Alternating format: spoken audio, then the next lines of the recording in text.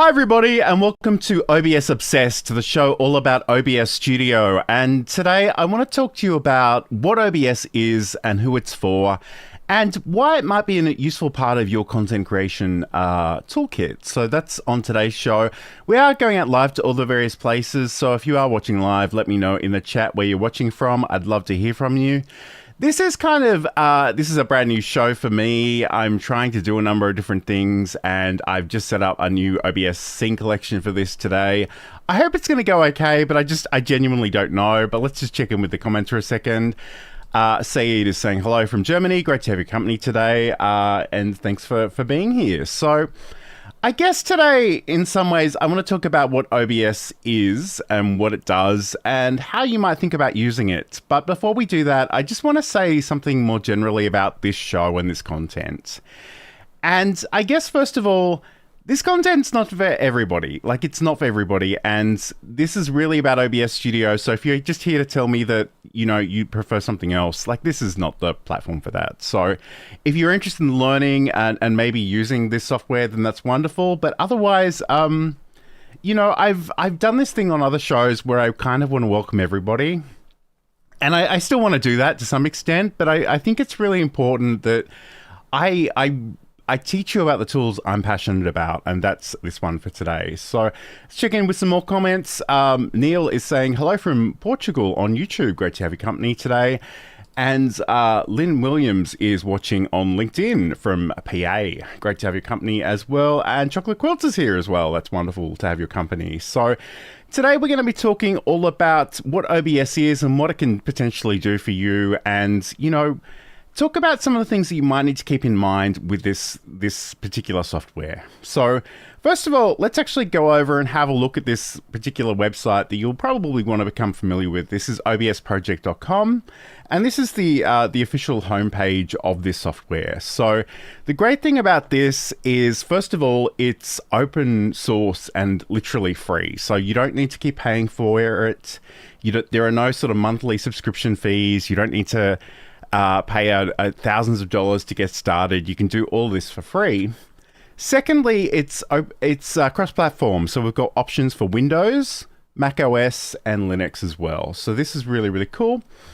The thing I will say, though, is make sure that you definitely go to obsproject.com to download this software. This is where it comes from. Don't go anywhere else, because unfortunately, we live in a world where sometimes people are trying to, you know, do some fairly disingenuous things. So make sure you get it from the official website. So from here, and I'll actually show you another version of OBS as we move forward, but this essentially is an example of what this software looks like. This is a screen capture here that they've got on obsproject.com. And first of all, you'll see that it is this black box, which is fine, and some people are a little scared of, but we'll talk about that in a second. So we've got this little black box here. We've got scenes, we've got sources, we've got an audio mixer, we've got scene transitions, and we've also got our controls. So in terms of what you can actually do with this software, and this is I love this control section because this pretty much sums it up beautifully. We've got the ability to live stream in the way that I'm doing with you today. We've got the ability to record local video to your computer. So that can be really awesome if you just want to record a quick video, if you want to do a screen share, if you want to talk through some slides. Those are all great options here. But we also have this thing called Start Virtual Camera. So the virtual camera in OBS basically lets you take whatever's happening in this software and actually broadcast that out as your webcam in any kind of software that supports webcam. So that could be Zoom, that could be Microsoft Teams, that could be Google Meets, that could be StreamYard or Restream. And essentially that way you can sort of bring in different things. And I guess really for me, like in terms of, you know, just bringing in some of those branding elements, so logos and calls to action and, you know, QR codes and things like that as well, that would be really, really cool. So we can do that as well. And quick hello to Ernesto, who says, happy streaming. Great to have your company. All right. So from here, we can do this. We can create our scenes and our scene collections and our sources. And I know there are lots of little words in there. And if you're new to OBS, stick with me because I'm really trying to make this quite accessible for newbies as well. and to support some of our enthusiasts, our OBS fanatics as well. So that's what we can do. Tech Troublemaker is asking, what time is it? And I've got to press another button for you to actually see that. Wait, what time is it? It's OBS time. I don't know. What did I say? You'll have to fill me in. I've already lost my my train of thought on that one. But anyway, I guess the other thing that's really cool about OBS Studio is not only is it free, not only is it cross-platform, but it's also open source. And that essentially means that you can take the source code, the code that makes this software run, and you can look at it, you can edit it, you can actually create your own software based on the back of this, which is something Streamlabs Desktop has already done. So that's certainly something to keep in mind. But the great thing about that is there's also a community of developers who are building more stuff to make this even cooler in the form of plugins and scripts and different things. And I wasn't going to show you this now, but I think we're on a bit of a roll. So I'm going to go to the forum on OBS Project, and I'll just open that in a new tab.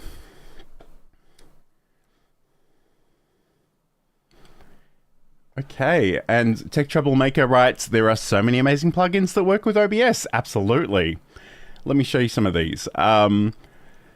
So essentially, these are the forums. It does use cookies, so I'm just going to say accept. But essentially, we've got the ability to come in here and ask questions. So if there is something that isn't working for you or that you're struggling with, you can ask about that. There are a number of different guides on how to use different things, but we've also got plugins. We've got themes, which just change how OBS looks for you. And I know some people don't love the fact that it's this dark box, and I can show you how you can change the appearance of that in a second. We've got some tools and we've got some scripts as well. So if we go into the plugins section, you'll see that we've got a whole bunch of different options here, and they go for 13 odd pages. So there's all kinds of software, all sorts of scripts that can actually add on to OBS to make it even more powerful. We've got different things with effects. We've got the Move plugin, which is something I'm using today. In fact, let me just give you a sense of that. When I switch between these scenes, you'll see that a number of different things are happening to move the different sources within our frame as well. So that's really cool. And that's all due to the Move plugin, and I'm only using the Move plugin as an extension, as a scene transition, I should say. So it is possible to actually set a whole bunch of parameters, but I haven't done that today. I've kept it really, really simple. All right, so we have a question from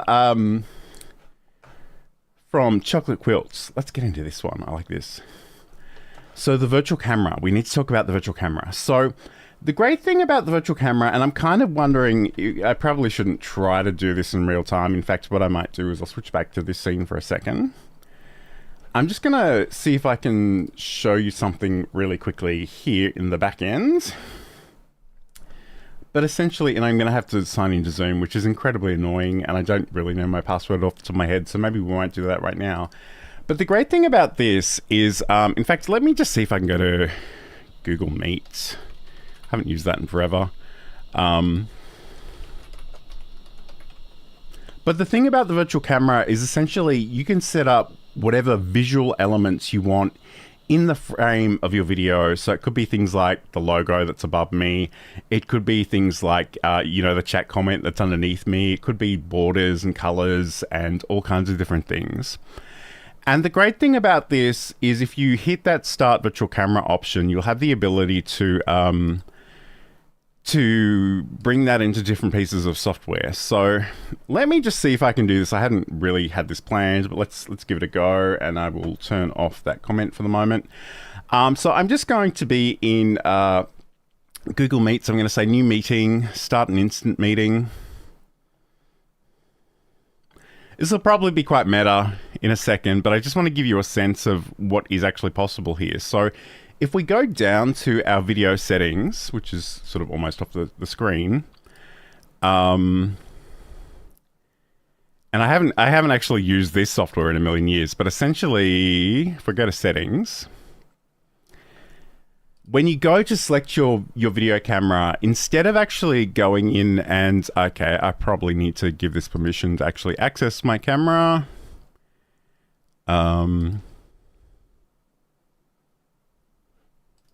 All right. I So the thing about this is, and I don't really have a great way of showing this to you right now. So let me just talk about it conceptually, and I can probably show you an image which will probably explain this a little bit better than I can in real time. But essentially, when you go to select your camera in any kind of webcam software, you'll have an extra option that will be OBS Virtual Camera. And once you actually select that one, you hit the Start Virtual Camera button. Anything you do in OBS visually will be reflected in there. It is important to keep in mind that by default, none of the audio stuff will translate. You do need to think about maybe a virtual cable if you want to do that as well. But I just want to, again, I'm just trying to find something in the back end here. The OBS Virtual Camera. And I know I've got so many resources on this, and I've done entire shows on this in the past, but I'm just wondering if I've got a screenshot I can show you really, really quickly. Maybe we can come back to that in a little bit. In fact, maybe it's under V for Virtual Camera. That would make a lot of sense.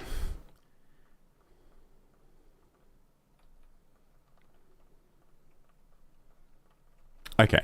I don't really have that handy, but yes, we'll talk about it in a second. But I guess the thing about this is, and it's so annoying that I wasn't actually logged into Zoom, because that would have been sort of the easiest way of showing you that. But Saeed is explaining it really beautifully, so let me actually just bring his comments onto the screen. The virtual camera is actually the feature I use the most. Only used it a few times for actual streaming. Basically streaming into Zoom, MS Teams, Google Meet, etc. So yeah, that's the thing. You will literally, once you install this software, you'll get a new camera option in your software that'll be like, use the OBS Virtual Camera. And once you do that, you'll be pretty much good to go. And you can, and that way, if you've got a green screen treatment like I do, then you can do that within OBS and just go from there. It's really very nifty. And it's sort of annoying that, in fact, I might reload that page. All right, let me just show you this again. I feel like we've got a little distracted, but I think this is a great question, and I love the question. So again, I'm in Google Teams, and I will say allow microphone and camera, and I will say use microphone and camera, and I'll say allow while visiting the site. So here, you'll actually see the cameras that I've got here, and for the most part of like the Elgato, nearly all of these are actually virtual cameras from different pieces of software. But in this case, I've got a virtual camera from Elgato. I've got one from NVIDIA. I've got the OBS virtual camera, which I've got there twice. And Saeed, I don't know if you know why this is, because I've only just noticed it in the last week. But I've got OBS virtual camera, Windows virtual camera in brackets, and then I've just got OBS virtual camera proper. So I'm not really sure what's going on there. But and again, this will be quite meta because I'm sharing my screen in as part of this. But if I click the Start Virtual Camera icon here now,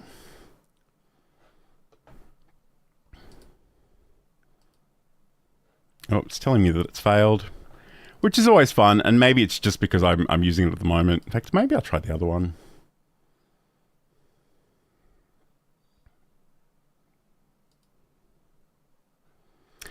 Okay, well, at the moment, it looks like it's in use, but trust me, this does actually work in real life when I'm not trying to explain it live. And I do actually have entire videos on that, so I might, Chocolate Quilts, I might set you up with something a little bit later on that front. So essentially the idea with that is that you sort of control the visuals of your camera from within the OBS Studio software. So that in itself is really nifty. But as I was saying, we do have a whole bunch of plugins. We do have a whole bunch of different things that we can bring into this software to extend its basic functionality as well. So that's really, really awesome. So what I'm going to do, I'm actually going to bring up, live is definitely live. Yes, Roy is absolutely right on that front. And again, I've changed the way this scene collection works. I have to press 2 buttons when I do comments, which is a little bit different, but that's okay. So what we can do is, if you were to come to obsproject.com, which is the official website here, we've got the ability to download this for Windows, Mac, or Linux. from here, you can literally just click on any of these options and it will download the software. You can go to your downloads and just run it as a normal installer. If you do want to run a portable version, that is actually possible if you go to download and grab a zip file instead and add a little bit of extra code. And there's information about that at johnlacey.com if you're curious. But I've already done this and I've created a new portable version. So let's talk about OBS more generally. This is actually what you'll see when we first install this software. So you'll get an auto configuration wizard. And it'll kind of guide you through the different options that we have here. So do we want to optimize for streaming and recording is secondary? Optimize just for recording, I will not be streaming. Or 3, I will only be using it for the virtual camera. And in some ways, like it will optimize these things, but it's not a big deal if you pick any of them. You can change settings later on. But for today's purposes, let's just go. I'm just going to go. I will be using the virtual camera only. We'll go next. And it says the program has determined that these estimated settings are ideal for you. So we've got that there. And we can apply the settings. One thing that is kind of weird about this, and again, I realize this might be a little bit tricky to see. This is quite a dark rectangle on an already dark background, but it's actually defaulted to a vertical orientation. I'm not really sure why it does that, but let me just show you quickly. If we go into the settings, we can go in and change that one in the settings. I think it's the video options here. So at the moment, it's going to 1080 by 1920, an aspect ratio of 9:16. If I just go and pick that from the list and reverse those, we will have our horizontal option there as well. Okay, let's check in with the comments because there's a whole bunch happening there. And Said writes, John would look in a Zoom meeting exactly as we're seeing him right now. Yep, that's definitely true with the virtual camera. Chocolate Quilts is saying thank you so very much. And I guess on that note, that is often the thing that I think is the greatest opportunity for business professionals, because this is software that I feel like a lot of people think of as being just exclusively for games and gaming, which, you know, gamers definitely use this and they enjoy it quite a lot. But in my mind, it's a really great opportunity for people to control how they look and what's actually inside of the video frame on things like Zoom and Microsoft Teams, and have your logos and your calls to action and your QR codes actually flash up within your video frame, and then be able to do that in sort of other software as well, which is really, really cool. Hello, Jerry's ServiceNow platform tips writes, hey John, hi Jerry, great to have your company here. Roy writes, we would be humbled if you would hit that like button. Okay, we certainly would. Thank you. I guess, yes, my chat bot sort of reminded everybody to like and subscribe, which would be an awesome thing to do. And Said writes, liked and already a subscriber. Okay, cool. All right, so let's go back to our OBS. And again, like I sort of mentioned this before, and I'm really curious to hear from people that are in the live chat. Do you prefer a dark user interface, or do you prefer something a little bit lighter? I don't have a problem with dark interfaces, but I do find that so much of my software all looks the same when it's in dark mode. And in some ways, people often complain about OBS Studio as being a bit of a black box in a literal and figurative sense. Like, there's a lot that it can do, but it is also very dark. So if you prefer for this to look differently, we can certainly do that. So if you go up to the File menu and go to Settings, we can go to the Appearance, and we have our different theme and style options. So at the moment, I've just got the one theme, which is the Yummy theme. By default, it's very dark, which is cool. But let's go and try the Akai one, which in some ways is darker again, although some of the buttons are blue. And we go to Classic, which is a few different shades of grey. We can go to Grey, which again is also very, very grey. We can go to Light, and this is very, very different. So again, I don't know. This is a purely personal preference, and you can change this at any time. And Arachne, which is also very dark, but has sort of cyan colored bluey green buttons. So we have all these options.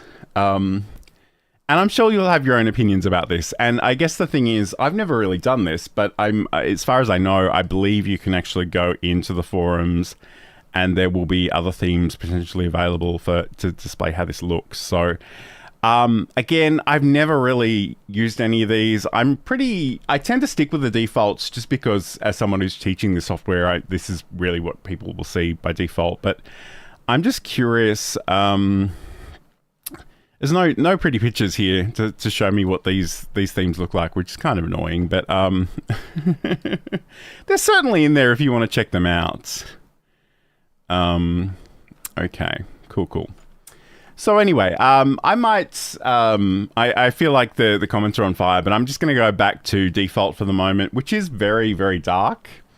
And I will do a few things just to show you how this works. But let's just check in with those comments quickly. Okay, so Saeed writes that, well, Jerry says dark for me. And Frederick says already subscribed. That's awesome. Thank you. Saeed says he uses the grayish one, which is probably difficult to identify because they're all pretty grey. Roy writes that OBS is a dark horse. I mean, literally and figuratively. Chocolate Quilts is saying I'm just used to it. And Say does clarify the Yummy Grey it also has a larger font and buttons. Okay, cool. And Saeed also writes that Classic has a smaller font for some reason, and that Saeed has old man eyes, which is fair enough. And I'm sure you could probably make your own themes. Like I said, I don't really worry about that too much, but it is certainly something that we can think about and potentially do. So once we've got this here, I guess the things that I want to talk to you about are the different aspects of this. And again, I know that the thing about OBS is it's literally, well, not literally, it's figuratively, metaphorically a bit of a spaceship, a bit of a rocket ship. It can do everything. It is so incredibly powerful. But the truth is most of us won't need probably 95% of its functionality. We can get started really simply. We can just get going with a handful of things. So let's talk about this user interface a little bit. So we've got the file menu. We've got different options here for recordings and settings and showing where our settings and profiles live, and we can exit out of the software there as well. We've got our edit options, which we might come back to because I don't have any sources in here to show you just yet. But we do have the ability to undo and redo. We can copy and paste things. We can change how they look and their order and their preview scaling and stuff like that. And the advanced audio properties. Again, if you're only using the virtual camera, you don't need to worry about your advanced audio properties unless you're doing that audio routing, because it really is just for the visuals. And then we have the view options. So we've got the ability to reset the UI. We've got the full screen interface. We've got the scene list mode. We've got a whole bunch of things that we can sort of toggle on and off, and we can change how things appear. And we have our docks. So we've got a whole bunch of different docks here. And when I say docks, I'm talking about these things like down here where we see scenes and sources and audio mixes. So these are actually docked in place, but I can actually click on them and reposition them. I can move them to different parts of the scene of the interface. I can actually have them floating. I could put them on a different screen if I have multiple screens available to me. So we can do that. And if you do, I guess the other thing too is if you accidentally, in fact, I don't think I can accidentally close this one, but you know, if you do hide go to the docks menu and actually turn off the scenes, the way to bring that back is again just to go to the docks menu and bring that back. And again, we do have the ability to reset the docks. So if you've had a play and everything is just all over the place and you don't know what to do or how to fix it, that's a great option as well. We do also have custom browser docks. So if you want to bring in resources that are outside of OBS into OBS, that is technically possible. Okay, let's talk about profiles. I never use profiles. It's probably as much as I want to say about this, but I guess the thing about profiles is if you're doing different things where you actually have different settings for different projects, then you can create new profiles, you can sort of switch between them. I genuinely never have felt compelled to do this. I know my video and live streaming show co-host Sam Proof does use some of this occasionally. What I do use a lot of, though, is different scene collections. So the scene collections, as the name may suggest, is the way that we group these things together. We've got our scenes, we've got our sources. Okay, so Chocolate Quilts writes, needed to know about the docs. That's great. And Michelle J. Raymond from B2B Growth Co. says, fancy meeting you over here. And Seed writes, profiles are great for recording, one for HD, one for 4K, for example. Yeah, potentially. I'm not really recording nearly that large. Not doing any 4K stuff. And hello to Linnea Johnston, who writes, this is really detailed, John, an event to be saved for replaying when newbies start using OBS. Yeah, and I guess that's the other thing. I just want to be really clear, like, it's okay if this is a little overwhelming, and it's not for everybody. But it is something you can try. It's not going to cost you anything. You won't ruin your computer as long as you download it from obsproject.com directly. You can reach for this when and if you need it. And if you don't need it, that's fine. Not everybody does video. But if you need it, it is available to you. And Michelle J. Raymond says, love that you taught me about scene collections. Yes. So again, Michelle's a great example because she does a number of different podcasts. Some of them are audio only, some of them are video as well. And the great thing about the scene collections is that we can build these out. We can have different scene collections for different projects, for different brands, for a day job, for a side hustle. And like even today with the OBS Obsessed, this is a new scene collection within my version of OBS, which is not the portable one I'm sort of showing on screen. And Michelle, because I just love the praise, also writes, I'm not sure I could have figured out OBS without your help, John. You're very welcome. So let's go back into this scene. What I'm going to do, actually, I'm just going to come in here. This is the sources. So essentially at the moment, I've got a single scene. It's got nothing in it in the sources. I'm going to go down to where the sources doc is. I'm going to hit the plus sign. I'm going to actually put in a color source. And that's literally just a block of color. So I might say white. You can name this whatever you like as long as it makes sense to you later on. And I'm going to change this one to white. Again, especially if you're a techie design, web design type person, you actually have a number of different ways of setting these color options, which are really cool. We've got the hue, saturation, and value options. We've got the RGB and alpha channel, and we've got the HTML code as well. But that said, if you're not in that world and that doesn't make sense to you, you can literally come in here and just pick something from the options here. But I know that if I want pure white, that it's hashtag and 6 Fs, for example, and I can go, okay. And the great thing about this is that now this dark screen in the middle, you can actually sort of see it a little bit more clearly, hopefully, with that white background. But essentially, we can come in here and we can create different scenes. So maybe, and I can right click and rename this one, or go F2 to rename this one. And I will say, welcome. Maybe I'll come down to my scenes, I'll create another one, and I will say, host only. And I might go down and do that again, and I might go screen share. And we've got these different things in here. So at the moment, I didn't really create a new scene collection for any of this, so it's actually defaulted to the default, which is just called untitled. But I can come in here and I can go to rename, and we can say my first scene collection. That's probably a bit long, but I'm going to try it anyway, and click OK.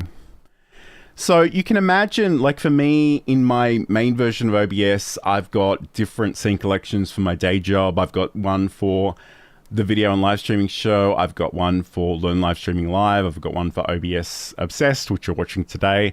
And we can literally just sort of come in and switch between those really, really easily. So if I were to come over here and say new scene collection, and maybe I do want this one for my podcast, and I'll just call it podcast. I can come in and maybe I can bring in some images from my podcast. And again, I'm not super prepared to demonstrate this, but I'm just going to go and see if I can find an image on my computer on the other screen. In fact, it's probably on my Google Drive. So let me just see what I've got.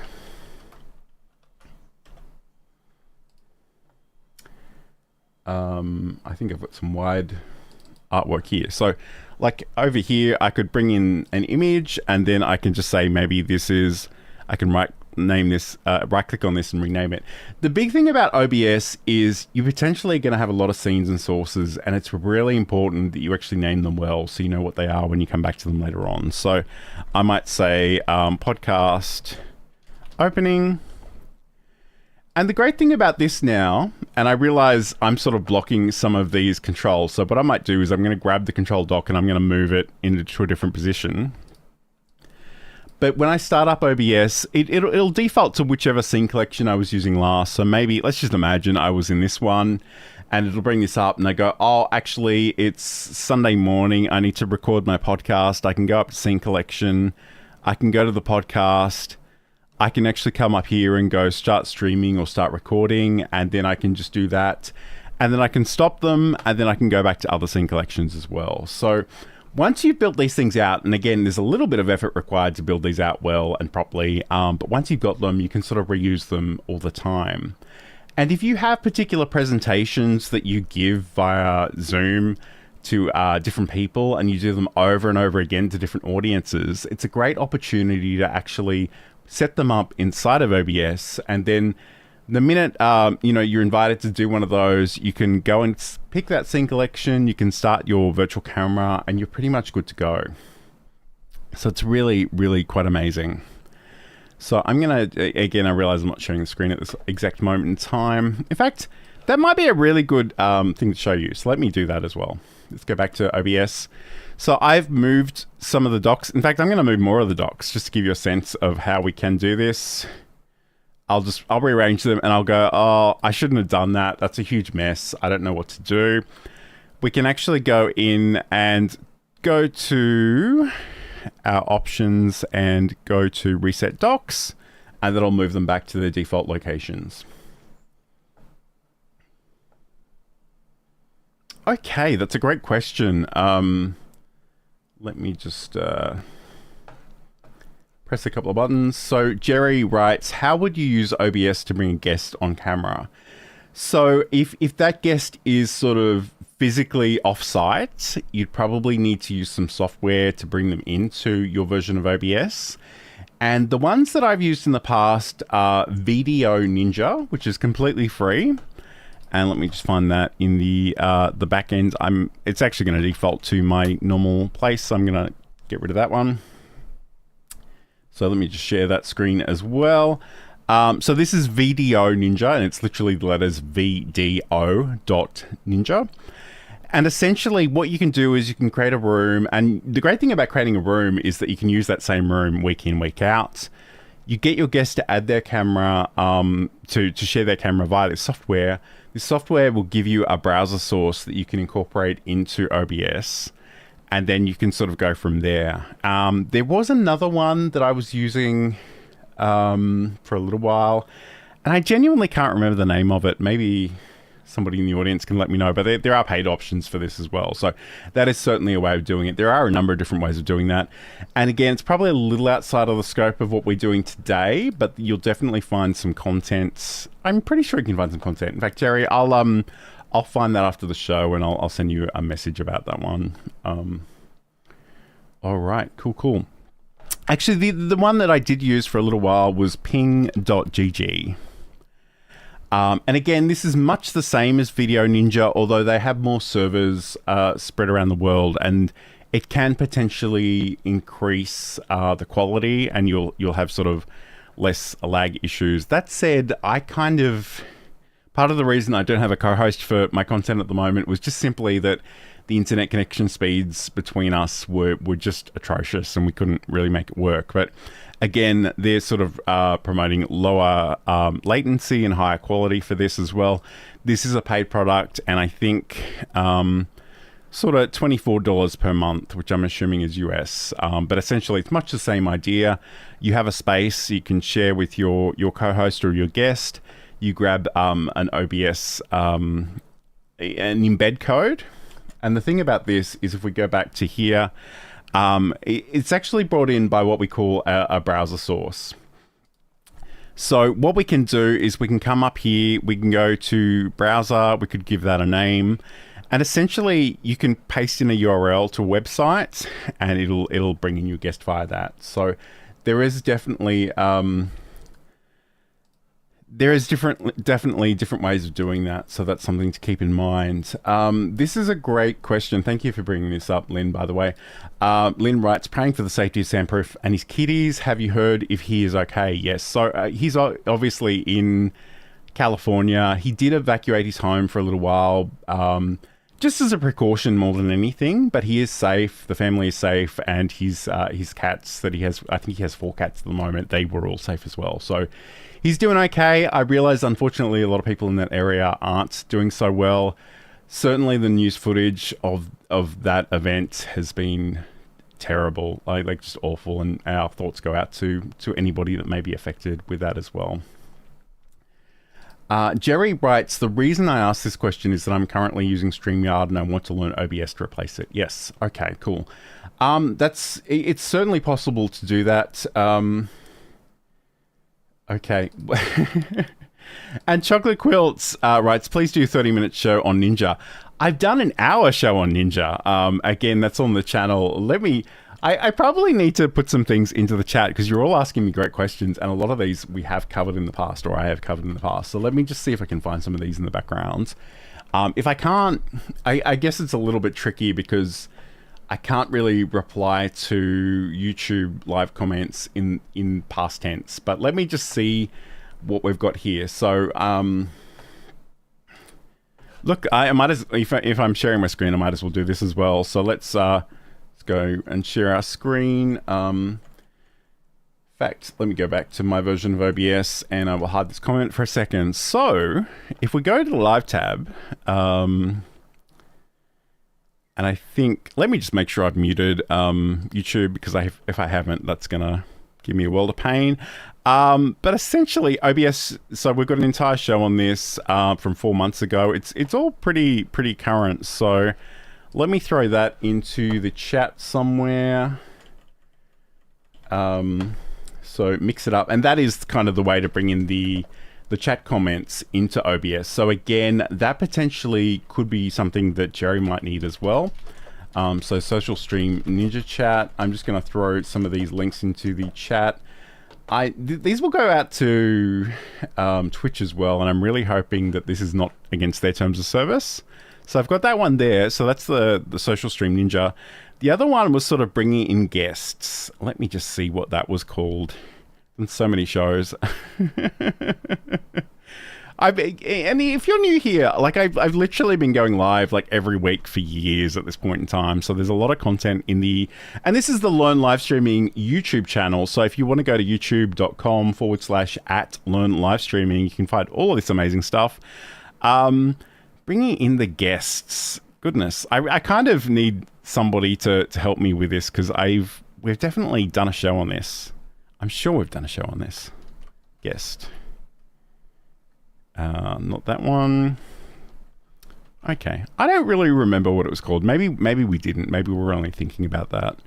But I can make some content about that. I can connect the dots a little bit, but that's okay. All right.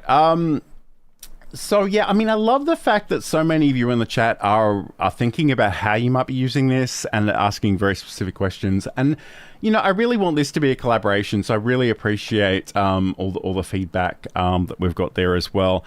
I don't remember. In fact, it's not that difficult to set up the Video Ninja or the ping stuff. So even if I don't have some content on it, I'm sure there'll be a video online that you can find about how it does. Because literally, you create a space, you share a particular link with your co-host or your guest. And again, that's actually, in Video Ninja, that's kind of the tricky part, because there'll be different URLs for different people. And you have to be careful that you don't give people the wrong one. Not really even from a security point of view, but certain roles can only be logged in through by one person at a time. It's a little bit weird. But once you've done that, once they're sharing their camera and their audio via the browser, you'll get a bit of code. You can copy and paste that in with the browser source in OBS, and you're pretty much good to go. In fact, I might even we might even see if I can't get maybe Saeed to demonstrate that with me at some point in the future, but we'll see where we go. So I guess, and I love, like I said, this is a completely new venture for me. I was a little bit nervous about doing it myself. I was a little bit nervous. I hadn't even set up the OBS scene collection until like 2 hours before the show started, so it's all been very flying by the seat of my pants. That is a great question, Jerry. Let me go back to obsproject.com and let's just have a look at that together. So for the context, Jerry writes, do you have to have minimum PC specs to run all of these programs? You probably do for OBS. I don't really know that, like Ninja Chat video. I mean, in some ways, the internet connection is the most important thing, and you may need to do a speed test. You may need to have both people on both ends do a speed test, and just make sure that you're in the realm of possibility. Because if what I'm kind of ideally, and I sort of only get 14 to 15 megabytes upload speed myself, and that's enough for me to make this work. But sometimes, I mean, I don't know if you were here for the video and live streaming show, but poor Sam had a lot of issues sort of being current. But let me just go back to OBS Project for a second. If we go to our help section, we have a whole bunch of guides, the official Discord, there are forums, the source code, feedback, certified guides, devices, and developer docs as well. So there's sort of some questions that are asked here as well, which is really cool, and I encourage you to check that out. But if we go to the guides and help, let's go to our frequently asked questions. I don't know if there is actually definitive hardware requirements. I don't know that there really is. And the thing about this is I'd probably just encourage you to download this and install it and have a bit of a play with this to see if it will work for your purposes. But I guess if we go to the quick start guide, it gives you the ability to get started in 5 easy steps. They recommend running the auto configuration wizard, add the sources to your scenes, set up your audio, test your settings, and there is no step 5, which is hilarious.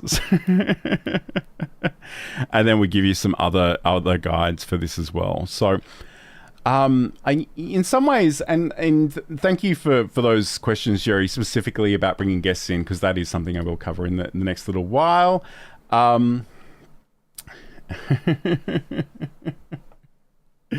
This is kind of funny to me because Said writes, no, he's in Germany, but we have internet and Zoom here too.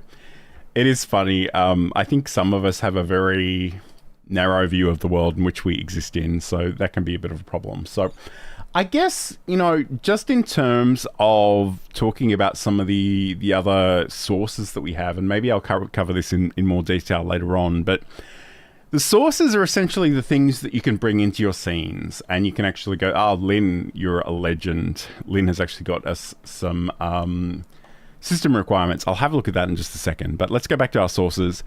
So we've got the ability to bring different things in here. Some of these will be visual, some of these will be audio, some of them will be a bit of both. So we've got the application audio capture, which is technically in beta, but if you want to bring in sound from a specific piece of software, you can use that. That's really helpful.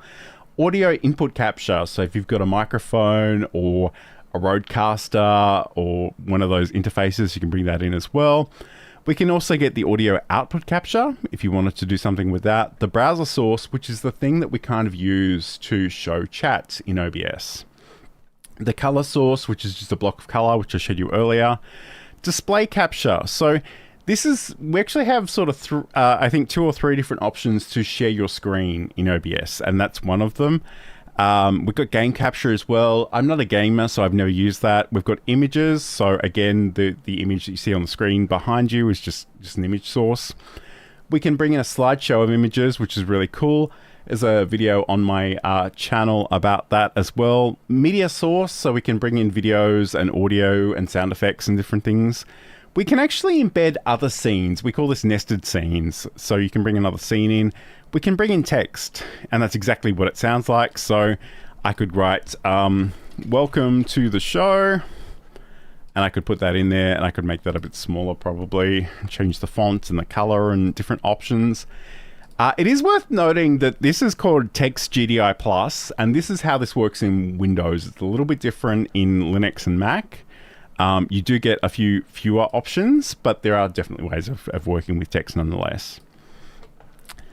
Okay, so we've got that one there. We've got the video capture device. So this is how you bring in your camera, but it's also potentially how you might be bringing in a video game system or an external computer or device if you want to share the screen there.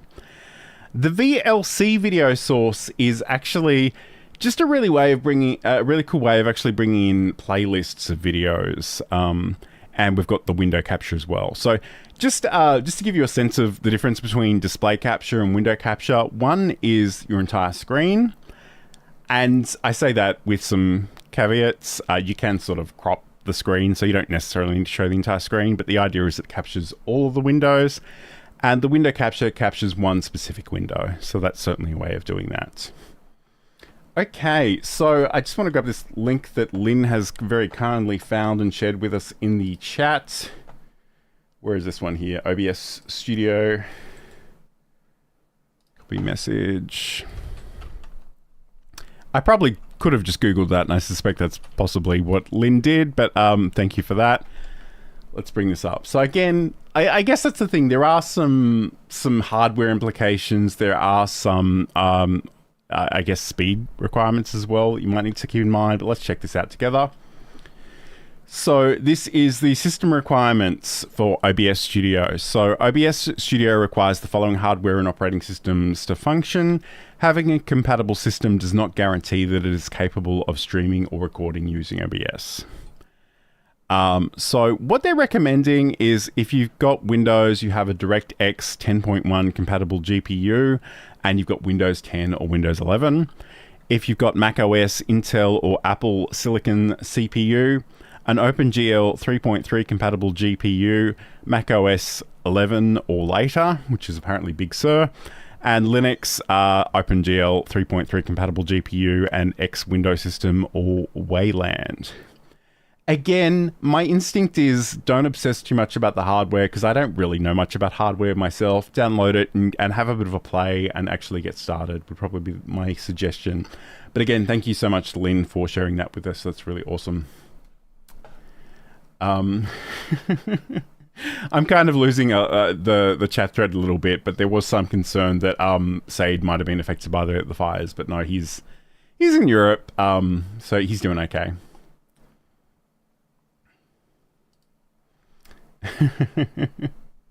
Okay, Jerry writes, also, I've noticed that you also use bots, and do you have a video to cover this? We certainly do.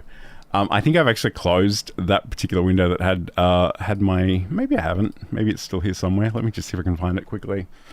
The particular bot that I'm using, by the way, the chatbot system is, well, there's actually two. One is via Restream. So Restream is the software that takes my OBS output and shares it with YouTube and Facebook and LinkedIn and Twitch. I think I'm only using 4 platforms at the moment. So it does a thing where it'll actually share comments between platforms with their Restream bots. And that's just a feature that's built into Restream. And Restream is... It's a paid product, and it is similar in StreamYard in the sense that it does have its own browser-based experience. So especially if you're a newbie, you might want to look into that. But the other thing that I'm kind of using is called Mix It Up.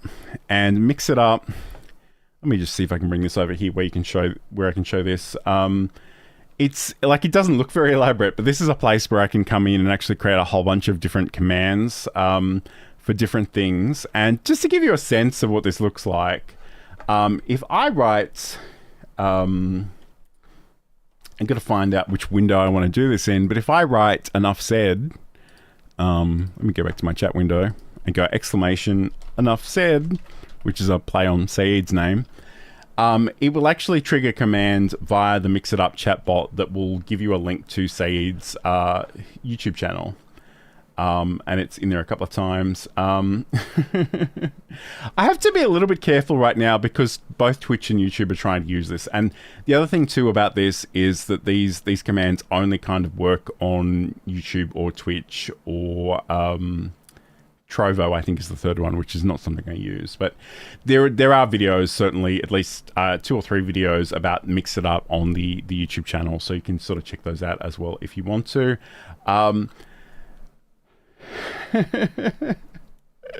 Saeed writes, did you pay Jerry to ask the right questions? I didn't. In fact, I think Jerry and I have only known each other, like, I think we've been following each other on LinkedIn for a little while, but we don't know each other too well. But yeah, so I mean, all that stuff's over in the YouTube channel. I probably need to do a better job of resurfacing old content because so much of it is really quite perennial and it still will work amazingly and do all the things. But the thing I do need to say about Mix It Up specifically is right now it's only Windows-based software. So if you don't have a Windows computer, they are working on a cloud-based version of this, so anyone can run it from anywhere, but that currently isn't available. So just keep that in mind. That said, I think there are other chatbot systems that you can use, and maybe someone in the chat can let me know what they're called, because I can't think of it off the top of my head. Chocolate Quilts writes, wow, you're covering so much today. I do thank you again. I will use your library. Okay, cool. All right. And Jerry writes, thank you, John. And this is the power of live streaming, to be able to share so much more content. Yeah. And I guess the big thing about live streaming is you guys show up in the comments and we have a conversation. And as much as I think pre-recorded material, produced video, produced podcast is really important, it's often really lonely. Like, I don't have that real-time feedback. I don't really know where you guys want me to take the conversation unless you sort of reach out and talk to me about that. Jerry writes, it reminds me of Twitch commands, and it's pretty much exactly that. And this software also works with Twitch. And if you go and look at those older versions of the video and live streaming show, Sam Proof, who was my co-host for that show, he adopts foster kittens, or he did. I mean, you can go check out his content, but like, he literally at one point he had these point and zoom cameras around the room with the kittens. And you could build up channel points. You could actually use those channel points to zoom in or move the camera, and trigger all kinds of wonderful things. So that's really awesome. Okay. I wasn't expecting for the comments to be filled with so many compliments. Like, I'm getting a little bit shy right now. But thank you. I genuinely appreciate all the love. It's awesome. Saeed writes, maybe you should. I don't know exactly what that was in reference to, but yes, it's certainly possible. So again, I know this in a lot of ways, this is a very high level overview. And again, I'm happy to show you through different things in coming weeks about how we can do different things. But even if you just download the software, install it, create a new scene collection, add a few scenes, add a few different things in here, you can have a bit of a play and just see how you go. Again, it's not something you'll probably master overnight or over the course of a weekend, but you can get started pretty easily. And it's often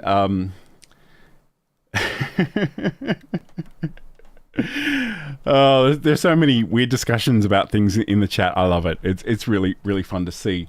I guess the other thing, and I've had so much fun, but we are kind of reaching the end of the hour, so maybe I should start wrapping up. The other thing I do want to mention, and I haven't set up a chat command for this just yet, so maybe I will just put this in the chat generally. If you want to check out the OBS Obsessed, and it used to be called the Learn Live Streaming, Learn OBS Studio newsletter, you can definitely do that, and I'll include the link. It's actually hosted on LinkedIn.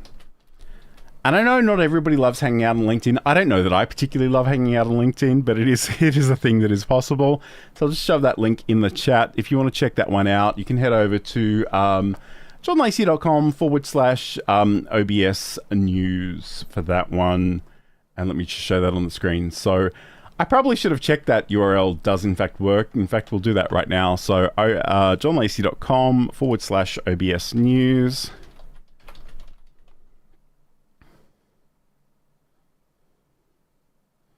And dramatic loading music.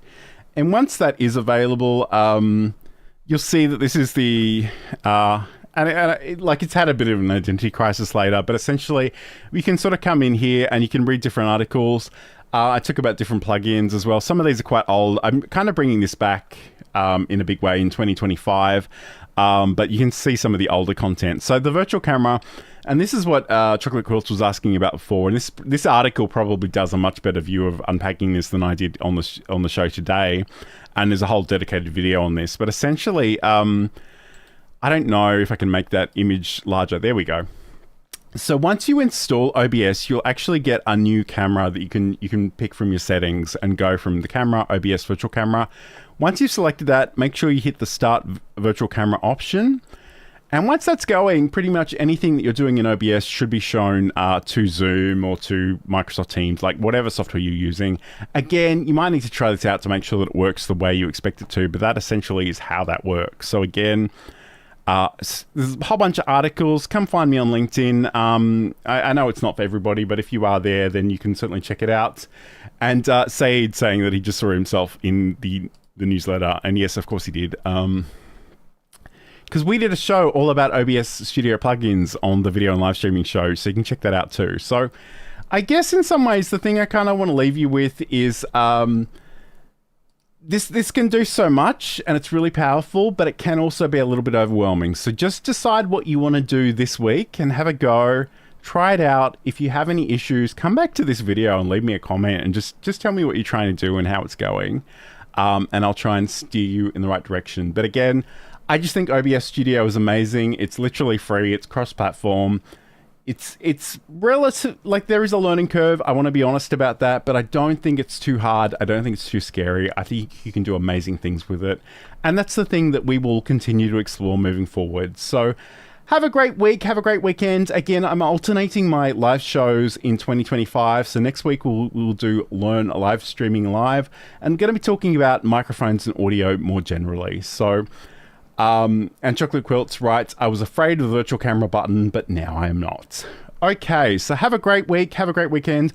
I'll talk to you again very, very soon.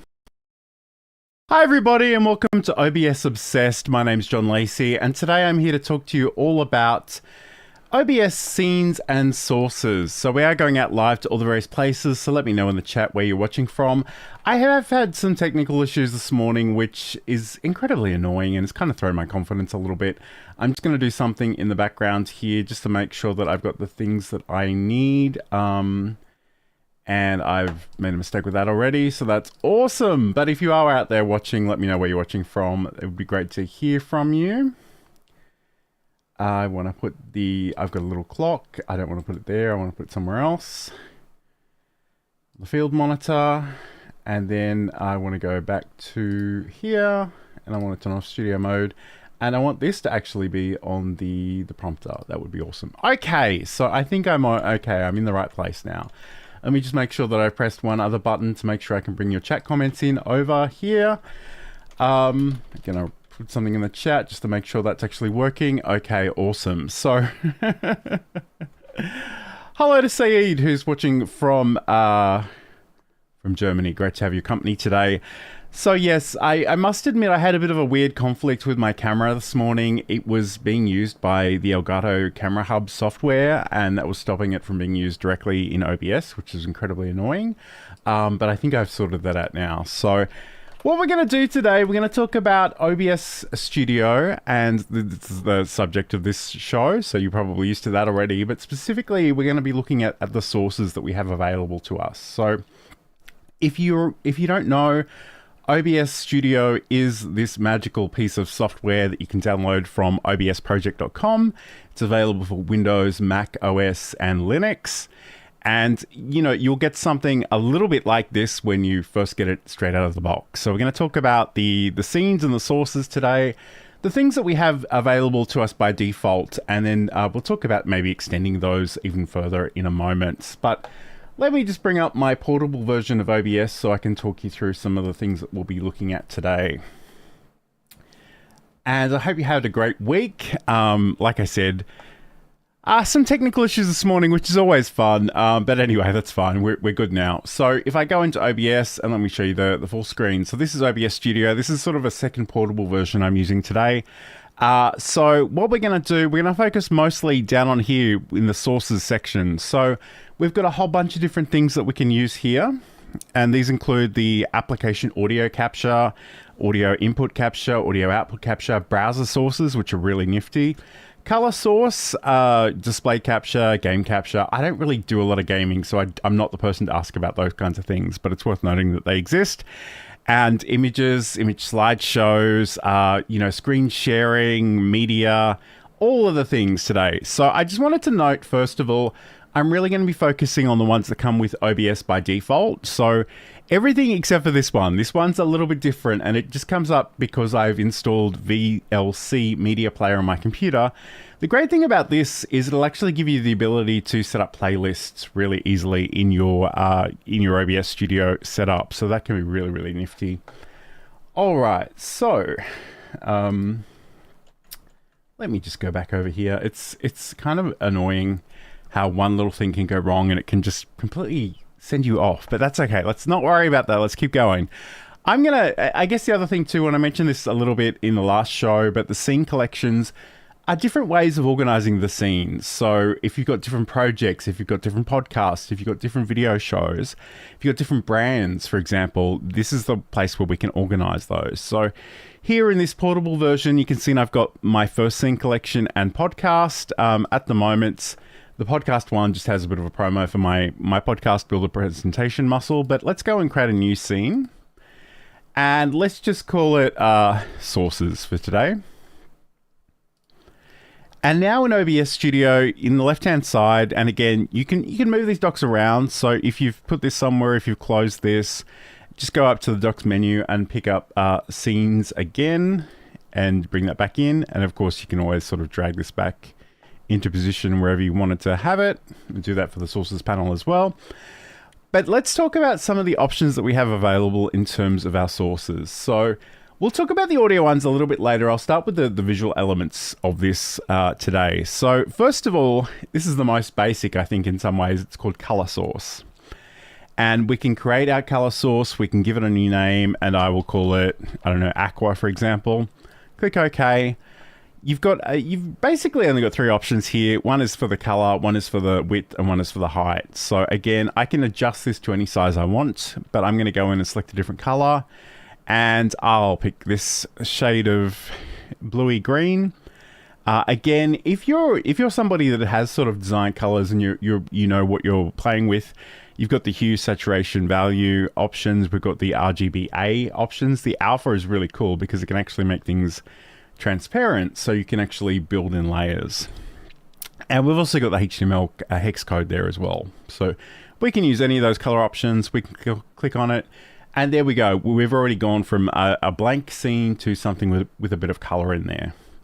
And again, you might want to actually come in and maybe make this a little bit smaller. So instead of a height of 1080 pixels, let's make this, I don't know, 400 pixels.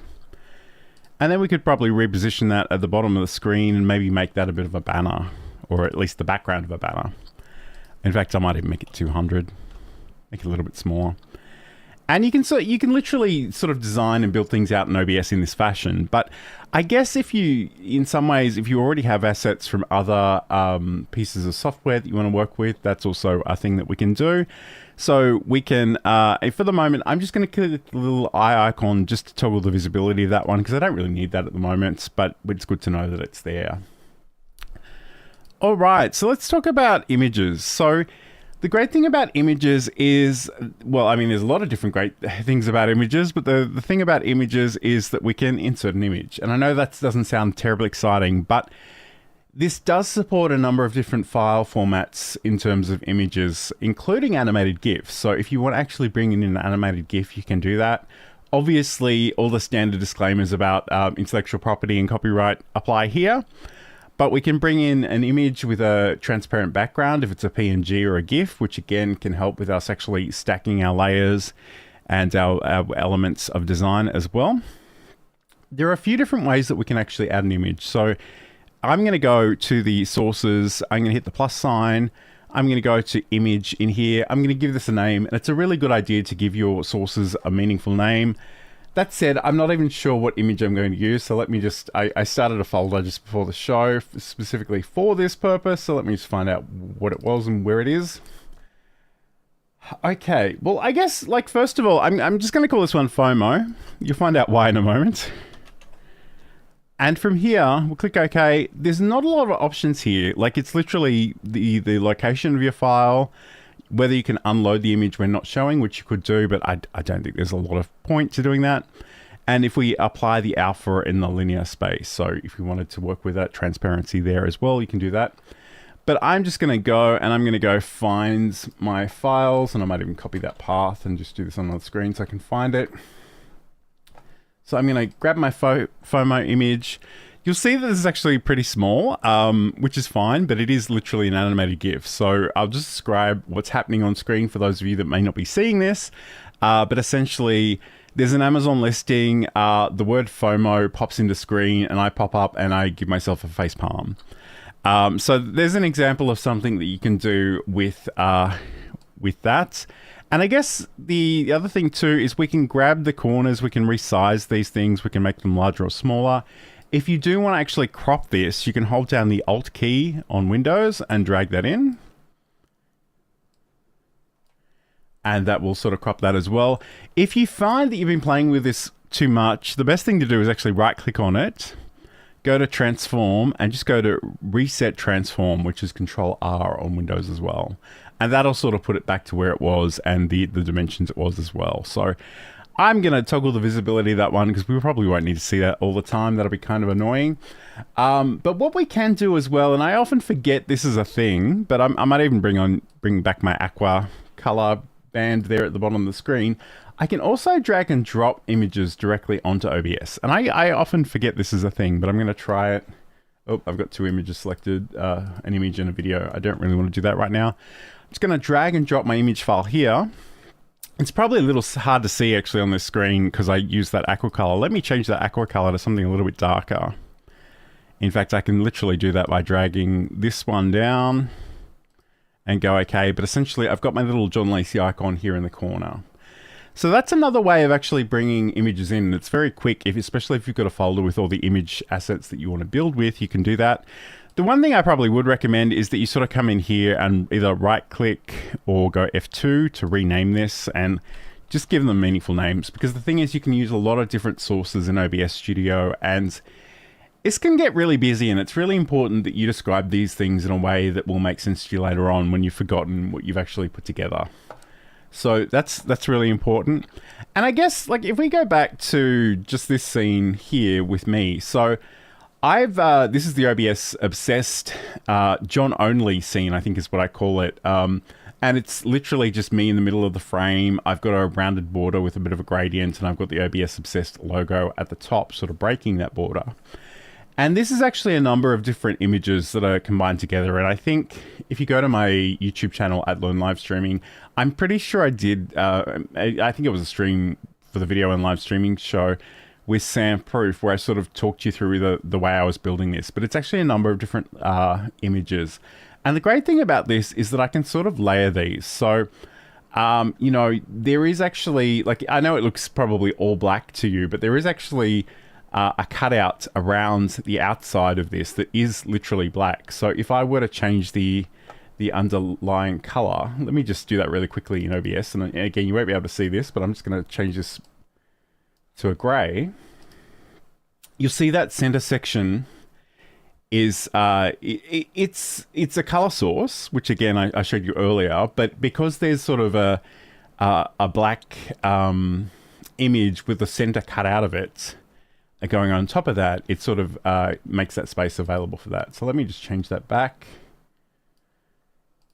And the thing about that, and I guess it's probably worth going back to our screen share so I can just talk you through this, but let's actually bring back our FOMO image.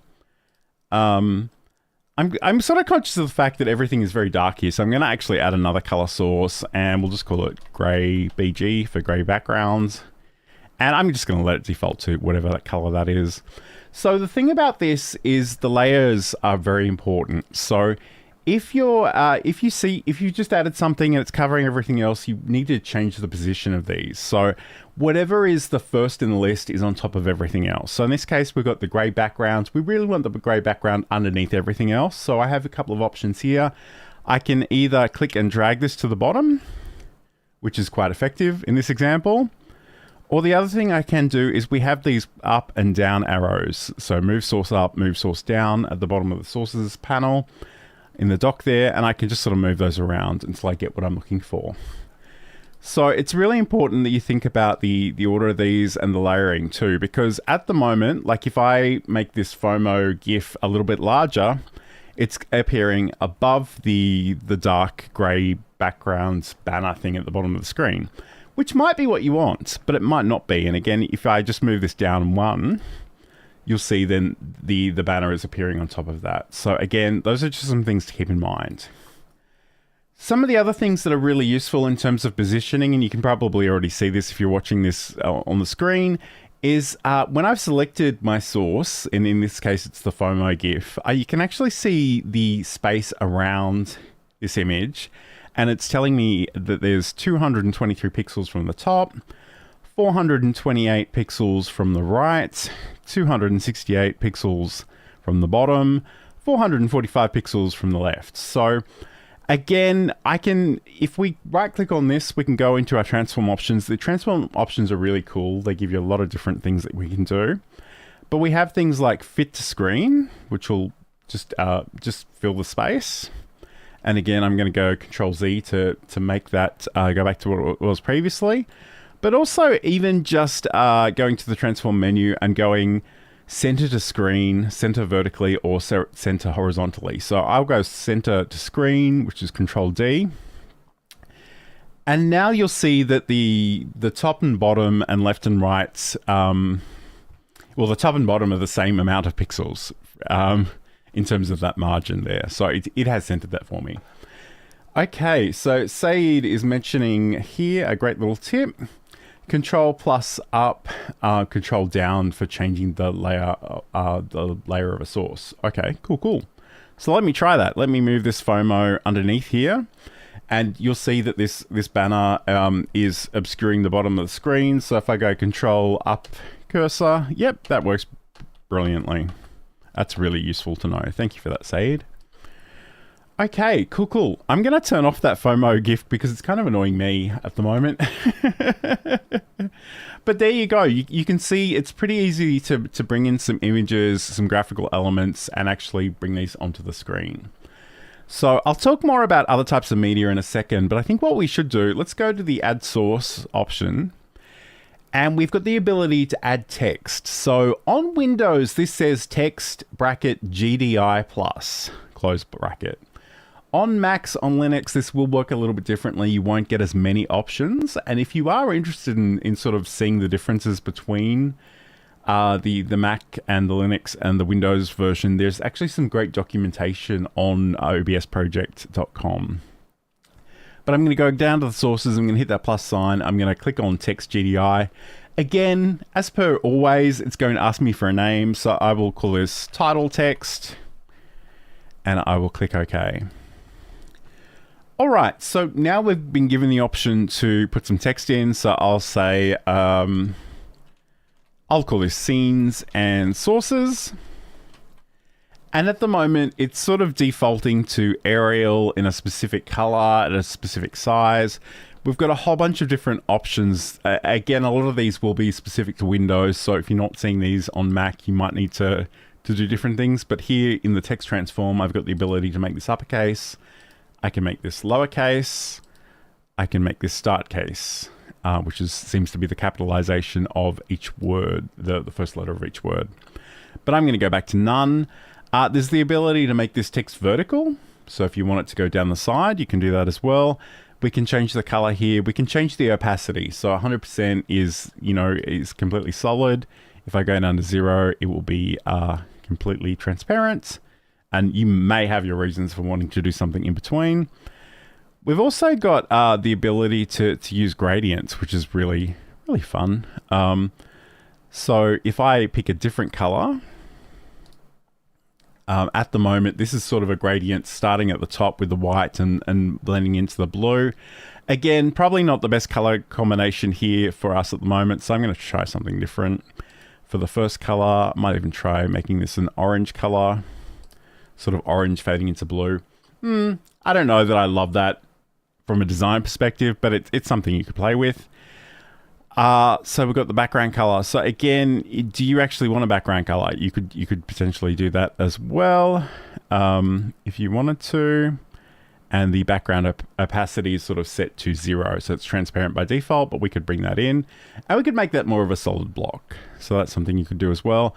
We've got some alignment options for left, center, and right within our little source here, and also vertical alignments. And we've got the ability to outline this as well, which I kind of think usually makes this pretty hard to read, but it just depends on what you want to do. But in this case, I've sort of got a white outline of size 13, and that actually doesn't look terrible. I could live with that. That's very nice. And again, we've got opacity options for that as well. But I guess for most of us, probably what we want to do is just type in our text. We do have the ability to read this from a file. So if you were doing something dynamic, if you're working with a chatbot, you could do that too. Which reminds me, I don't think I actually opened up my chatbot, so let me do that in the background while I think of it. In case anybody needs any assistance with the chatbot, let's log in there. But be that as it may, so we go to the font options, we can go to select font, and this is where you can pick the different fonts that are on your computer, you can adjust the sizes, you can use some font variants, so if you want it bold or italic or whatever. I'm a big fan of sort of the Open Sans fonts, so I will pick one of those. Maybe semi-bold would be good. I'm going to make this a little bit smaller because it's currently going off the screen. So if I do maybe, I don't know, let's just do a 200. We've got strikeout effects, which will put a line through your text. I don't know that that's particularly useful for most things, and an underline, which again, I don't know if that's particularly great. We have different writing systems, and again, I'm just going to leave that on any, but let's click OK. You'll see that that's going a little bit smaller. I must have hit something I didn't intend to, because I'm actually getting semi-bold condensed. So I guess that, yeah, so that's the thing. I picked the wrong font there. So let me just go to semi-bold, open semi-bold, and there we've got our text. Again, I can move this around. I could, I guess the other thing I didn't show you with the images is if we do right click on this, and we go to transform, we've got the option to edit transform, which is Control E on Windows. And here you can actually use a whole bunch of different options to position this as well. So if you've created maybe a document and like an image file, which has all the different components of your stream overlay, and you want them in very specific places, you can certainly use this to use numerical values. So if I go, I don't know, 200s, I'm actually on the wrong, I haven't actually selected the right. Okay, this is a great learning opportunity actually, because if you look over here, you'll see that it's currently telling me that I've got the gray background selected. So when I make that change, it's moving the gray backgrounds. What I want to make sure I do is actually have the title text selected. Again, it'll tell me over here that that's selected, and then I can go right click and transform and edit transform. And again, I can probably change these options. In fact, the great thing about this is I can sort of see the numbers, the pixel values around this as to where it's already positioned. So if I want to go, okay, maybe I want this somewhere a little bit further up, I might go to 100 pixels. Or if I want it quite a way down the screen, I might go 800 pixels. In fact, that might be 820, maybe 840. And you'll see that that's actually part of that gray banner bar at the bottom now. But it is coming up quite close to the John Lacey logo. So again, I might even go 880. And then I'll adjust the position, make it a little bit left. We'll go 100. So there we go. We've actually got those things together and they're in position. So the great thing about this is if I wanted to make sure that the banner, the logo, and the text of the banner were all together, what I can do is I can actually, I'm going to rename this because originally I called it Aqua, but let's just go right click and go rename, and we will call this banner background. So now we've got the banner background, we've got the logo, we've got the title text as well. So I've held down the control key and I've selected each one of those. Now in the sources list, if I right click, I can actually go to group selected items. It'll ask me for a name for this, so I will just call it banner. And the great thing about this is if I wanted to toggle this on and off, I can actually do this with a single click or a single keyboard shortcut. In fact, I'll show you how to do that in a second. But right now, if I click on the little eye icon in the list, you'll see that it disappears. And if I click on it again, it brings it back. But it actually brings back those 3 separate sources. But we've grouped them together in a way that makes it a little bit more meaningful.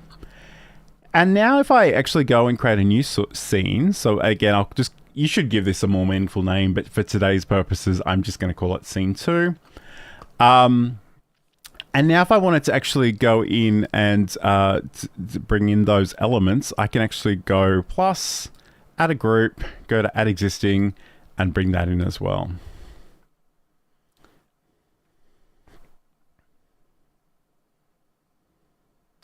Okay, that's a great thing as well. So I'll talk about that in a second, Saeed. I think it's a really great point. But before we do, if we go to our file menu and we go to our settings and we go to hotkeys, and what I'll do, because there are probably, I don't know, actually there aren't that many of them, so I probably could find this from the list. But because I know I've named my group banner, I can search for banner.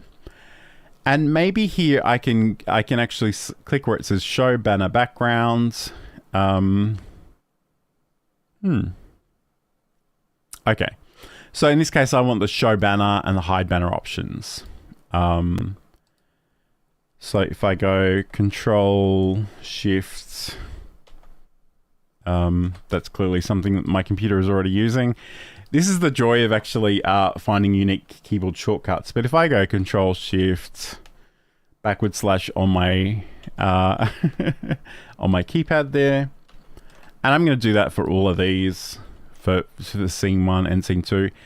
It is saying that it's going to be shared, but I don't think that's going to be a problem here. So I'm going to put in my keyboard shortcut. I'm going to click OK. And now if I go Control Shift and the / on my number pad, that'll toggle that on and off as well. And we can do that with all kinds of different things. And I'm pretty sure if I go to scene 2, that'll work there as well. All right, awesome. So often that's a great way of going. The other thing that is quite useful for any kind of stream is to have a stream deck, which has physical buttons that you can program to do a lot of this stuff. But let's check in with Saeed because he had this really great point here. Saeed writes, I'm a fan of locking every source I'm not actively working on. It's too easy to accidentally select the wrong one with the mouse otherwise. This is totally true, and that's a great point. I'm just going to go back to our scene over here. So the thing is, it's very easy to sort of click in and, you know, maybe I'm here and maybe I'm like, oh no, I've moved my gray background. I never want to move my gray background. I've decided that's something I want to stay in place because it's filling the entire screen. If we go down to the gray background in the sources list and actually click on this lock icon, now if I click through all the elements here, and even if I select gray background from the list, I physically can't move this. So I can't accidentally move this. I can't intentionally move this either unless I deselect that lock icon, but that can be really, really useful because it's, as Saeed mentioned, it's super easy for you to accidentally click on the wrong thing and just move it out of the way or, you know, accidentally delete it or whatever. So you can certainly do that as well. Again, if I bring in the FOMO GIF again, I literally can't select it. I can't move it from here. So if you've got your scene in a position where you think it's working really well and you don't want to make a lot of changes, that's a really, really good thing to do. All right, awesome. Okay, so a lot of those, I guess the other thing that I do want to mention, and let's actually just go into our scene 2 for this. And I'm going to go in and I'm going to bring in my color source, and I'm going to grab that gray background again. And let's just control down.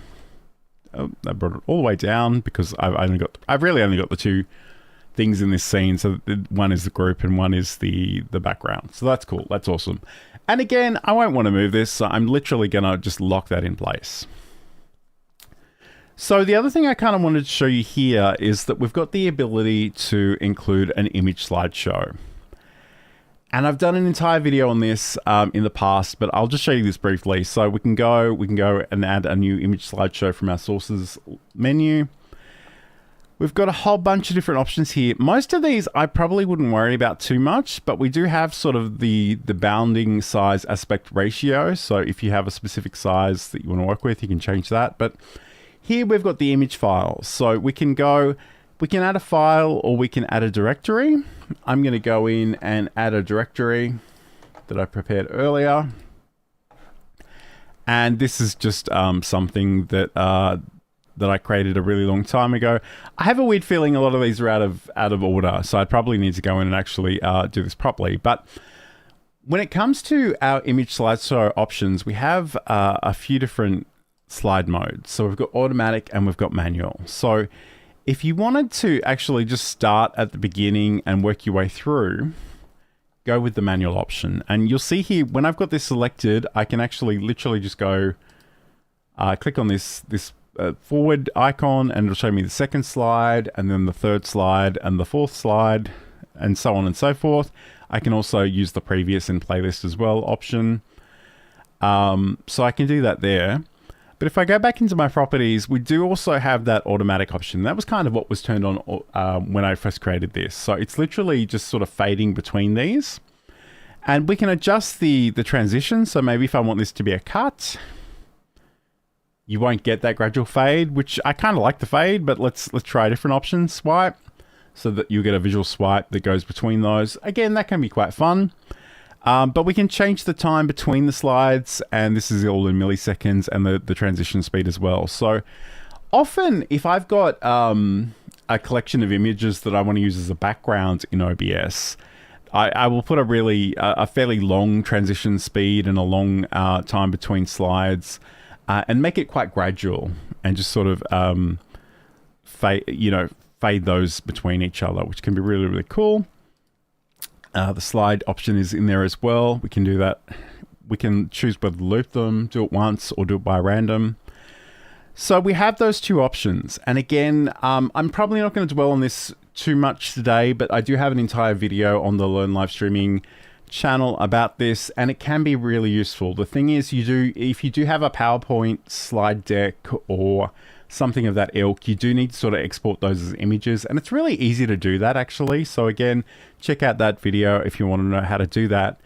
But the thing I kind of encourage people to do is to think outside of the square a little bit, because you can certainly use these as slides, and that's a very very popular thing that people do. But you could use these for promotional messages. You could have these as call to actions. You can actually go in and insert transparent GIFs that have nothing on them in between this list. So that way you can have something pop on the screen, then nothing, then wait a while, then something else will pop up on the screen. So you have those options, and they can be really, really cool. All right, so that's our image options. I'm just trying to think, is there anything else visually outside of videos? And I'll talk to about videos in a second in this list. We'll come back to the browser source. The browser source is really awesome. All right, so let's just talk about videos briefly. So if you have pre-recorded videos that you want to share, you have a couple of options. Again, I guess the main one here is media source. So if we go into add a new source and we select the media source option, I'll just call this one videos, click OK, and I can go and find my file. In this case, and I just wanted to mention too, we were talking about GIFs before. I have this little funny MP4 video, and I did save it as a GIF somewhere, but I couldn't find it this morning. But I'll just bring this in quickly and show you what this looks like. There's a In fact, it's kind of the same thing that appears on that FOMO video, just me popping into frame, doing the face palm, and some animated lines pop up in front of me. That's a really funny one to work into work meetings, I can tell you that for nothing.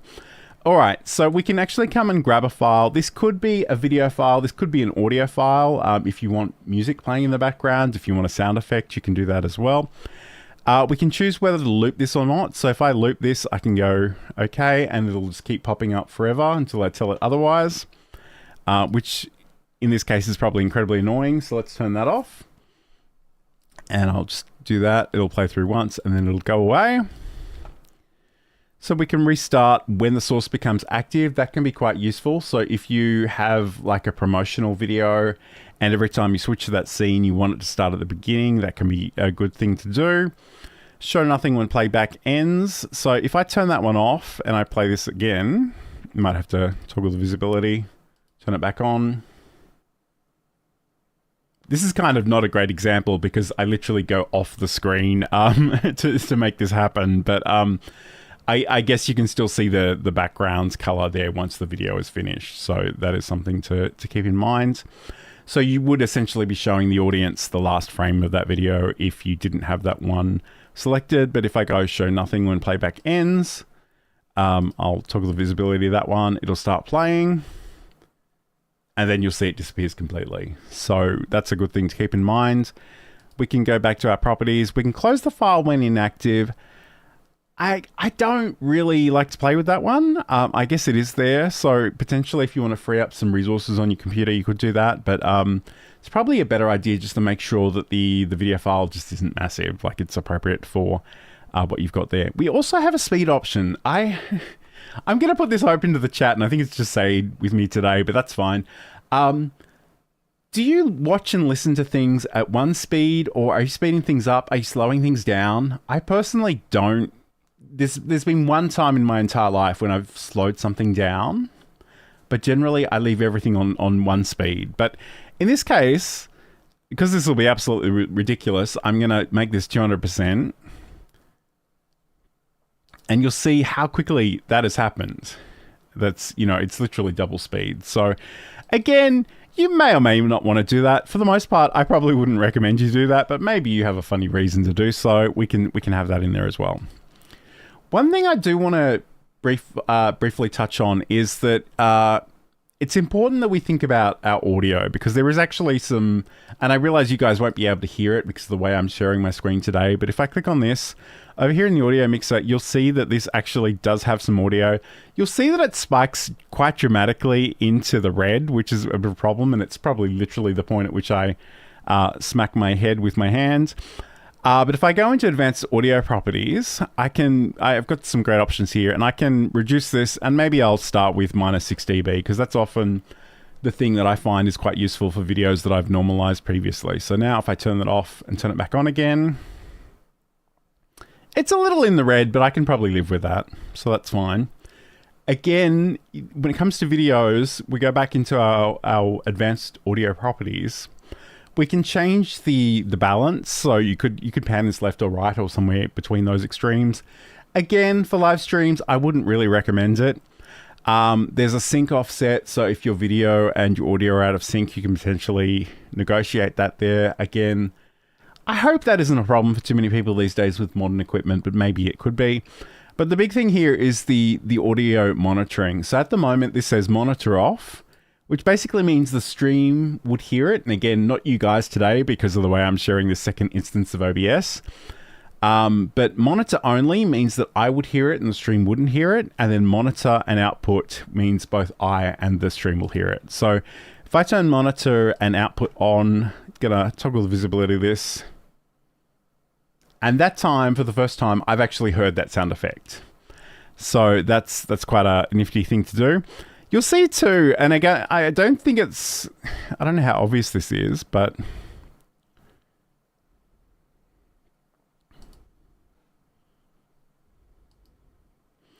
so you can see that I actually don't have that centered in the middle of the screen. So again, I'm going to right click, I'm going to go to transform, I'm going to go center to screen, which is Control D. And now that you'll see that the the red bounding box of this is actually in touch with everything else, which is really, really cool. All right, so that's essentially the video option. And again, if we make a single scene, which is just video only,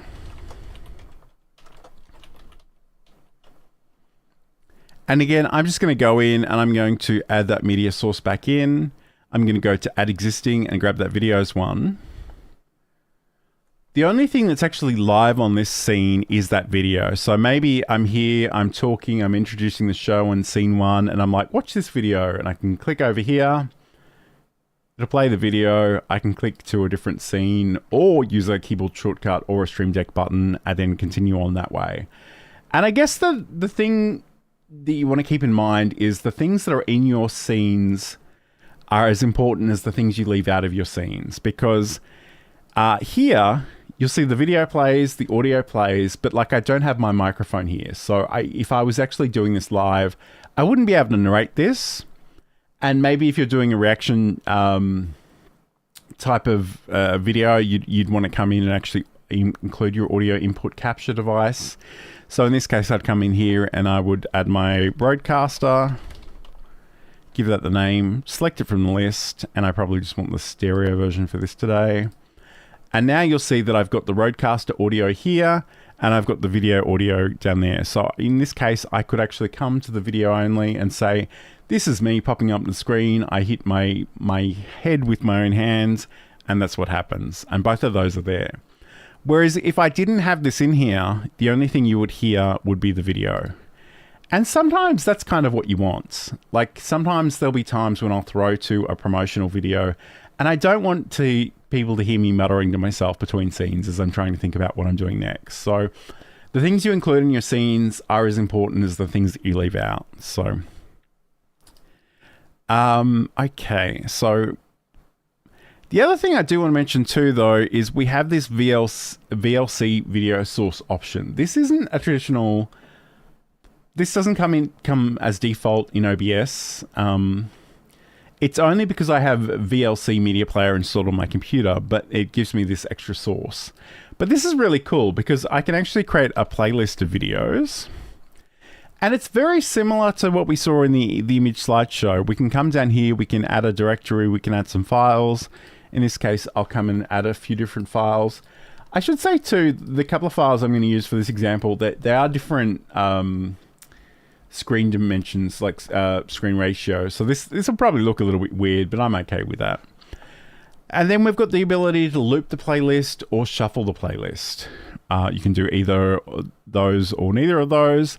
There's an audio track, subtitles enabled, which is interesting. I don't know that I've got those subtitles ready to go, but if you did, you could do that as well. And now if I go and hit OK, again, this is because these are different screen ratios, because one's a vertical video, one's a horizontal video. I'm going to right click, I'm going to go transform, and I'm going to go fit to screen. And that'll put the vertical video in the middle of the screen. And eventually, and this doesn't go for too long, so I might just let it play in the background while I'm talking to you. It'll actually show me the second video, which in this case is just that facepalm video that I've been showing you all day.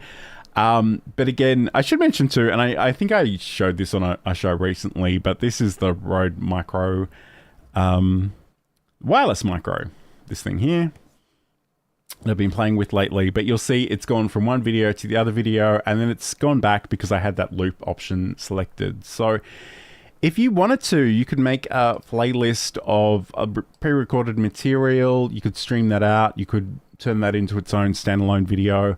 You can do all of the things there. Again, all of those considerations about the advanced audio, so adjusting the volume and the monitoring options, probably quite good to do.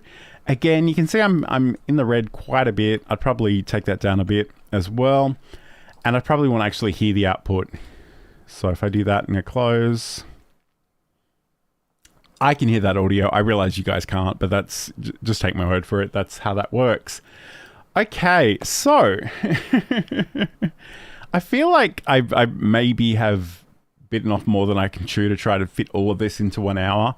But let me just briefly talk to you about some of the options that we have here as well. So we've got the display capture and the window capture. So the display capture and the window capture, they will actually capture, display capture captures an entire screen or monitor.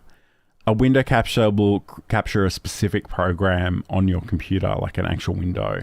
And again, I'm going to do that classic thing that I do. I'm going to bring up a piece of audio software in the background, and hopefully that will load relatively quickly while I'm doing this. So now if I were to come down here and go add window capture, I'm going to share some software called Analog Lab 4 with you. So I'm going to give that the name. I'm going to find the window from this drop down list. So here it's Analog Lab 4.exe. I click on that one and you can see that it's already sort of appearing on my screen.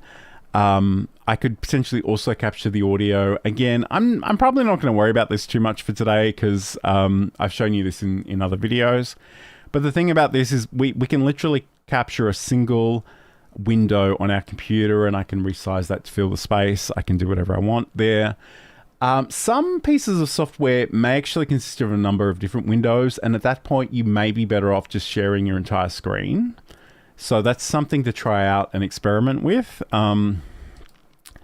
Whereas if I actually go and remove this right now,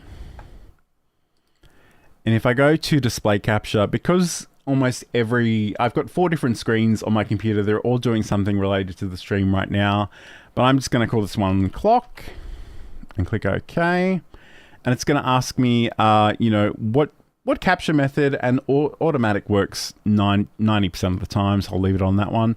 The display is the one that we actually want to share. So I've got 2 Philips monitors. One is vertical, one is horizontal. I'm using both of those for the stream.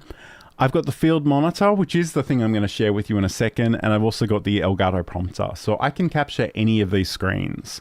But I'm going to go with the field monitor today, which is a field world monitor. It literally has a little clock on it so I can see how I'm going for time.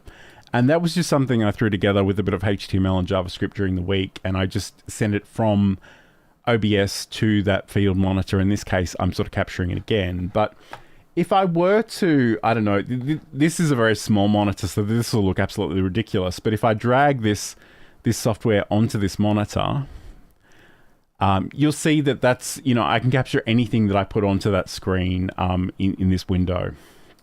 And again, all the things that apply previously, we can drag the corners, we can resize that to make it larger or smaller. We can hold down the Alt key to crop that if we wanted to. So those are basically the 2 main types of sharing your screen, and that can be really useful. And again, I'm literally doing this as part of the stream right now because, normally I'd start off by here, and then I'd go to share the screen with some branding elements, and then I'd go full screen like this. And that's the same sort of thing. In this case, I'm using display capture, and it's capturing this entire window. But again, I can layer that around other elements. So if I do have those overlays, I can certainly work in that fashion as well. So we've got the audio capture. We spoke about that one briefly. Media source scenes. So you can actually put other scenes, you can nest scenes in OBS. And if I show you this one, we say, hey, I actually want to put the first scene into this scene. I can do that. It's everything that's appearing in that first scene will show up here. The great thing about this is you can resize it. So maybe you want to include that other scene, but maybe you want it to be a little bit smaller, or you want it in a different position of your screen. Again, we could sort of adjust the order of that where it appears.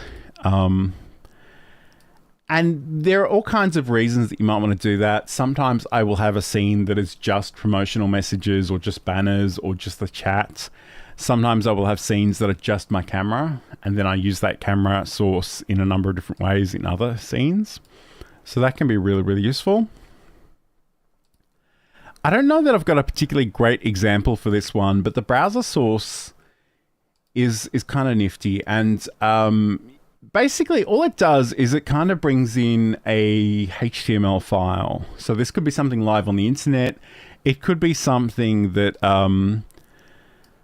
that is on a local file on your computer, so you can create your own HTML. And that's essentially what I did for this clock. Is like, this is just a HTML document with a little bit of JavaScript, and I've got it on my computer. I went and found that, and I put it there. But I guess the other thing that we can use this for is things like the comments. So if I click on here and the chat support says, hey, don't forget to like and subscribe, I've got that option there. And this little thing that brings in the chat is called a browser source. And in this case, I'm using something called Social Stream Ninja, which I think we've done an entire show on in the past. So you can probably find that in the archives on the YouTube channel. But the great thing about that is that we can sort of bring in anything. And if I go, I don't know, I'll pick something at random, the facilitator.com. I can maybe adjust the size and the width of this. There's some custom CSS. Again, you probably, if you're nerdy, you can play with that. Otherwise, just leave it alone.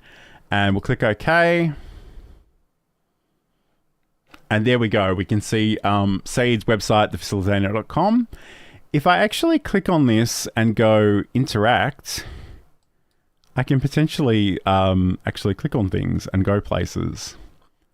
This is not always the way that I would personally share a website, by the way. I just wanted to give you a quick example. So this, I've accidentally clicked on something that is perfect for this, which is the custom, the free custom countdown. So you can literally select your options. You can copy a link. In fact, if I go back to interact, copy that link. And now if I go back in here and I paste that link and go OK, I'm going to get rid of the clock. I'm going to actually put in another color browser because it is quite dark here. So again, that color would be great. In fact, I think that is the color I used previously, but that's all right. So you'll see that I've copied and pasted that timer, the countdown timer from Said's website. So that's pretty much good to go there. So those are some of the things. I realize I probably haven't done all of those. I think I've done most of them though, so that's good, especially considering we were running a little bit late due to some technical issues. But if you do want to learn more about OBS, a good place to start is the OBS Obsessed newsletter, which you can find over at johnlacey.com/OBS news, which I'm literally just putting in the chat right now. And let's click on this one here. So yes, if you want to go to johnlacey.com/OBS news, that should bring you up to the OBS Obsessed newsletter. And I am hoping to produce some more content there very, very soon. But I hope this was a useful overview of some of the sources that we have available to us. If you have any questions, let me know in the chat. I'd really love that. And thank you to everyone who has subscribed. I think I'm sitting on 670 subscribers on YouTube. So thank you for all your support. And the Learn live streaming live show will be back next week. I'm sort of alternating my shows in 2025. I don't really know what the topic's going to be just yet, but if you have anything that you're interested in, let me know in the chat, and I will talk to you again very, very soon. Hello and welcome to OBS Obsessed. My name's John Lacey, and today on the show we are going out live to all the various places, and we will be talking about OBS Studio plugins generally, but there are a few that I want to show you specifically, some of my favorites. So we are going out live to all the various places. If you are watching live, say hello in the chat. I'd love to hear from you. That'd be really awesome. And we're going to check out these plugins. So one of the great things about OBS Studio, and maybe before I explain the plugin situation, I should probably note too that, OBS is this free and open source software that is available to create videos, to do live streaming, and also to change how you show up on web camera. So that's really, really cool. Hello to Jerry, who's joining us. And again, I keep forgetting I've got to press this button as well. It says, hey, John. Hi, Jerry. How you doing? Hello to Said as well, who's joining us from Germany. Great to have your company today. And Jerry saying that he's saying hello from the UK, which is really, really cool. All right, so let's talk about OBS Studio and plugins specifically, because I want to show you some of my favorite ones today. But before we even get there, let's check out the OBS obsproject.com. This is the official website where you get all the awesome things. So you can come and download this. This is available for Windows, Mac OS, and Linux. And we can go and download the software from here and install it, and we'll be good to go. But the thing I really want to talk about today is sort of our ability to extend this even further with plugins. So if I go over to the forum, you'll see that we've actually got a whole category here called plugins. If I click on that one, we've got 253 plugins apparently listed in this location. There are some available elsewhere as well. And there are all kinds of cool things you can do with these plugins to extend OBS's basic functionality. There are so many of these. Some of them are incredibly niche, like this one here for the Q Sport scoreboard. So if you broadcast pool or snooker or something, there are overlays for that, which is really, really interesting. Droid Cam, which is not my favorite thing in the world. It never really worked properly for me, but it is a thing that exists out in the wild. There are all kinds of things here. So... So Saeed has notes that he has actually spoken about OBS for 20 hours already this week, so he's looking forward to making it 21. So that's something that we'll certainly be doing in the next hour. So let's talk about these plugins. So the ones I really want to focus on today are the Move plugin from Exeldro. Let's go back to the overview there. The Source Clone, which is really, really useful. Advanced masks and waveform. And I want to talk about what these things do and how we can sort of use them and hopefully interact with them and just sort of change how you show up on webcam, whether you're doing that in a one-on-one meeting or whether you're doing that on a show or a podcast or whatever. But I guess let's start with the Move plugin. Before I do that though, I do want to mention, and this is a little confusing, this for newbies, if we go to any of these, there'll be a download button and it's right behind my head there. If I click on this will either pop up with different options where we can download them from OBS Project directly. It will sometimes actually send you off to a GitHub repository. So if I look at the waveform one, for example, click download, it will actually send you over to GitHub where you can download the software. But basically what we want to do for the most part is we want to find the installer that works for our computer. So we've got Windows, we've got Linux, and we've got Mac OS. In fact, in this case, for the Move plugin, it looks like the only one that actually comes with an installer is Windows. So if you do download some of these zip files, you will need to copy files into specific folders. So it's very careful that you sort of take a moment and do that properly. But let's actually open up my my portable version of OBS and let's talk about the Move plugin first. So what I'm going to do, I'm actually going to create a few new scenes. So I'll go down and add a new scene. I'll call this one host. I'll add a new one and I'll call this guest. And I'm going to have a third one and we'll just call this discussion. And what I'm going to do, and I must admit, I didn't actually test this this morning, so hopefully it'll work, but if not, I can improvise around it. So in the host scene, I'm going to come down to my sources panel. I'm going to click add, and I'm going to go video capture device. This is going to be a little bit meta because I'm already using my camera in another version of OBS, but let's just see if we can do this. What I want to see if I can do is if I can use the OBS virtual camera from the other version of the software, which I can. I'm not sure I love that background color, but it is what it is, and that's fine for today.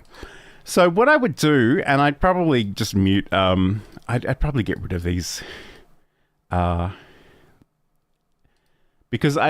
this is a whole other discussion, and we'll talk about this later, but by default, you often get two audio sources, which are desktop audio and your microphone. I kind of think that the desktop audio one is just so deeply problematic. If you have anything running in the background, it's just going to capture it straight away, and we don't always want that. So I'm going to mute that. I'm going to hide that. And what I would do here, because I've added my camera, I'd probably come in and add my audio input as well, and I'll just call this one the Rodecaster. And we'll just get the Rodecaster Pro stereo mix, and you can see that the audio is moving there, which is really cool. What I would do here is if I had another guest, which I don't right now, obviously, I'm going to put in a color source. I'm just going to give this any old color. It doesn't really matter for our purposes. And I'm going to go, okay. I'm going to add some text in here, and I will say guest name. And I'll write guest name. Yeah. And I could change the fonts and whatever, but I don't really care about that. I'm going to right click, I'm going to go to transfer, and I'm going to go center to screen, which is Control D. And basically what you could do is if you were using Video Ninja, if you were using ping.gg, you could actually bring in the host and the guest as their own scenes. And this is what I used to do on the video and live streaming show with Sam Proof. He would come in here. I would, instead of, you know, having the color source, I'd actually come in and put a browser source and include the code that ping.gg or Video Ninja gives you. And I'm pretty much good to go from there. But what I want to do, if I go to the discussion scene, I can actually come in and add other scenes. So these are nested scenes. I go up to in the sources panel, I go to add source. I go to scene, and I want to bring in my host scene and my guest scene. I don't know if I can't do that at the same time. That would have been really cool. But anyway, I'll do them one at a time. So I'll go host scene, which again brings me in there. And I will go and add another scene, which will be our guest. So these are both here at the moment. One's on top of the other one. They fill the whole screen. What I'm going to do is I'm going to go to right click on the guest scene, and I'm going to go edit transform, and I'm going to go, I really shouldn't try to do math in real time, but maybe I will. Maybe I'll cheat with a calculator. I'll move that over there. So 1920 divided by 2 is 960. Probably something I should have known. But it is what it is. And then we'll go 1080 divided by 2 is 540. Okay, some very simple math here.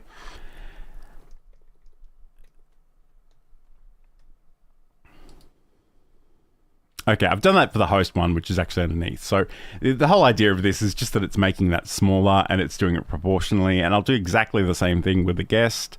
So we will go and right click and go edit transform, which you can also use Control E for. That's really, really useful.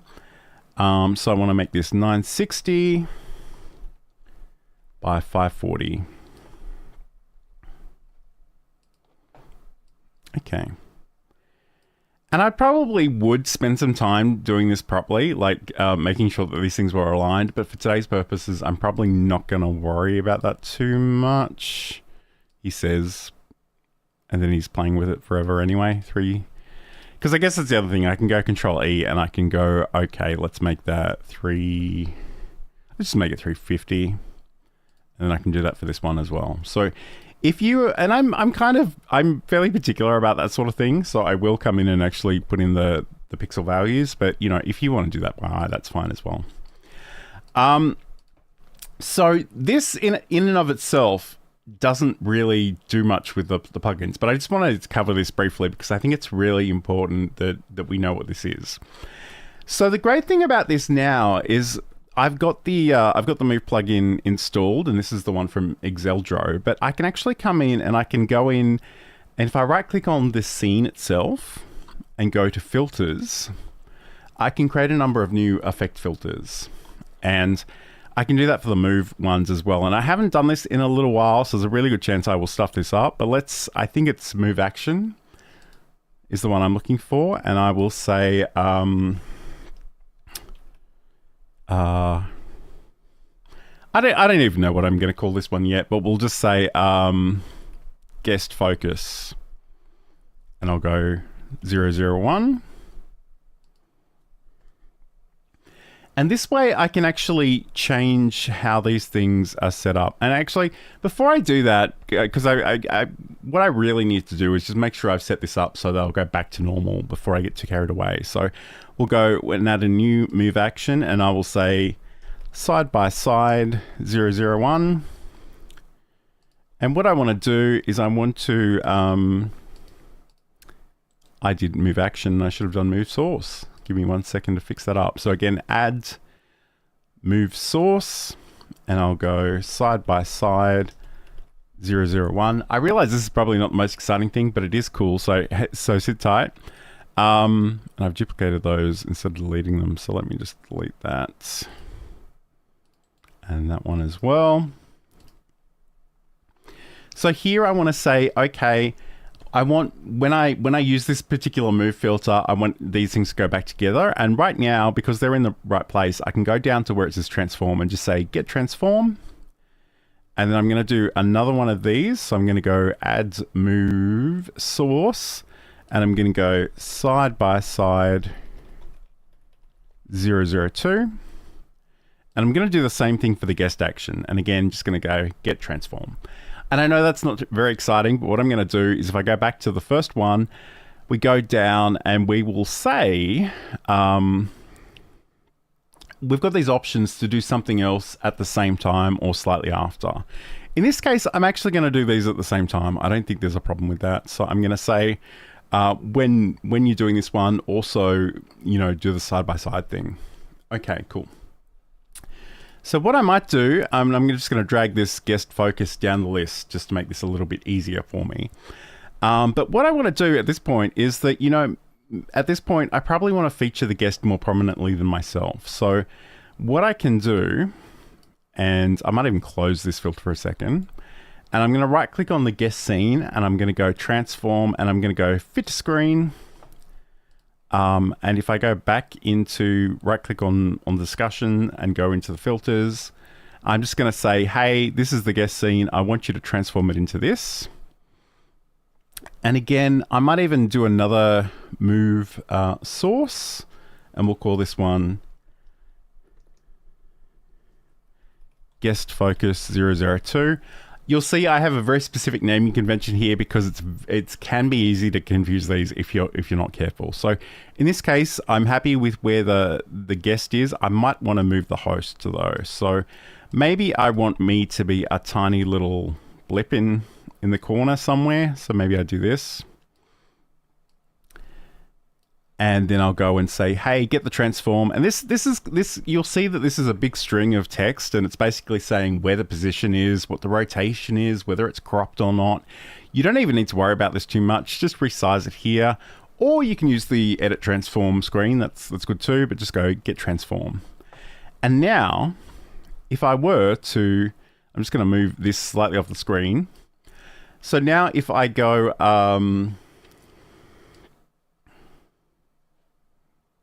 that's interesting.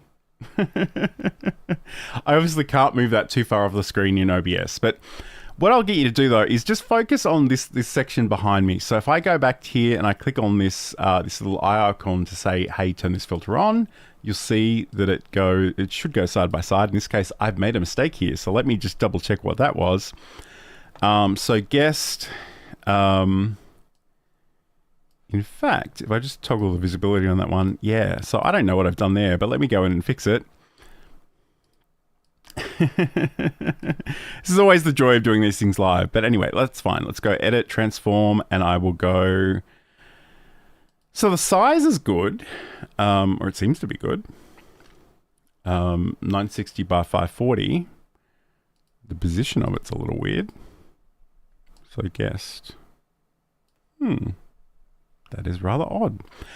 But assuming that I've set these filters up correctly, and I go back to and obviously I haven't set that one up, but if I go back to this side-by-side action, no. Okay, so this is the joy of doing this stuff in real time. So what did I not do here? So if I just try and do this one by itself, no, it's gone. That is very odd. So thank you for smashing the like button, by the way.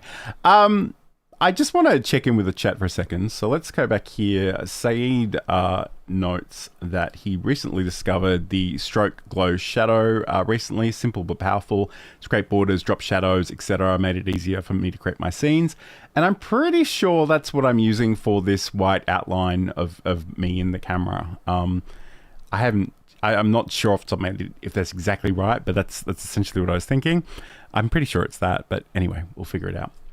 So let's go back to, and thank you to Jerry for smashing that like button, but let's go back to the screen share. So I'm not really sure what happened to that, but the great thing about this is we can always come back here, we can go to our guest scene, and we can go to transform, and we can just go reset transform. So Control R. this will always give you the ability to sort of go back to normal. So if you have made a mistake, like I clearly have, I can do that. I can go and go into my transform. Again, I want to put in those values that I picked up earlier, which I think were 960 by 540. It's pretty basic maths. I probably should be able to do that live, but you know, it is what it is. And then, again, I'm just going to move this into the place where I think it should go.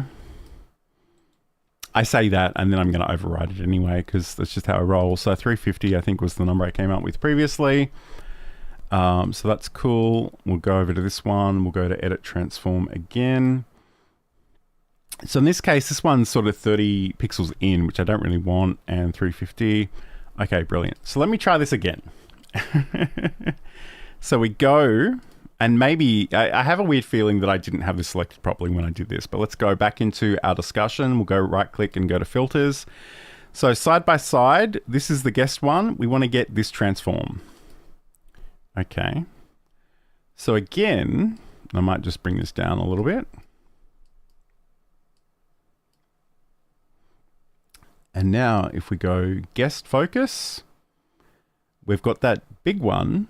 It hasn't moved the host, so I probably haven't set that up properly. So let me just go back to these settings, because the first action was fine, but the second one wasn't. So there's a really good chance I haven't sort of specified this second movement. So here for guest focus, I want to make sure that one's going. So again, if I click this, you'll see that now the guest is huge and I'm in the corner. And theoretically, we should be able to go side by side and be back to normal. And that essentially is it. Those are how you work with the move filters. So there's a whole bunch of other things in here. You've got all kinds of settings. You can do these at the same time. You can adjust the order. So maybe, you know, if I duplicate this and I will call it guest on top 001, and I might duplicate that again and I'll just say 002. And what we can do, let's actually turn this filter on. In here we want to say get transform, but we also want to sort of change the order. So I can say these are relative and absolute. This is a little bit tricky, but I'm just going to say start relative. I'm going to move that up. I'm going to get that transform again. I might even move this down, this second one. So again, make sure that this is the host. And in this case, I'm going to say, change the order, and we'll say start relative, and I'll get the transform.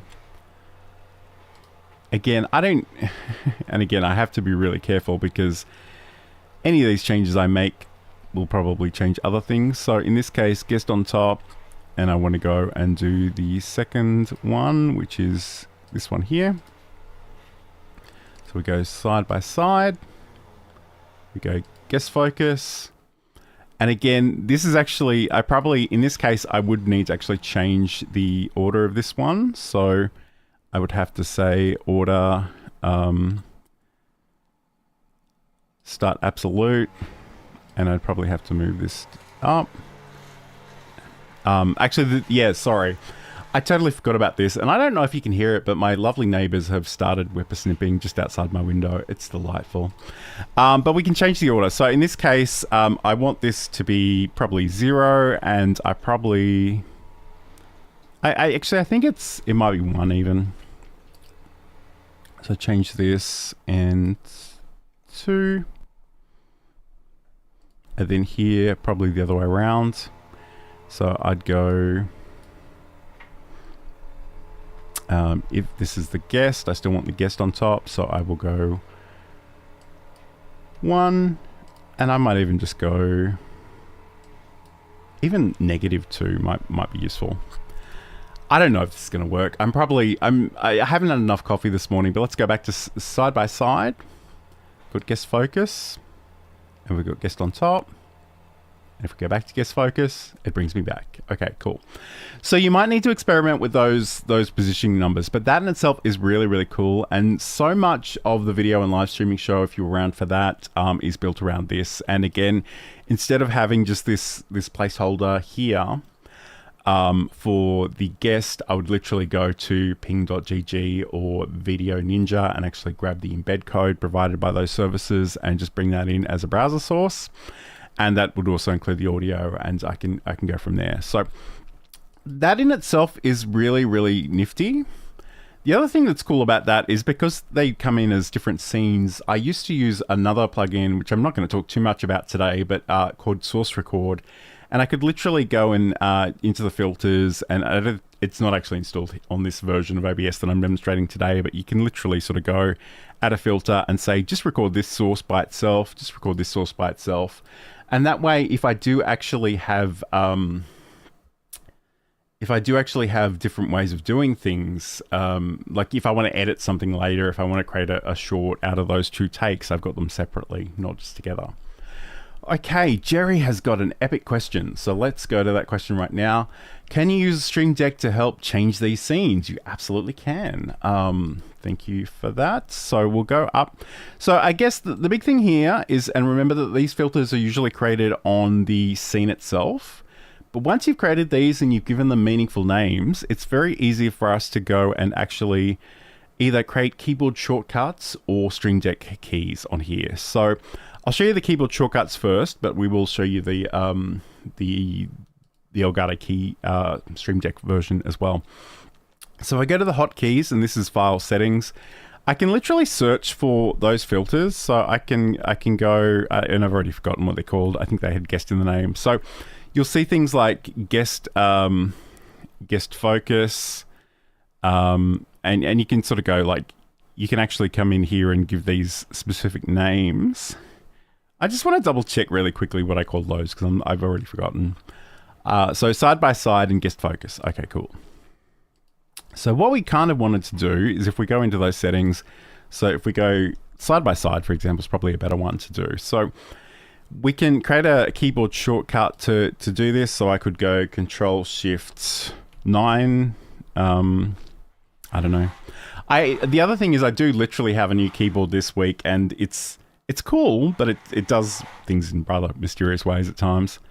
So if I go Control-Shift, I don't know if that's even minus or underscore, but I could do that and I could set that up there, which can be a great thing to do. But the easier thing and the better thing is if we actually bring up the Stream Deck software,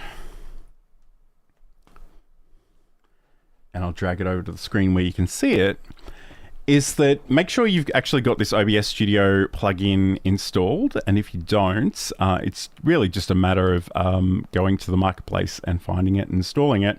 But once you've got this, you've actually got some filter options somewhere here. There we go, this one here. So filter. So all I need to do is, and I'd give these names. So I would go side by side. I'd change the icon of this because I can't really see what this is now. And I've got some that are just solid colors, so I might even do something like that, for example. And I just need to specify the source and the scene. Okay, the point at which this actually gets a little bit tricky because I'm running a second version of OBS and it's not recognizing that second version. But let me just show you how this will actually... I can't actually show you this because it's not actually set up here, but let me, actually I should have some, I don't have any move filters on this because I'm actually using the move transitions only. So let me just really quickly, I'm just going to create a dummy one that doesn't really do anything, but just so we can show you how this should theoretically work. So I'm going to create this, and this will actually be in my proper version of OBS. So I've just created something, and again, it's not really set up to work. Maybe I need to make a video about this when I'm not live, but essentially all you need to do is actually go and find the scene and the filter. And once you've done that, you can press that button to move between the other ones. So if I show you, this is, and this won't work because I'm not actually in this scene collection, but essentially this is, all these buttons are filters with different options selected. And again, I'm not actually in this particular scene collection, so I can't really show you in real time. But it really is that simple. You sort of make sure you're in the right scene collection, you drag the button on here, you pick the scene and the filter, and you go from there. But it is really cool, and it's one of those things that normally I would actually have a number of move actions already built into here. But the other cool thing about the move plugin specifically, and I need to go back to the right screen of this now, is that you'll see these animations when I go between these scenes. And again, if you're listening, I go to the John only scene, which has the OBS Obsessed logo and just me in the middle of the frame. I click on a screen share option, it brings inside the screen share into the frame, and then I've got another one that actually takes the frame away. And the way that it takes the frame away is it just becomes, the frame becomes so large it's no longer seen within the constraints of the scene itself. And all I'm doing there is actually just doing that with the Move plugin as a transition. So let me just, I don't know if I've got a great example of this, but let's duplicate this discussion scene that I've got here, and we'll just say, I'll call it side by side zoom.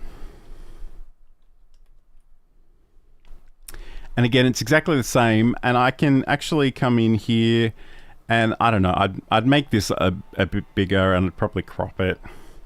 And again, if we hold down the Alt key, we can crop these scenes. So I might do that there. And I'll make that bigger.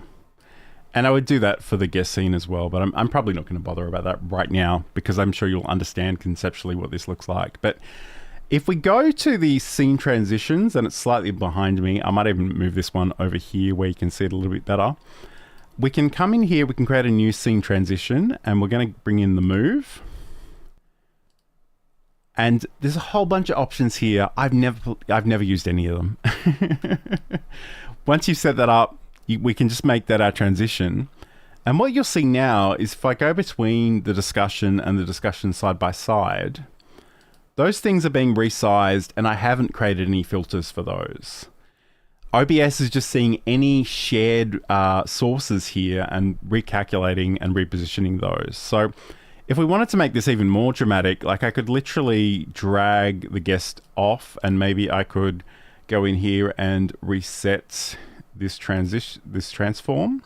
And now if I go here, back to the discussion and then go discussion side by side, it zooms me in, but it also literally moves that out of the frame. So if you don't want to spend your time playing with those filters, you can literally set up scenes and just duplicate those scenes and rearrange things. So if you don't need something in the scene, rather than deleting it from the list, literally move it out of the scene. So like, you know, click on it and move it away. And then, you know, those things will happen side by side. Probably not the most exciting example in that case, but that's fine. All right, so I'm gonna remove that scene. I'm gonna go back here. I'm gonna go to my filters and I'm just gonna go back to that side by side one. Again, it's a little hard because I am running that second version of OBS, but you can set this up with the Stream Deck so easily and it's really, really beautiful. The other thing that I kind of want to do here is if I go, let's make another version of this, and I will call this discussion with audio. Okay, so now maybe I want to bring in my camera, and I'll do that via the scene. But maybe I want to change how this looks and feels. And it is possible for me to just bring in the scene again. So if I go and grab my host scene, I can certainly resize that. I can crop that. I can do whatever I want here, which is cool. But if I actually want a different instance of this that I can have more control over, I can use the source clone plugin.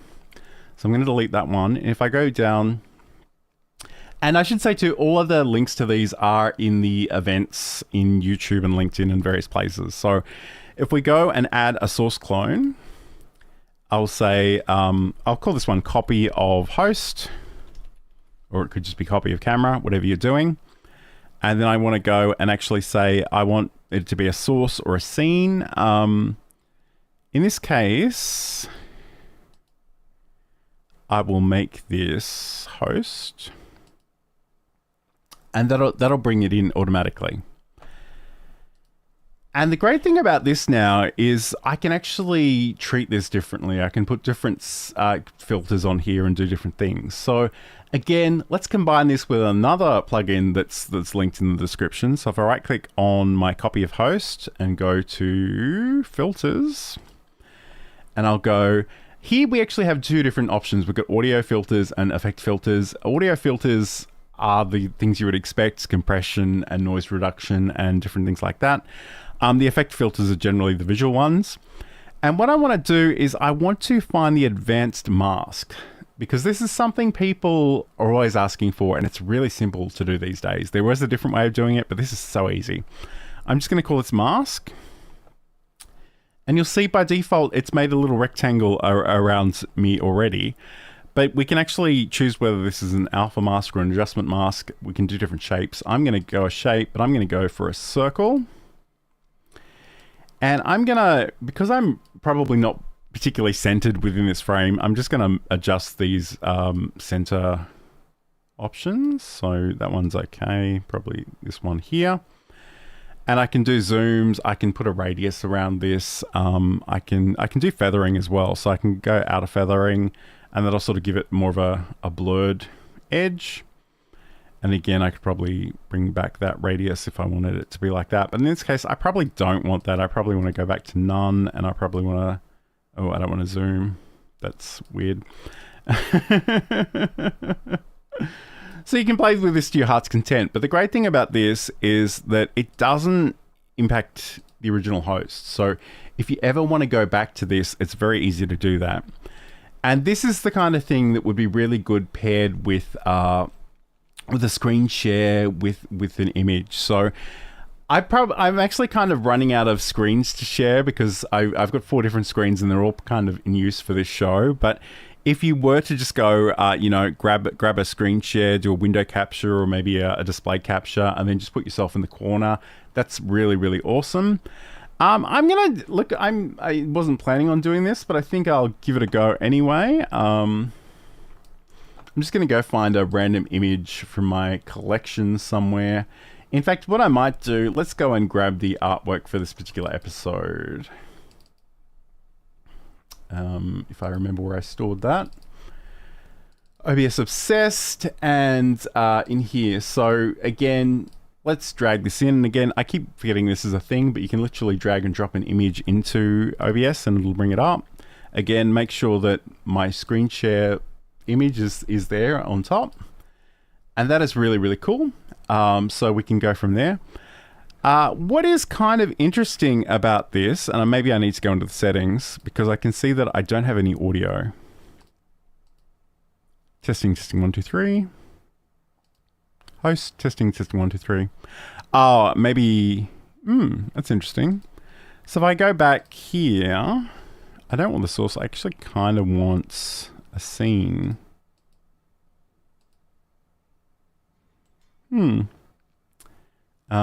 Copy of host. All right, that's fine. I'm not going to dwell on that too much for today, but I will actually bring in my regular audio, because I do want to show you something else that we can do here. So, we could do this, and I guess the thing, I'm really confused by the popularity of LinkedIn audio events. They're kind of no more. They've been discontinued.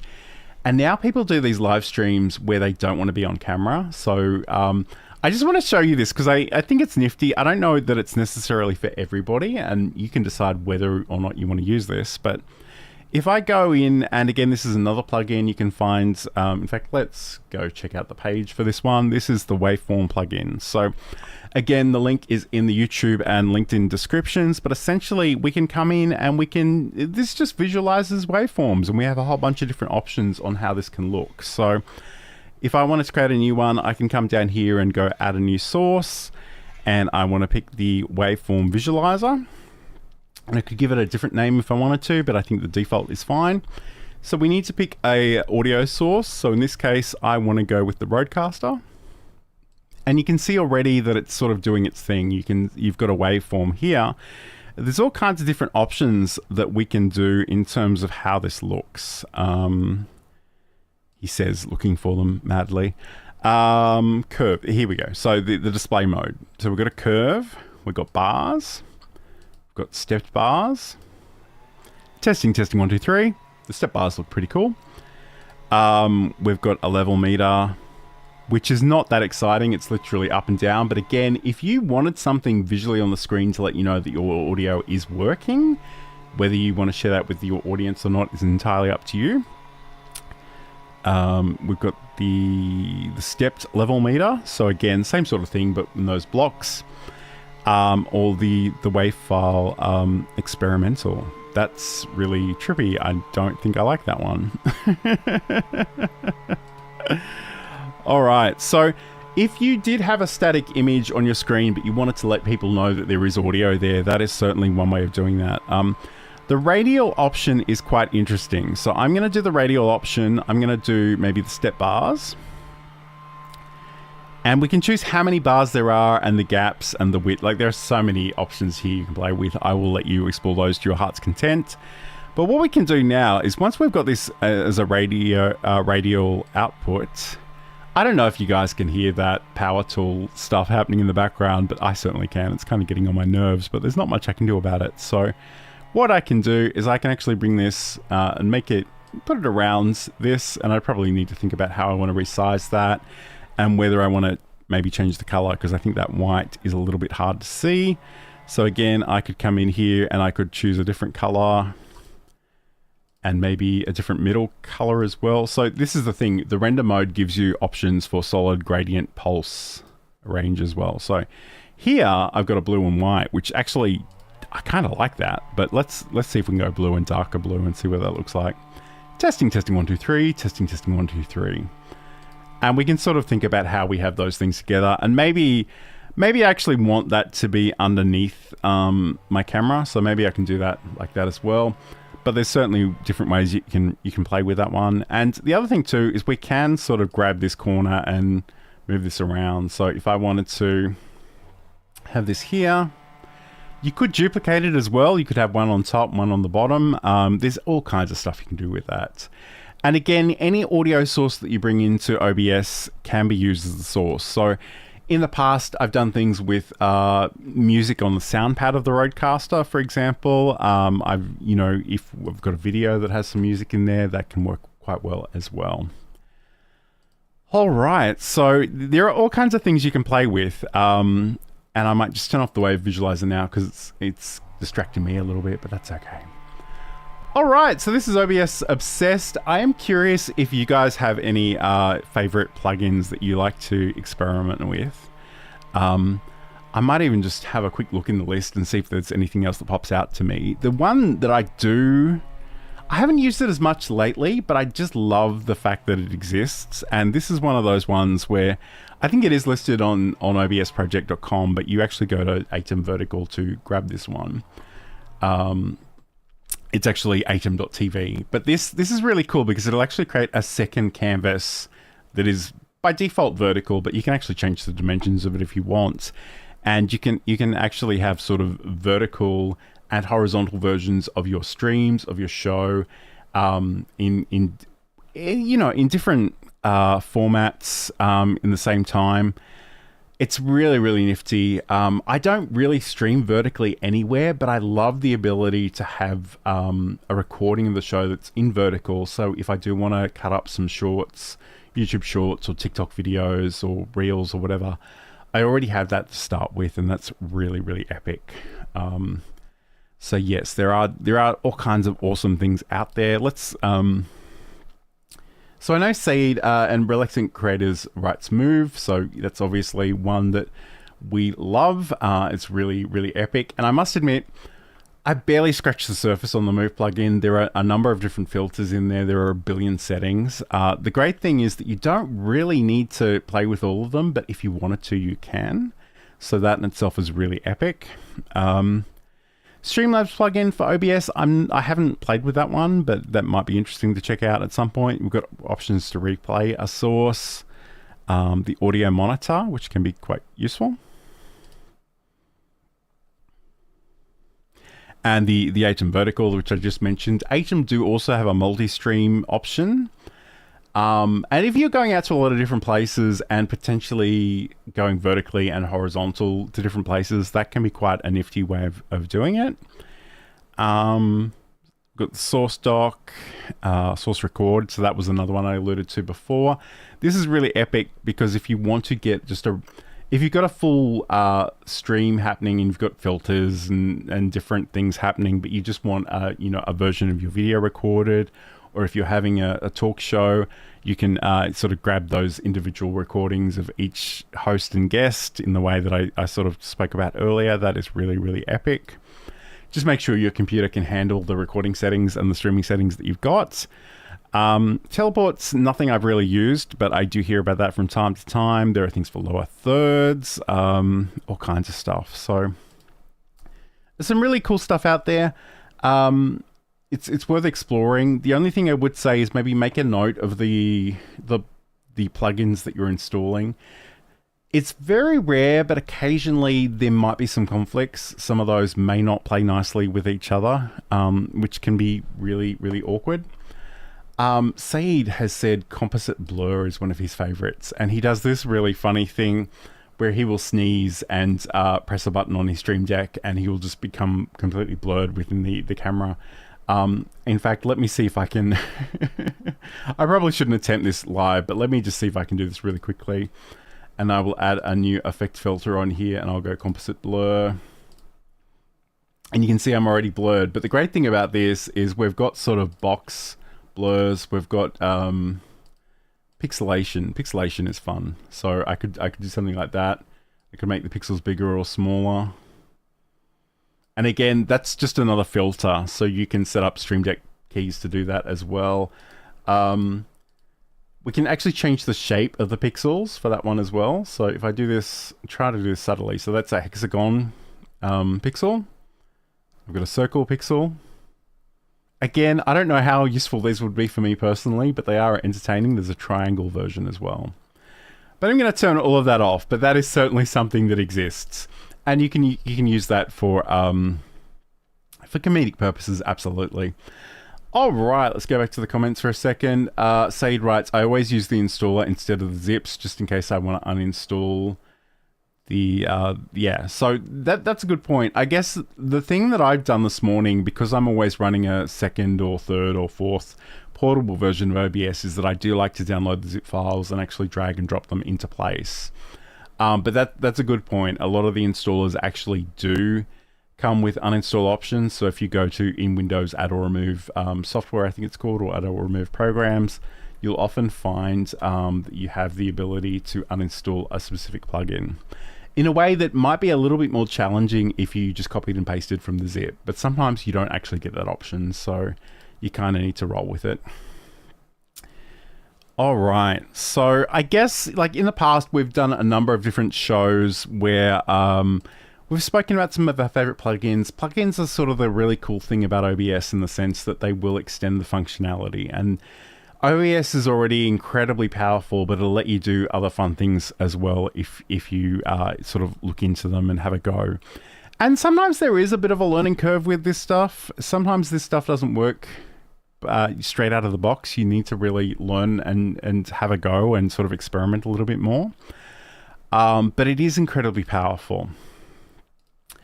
And I guess the other thing that I always forget this is even a plugin, because it's one of those things that kind of comes up auto-magically for me. So if you have VLC Media Player installed on your computer, you'll actually get this new VLC video source. And it's pretty much the same as the media source, except it gives you the ability to have entire playlists of media.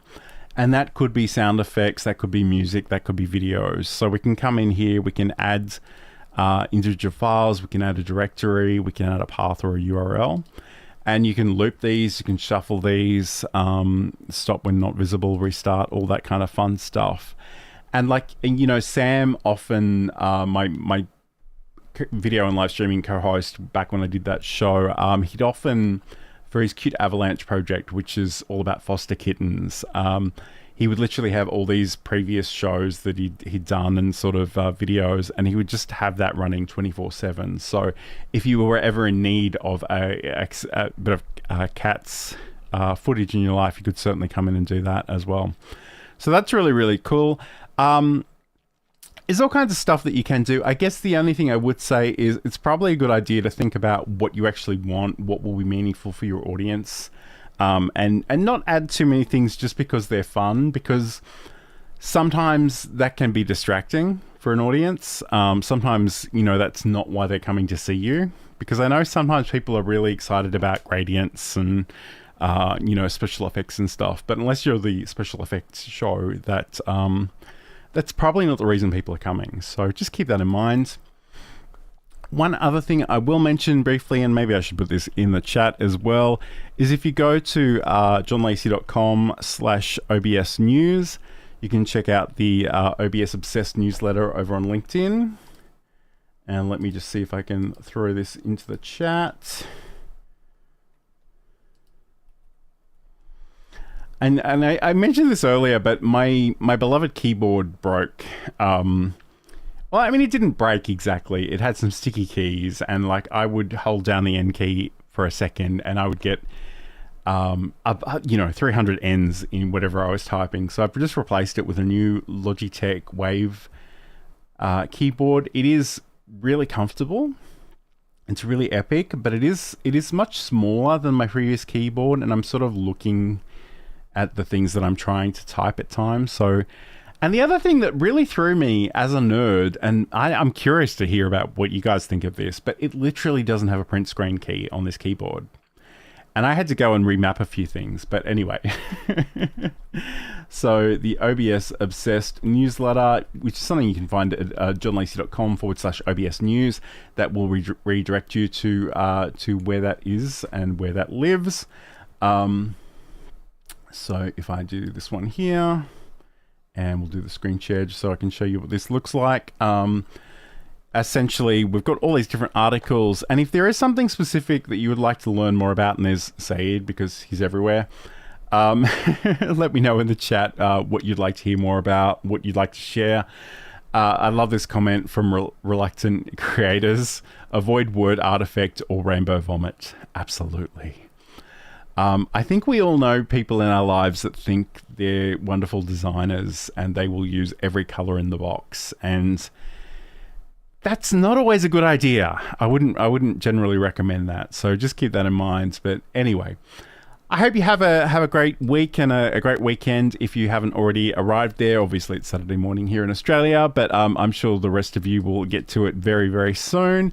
But thank you so much for your company today. Next week, because I'm alternating my shows in 2025, we'll be doing Learn Live Streaming Live. So if you want to do that, if you want to join me for that, check that out. Go to the Learn Live Streaming channel over on YouTube. But otherwise, have a great week. Thank you so much for being here. And check out all those fun plugins that you might want to incorporate into your streams. Hi everybody, and welcome to OBS Obsessed. My name's John Lacey, and today on the show we're going to be talking all about OBS Studio transitions. So we're going to be talking about cuts and fades and things that may be even a little bit more elaborate than that. So we are going live to all the various places. Let me know if you are watching live in the chat. Say hi.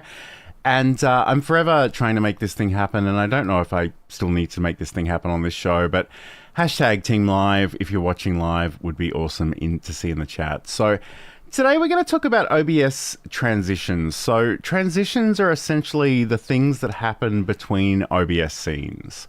So that could be a simple cut or fade. That could be quite elaborate in terms of actually rearranging different objects in the frames. It can be really subtle and it can be really explosive. So we're going to be digging into a lot of that today, and we're just going to see some of the possibilities. I guess, first of all, I want to say it's always a good idea to play with these things, but also when you come to actually using them for your production, make sure you use them with a little bit of restraints. Like, you don't want everything flashing and all the lights going and all the things all the time. That can be extremely annoying. I think I need to click one extra button just to make sure that the chat's coming through and I can see it, but there we go. Hopefully that's working now. All right, brilliant. So I did want to mention too, I do have this this newsletter article over at on LinkedIn of all places. Let me show you this. So this is the OBS Obsessed newsletter. You can check this out if you go to johnlacey.com/OBS news. And essentially, we're going to talk about how we can do these things. There's a whole bunch of links to the things I'll be talking about in here as well.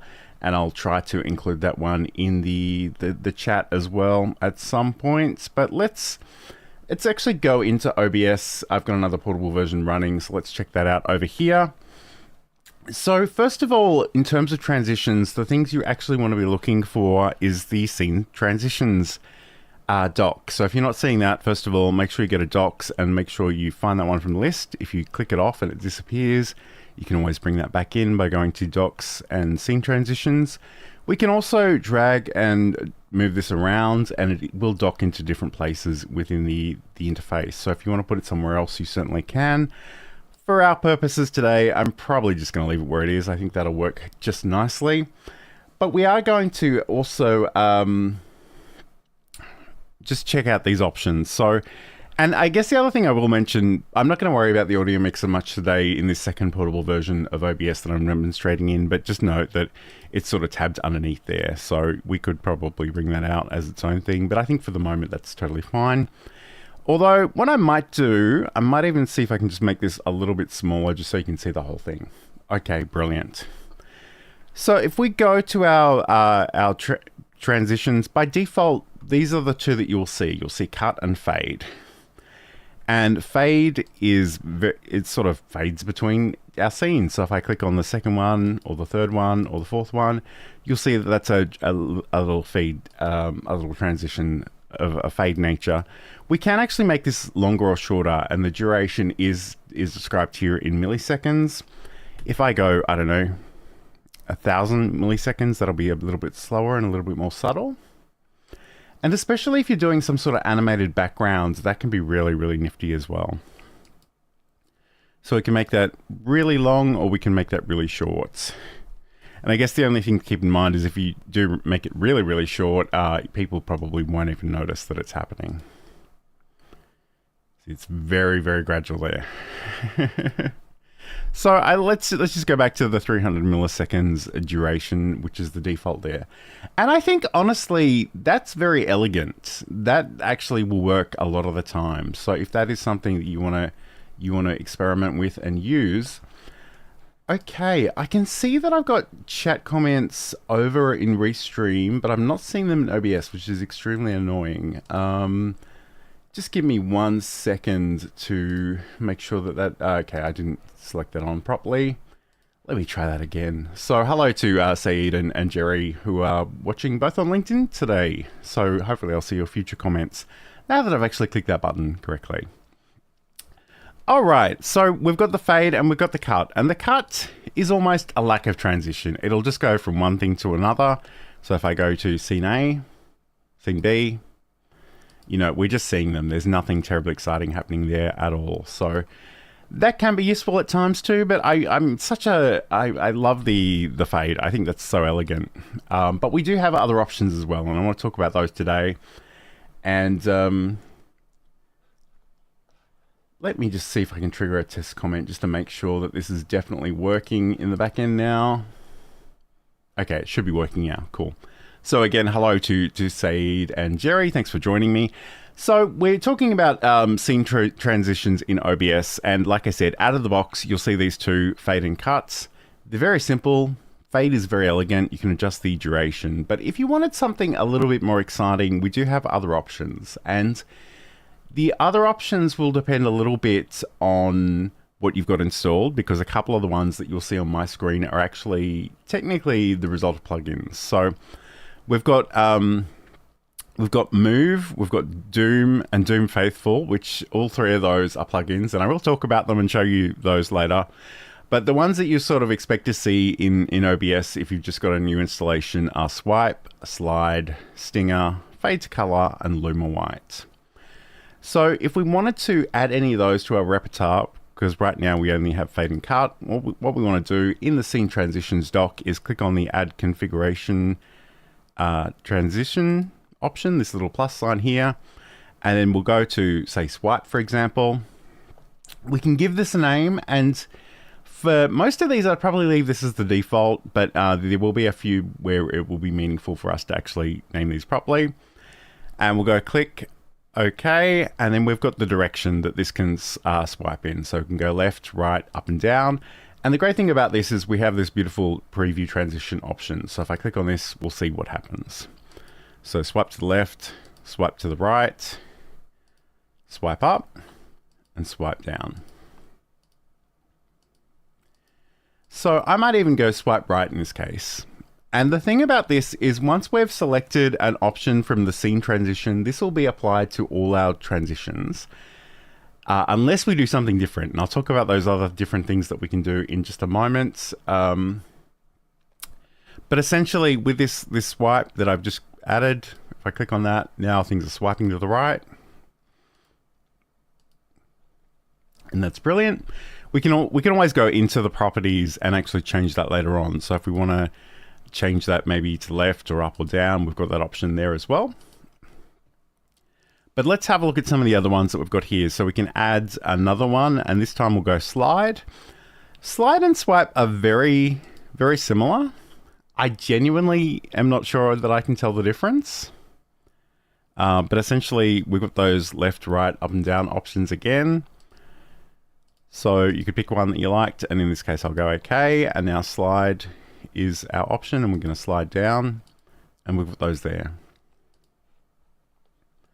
So again, those two, they're interesting, but they're not, I don't know, to my eye, I'm not really seeing a lot of difference between those. There's probably really subtle animation, maybe in terms of the curves is different, but I genuinely don't really notice a difference. But they're both there. They're both installed by default as part of your OBS installation, so they're there to use.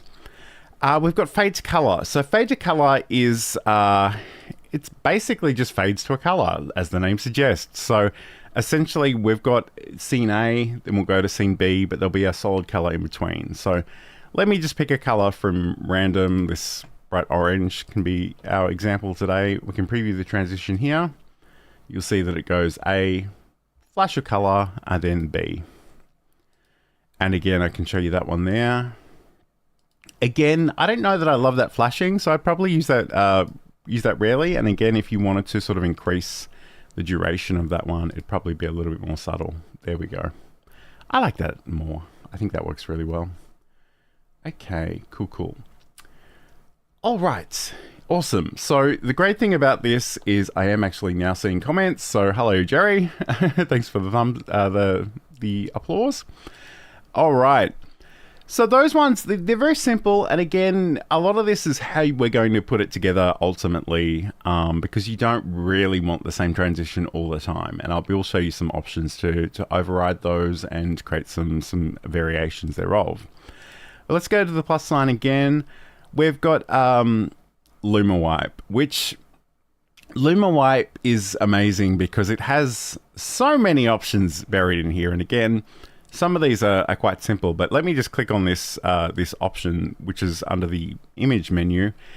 We've got, I don't know, I tried to summarize these in the article during the week, but there's a whole bunch of different ones. So we've got things like barn doors. So if I preview that one, you'll see that it sort of opens from the middle like a door.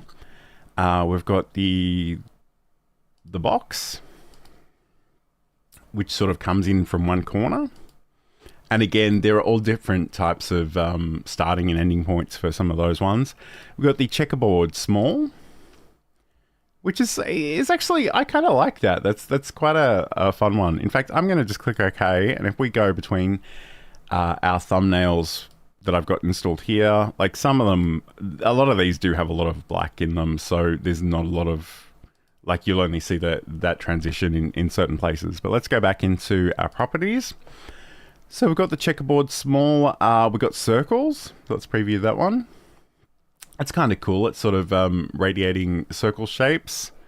And again, I'm curious to see what that looks like with my video thumbnails. That could be really cool. In fact, I might just put the duration back to 300. Make it a little bit faster. So again, it kind of, like, in some ways you probably want to, you know, you want to think about having enough contrast that these are more visible than they are in my particular example, but I literally just threw a few video thumbnails in here that all look basically the same because they're branded in the same way. All right, Saeed is saying something in the chat. So slide is both scenes move simultaneously. Okay, cool. And then he goes on to say, wipe, only the top scene moves. The one you switch to is static. Okay, cool. That's good to know. Thank you, Saeed. Like I said, a little subtle for my purposes, but it's good to know that that is the difference. Let's go back into our properties for Lunar Wipe. So we had the circles. We've got a clock, which I'm guessing does that. Yep. So sort of a transition that sort of starts and moves like a clock face. And again, some of these will have different options as well. We've got the cloud. I actually really like that. That's really cool. The cloud, sort of an animated burst in the middle of the screen. We've got curtains. We got fans. We've got so much stuff in here. It's amazing.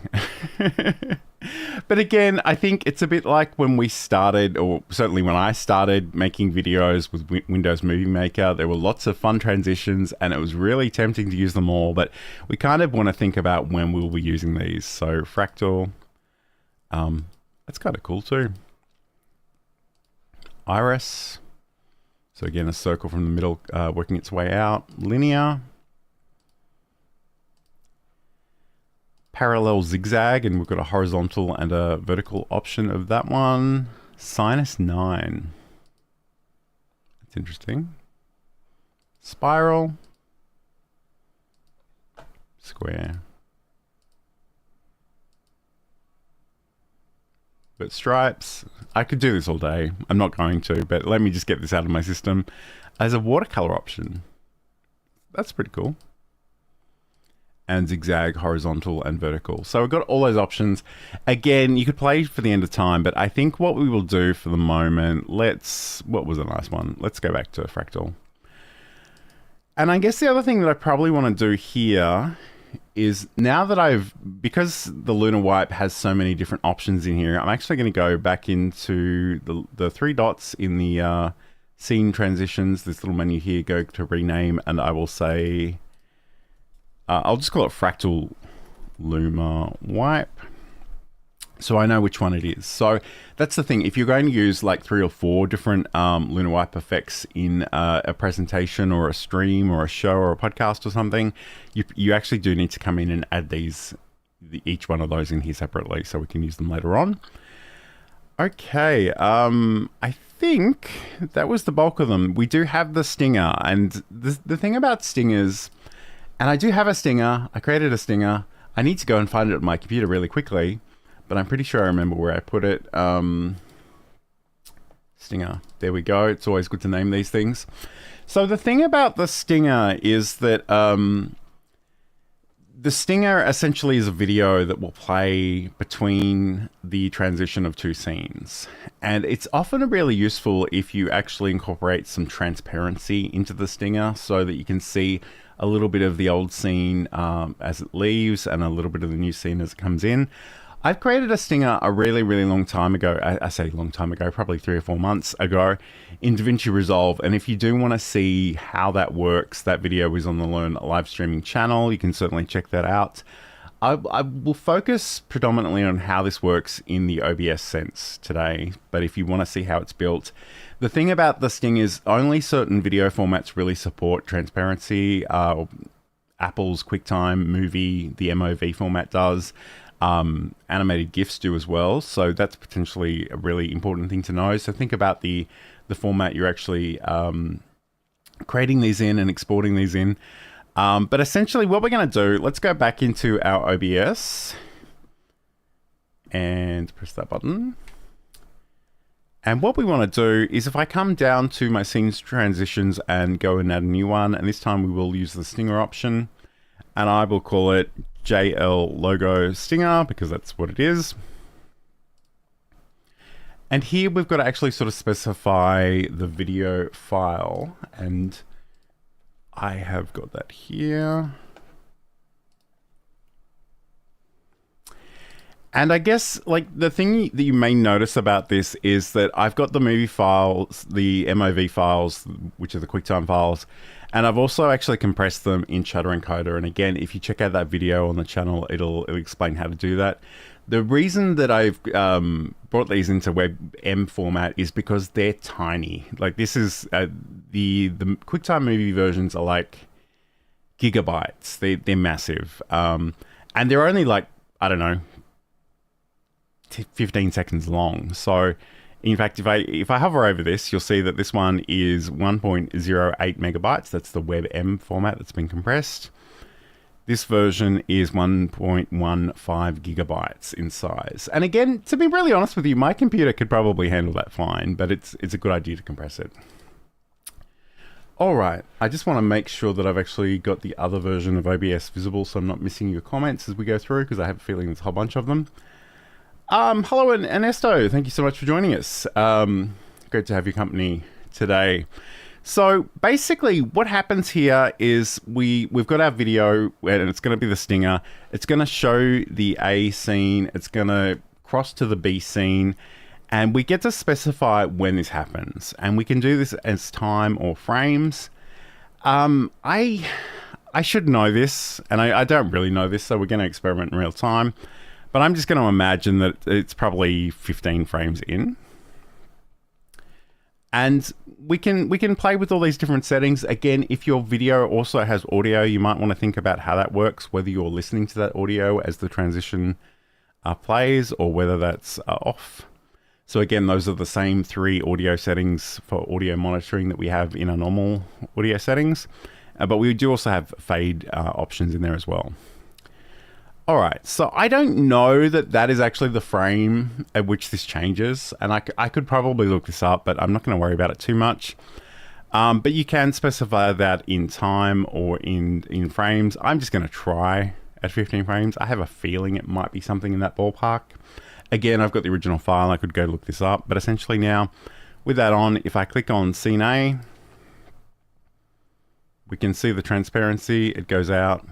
I don't think that is the right point, and I'd probably need to actually go in and check where that is. In fact, I don't know, can I do this in real time? Can we make an estimated guess? Let me just see if I can figure this out. So what actually happens here is that we have the white. It comes in at some point. I think this has actually stopped responding, so let me just play it through. It gets smaller. We can see the section that is currently black here. It will be transparent for a little while, and then it actually switches so that the, in fact, it switches around here. So this is only 5 seconds long, so I'm gonna sort of guess. And again, it'd be a good idea to actually do this for real somewhere along the line. But I'm guessing that it happens somewhere. I guess what we're seeing when it's completely black is that inversion. So I wish you could tell me exactly what frame that was, but it's sort of at the 2 second mark. So I don't know. Maybe I should actually go into that project and see what that is. Let me just see if I can do that. We'll bring up DaVinci Resolve in the back end. And I must admit, I love DaVinci Resolve, but I'm not an expert in it. It has taken a little bit of time to actually wrangle that. But let me check in with the comments while all that's happening. Hello, Roy. Hope you're having a great week. Saeed is saying, I think you should use the use track a matte option in the settings. I've never used that, so tell me more about that, Saeed. All right, let me just see if I can bring this up. So logo stinger, and I actually have a number of different versions of this, which will no doubt make this even more confusing, but I'm pretty sure it's this one here. So let me just go back to my screen share. So this is in Adobe, not Adobe, That's a terrible word in my world. I don't use that. I'm so sorry, DaVinci. So this is DaVinci Resolve, and this is actually a composition in Fusion. And I can go in here, and I think this is probably where the magic happens. Just okay, so.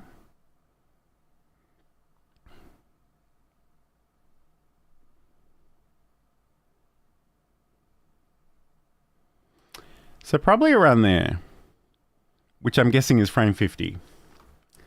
Okay. I think Ernesto's laughing at my mention of the company that should not be named. It's funny because Adobe Australia used to do this thing on Twitter on a Friday afternoon where they would ask quiz questions, and if you won, you got merch. And I've got so much random Adobe merch, and I don't even use their products anymore. It's the weirdest thing. All right, and and Tech Troublemaker is saying, I can't believe you used the A word. Yes, I know, it's a terrible word.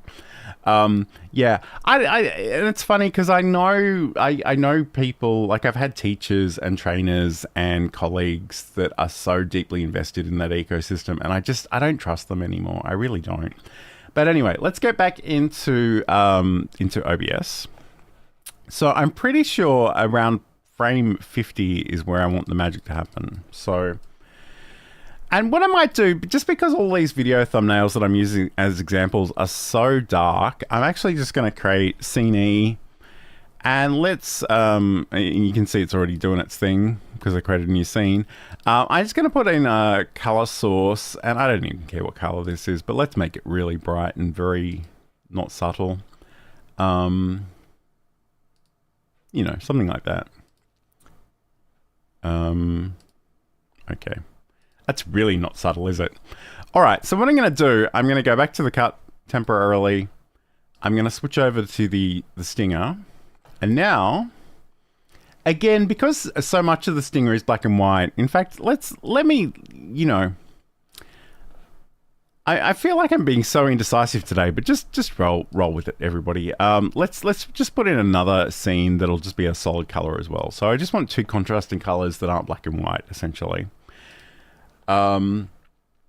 So let's come in, and I don't know what that is, but that'll do, sort of a fluoro pink. So now if I go back to my logo stinger, I press on Scene E, it'll bring it in, we'll see the pink. Eventually you'll see that it actually changed to yellow at some point. So again, you might want to tweak how that works, but essentially that's how that works, is that we can do that. And again, you know, if I were to turn this off temporarily, and you know, maybe I bring in a different image. What have I got in here? Affinity. I'll throw a random photo of me in here. So now we'll go back to Scene E, and we'll do the stinger. And you'll see that, you know, that transition has happened. And it's so useful that that we know what that frame is where it actually transitions. So that's really good to know. I am kind of curious now, Saeed, and maybe this is a conversation we can have offline, but I've never used this ever. So please tell me more about that.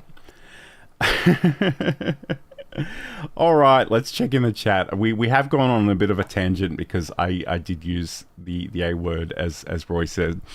Ernesto writes, yeah, my media class at Arizona State uses Adobe as an option, though. They also recommend GIMP for photos.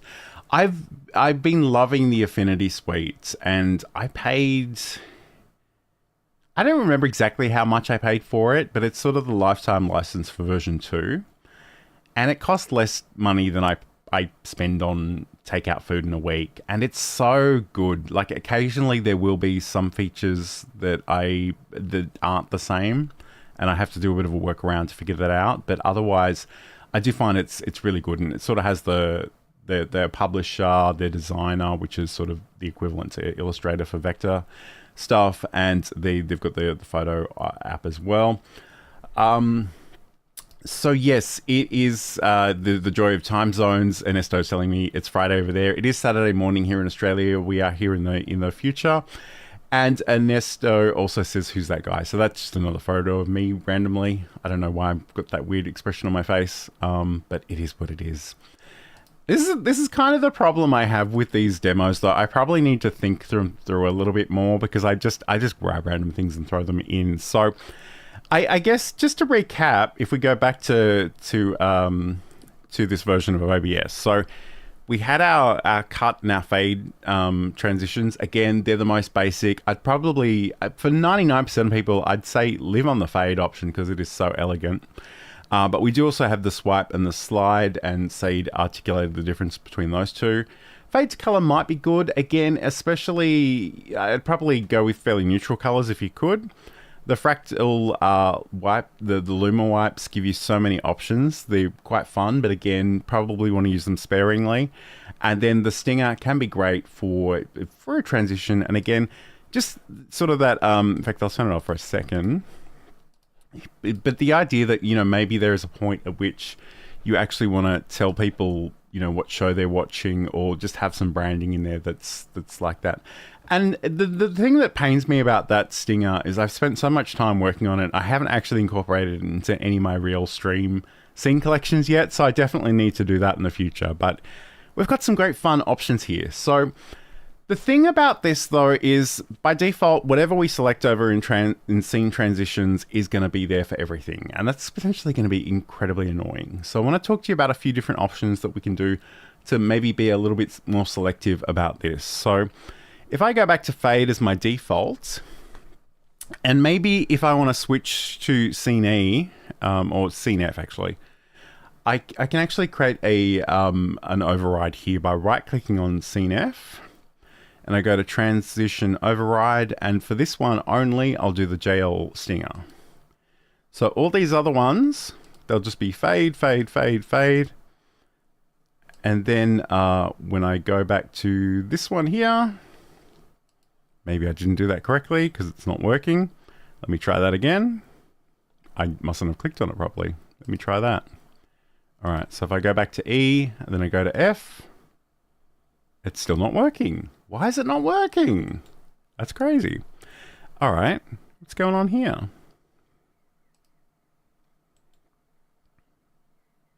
Okay, it says it's on now. Actually, I might have done that to the wrong scene. Let me try this again.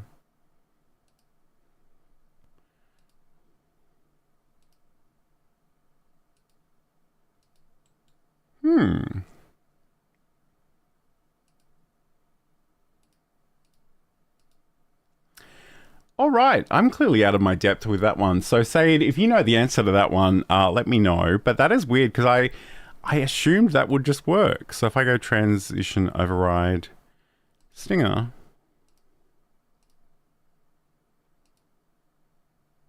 it doesn't do anything at all, which is very odd. Just want to say hello to Neil. Thanks for being here. And Said's talking to me about the track matte transitions. They work differently. They blend two scenes smoothly with an animated transition instead of a hard cut. However, your video file must be structured correctly for it to work. Okay, that's good to know. So I must admit, I'm a little devastated that the scene transition isn't, the transition override isn't actually working the way I wanted it to work. Maybe in fact, I'm kind of wondering if I right click on this now. No, because if I right click on it, it'll go to that scene. That's really annoying. I'm going to have to investigate that one. But another thing that we can actually do is that if you're working in studio mode, and the thing about studio mode is it gives you two previews. So program is the one that's going out to your audience. So if you're live streaming or recording or even using the virtual camera, this is the thing people are going to see. And whatever you're doing over here is what you're going to go to. So right now, I kind of need to actually click the transition button to move to the new scene that I've selected. But we do also have these great things called quick transitions. So if I wanted to add a new quick transition, I can click on this plus sign. I'll go with the JL stinger. And then once that's an option there, instead of clicking this transition option, I can literally just click on this one. and that will move to that one as well. So we do have that option there. So we can do that. We can have a whole bunch of different quick transitions here as well. I think there probably is a limit to the number that we can do, but let's maybe try the fractal luma wipe. So again, if I wanted to move to a different scene, I select the scene, I can click on the button of the transition that I want to use, and it'll give me that effect. It is worth mentioning too that we can set up Stream Deck buttons for all of the stuff that we do in studio mode. I personally don't use a lot of studio mode, so I'm curious if you guys use that a lot or only occasionally, but it is definitely an option. And if you have someone who is like a producer that is operating a stream for you, it can be a really, really awesome place to work from. So I'm gonna, and I must admit, I should say too that there was a studio mode button in the controls behind me, but I'm kind of obscuring that panel, but it is definitely there. So I guess the thing I am wondering though, there is a third method I want to talk to you about, and I kind of wonder if that isn't interfering with the transition override that I'm trying to use here. So the other thing, and again, if you haven't already, you can check out the links to all of this goodness over at the OBS Obsessed newsletter. You can head over to johnlacey.com/OBS news. I say as I throw my mouse off the desk. Let me just grab that.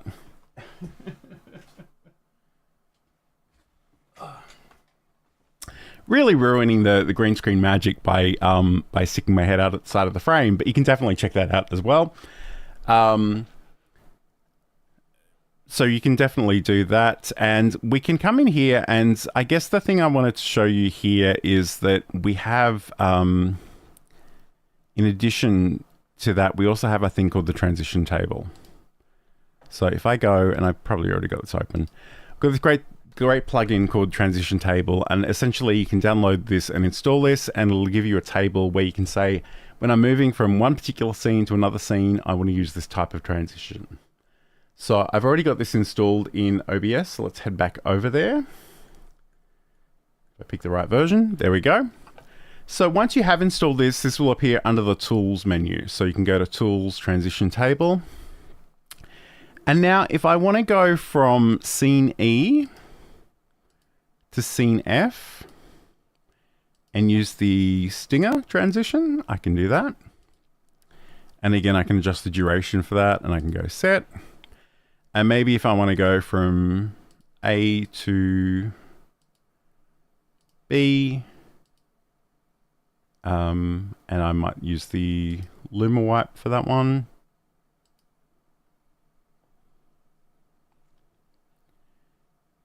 Okay, I'm hoping those actually stuck. Let me just have a look at that for a second. Okay, cool, they are there. So essentially we can do this between going into different scenes. So now if I go from scene A to scene B, we should have that lunar wipe. It is kind of subtle, but you'll notice that this only goes in one direction. So if I wanted the same transition from going to B to A, I'd have to actually create that here as well. But it is quite elegant. And now if I go from scene E to scene F, we will get our Stinger transition. So this is a really great opportunity for you to sort of mix these up a little bit. So, you know, depending on what you want, it's a great opportunity to actually come in here and select different scene transitions for different arrangements. So, you know, maybe it makes sense to have a particular type of transition when you move from one scene to another, but maybe not for all of them. And this is actually quite elegant. There is a matrix option. So that's a different way of working. I personally prefer the table. So I'd probably come in here and say, okay, when I'm moving from scene C to scene D, for example, I might want to use the swipe. I don't really remember what the swipe looks like, but we don't really need to know that for our purposes. Let's click the set button. And now if I go from C to D, we've got that swipe there. So you can see once you've got that, you can introduce a lot of different ways of doing this. So, and it looks like Said's done some research and came to the same conclusion that I did, which was that the transition table may break the transition override. So again, if you don't want to work this way, and it's probably a good place to start, don't install that straight away unless you're really thinking that's where you want to go. Just turn that off and just work with the override, because the override is very simple. It's very elegant. And it might be enough, but I must admit, I do love the transition table. I think that's really quite amazing. So we can do that. And obviously I'm using a lot of dummy images here today to sort of give you a sense of, you know, just moving between these with different transitions. So you would have real elements in here and they'd be much more interesting, and you'd have cameras and audio and media and probably browser sources and other fun things. So that would be a different thing entirely. But I guess the other thing that we did note when I went to add some other scene types is we have move, we have zoom. We'll talk about zoom later. Let's start with the move plugin. And I know I've done this pretty recently. So if I go to scene E, scene F, for example, right now this has got the that transition in there. But what I kind of want to do, I'm going to right click on scene F and I'm going to duplicate it, and I will say, I'm actually going to call this move 1. And what I'm going to do is I'm going to add some text. I'm hoping I selected the right option, but we'll find out in a moment. Okay, cool. Yes. So I'm going to go move plugin. I'm actually going to bring in a color source. And I'm just going to make this, I'll call it banner. I'll make it black. What I do want to do is I want it to be a lot smaller than this. So I'm going to give it a height of maybe 400. Okay, cool. I'm going to move this underneath. And I'm going to move myself on top because I'm vain like that. So here we can see that we've got these elements. And to be honest, I think I might even... Because the great thing about working with this, and I'm going to go with a different font for this text that just says move plugin. And as much as this is the hypocrisy of it, as much as I don't like Adobe as a company, I do regularly use Open Sans as a font, which is technically one of theirs. So, I mean, they have done some good things in their time. But anyway. Let's go extra bold. Let's make this really bold, and I might even make this a little bit bigger.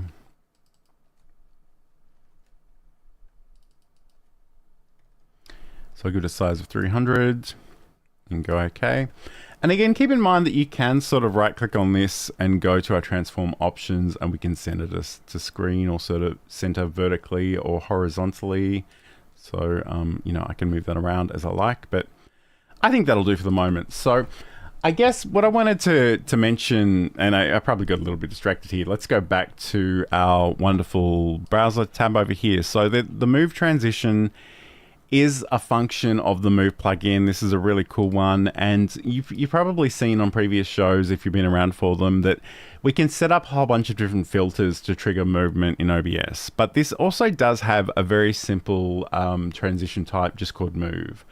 And all it really, I was going to say all it really does, what it does, because it's kind of cool and really impressive, is that it'll actually just look at the elements within your frame and just animate them. It'll do all the calculations. You don't need to worry about anything. You don't need to worry about frame rates. You don't need to worry about anything at all. So I'm going to duplicate this, and I'm just going to call this move 2. And maybe here I'm going to make this a little bit bigger, move this down a little bit. And I might even start moving this over here. And I'm going to duplicate this again. And we'll go move 3. And I'll take this right off the screen. And again, you probably want to do this with a little bit more finesse than I'm doing right now, but it is what it is. And I'm actually going to make this, if I can select it without selecting everything else, which might be a little tricky. I'm going to actually make this, can I resize that? That's annoying. All right, I'm going to lock everything that isn't my move text because it's getting on my nerves. And I'm going to drag this out so that the word move is really, really prominent. In fact, I'll probably make it even bigger than that. I might even put it off to the side. Again, I'm making stuff up here, so you probably want to finesse this a little bit more. But once we've done this, if I go in and add my move, and again, make sure you've installed the plugin, because if you don't install the plugin, you won't see this option in the scenes transitions. But if I add a new transition name called move, I can go OK. This has an obscene amount of settings, and I've never touched any of them. I'm very happy for it to roll with whatever it wants, but if you're particular about your transitions, you can come in and change the easing and the zoom and the positions and all of the things. I'm actually not going to worry about any of that. I'm just going to click OK, and now if I go back to move 1, you'll see that the elements that are being repositioned are actually moving themselves, and I've done basically nothing to make that happen. So like I've repositioned them, but essentially it's doing all the animation. It's deciding where that goes and how that goes.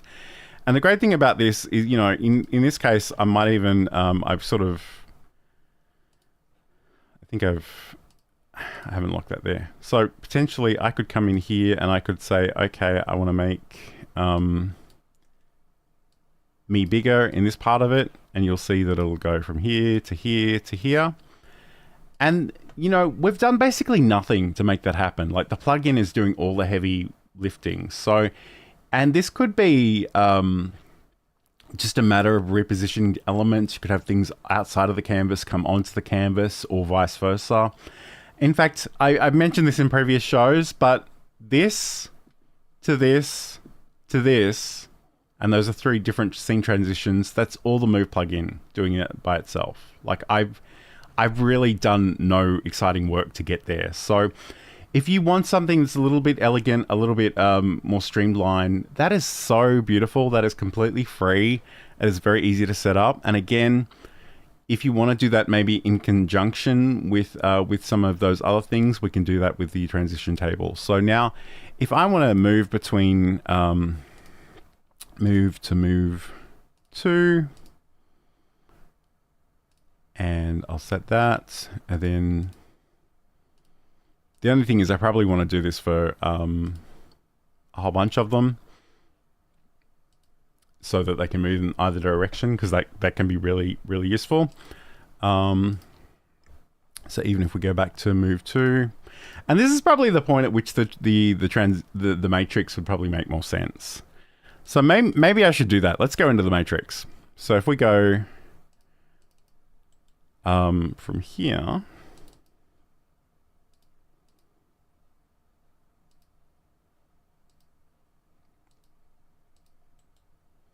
okay, so I think I thought I could actually enter, there we go. So I've got to make this a little bit larger so I can see what I'm moving between. So basically here, I could come in and I'll say, if I want to move between any of these, I kind of want these all to be movements. So although it doesn't look like I can actually set these values here, it's just an overview. So I still need to sort of manually set these up over here. So if I go move 1 to move 2,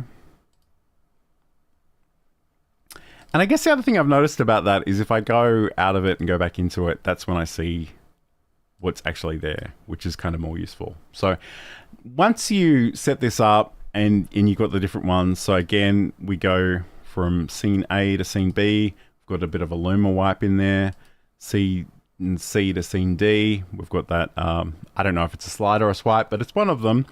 And if we go from E to F, we've got the stinger transition. And I probably haven't done all the combinations for the Move plugins, but essentially if I click on that one, and then go to that one, and that one,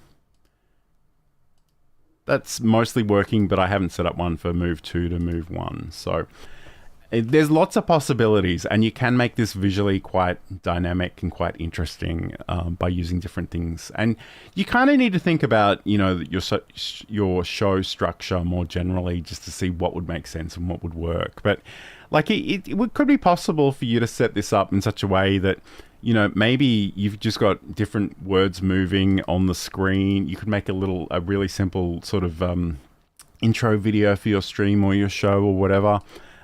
just in that fashion. Like that is something you could potentially do. And that's without getting into the filters, which we've covered on previous shows, so you can check that out in the archives.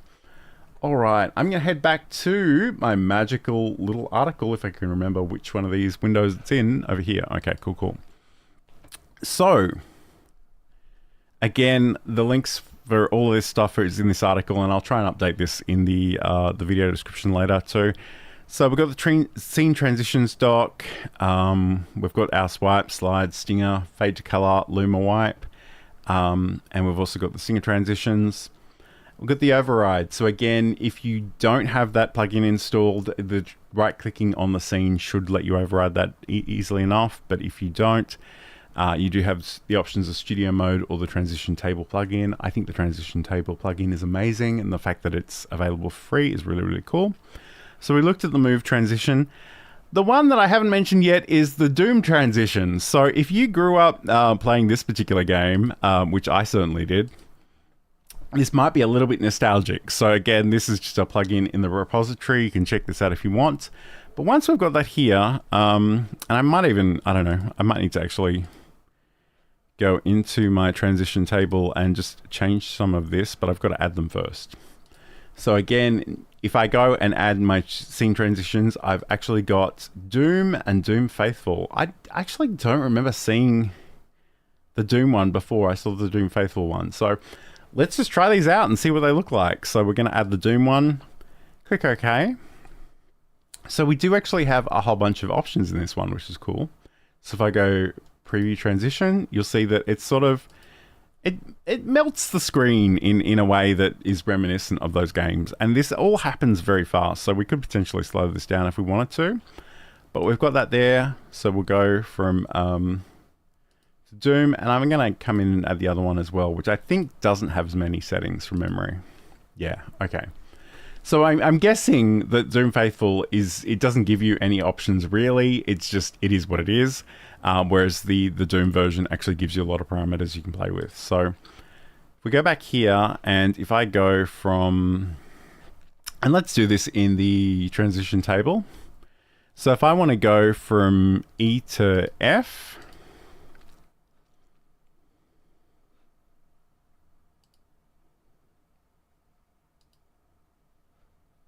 let me just try that. Scene E to scene F. And I can switch that to one of the Doom ones now. And go set. That'll actually override that. So we went from the stinger to the Doom transition. So now if I go down to scene E and we go to F, you'll see that we've got that little pixely waterfall, if you like.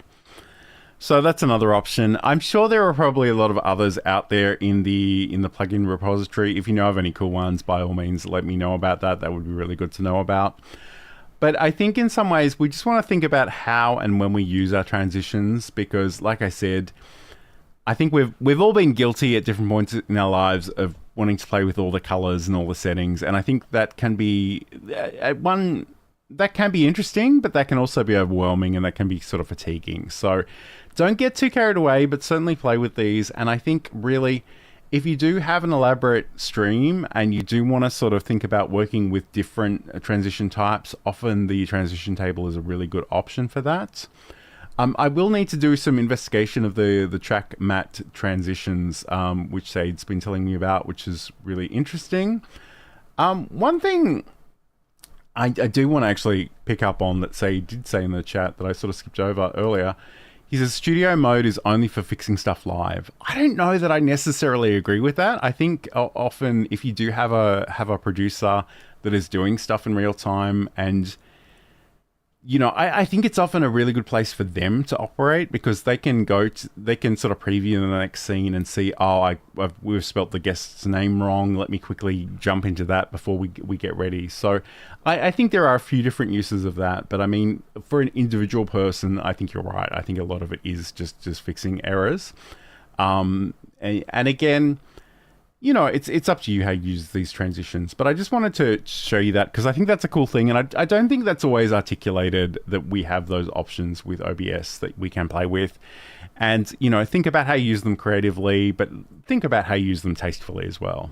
So thank you so much. Okay, Said's saying that's what I just paraphrased was essentially what he meant as well. So we're in agreement, which is probably pretty common. Don't forget, if you want to check out this magical article or subscribe to future articles, you can certainly head over to johnlacey.com/OBS news. And let me just see if I can throw that in the chat. OBS Obsessed newsletter. I really should have a Stream Deck key for this, and I will one day, but evidently not today. Let me just throw that in the chat, so you can definitely check that out with that URL. Again, I've got to press another button for that. OBS Obsessed newsletter, but don't forget to subscribe to the YouTube channel, which is at Learn Live Streaming as well. If you do have specific questions about OBS, please let me know in the chat. I can't answer everything, but if it is something I do know something about, I will certainly attempt to try. And I'll be back next week, probably with the Learn Live Streaming live show. I'm sort of alternating my live shows in 2025, so that's more general, whereas this one is exclusively about OBS. That's sort of about live streaming more generally. So I hope you'll join me then, but have a great week, have a great weekend, and I'll talk to you again very, very soon. Hello everybody and welcome to OBS Obsessed. I'm John Lacey and this is the show where we talk about all things OBS Studio. And today on the show, we're going to be talking about a couple of plugins from Aitum, which you can find at aitum.tv, the vertical plugin and the Multistream plugin. And some of the really, really cool things that these plugins will let you do, but we are going out live to all the various places. So if you are watching in the chat, let me know where you're watching from. I'm just going to make sure I move over to the live chat. And then I can see Said saying hello, hello, hello. And again, I've got to press two buttons for this on this particular show. Thank you so much for joining me today, Said. Great to have your company as always. Okay, so let's just get stuck in because this is really cool and I love talking about this. And I kind of want you to keep an open mind because there will be different use cases for this software. And if it's not for you, it's not for you. That's totally fine. And I'm not selling it. It's literally free. I've got nothing to gain from you using this or not using this. I just think it's really awesome. So I wanted to talk to you about it. So if you are interested in this, and I'm pretty sure I included the links in the video description, but you can head over to aitum.tv and we can check out the products. They've got all products. They've got the Aitum app, which is sort of their main thing. And I must admit, I've never played with that ever. So I might not need to check that out one day, but we've got the vertical and we've got the multi-stream. And the vertical, essentially, it'll give you a second canvas in OBS Studio that by default is vertical, but in reality can be changed to a square or horizontal as well. It'll give you a second way of working with all of this stuff. And I think we're probably going to build out a bit of a scene collection with that today. But essentially, you can create clips for short platforms like YouTube Shorts, TikTok, Reels, etc. You can record alternate content, so that could just be purely vertical. It could be completely differently branded. You can also stream to different places, and they're kind of recommending that you can funnel additional viewership to your main platform. That's sort of an interesting idea to explore. They've got a bit of a rewind replay feature, which I've never really used, but if you are a game player especially, that might be worth knowing about. And also multi-streaming. So multi-streaming is actually built into this vertical plugin, but there is another plugin that I'll talk about in a second. And you can set up different hotkeys for that. We can link it up all together. It's really, really cool. So let's just head over to our second version of OBS. I'm starting with a new scene collection up here. And I don't really have a lot going on here. So I've got the vertical. So we might move over this side.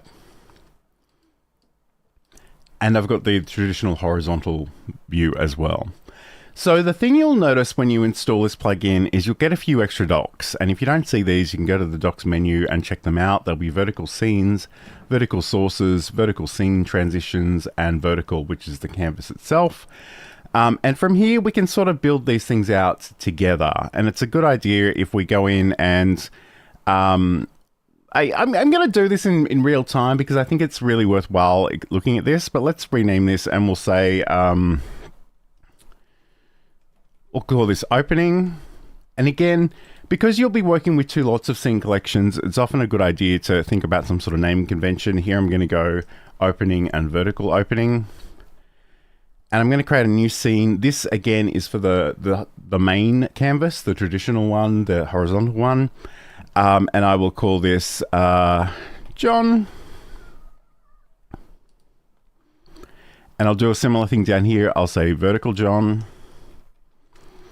And I'll do another one in the main called screen share. And again, I'm going to do the same sort of thing down here with vertical screen share. You don't need to be this prescriptive. I just find it's really a useful way of actually organizing this stuff. So now we've got our scenes and our vertical scenes, and we've got our sources and our vertical sources. And if you're not seeing any of these, you can find them from the docs menu. You can drag and drop these all around. We've also got the scene transitions and the vertical scene transitions, and I'll talk to you more about that in a second. But what we can do, let's go to our opening, and usually I will have some sort of video or maybe even some artwork here at the beginning of my stream. I'm going to go and just add an image, and I will call this opening image. I don't really have too much planned for this already, so I'm going to move this over here, and I'm going to just find an image that we can include somewhere on my computer. In fact, let's do that classic thing I like to do, and we'll use the artwork for this particular episode of the show. So I've got my artwork here. That's great. And I probably want to do something similar down here. So I can go to my vertical opening, and in my vertical sources, I can go plus, and I can add an image. I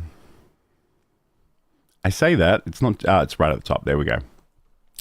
So when I click on the add an image, I've got two options here. I can actually add a new image, or I can actually grab something from the images from the main canvas. So in this case, I might just reuse this one again. Obviously, the thing that you'll notice straight away is that this is a horizontal image, and it's not going to fit particularly well in this this canvas. So we've got a couple of options. We could just resize this. We could right click and actually go, you know, fit to screen, and that would sort of make it small and in the middle, which I think is perfectly fine. I guess we can Control Z to undo that, but that actually undoes everything, which is not great. Can I do that? I probably can't do that again, can I? All right, that was weird. I was not expecting that to happen. So let me just go back in. Let's just see if we can reset this one. So I'm going to right set, and I'm just going to go reset transform. This is where it gets a little dicey because I actually can't see where that source is on my canvas anymore, which is incredibly annoying. But what we can do, and again, I have to go to my preview scaling. I'm going to switch from scale to window to canvas. And then if I hold down the space bar, I should be able to zoom out. All right. So I'm not really sure. Look, what I'm going to do, I'm actually going to go into my transform options. I'm going to go edit transform. Actually, what I probably should do is just make sure it's still, it doesn't, okay, the image isn't in there. So that's half the battle. So let me just go and find that image again really quickly. There we go. We've got that one there. All right. So again, let's go back to our vertical sources. I'm going to add my image. This time I'm going to use the same opening image. I'm not going to actually resize this though. I'm going to right click on this, and I'm going to go to transform, and let's rotate it. And that way it'll be on a bit of an angle, but it will fill the canvas. And that might be worthwhile. And I guess this is the choice that you get to make each step of this process is, are you going to reuse something from the horizontal version of the stream, or are you going to redesign something? Because I could certainly, I mean, I created this thumbnail, like I've got the images. I could repurpose this into a vertical format that made more sense. I think that would probably be pretty good. In fact, what I'm going to do, I'm just going to reset this. I'm going to resize this, and let's just throw it in the middle somewhere. And I'm going to go to transform, center to screen. The other thing about this too is, look at that preview there. So essentially, and I know this is not terribly exciting. I've spent sort of 5 minutes explaining how you can add the same image to both versions of this thing, but trust me, we're going to get more interesting in a second. Okay, so once we've got that, we can go to maybe our John and our vertical John scenes. And normally this is the point at which I would add my camera in. And my camera is currently in use, so I'm going to cheat a little bit with the virtual camera. But let's go and add a new video capture device. And I'll say John camera. You can call these whatever you like, as long as it makes sense to you later on what they are. That's the important thing. Normally I would use my cam link, but in this case I'm going to cheat a little bit. I'm going to use the OBS virtual camera, and I'm going to click OK, and that's exactly the same thing that you're already seeing in the corner of the screen. So we've got that there, and let's do the same sort of thing down here in the vertical options. Let's go add a video capture device, and I'm going to reuse the John camera. Again, you can see the John camera is, you know, it's not particularly well positioned here because it's a horizontal camera, and I can grab the sides. I can make this a little bit bigger. I can reposition this, whatever I think is appropriate here. And incidentally, one of the things that I often like to do, and I'm actually gonna just bring out this vertical canvas for a second, and I'm just gonna make this a bit bigger because I can't really see everything I'm working from in that little section. So I could just make this really, really big if I really wanted to fill the frame. I'm probably losing a little bit of quality there, but I think it's acceptable. I think it's okay. So we can do that. And again, I will go and dock this back on the left-hand side, and we've got the camera there. So we've got the opening, we've got the John, and we've got the screen share. I don't really have a screen share. I literally don't have a screen. I've got 4 different screens in front of me, but they're all sort of in use with different parts of this stream. So we're going to cheat a little bit. I'm going to find an image, which I think will be a screen share image. And again, I'm not even sure what I've got in my library, but let me go find something really quickly. In fact, let's go to the old LinkedIn Live profile folder. I don't know that I've even got anything here. Okay, it looks like there is a Stream Deck image. I don't know what this looks like, but that's fine. Let's put that in there. And we've got our screen share, but I'm thinking it might actually be good to bring in my camera as well. And normally for the mainstream, because I'm using this green screen, I would just bring in the camera by itself. But in this case, I think I'm going to actually use the source. And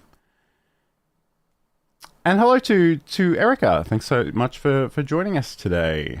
Great to have your company. We're just having a bit of a play with OBS Studio today, and with the Aitum vertical plugin, which sort of gives you the ability to do vertical and horizontal versions of streams or video recordings. So right now I've got my image, which is a stand-in for a screen share, because like I said, I literally have, I have all my screens in use for this particular, and I've got 4 of them, but I've got them all in use at the moment. So we're just going to pretend a little bit. But what I'm going to do, because I could actually bring in my camera again. And this is really important because this is a bit of a rookie mistake I see a lot of people doing, is that if they want to use their camera again in another scene, they'll often be tempted to create a new version. And you don't want to do that, because once the camera is in use somewhere else, you can't usually use it again. So what we do instead is we go add existing, and I could go John camera, and potentially I could use the Alt key to drag in the sections here, and I could crop this. And I could resize this. If I grab the corner and drag in, and I could put that somewhere else. I'm going to actually cheat a little bit here, because I think what I want to do is I'm going to delete the John camera. I'm actually going to go and do, if I've got it installed on this version, I think I do, source clone. Okay, so I'm going to go source clone, and I'll go round John camera. And I'm actually going to grab my camera source here.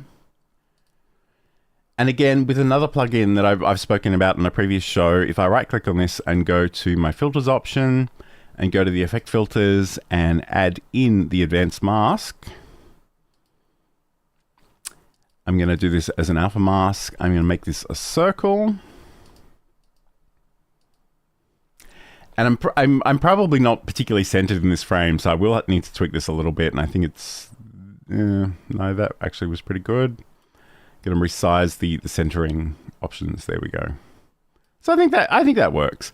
And there are feathering options here as well, so we can do like inner feathering, and that'll give that a really sort of soft, blurry edge. But I kind of like the hard edge, so I'll leave that alone. So I've got my camera there. Again, it's probably a little bit big for my purposes. I really want to focus. Let me just make sure I've got the right thing selected. I really want to maybe just have me in a corner somewhere while I'm explaining this, and we're good to go from there. So again, let's try and do a similar thing down the bottom for our vertical sources.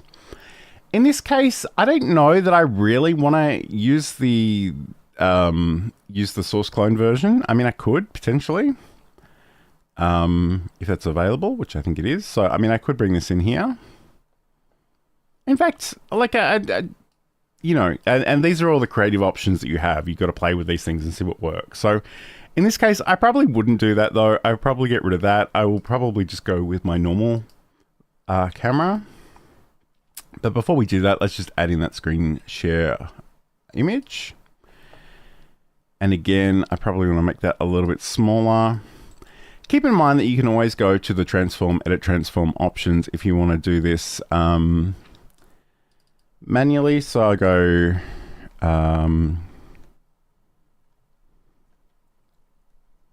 1920 by 1080 is what it was previously. So that's not going to help me. I'm not going to try and do math here in real time because that's always a recipe for disaster, but I'm just going to resize that until it looks okay. I probably would literally just have it at the top of my screen. And again, I don't think that's particularly pixel perfect, but let's just roll with it for the moment. Let's go in and add our video capture device.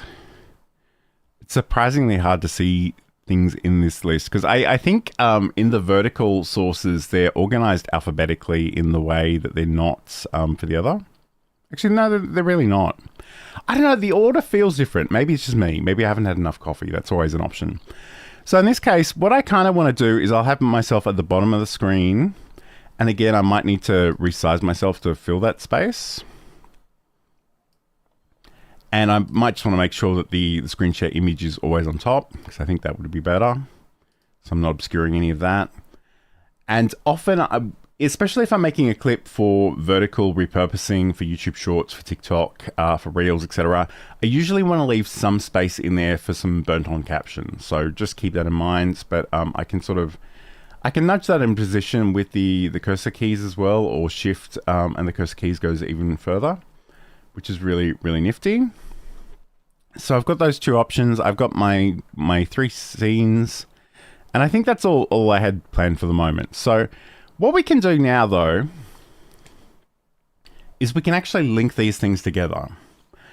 So if I right-click on the vertical opening scene, and there's a little menu, it says link scenes, I can say, okay, I want to link this to the opening.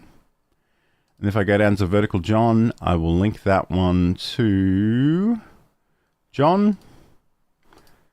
And this is where it's really useful to have those naming conventions because you don't have to think too much. And I can do that for the screen share as well. So link scenes, screen share. And now, assuming this works, if I go to one of those scenes in the horizontal version, you'll see that it automatically follows in the vertical.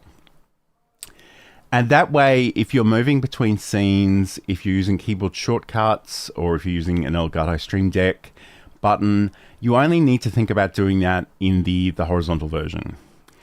And it's a little outside of the scope of today's show, but I will show you really, really briefly. So if we go to File menu and to our settings, and go to the hotkeys section, and if I search for John, we will have our different scenes and sources here.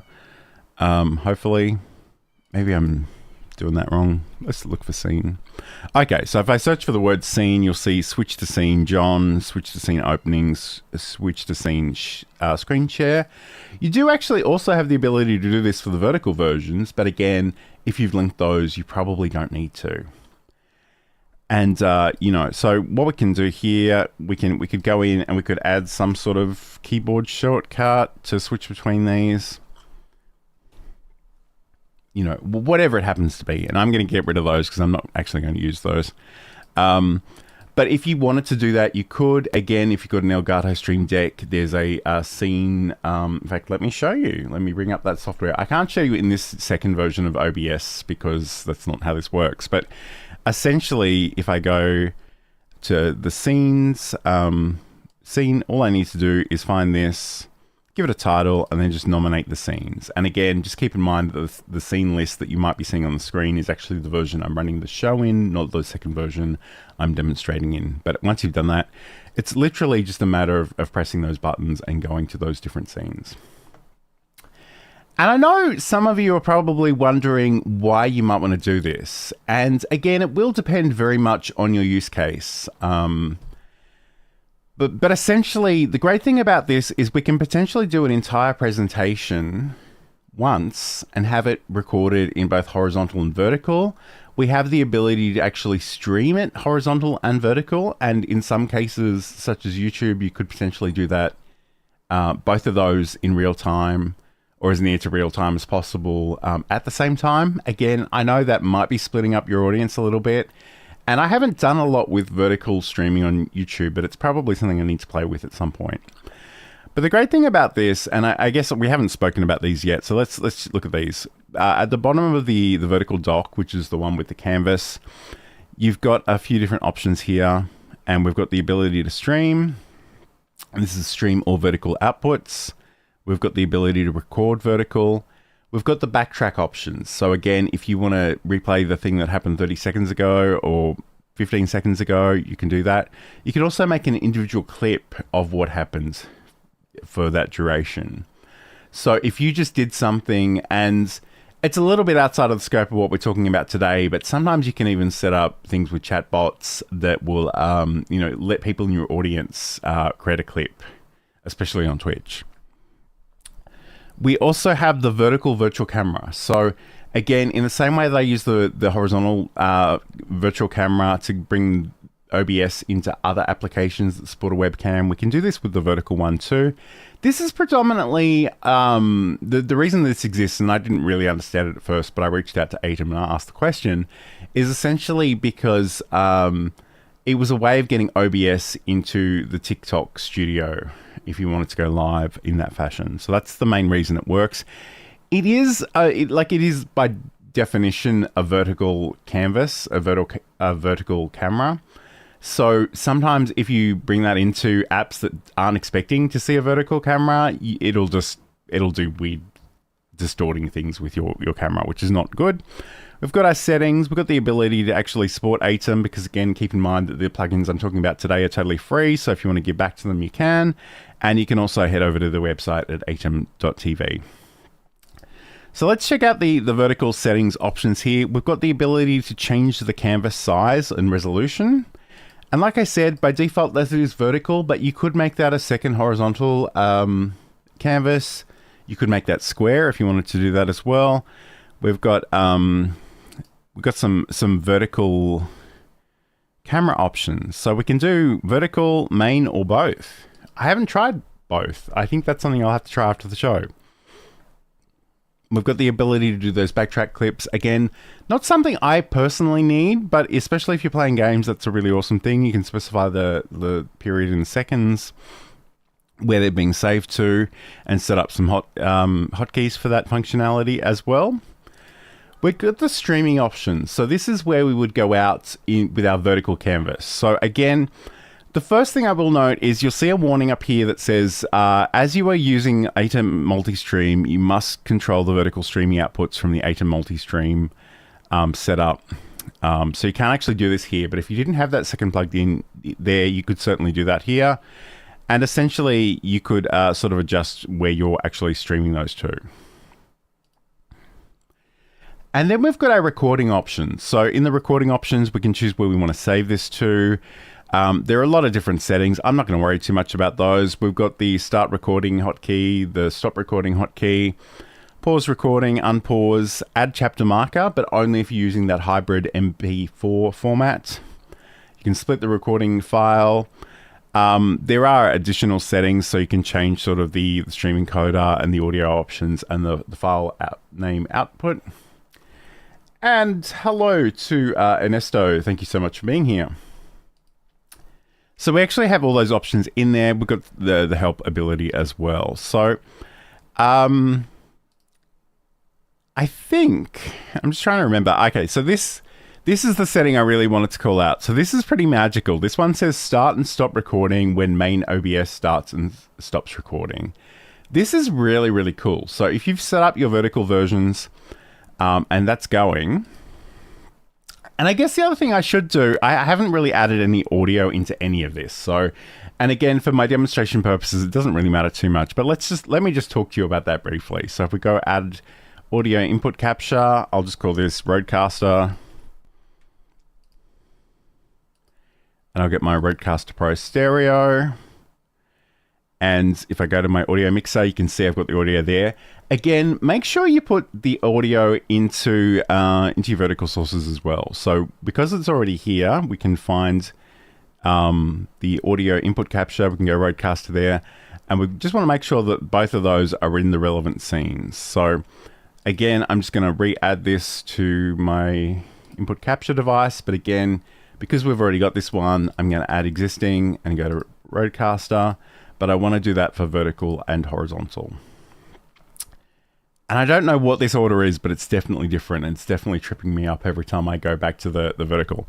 And I guess the other thing too is I don't feel particularly centered in this frame. So I'm just going to, which doesn't matter for our purposes at all, but it's just annoying me. I might be a little bit OCD and not realize it. So the great thing about that, and again, just keep in mind that is in the settings and you go to recording and there's this little checkbox here that says start and stop recording when main OBS starts and stop recording. So now if I were to go start recording, you'll see that this actually lights up and it is recording. And then if I go to my John's scene and I say whatever it is that I'm saying that's so fascinating, and then maybe I move over to my screen share, and keep in mind, this isn't a real screen share, this is just an image because all my monitors are in use for the stream, but I can do that and I can go, thank you very much. I can go back to my John's scene. Maybe I even end with the thumbnail artwork, and I can stop recording that. And now I will have two recordings. I will have the vertical and the horizontal as separate files. And if you're really, really nerdy, and I know this is not for everybody, but if you're really, really nerdy, you can actually bring both of those recordings into the same video editing software at the same time. You can add your captions, you can do your cuts, and then you literally just change the output size of the canvas and export one version, and then do that again and export a second version. So there's a lot of different things that we can do here that are really, really cool. So even if you're not going live, even if you don't want to go live with OBS Studio, you can literally just set this up to record videos and just speak to the camera, and you'll have a horizontal version and a vertical version as well. And that can happen in practically real time. If you don't make any errors, if you don't need to do too many cuts, that can really speed it up really, really quickly. Okay, so we've got that there. One thing we haven't really done here, and I'm kind of curious to see how this will play out, but by default, the fade transition is doing its thing. And, you know, if you watch the previous OBS Obsessed show, you'll know all about scene transitions. But, you know, if I change this one, maybe I actually want to change this to the move. And I'm going to go, okay. I'm not even going to worry about the settings. You can tweak these if you're worried about them. I'm not going to worry about that. I'm just going to go opening, John, screen share. So you'll see that's happening in the horizontal version. We do also have this vertical scenes transition dock. And again, if you're not seeing that one, you can go to the docks and go to vertical scenes transitions to bring that up.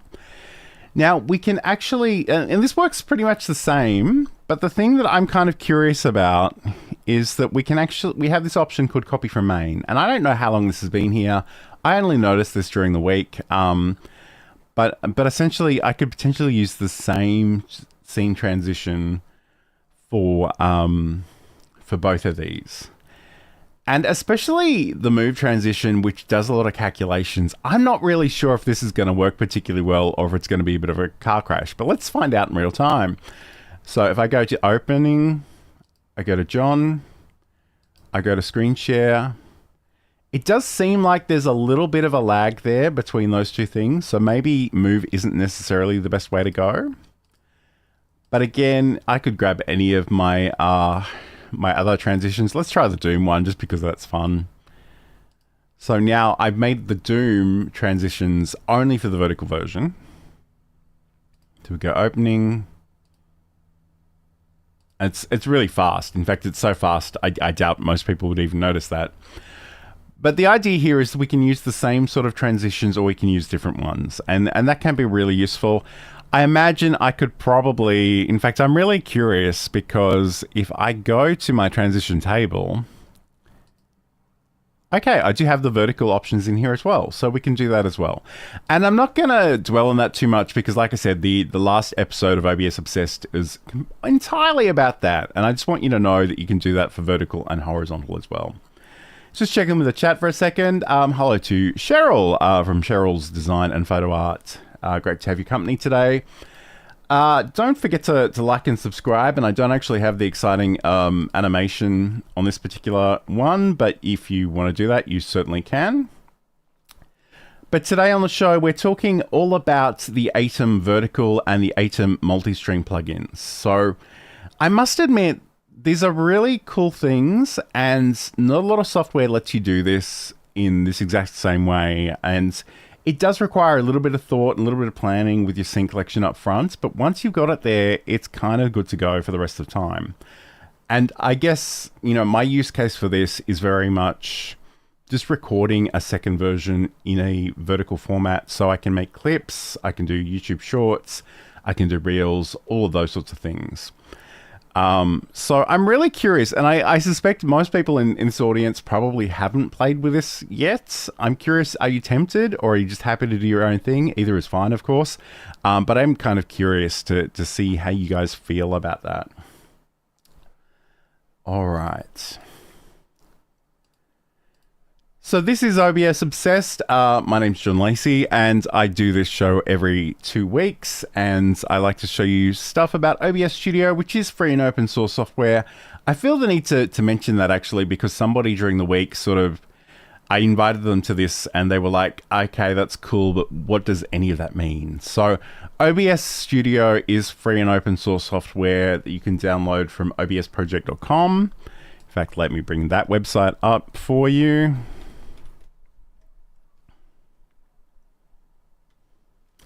So this is obsproject.com. It's available for Windows, Mac OS, and Linux. It's completely free. And it's something that you can use to create videos. So do local video recording. You can live stream with it. And you can also use the virtual camera, which essentially will change how you look in software that supports the use of a web camera. And for me, I think the virtual camera is really interesting, and I think it's something a lot of people don't understand, but it's really, really cool because you could easily bring in your branding into your web camera, and you could have calls to action, you could have QR codes, you could have text, you could have colors, you could have images, and you could bring all of that stuff into things like Zoom or Microsoft Teams, literally anything that sort of supports the use of a web camera.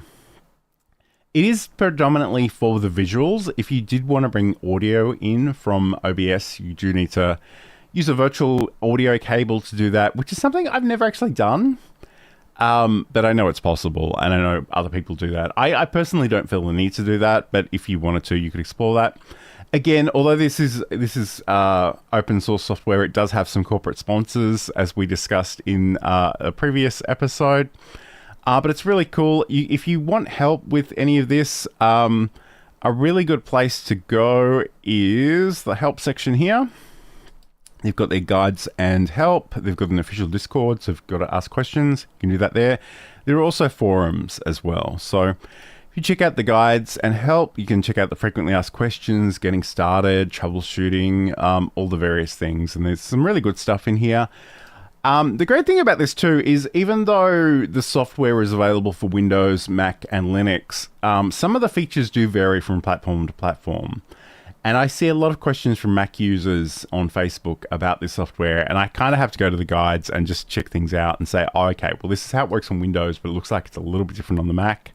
But, you know, if you wanted to find out about the application audio guide, for example, you could do that there. And they've got some screenshots and some instructions. It's nicely laid out.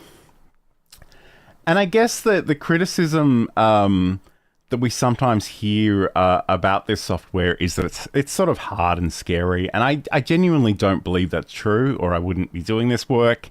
But it does have a little bit of a learning curve, and you do need to spend a little bit of time learning it. And the metaphor, and it's a slightly mixed metaphor that I use, is, you know, it's OBS Studio is a rocket ship in the sense that it can do literally anything, but it's also a pocket knife in the sense that it's really incredibly useful. And today we've been looking at some plugins, and that's the other great part about OBS Studio is because of the open source nature of it, there are developers out there building new and exciting things to extend its functionality. So, you know, the one that we've been looking at today has been the Aitum vertical plugin. And again, that gives you the ability to have a second canvas here in OBS. So we can actually have a vertical version and a horizontal version. Normally this would be on the other side. I only move this over because I'm obscuring that part of the screen. But I can go back over here and we've got that there. We can create the scenes. They can have the same sources in them. They can have different sources in them. And the really magical thing about this, in my opinion, is the ability to link those scenes. So if you right click on a scene in the vertical scenes dock, you'll get the ability to link it. And you can actually link one scene with multiple scenes. So if, for example, and this is a pretty common use case for me personally, I'll often have a scene that, you know, everything in the vertical is just to this, because I just want a vertical recording of me talking, and I will edit it however I edit it later on. And we can sort of go in and link that to all the horizontal scenes if we wanted to. We could actually leave it off as well, because it's not going to move unless we tell it to move. So if that's the only scene you have in your vertical scene collection, and that might be enough, and often it is, that's often how I use it for this, that's certainly an option. All right. So let's talk about the other part of this, which I must admit I haven't really used that much yet, but I just want to flag it because it is a good thing to use in conjunction with the vertical plugin. And that is the Multistream plugin. And again, let's go back to the Aitum website to check this out. So if we go back to the products and we go to the Multistream, and this is aitum.tv. If you want to check this out, the link should be in the video description as well. So it says multi-streaming shouldn't be difficult. Aitum Multistream makes that a reality. Lets you go live on as many platforms as possible, completely free. Stop paying for expensive multi-streaming services and make the full use of your internet bandwidth. Okay, let's talk about that, because the reality of this way of working is that it will put additional pressure on certainly your internet connection, but also potentially your computer, depending on how you do this. So again, I wouldn't be going out to 500 different places, especially with my, frankly, crappy Australian internet connection.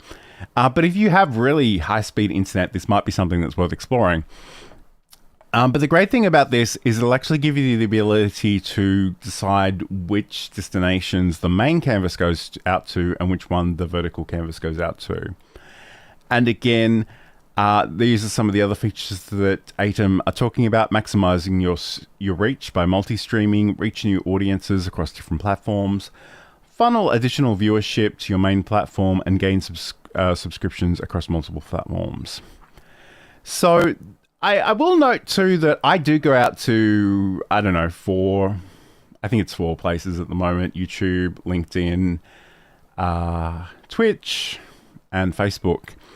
And I'm not currently using this approach. I'm actually using a service called Restream. And part of the reason I like that is because it combines the chat, first of all, but also it just takes that one piece of data from my computer and my internet connection, and it carries the load of sharing those elsewhere. So that's really good for me. Again, I'm very much at the mercy of my crappy Australian internet. You may have better internet. If you have amazing internet, then by all means, this is probably something I would encourage you to check out. It does also give you other features, which again are probably a little technical and probably not for everybody, but they do have the ability to actually have the a VOD track. So a common use of VOD tracks is to prevent certain audio hitting your VODs. However, it's common to not want that audio on other platforms too. So maybe you have an arrangement where you can play certain background music on Twitch, but you don't want it to be on your YouTube video because you don't have the license to do that. It seems like it actually could be granular enough to let you make that change. All right, and it's just encouraging you to download the plugin and enjoy higher quality. So a lot of this is pretty technical, and like I said, this is not something I'm personally using in my setup at the moment, but I thought it was worth looking at, seeing as we were looking at Aitum's other plugin too. So once you've installed this, you'll get a new dock, and if you're not seeing it, go to the docs menu, and it's called Aitum Multistream. And again, you have the ability to have the main canvas and the vertical canvas. So if we go to our settings, we can actually decide, where we're going to actually add our outputs. So this is for the main canvas, and they have Twitch, YouTube, TikTok, Facebook, Trovo, X, formerly known as Twitter, Kick, and other services. And if you go to other services, it's essentially just a server and a stream key, so you can do that there. We do also have the same sort of thing for the vertical canvas. So again, the same services there as well. And once you add these, it's really just a question of going live with these and being good to go. And I'm not going to try and do this live on the show today because it'd be a whole bunch of me copying and pasting API keys to places, which is not very exciting. But I am tempted to try this out in the near future. And I think it's interesting because I know a lot of people, especially on LinkedIn, are really obsessed with the idea of vertical streaming. And I would be curious to see what you guys think about it, because I must admit, I'm not that excited about it. I don't think it's that big a deal. You know, whether I'm holding my phone in one direction or the other is kind of neither here nor there. I mean, it's interesting in the sense that you have a different canvas to work in and you can think about how you're going to rearrange those different elements. But otherwise, I don't know that it's really that exciting, but I would be really curious to hear what you guys think. So I feel like I've gotten through my content in record time today. So if you do have any questions, let me know in the chat. If you are working on anything exciting that you'd like to share with the group as well, that would be awesome. Just throw that in there as well. But again, just keep in mind, both of these plugins are available from aitum.tv. If you do actually want to test these out without impacting your current setup, I do actually have an article on how to download and install a portable version of OBS Studio on my website. And I'm just going to see if I can quickly find that and throw that into the chat for you. And I think that's often a good idea because you can add as many plugins as you like, but if one plugin breaks everything, then you have to sort of figure out which one that was and go backwards in time. All right, so I'm just trying to find this portable version. It's a really, really old article, but it works perfectly fine. There's a little bit of text. In fact, I might even show you this article while we talk about it.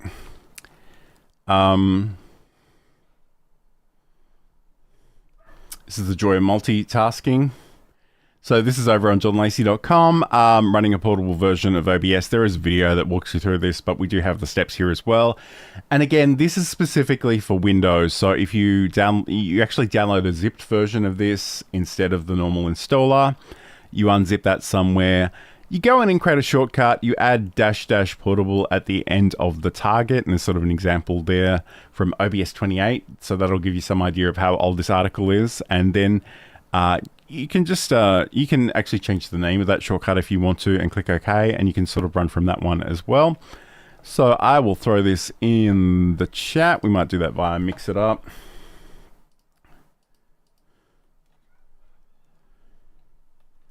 So you can check that out there as well. Don't forget that you can check out the OBS, speaking of johnlacey.com, you can go to OBS, johnlacey.com OBS News, and that'll take you to the OBS Obsessed newsletter, which is currently housed on LinkedIn. and you can sort of read articles and about the subjects that we've been talking about, and potentially watch some of those videos as well. But otherwise, that's probably all I really have to share with you today. So let me just check in with the chat one last time. Let me just put those links on the screen. So again, got to press the second button. So running a portable version of OBS Studio, which you can find at johnlacey.com. And also, if you go to OBS, johnlacey.com/OBS news, you will see that newsletter as well. So thank you so much for joining me today. A little bit of a shorter episode, but I think this is really cool. I think it's worth playing with. Whether it becomes a main part of your setup or not, the thing I say about OBS is because it is literally free, you don't need to feel bad about having it on your computer. You don't need to feel bad about paying monthly fees and then never actually using it. You can just reach for it when it makes sense to do so. So the chat support is telling me to remind you, hey, don't forget to like and subscribe. But I hope this has been useful. Let me know if you try it out. That would be really cool. But otherwise, have a great week, have a great weekend, and I will talk to you again very, very soon. Hi OBS fam, I'm John Lacey and this is OBS Obsessed. Today on the show we are going live to all the various places, so say hi if you're watching in the chat. Great to have your company today. But today on the show we are talking about OBS Studio Filters. So we'll be looking at the audio, video and effect filters that you have available to apply to various sources. So that's coming up on today's show. I hope you've all had a great week and are eager to learn new and exciting things. So let's get stuck in. Look, the thing that we talk about on this show is OBS Studio. So if you're not familiar with this piece of software, it is a wonderful piece of software for creating video, for live streaming, for changing how you show up on camera in a whole bunch of different places. And if you want to learn more about this software, there's certainly videos on the channel, but you can also head over to obsproject.com. This is the official website of OBS Studio. So if you want to learn more about that, you certainly can go over there and learn more about that and download it. It is available for free and it is available for Windows, Mac OS and Linux as well. So let's talk about filters. Filters allow you to do additional things to your sources. And we have video sources, we have audio sources, and we have, we have video filters, audio filters, and we also have effect filters. So it's probably going to make more sense if I actually show you what this looks like. So let's head over to a version of OBS that we can have a bit of a play with. So this is OBS Studio, and I'm running a portable version today just to show you a few things. So first of all, I don't know if you knew this. I certainly didn't know this until quite recently. But you can drag and drop images into OBS and they will pop up as their own sources. I kind of wondered earlier this morning if the same thing would work if I actually did this with a video, and sure enough it does. So let me just drag something over here so I can show you. And there we go. We have, in fact, I think that's probably the recording I'm making right now, so I probably shouldn't play with that one. Let's get rid of that. In fact, what I will do is I'll grab one of these which I created earlier. Let's drag this over here. So this is just a video in OBS Studio. It comes in as a media source, and if you go to your properties, you can find all the various things that you want to do. If you want to play this as a local file, if you want to restart it when it plays back, all the exciting things that we normally come to expect are sitting just there. But in terms of the filters, what we can actually do is if we right click on this source and we go to filters, this window will pop up and we'll actually see a number of different options. So at the top of this screen, we've got audio/video filters, and at the bottom we have effect filters. And each one of these has a plus sign to add a new filter. It's got a bin to remove the filter, and it's also got an up and down option to move filters in the list, because some of them, the order in which you have these filters will actually make a bit of a difference here. So it's potentially something good to keep in mind. So let's have a look at these audio/video filters first of all. And again, what the options you'll see here will depend very much on what kind of source you're working with. But here, if I go and add a new one, we've got some options here for a 3-band equalizer, audio move, compressor, expander, gain, invert polarity. limiter, move action. I should mention too that the move actions are specifically relating to the move plugin. We might talk about more about that later on if we have time. The NVIDIA audio effects, which I've got a video to show you a little bit later about that as well. We've got noise gate, noise suppression, upward compressor, VST, 2.x plugins, and video delay. So in reality, most of these actually relate to audio, but it is worthwhile noting that these are here. And if we go down to our effect filters, and again, keep in mind, some of these will relate to specific plugins, like the advanced mask is a plugin that you'll need to install if you want to use that option. But we've got things like applying LUTs. We've got chroma keys to remove blue and green screens. We've got color correction, color key, crop or pad, HDR tone mapping override. I don't even know what that is, but that's really interesting. If you know what that is, let me know in the chat. Image mask or blends, Luma key, again, some move actions which relate to the move plugin specifically. We've got the NVIDIA AR move and the background blur filter and the background removal and the blur filter, render delay, scaling / aspect ratio, scroll and sharpen. So again, some of these are built into OBS Studio. Some of these are actually plugins. If you don't see those, you'll probably need to go looking for specific plugins. But let's have a look at this video first of all. And I guess the place I kind of want to start, and I might even just cheat a little bit. Let's create a new scene and we will say, John Virtual Cam.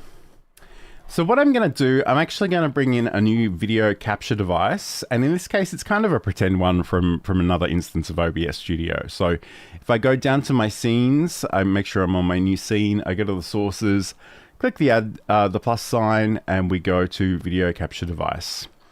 And I can give this one a name, and I'll just call it John VC for virtual camera. And I'm going to pick my options from the list. It should be the OBS virtual camera. We'll see if this works. Yep. Okay, cool. So in essence, what you're seeing here is exactly what you're seeing in the corner of the screen. It's just got another background of a specific color. We've got all kinds of different options here. And again, if you were using a proper webcam, it'd be worthwhile to consider how you're capturing the audio, but that's a little bit outside of the scope of today's options. So I'm going to click OK. Now I've got my source here, which is my virtual camera from another instance. But if I right click on this and go to filters, and I'm going to go down to my effect filters, and let's see if we can actually chroma key this background out. So this isn't, the background color here is a specific sort of bluey green color. So I don't know that it'll work with the defaults, but let's give it a go. So when you add the filter, you can give it a name. In this case, I'm just going to leave it as the default, and you'll see that it's already sort of trying to get rid of the backgrounds with the default green screen option. And if you have a physical blue screen or a green screen, the defaults are surprisingly good.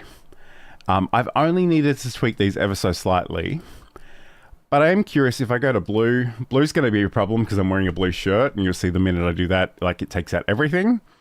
But I'm going to see if I can actually go with a custom color. And I know the hex code of this one. I thought I did. Let me just check that really quickly. Let's do this over here. Okay, that didn't work. That's really interesting. All right, give me 1 second. I'm going to turn on studio mode in this version, and I'm just going to make sure that I've got the right version over here. I just want to grab my color source, which is this one here. Copy that over. Go OK. And I'll turn off studio mode. Okay, cool. So now I've got this color. I can paste this in and click OK. And this is the thing I do kind of find with custom colors is that they're not terribly successful at doing this. If you're watching along at home, you'll see that that's taken out pretty much everything. I can adjust the similarity, and that seems to bring back some of me. So I can sort of bring that back a little bit. And I think I've also got a bit of a outline on me for the OBS Studio stuff. But essentially, once you've done this, and normally what I would do is I would just go green because I've got a physical green screen and it's really very close. And 9 times out of 10, I don't need to adjust these settings at all. The only thing is today in Australia, it's Saturday morning here and it's very overcast. So some of the natural daylight that would light me up actually kind of isn't working, which is kind of annoying. But essentially, I can adjust the smoothness, the similarity, the color spill reduction, the opacity, contrast, brightness, gamma. So let's just imagine, and again, that's fairly rough. I don't know that I love that, but for our purposes today, that's fine. I'm going to go in here and I'm going to add a color source in the background.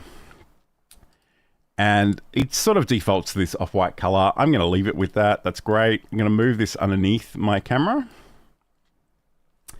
And it's often a really good idea to test your chroma key on a dark color and a light color, because things can get a little weird out there. So you can see here that now that I've got this on a white background, it's very obvious the limitations of this. So what I probably want to do is, you know, maybe even resize this and just think about the colors that I want. And I can sort of tweak this a little bit.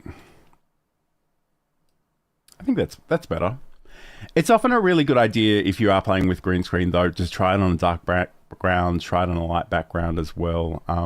And you can still see here that there is that little bit of that bluey green color that's there as well. Maybe if I adjust the smoothness, that's not really helping. Maybe I need to adjust the color. Anyway, I promise you it's a lot easier if you have a physical green or blue screen, and that's essentially what I'm doing here in the corner of this screen. It's just that this duplicated version is a little bit different, but that's fine. I think that for our purposes today, that's perfectly all right. So we can do that, but if I go into my filters, and let's turn off the chroma key, and it'll go back to my default color here. We do have some other options as well. So let's try this out. We've got our NVIDIA background removals and blur options. So again, this kind of does rely on you having a graphics processing unit, GPU, that's good to go with this sort of stuff. And I can go in and add this one. Again, it's asking me to give it a name. Normally, I would change the names of a lot of things, but I tend to find that the filters names are fine, and that's probably a good way to go. And you can see with that, it's taken away the background really, really well. It is deeply confused about my microphone, though. It doesn't really know what to do that, and that's kind of fading in and out a little bit. I do have some options here, so I can sort of adjust the threshold. So maybe I might bring that back a little bit. And I think that's better, like the, still sort of disappearing a little bit. I have actually done an entire stream just on background removal, and in my experience, I do prefer a physical green screen or blue screen. I just find it works so well. But you do have these options here as well. So I guess the other one that might be worthwhile trying, and I might even see if I can find a different source to demonstrate this on. What do I have in the old archives? Because most of my videos sort of have a pretty solid background. So I'm just going to delve into some images on my drive.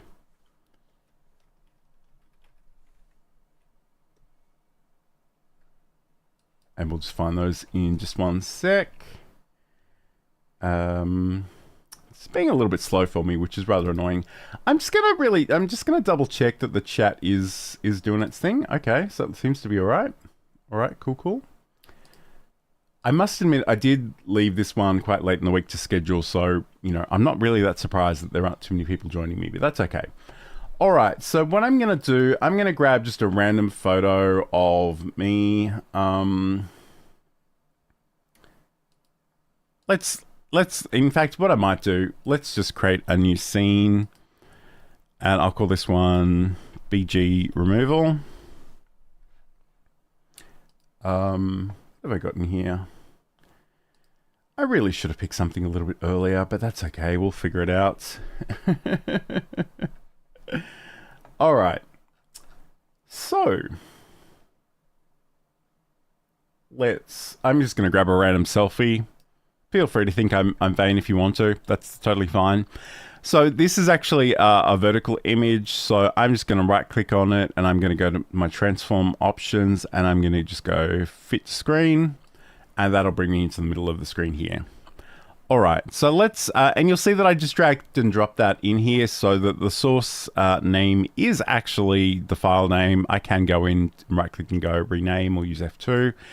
And I'll just call this one John Selfie. But if we right click on this and go to the filters, you'll see that we have the effect filters. And we can do different things. So I can actually do the NVIDIA background removal and click OK. And you'll see that that's removed the background really, really easily. And again, because it's a single image, it doesn't need to do it for many, many different frames. So this might be a little bit more elaborate if you are actually doing a video. And we might even see if I've got a better version of this as well. So we can change the threshold, we can adjust the quality there as well. But I guess the other thing I wanted to show you while we're in here is if I go and add another filter, there's also an NVIDIA background blur filter. So if I click on this one and click OK, once we give it a name, you'll see that it's blurred the background really, really easily. And I can sort of adjust the intensity of that background. So I could bring that down a little bit if I want it less blurred, or I can bring that all the way up. So that's kind of, those are a couple of options to actually filter the backgrounds, but I'm curious, and I'm just gonna see if I can find a video on my computer really quickly. In fact, I think the Rode Wireless Micro probably had some videos here. So I don't know that this is going to work particularly well, but let's give it a go. So I'm just going to click on the eye icon just to hide that selfie for the moment. I'm going to drag a random video over to OBS. This is actually a fairly short video. I think it was sort of a bit of an outtake, but again, let's just see what this makes of it. And it may not work particularly well because it is kind of a landscape portrait and I'm one tiny aspect of this, but let's give it a go. So if we go NVIDIA background blur filter, and here it looks like it's blurred everything and I can't see anything. So let's just make sure we're playing this to see what this looks like.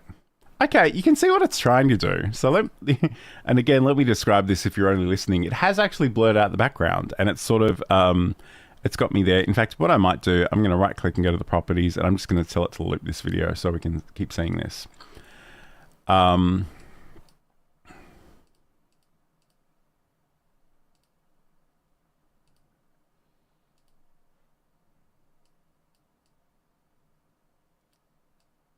Okay.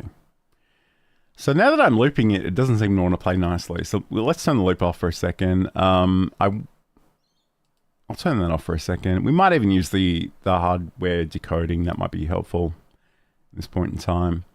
But potentially it could remove the background. And again, as someone who's kind of always in front of a green screen, I don't need a lot of, I don't really need this functionality too much, but it might be something that might be appropriate for your stuff. So keep that in mind as well. Yeah, so I mean, those are a few of the different options in terms of removing a background, in terms of chroma keying out the background, if that's something you want to do. I'm kind of curious, and again, we'll just see what this looks like. We'll go background removal.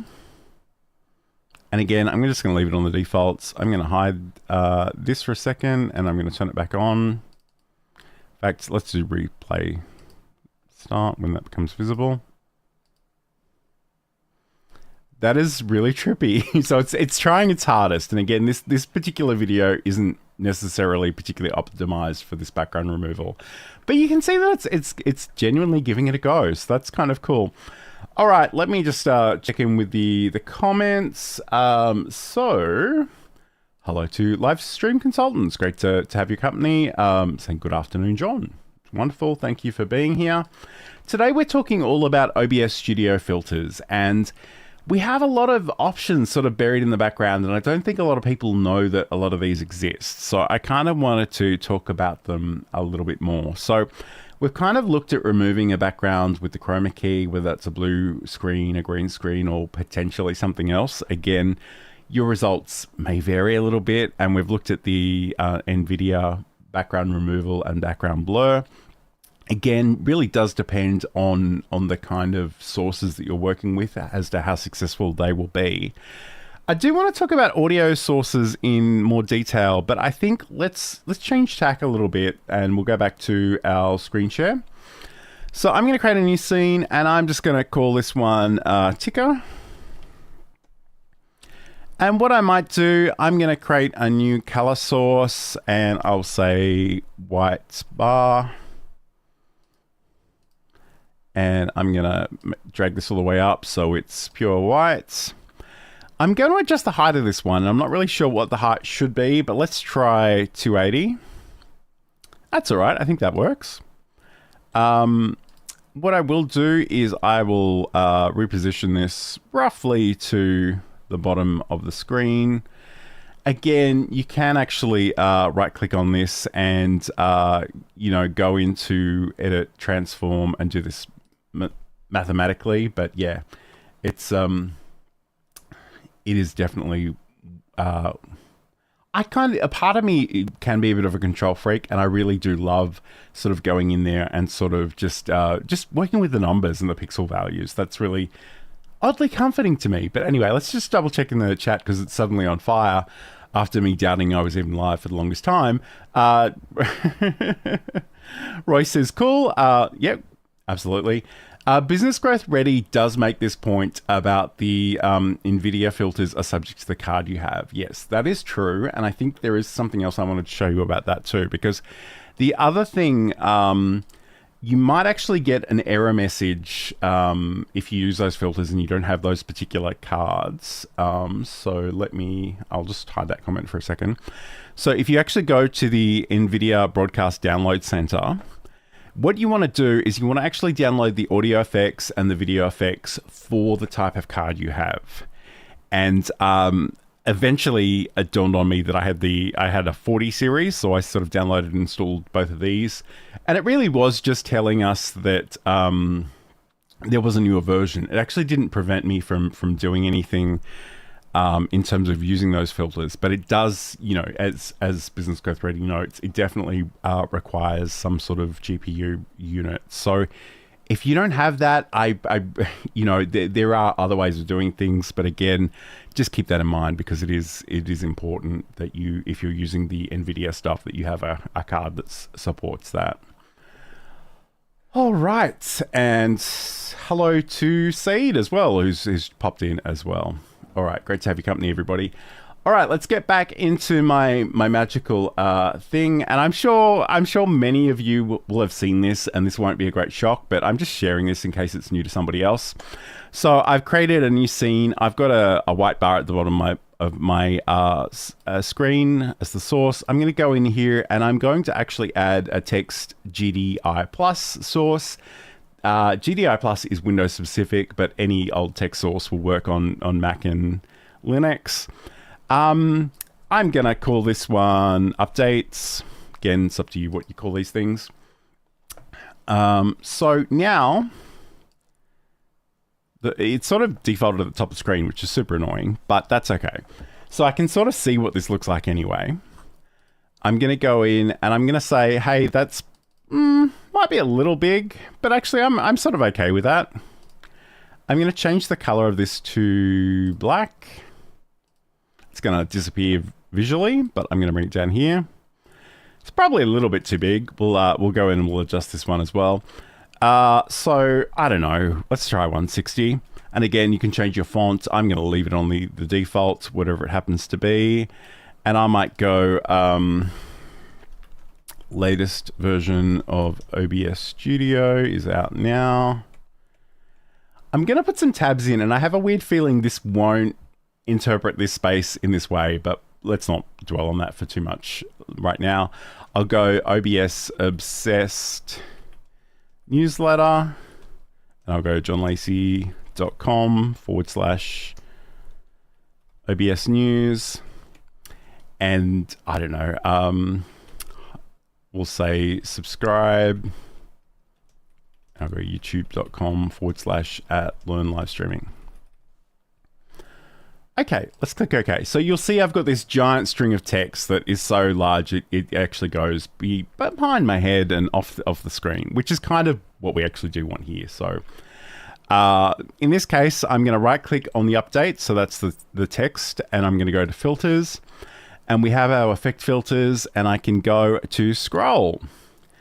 And I'm sure there'll be no prizes for guessing what's about to happen, but I think it's worth showing because I think it's something a lot of people are always looking for, and we're very familiar with this on news broadcasts especially. So I go to scroll, I can give it its own unique name, but scroll works just fine for me. And right now, it's not going to do anything because our horizontal speed and our vertical speed are 0. So if I actually increase my horizontal speed, you'll see that the text behind this filter option is sort of scrolling.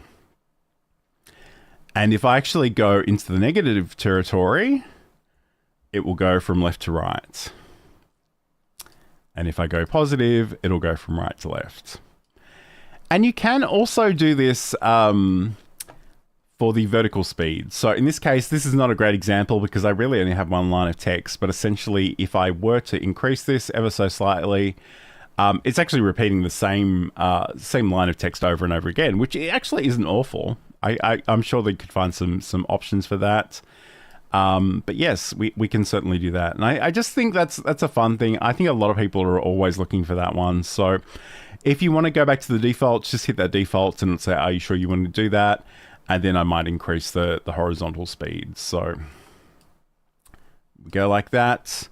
You can see that's quite slow. You might want to speed that up a little bit. In fact, let's do that. Let's go, I don't know, 30. See what that looks like. That's still super slow. All right, let's try 300. That's probably fast. Okay, that's really fast. So you will see that it's not really respecting the tab indents in the way that I kind of hope them to do. And I suspect there's probably a workaround for that, but I don't know what it is off the top of my head. But that's certainly something you might want to play with. All right, let's go back to the chat because, you know, there's stuff happening, which is exciting. Hello to Rodney, who's joining us from Ashburn, VA in America. Saeed says, I use the NVIDIA filters all the time, background removal and noise reduction for the mic. Yes, we're going to talk about that one in a second, actually. And Saeed does say that, not that anyone asked, but there has been a minor update for OBS a week ago, also 31.02. Yes, there has. It's one of those things that, what was I going to say? The thing I tell people they should do is they should carefully back everything up and maybe run in a portable second version. But in reality, the OBS, there's only been one time in the entire duration of years that I've been using OBS that the update was a problem, and it wasn't really that big a problem, and I could just recreate everything really easily. So even though I think you probably should actually go and update it more carefully, I haven't had too many problems, so that's good. Saeed writes, I think you can crop it. Yeah, that's potentially a good idea as well. And in fact, my text goes on so long that in fact, what we could do, let's go back to the screen share, turn the comment off.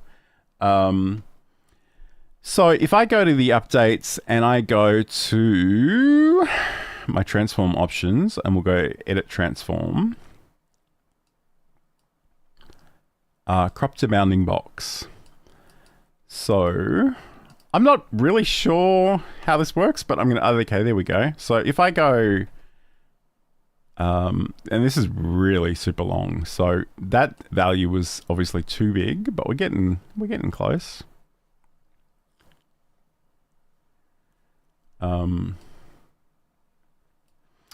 So I could potentially, and again, a lot of this is just playing with numbers and stuff, but potentially we could sort of crop this in.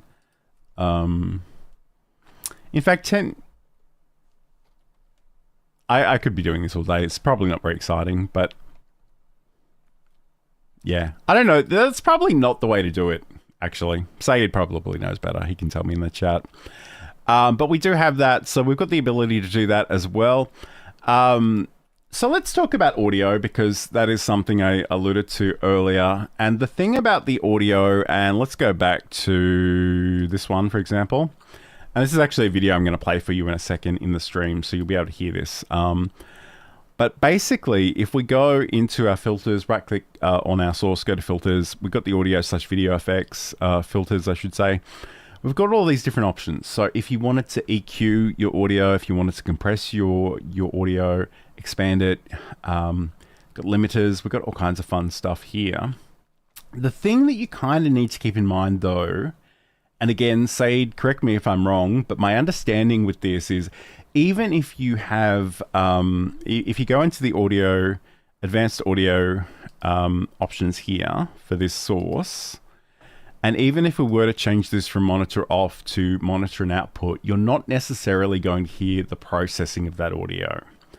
So the thing I kind of recommend is when you tweak your settings, actually go and do a recording on your computer. Go and listen to that recording, bring it into your audio software or your video editing software, look at the waveforms, make sure it's working the way you kind of expect it to. Because otherwise, you know, you don't sort of get that real-time feedback. And I can understand why, because potentially there'll be a lot of lag there and delay. And it's one of those things that you don't necessarily want to hear.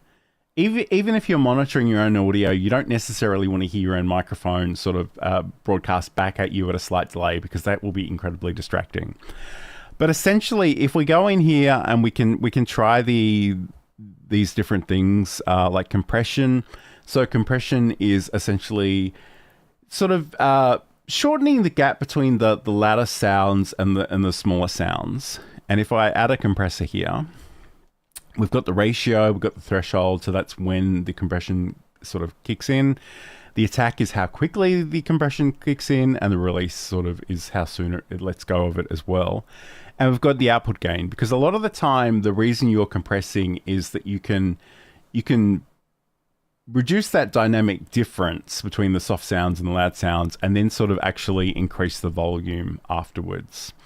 And there is actually an option here to sidechain or duck the sources. So if you had some music playing and you wanted to make sure that the music went down as you were speaking, you could potentially add that on as well. I haven't really played with that, but it would be an interesting thing to explore. And you can sort of nominate the source that you want that to relate to. But again, I think it's really worthwhile actually trying out these settings, recording, listening to it back, and then just going from there. Because like I said, it's very difficult to know how well or badly any of this stuff is working in real time. Although perhaps your audience will tell you if something sounds terrible. Let's check out the chat.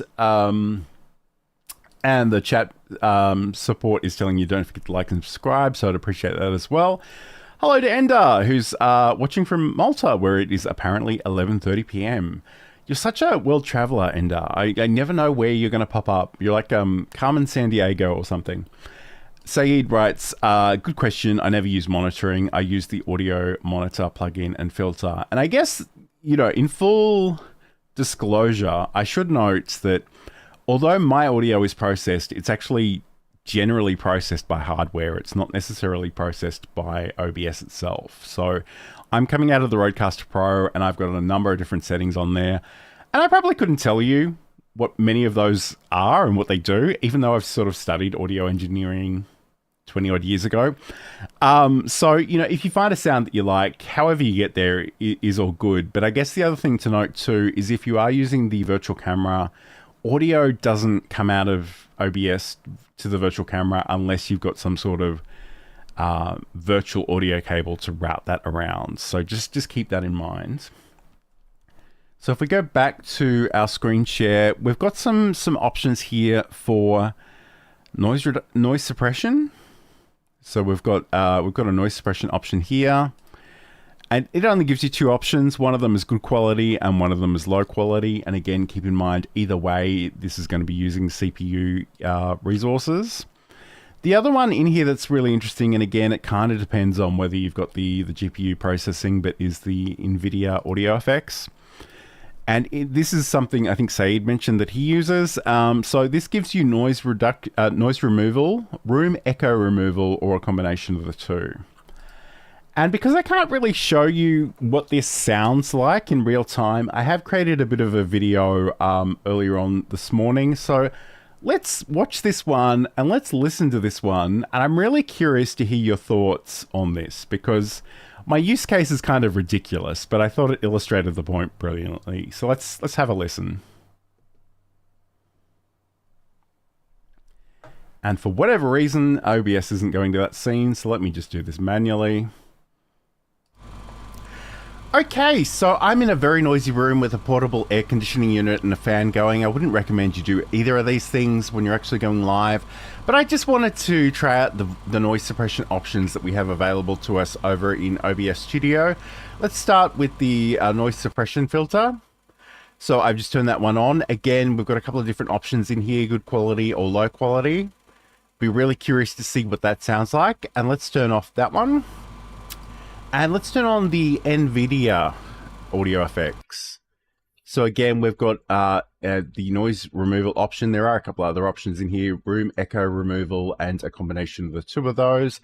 There is also a suppression intensity that I can adjust here as well. So this is what it sounds like when it's on. Let's turn them all off. And this is what the room sounds like normally.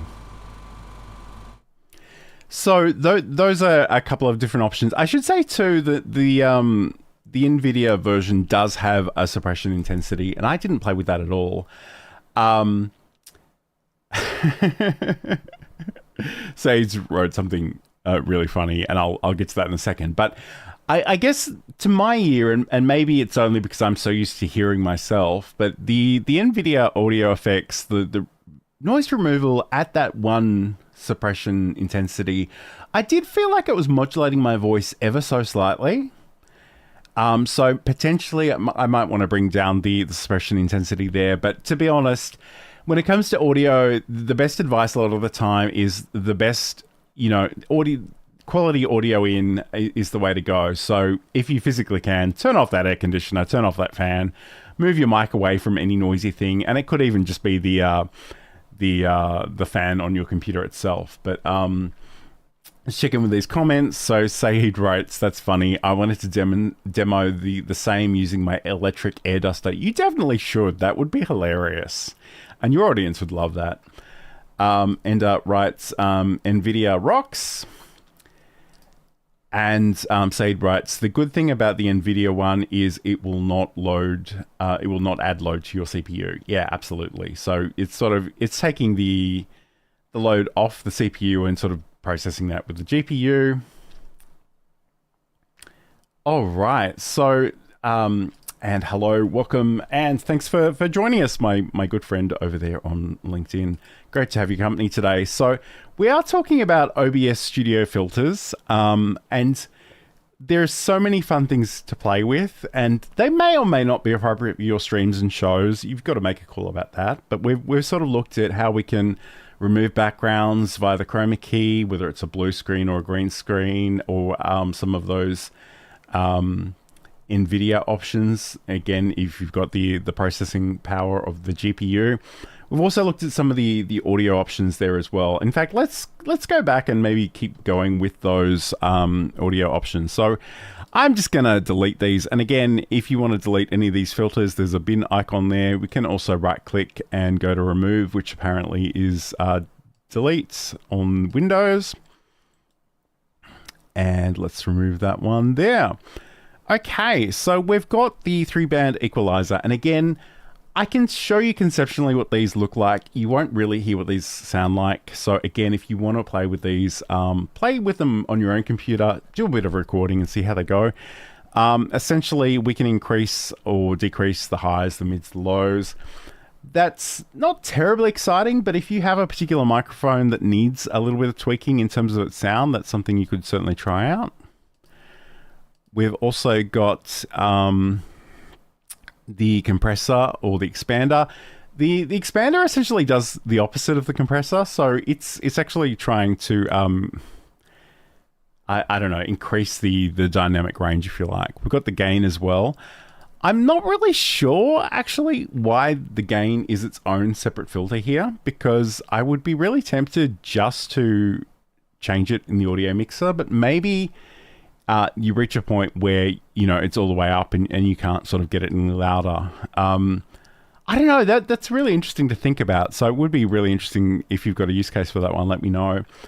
So we've got that one in there as well. We can invert the polarity of the audio. So, and again, this is such a nerdy audio thing, but if you've got a recording that's out of phase, potentially you could invert it. Which I can't imagine why any live streamer would need to do that, but it is an option. So there you go. We've got limiter.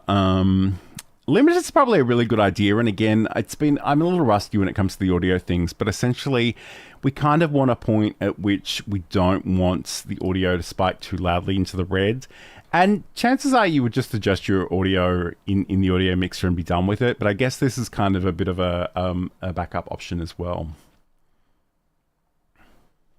All right. So Saeed writes, you shouldn't use the gain as a filter. Always try to up the volume on your mic or OS first. Yeah, and I guess like in some cases, some microphones may need extra gain, but I like this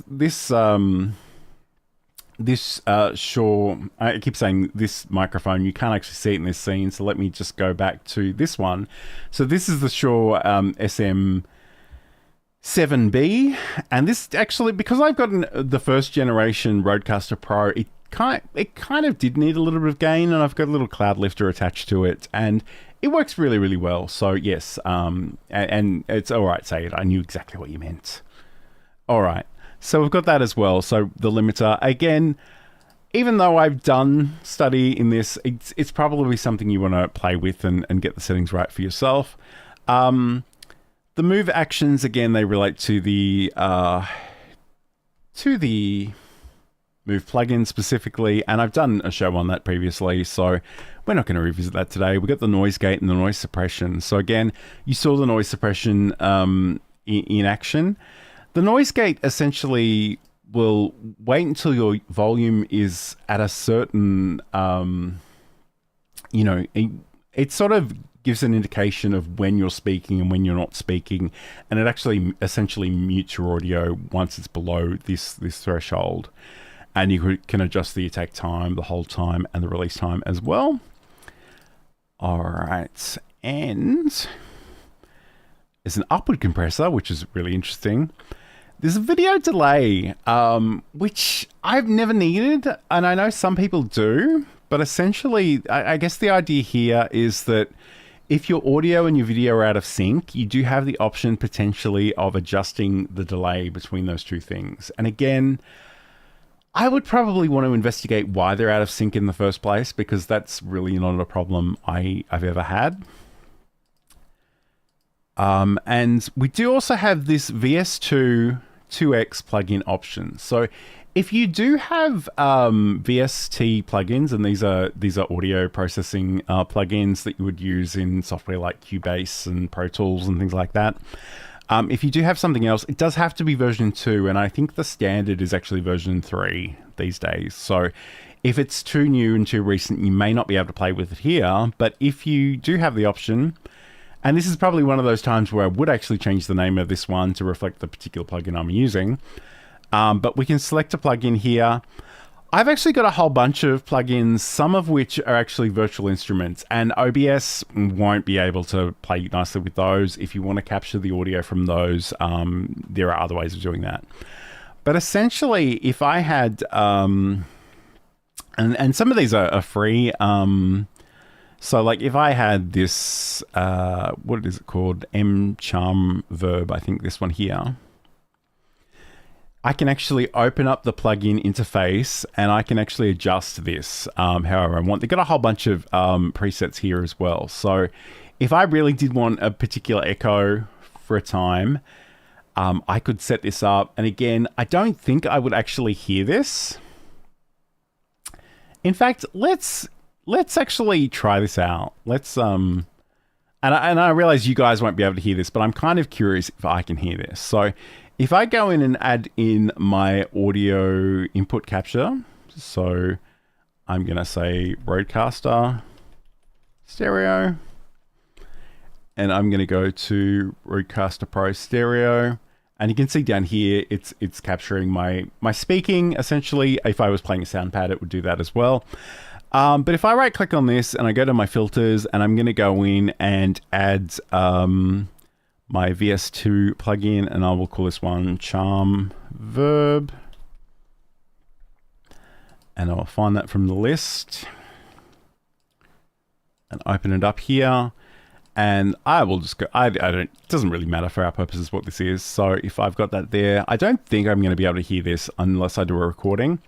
But if I go into my advanced audio properties and I change the Rodecaster Pro to monitor and output, I will get a bit of a delay, and I think that is just the delay between me speaking. It's not, I don't think that is the reverb, but let me just, and again, I appreciate you guys can't hear this, so you're going to have to take my word for it a little bit. But if I make this like really, really wet, actually I can hear that. So maybe I'm wrong about that. I can definitely hear that. So if I turn this off, testing, 1, 2, 3. Okay, that's really trippy. Okay, so that's interesting. Maybe I was wrong about that. So I guess it might be less obvious if you've actually got something like a compressor. But certainly for a reverb, I can definitely hear that when I've got that on there. It's probably a little distracting. But the thing about this is you can turn these on and off as you need them. So at the moment, I've got the Charm Verb on. What I could potentially do is go up to my settings, and I could actually go to my hotkeys and Charm.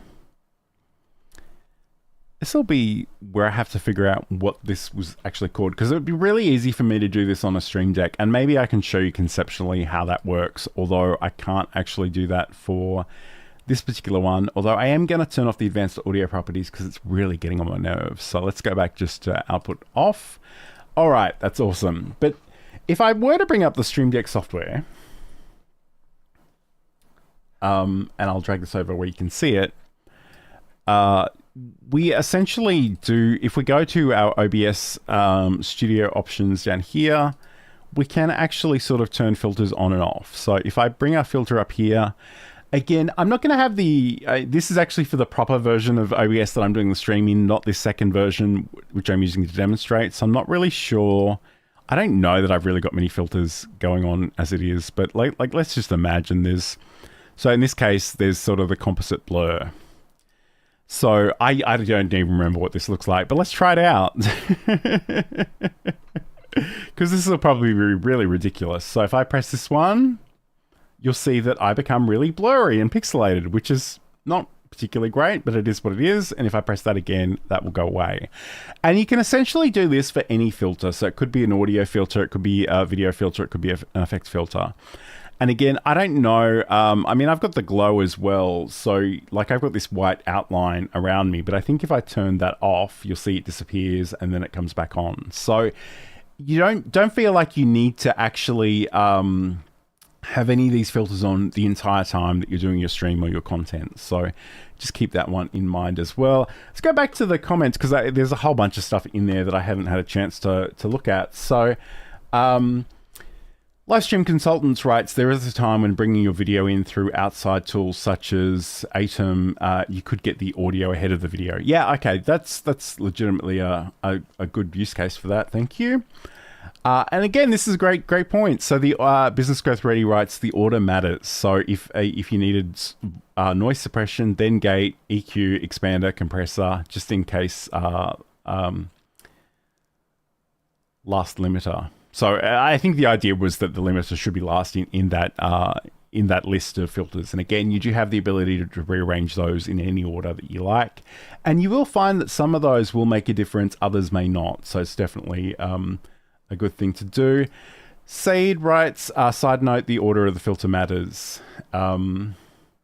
Okay, you both had the same thought at exactly the same time. I love it. And his example here is noise suppression, then gain, then compressor, then limiter, I think. Okay, so you're both on the same wavelength there at the same time, which is wonderful and magical. I love it. All right, so I'm not really sure. I mean, outside of additional things that relate to plugins, and the ones that I've actually got installed in this instance of OBS, you've probably seen a lot of these before. But I guess we've got a little bit of time. Let's talk about them. So. If we go, and I'm just going back to the John virtual camera, which is exactly me in this stream, but it's got a colored background. And we played with the chroma key and the NVIDIA background removal before. So, in fact, let's remove the background. It's pretty good. And again, it is that GPU processing. It's not perfect. And I think, honestly, I always reach for a green screen or a blue screen, but that's just me. And again, you do need to think about your wardrobe if you're doing that. But I guess the other thing too is we've got things like Advanced Mask, which is its own distinct plugin. So if I create an Advanced Mask here, it'll actually mask out part of that, and I can change that to a different shape if I want. So I'd probably make this one a circle. And again, I'm never really completely centered for whatever reason, so I can sort of adjust that, and that kind of thing can be really useful for just if you just want to appear in a corner while you're doing a screen share or a presentation. That can be really awesome. They have a whole bunch of different shapes in here. I think there's a heart in there as well. Again, probably need to adjust my positioning within this frame.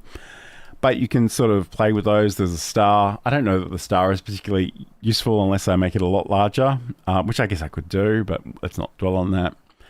And a regular polygon. So those are fun too. Again, you just need to make sure you've installed that plugin, which is free from obsproject.com. Check out the filter, the plugin repository for that one. Also, the Move plugin. So we get a whole bunch of stuff. I've barely scratched the surface with the Move plugin, but it's really epic, and it's kind of the thing that can be used as a scene transition, but you can also do different filters. So if I go Move Source, it only works with scenes and groups. Yes, that's right. So instead of actually applying this directly to this filter, what I've got to do is actually apply it to the scene. So if I go right click on the scene, go to filters, then I can go Move Source. I can give it a name. And this is probably a place where you would want to actually think about where you want this to be. So I might even say back to normal. And I will... in fact, I probably should group these two. Let's group these. Oh, actually, I don't need to. They're just the virtual camera. Sorry, I forgot what I was doing. All right, so basically what we want to do is the VC, and I'm going to say, hey, get the transform, and that's awesome. We've done it. So I'm going to go in and add another move source option, and I will say move to the right. And in this case, I'm actually just going to grab this. I'll move it ever so slightly to the right. Again, for this use case, it doesn't make a lot of sense, but just to show you conceptually how this works. And then I can just click on this Get Transform option. So now, if I click on the filter to trigger it, I go back to the beginning. If I go move to the right, it doesn't do anything. Why does it not do anything? Maybe I didn't do that right. Actually, I've got it on the wrong source. There we go. So now if I go move to the right. No. Okay. Let me try that again. So let's move our source. And again, you could do this mathematically if you wanted to, but I'm not going to worry about it too much. Get transform. And there we go. Back to normal.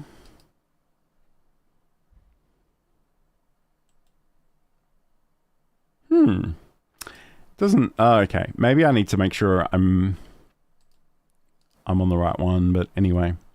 So get transform for that one. I'm gonna just move it back to where it should be. And we'll go back to this filter. Make sure that I've actually got this transform. And there we go. It's moving it ever so slightly. And it's not a particularly exciting use case for this one, but the video and live streaming show, if you were here for this, I literally had 2 scenes, one with me, one with Sam, and I would actually use a whole bunch of different move filters to relocate them into the, you know, I would have Sam on top filling the screen, or I'd have a side-by-side, or I'd have a side-by-side sort of zoomed in a little bit.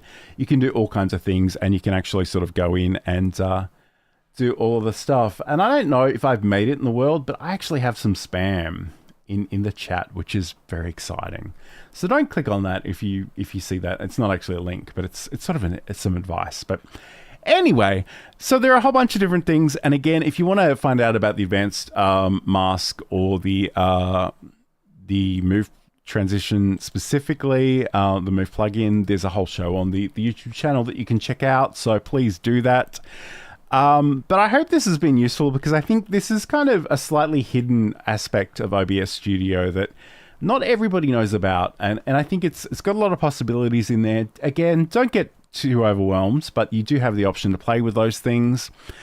And again, the thing that I'm always forgetting to plug during these shows is that there is the OBS Obsessed newsletter over on LinkedIn, if you want to check that one out. And I will put this in the chat. OBS Obsessed, if I can spell OBS Obsessed newsletter, you can go to johnlacey.com/OBS news, and you can learn more about that. I have been a little slack in writing my newsletter of late, so I'm going to hopefully get back into the habit of doing that. But thank you for your company today. Thank you for all the chat. It's been really great to have your company. So go and experiment with some of those filters. Let me know what you find works well for you. If you find something that is fun or silly, that's always good to hear about. And again, you don't need these to run a live show, but they can give you some really cool functionality that you can play with. So keep that in mind. And as I said, head over to johnlacey.com/OBS news for the newsletter. And I will talk to you again very, very soon. Livestream Consultant says OBS is just very powerful compared to most other streaming software. Absolutely. I totally agree with you on that one. All right. So next week I'm sort of alternating my live shows this year, I should say. And next week we'll be doing Learn Live Streaming Live. And I think I'm going to be talking about actually creating resources for a live stream. So whether it's video, animations, images, be right back scenes, all of the things. We're going to get stuck into that, and we'll talk about that next week. But have a great week. Have a great weekend when you get there. And thank you so much for joining me. Hi, everybody, and welcome to OBS Obsessed, the show all about OBS Studio. My name's John Lacey. Today on the show, we're going to be talking about using OBS Studio for podcasting and podcasters.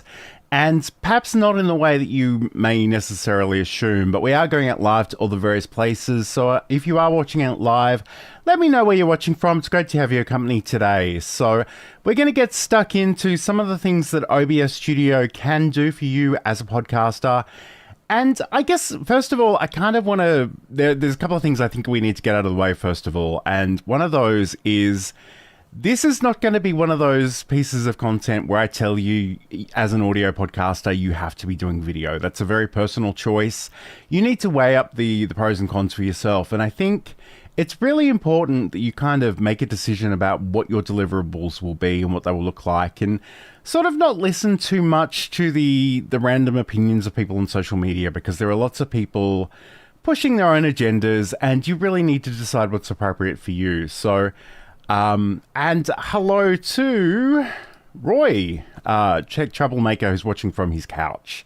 Great to have your company today, Roy. Thank you for joining us. All right, so we're going to talk about podcasting and what we can do in terms of OBS. And again, these are just options, and Roy is noting that I'm on his TV, which is probably a little scary to have me that large a screen. I shudder to imagine what that looks like, but hopefully it's not too traumatizing for you, Roy. All right, so first of all, like, you don't need to do anything you don't want to do. And that's, you know, if you don't have a boss or, you know, a sponsor telling you you have to do a particular thing, it's all up to you and you get to choose. And a lot of people have a lot of feelings about this. And I think it's okay to do whatever you want to do. So first of all, we're going to leave that to one side. But the other thing too is today's show isn't really about doing a podcast in OBS Studio, although that is something you definitely could do. You could create solo content, you could do that live, you could do that pre-recorded for an editing situation. Those are all options that are available to you, and you kind of need to decide what you're interested in exploring and go from there. But let's check in with a few more of these comments. Saeed, hello, welcome. I know it's very late, although I think you told me it was a little bit earlier than usual, due to the joys of daylight savings starting and ending in all of the places. But Saeed writes, I've been thinking a lot about OBS setups for podcasts lately. Funny how serendipity works. Absolutely. And Saeed writes, don't listen to people on social media, said the man on social media. It is one of those things, like social media does give us this great option to be found and discovered and shared, and we can communicate with people and make new friends. But it can also really militarize the FOMO. It can make you feel bad about the things you're doing. And I never want to be that person. I don't want to discourage people from having a go, because the only way you're going to get better is by starting. And, you know, it's really important that we kind of put our perfectionistic tendencies to one side and just have a go. And you will improve over time. And I guess that's the other thing I wanted to say. Like it almost doesn't matter if you're doing an audio podcast or a video show or a blog series. Like, all of this stuff takes time and effort and energy. And it probably is going to take a lot longer than you imagine to build up any kind of following. And I mention that only to set some expectations, because I feel like there are so many marketers out there, like, pay me $10,000 and I'll give you the secret to social media fame and success. And like, it doesn't work like that. It never works like that. All right, so let's talk about some of the things that we could do. And again, like I said earlier, this isn't really about doing an entire show in OBS, although you certainly can do that. And I guess I want to do a show about that in the future, but some of the tools that might be useful for you in terms of bringing guests would be things like Video Ninja, which is free, and also ping.gg, which is a paid product. You can actually bring in your guests directly into OBS. You can set them up with their own scenes. You can bring those in together as nested scenes. And that's essentially what I used to do with the video and live streaming show with Sam Proof.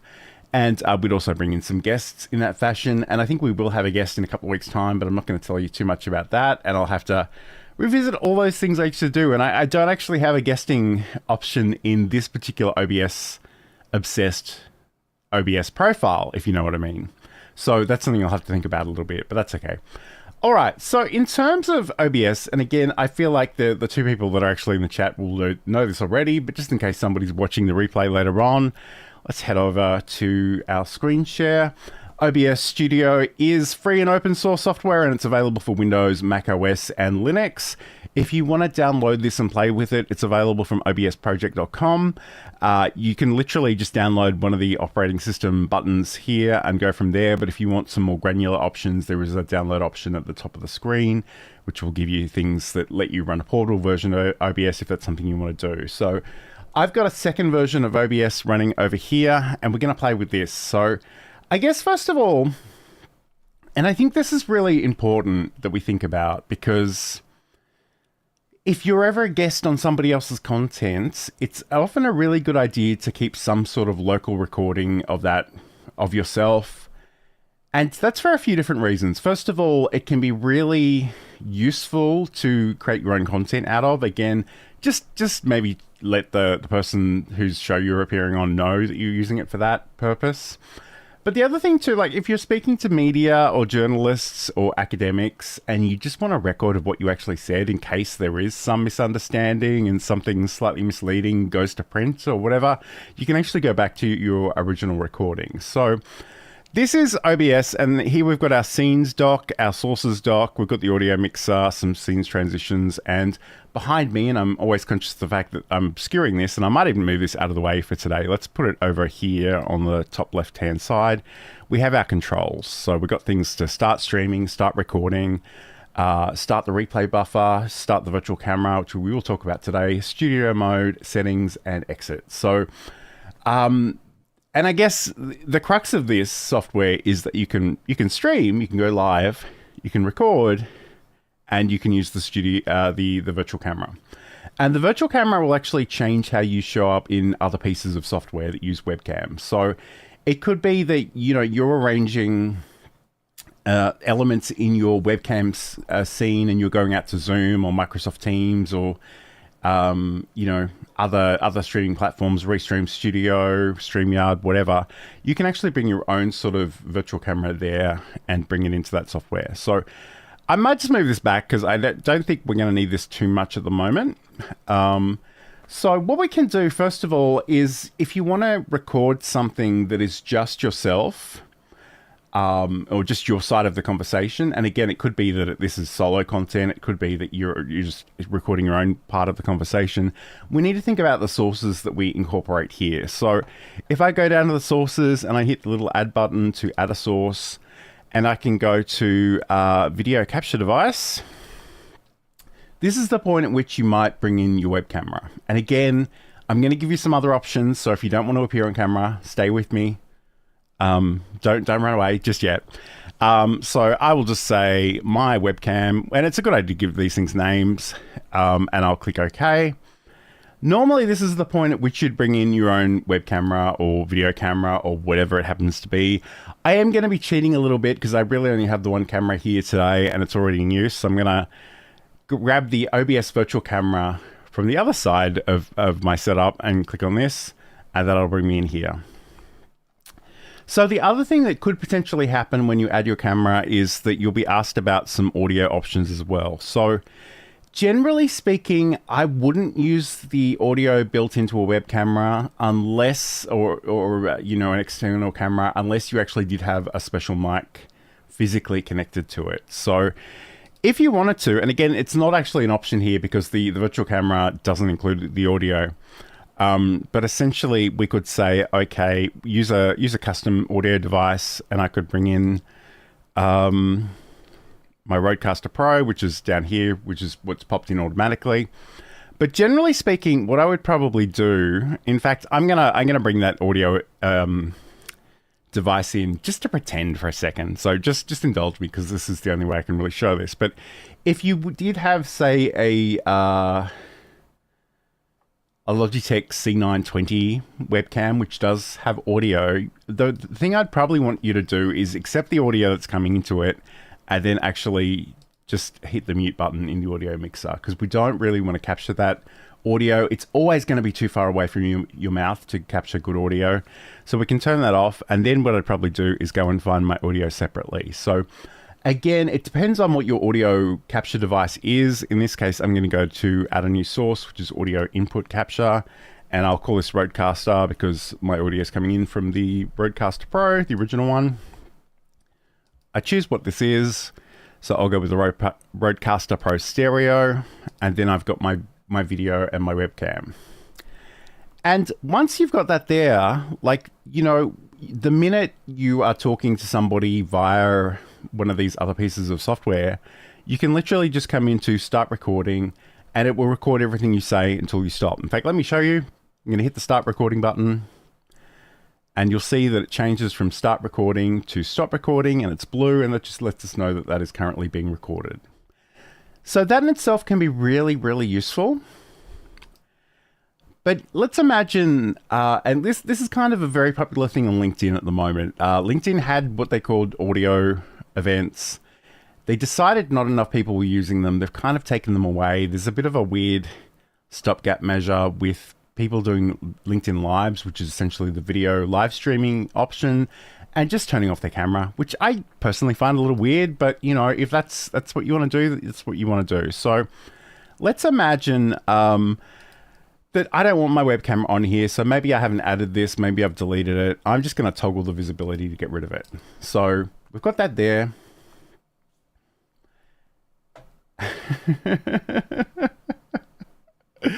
I'm going to actually jump out of this for a second because I need to address this comment. And I don't know if Roy has spies. But he writes, ooh, a good episode idea would be to talk about using OBS virtual video with StreamYard, Restream, Zoom, and others when guesting on someone's stream. I'm literally going to do that in 2 weeks' time, or a version of that. It's going to be predominantly about Zoom, but the ideas are pretty easy to apply to other things as well. So stay with me because we're going to do a little bit of this today, but also in a couple of weeks' time. So I don't know if you've been talking to people, but that's bizarrely accurate about what's coming in the very near future. So thank you. All right, so let's go back to our screen share though, and let's imagine we don't want our webcam on. Maybe we physically don't own one. Maybe it's broken. Maybe we're just not having a good hair day. Whatever the case may be, we could put something else here.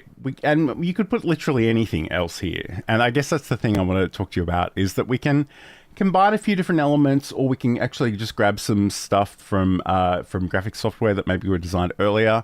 So I guess the first thing I would say is it's often a good idea to start with a block of color. So if you go to your sources and go add a new source, we've got this great thing called color source, and we can give this a name if we wanted to. I'm going to be lazy and not do that. And we can literally just put in a block of color. So I'll grab this orange. And then at least that way the frame isn't black or blank. So we could do that. We can come in, we can add text, we can add images and things. So I guess the alternative in some ways might be if I were to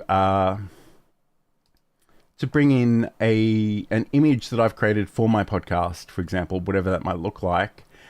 And I've got so many images. I'm just trying to find out the right one. In fact, actually, they'll be under episodes, won't they? Yep. Just give me 1 second. So, and this is something, because I started with my audio podcast, Build a Presentation Muscle, which I will use extensively as examples today. And what I would do is I would create special imagery for each episode. And it's very basic. It's a very simple template. It was something I threw together in PowerPoint. But if I just drag this onto my canvas, and in fact, I'll right click on this and go transform, and I will say fit to screen. I think these images are actually 720. They should be 1080, but never mind. That's fine for our purposes today. So essentially, I've got the artwork for my podcast. I've got some text in here. I've got episode 1, and I literally just dragged that into OBS and let it go, and you'll see that it created its own source, and it's using the file name as the source name, which is probably not the best, but like in a rush that can certainly work. The other way of doing this is to actually go down to the add source option, go to images or image, say I'll call this one artwork. We can go and browse for our file, and I happen to know that this is in here. And then I can click OK, and that will be there. So we could have, and again, this is a really great way of recording yourself, just your audio and whatever you want here. And that's not to say you can't take this recorded video later and then put it into your video editing software and change all of this. Like you can add stuff over the top of any part of the video. You could strip out the audio alone if you wanted to record the audio in OBS. That's another option as well. So there's a lot of different things that we can do here. All right, let's check in with the chat because I think a new person has arrived. Let's go back to here. Tech Troublemaker writes, it's called knowing what your community wants. Absolutely. And hello to Ender Trading, who's joining us. Great to have your company. So today we're talking about podcasting and how podcasters might like to play with OBS. And again, I'm not saying you uproot everything you're already doing and change your approach, but I just want to give you OBS as another set of tools in your creative toolbox so you can play with them. And, you know, it's one of those things you need to decide what's appropriate for you and your show. So we saw how we can, and I guess the other thing too that maybe I didn't articulate earlier was simply that once you've got that artwork there, you've got your audio there, you might want to adjust the volume. I feel like I'm a little hot in here, but and again, I appreciate you can't actually see the audio mixer because it's behind my head. But essentially I had a few people tell me that my audio is very quiet on their stream. So I think I've almost overcompensated in the other direction. So hopefully it's not distorting or anything, but let me know. But essentially once we've got that here, and it could be this artwork, it could be this artwork, it could be the webcam itself. We have all those options ready to go. Once you've got that, you could start recording, say whatever you want to say, stop recording, and then you've got a video recording. And that could be for the episode, that could be a teaser about the episode. It's a really easy way to create a simple video, especially if you're sort of seated at your computer. It's a great way of working.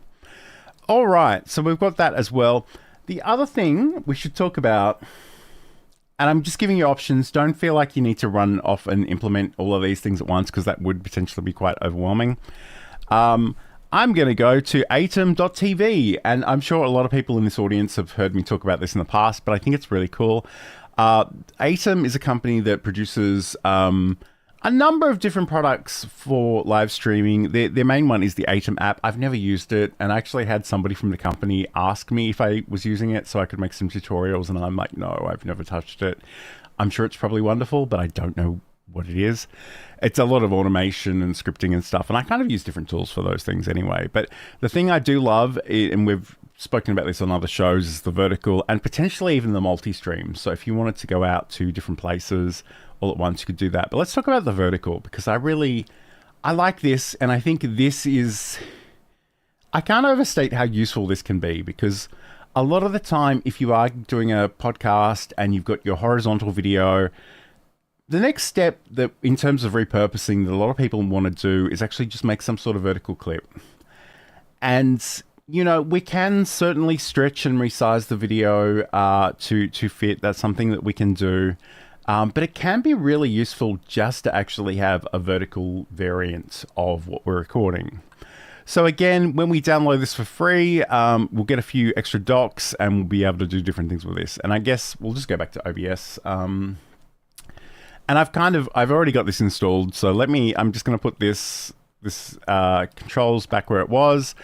We're going to go to our docs, and we've got a number of different docs that come in once we've installed this. We've got the vertical scene, which is its own set of scenes. We've got our vertical sources, again, same sort of idea. And we can resize these docs and move them to different places if that makes more sense. We can detach them, that's all cool. We do also have vertical scene transitions. I'm not going to worry about that right now, but the vertical one is the canvas itself. So over here, again, slightly behind my head, you'll see the vertical canvas. So if we wanted to make a, and I'll check in with those comments in a second, but if I wanted to, and let's just, so we're clear, so we're all on the same page here, I'm going to bring back my webcam and my audio. So this is me in horizontal. I might even, let's just resize this a little bit. Although, I don't know, that's going to help us terribly much. So what I can do is down in my vertical sources, I'll go add, and I will go to video capture device. We've got an option here to add a new one, but in this case, I kind of want to use my existing webcam. So I'm going to go to where it says my webcam, click OK. And you'll see it's here. It's not particularly sized to any great thing here. So I can sort of grab the corners. I can resize this. And I can reposition it. And often I will have like a bar underneath just solid color down here. And you'll see like there definitely becomes a point, especially because I'm going out of one version of OBS into another version with the virtual camera. So I don't know, like that kind of feels a little bit too zoomed in. So I'm going to right click on this and I'm going to go to transitions. I'm just going to go reset transition. And probably what I would do if I had more time is I would actually spend a little bit of time working with this. Some things I've done in the past is to actually leave enough space at the top of the screen so I can inject a horizontal video in there. So that could have been my co-host speaking. It could actually just be the artwork for the episode. So let's just imagine that's our use case for today. And I'll go in and insert an image. And the thing that, okay, there we go. So I'm going to create a new image and I'm going to say, in fact, I'm going to cheat a little bit. Let's just use one of those existing images. So we'll go add image and I'm going to grab the one that says artwork. And again, I'm going to right click on that and go transform and maybe just go fit to screen and just move this to the top of the screen. And there, that way I can sort of bring in my branding. I can bring in everything that I want to use. And also I can go in and I can bring in my audio as well. So we want to make sure the things that we have in common kind of need to be in both places. So I'll just go Rodecaster there. And the great thing about this, if I click on the settings, which is slightly behind my head, so I might even just move this out of the way. Let's move it to the left so you can see this. So there are settings on the Aitum plugin. My favorite setting for this one, and I've just got to remember exactly where it is. I think it's under recording. This one here says start and stop recording when main OBS starts and stop recording. So what I want you to do, I'm going to hit the start recording button, which again is behind my head. So use your imagination a little bit. But what I want you to see is over here, there is actually a recording button. It says record vertical. It'll record both of these at the same time. So I can say, start recording. Hello, welcome to the show today. We're talking about XYZ and the importance of XYZ and why you should definitely buy XYZ. And you'll see that this is recording over here. This is also recording down here. I realize you can't see it, it's behind my head, but trust me on this. I hit that one stop button and it'll stop recording both of these. And now like in real time, I've got vertical and horizontal versions of these clips that I can reuse and repurpose. And I can't overstate how useful that can be. Like, and because we got both of these, if I wanted to go back to use the original horizontal version, I could. If I wanted to use the vertical version, I could. If I want to bring either of these into video editing software, I can certainly run with that. But let's check in with the comments because I feel like there's a lot happening without me. All right. Roy and Ender are having a chat. Okay, this is cool. So Ender writes, OBS is great for a backup screen recording if I'm using other browser-based options. Yes, and I probably didn't articulate this too well, but depending on the kind of software you're using to have a conversation about this, it might be happening in real time and it might be slightly at the mercy of your internet connection. And you might and again, I don't mean to pick on Zoom, and that we'll definitely have somebody defending Zoom probably in a couple of weeks' time on the show. But, you know, it's very common to hear that sort of gargled sort of audio that fades in and out a little bit and it's a little messy. The great thing about local recordings is that if anything happens to that live recording, you've got the original to go back to, and it's going to be a better recording. Like, it just will. It doesn't need to rely on the success of your internet connection at all.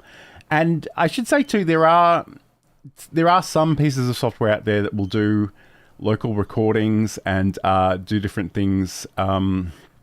Like, you know, it'll do the live recording of both of you in real time, and it'll also do a local recording that can be synced to the cloud. So that's another thing. But truthfully, especially if you're making solo content, most people don't know this because they get really invested in browser-based tools like Descript and things like that and StreamYard, and they assume they always need to be connected to the internet to do any kind of video recording. And the truth is you don't. So if you're just recording locally, you can do that on your computer. You don't even need an internet connection at all at that point until you need to upload it. So that's something to keep in mind. Roy said multiverse, and I don't know, maybe I misspoke when I meant to say multi-stream, but I don't know what that's about. Multiverse got quick, the graphics suck. Okay, Ender has a real question here, so let's go and do this one. So does OBS have light mode? Kind of. So let's go back to OBS. I'll turn off this comment actually because you'll be able to see more of the screen this way. So it doesn't really have sort of a light mode as such, but what you can do is if you go to the file menu and then to the settings, we've got appearance, and they have different themes and styles. So at the moment, I believe you can download more of these themes from obsproject.com. I never really have.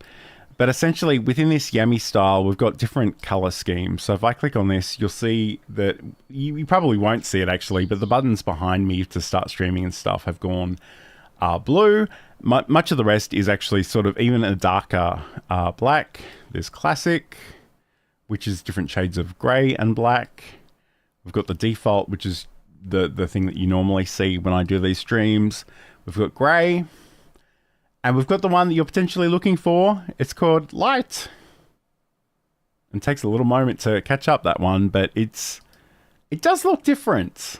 I don't know that I love it, but it is an option. So again, whatever you want to do. There's also last one, Rachni, which is sort of, it's dark, but it has a little bit more contrast. Like it has sort of aqua buttons and certain things that are highlighted seem to be in a vaguely purpley maroon color. So there are those options. I'm sure there are many others. I'm sure you could actually make your own if you wanted to. I tend to stick with this default just because it's what most people will see when they're actually recording.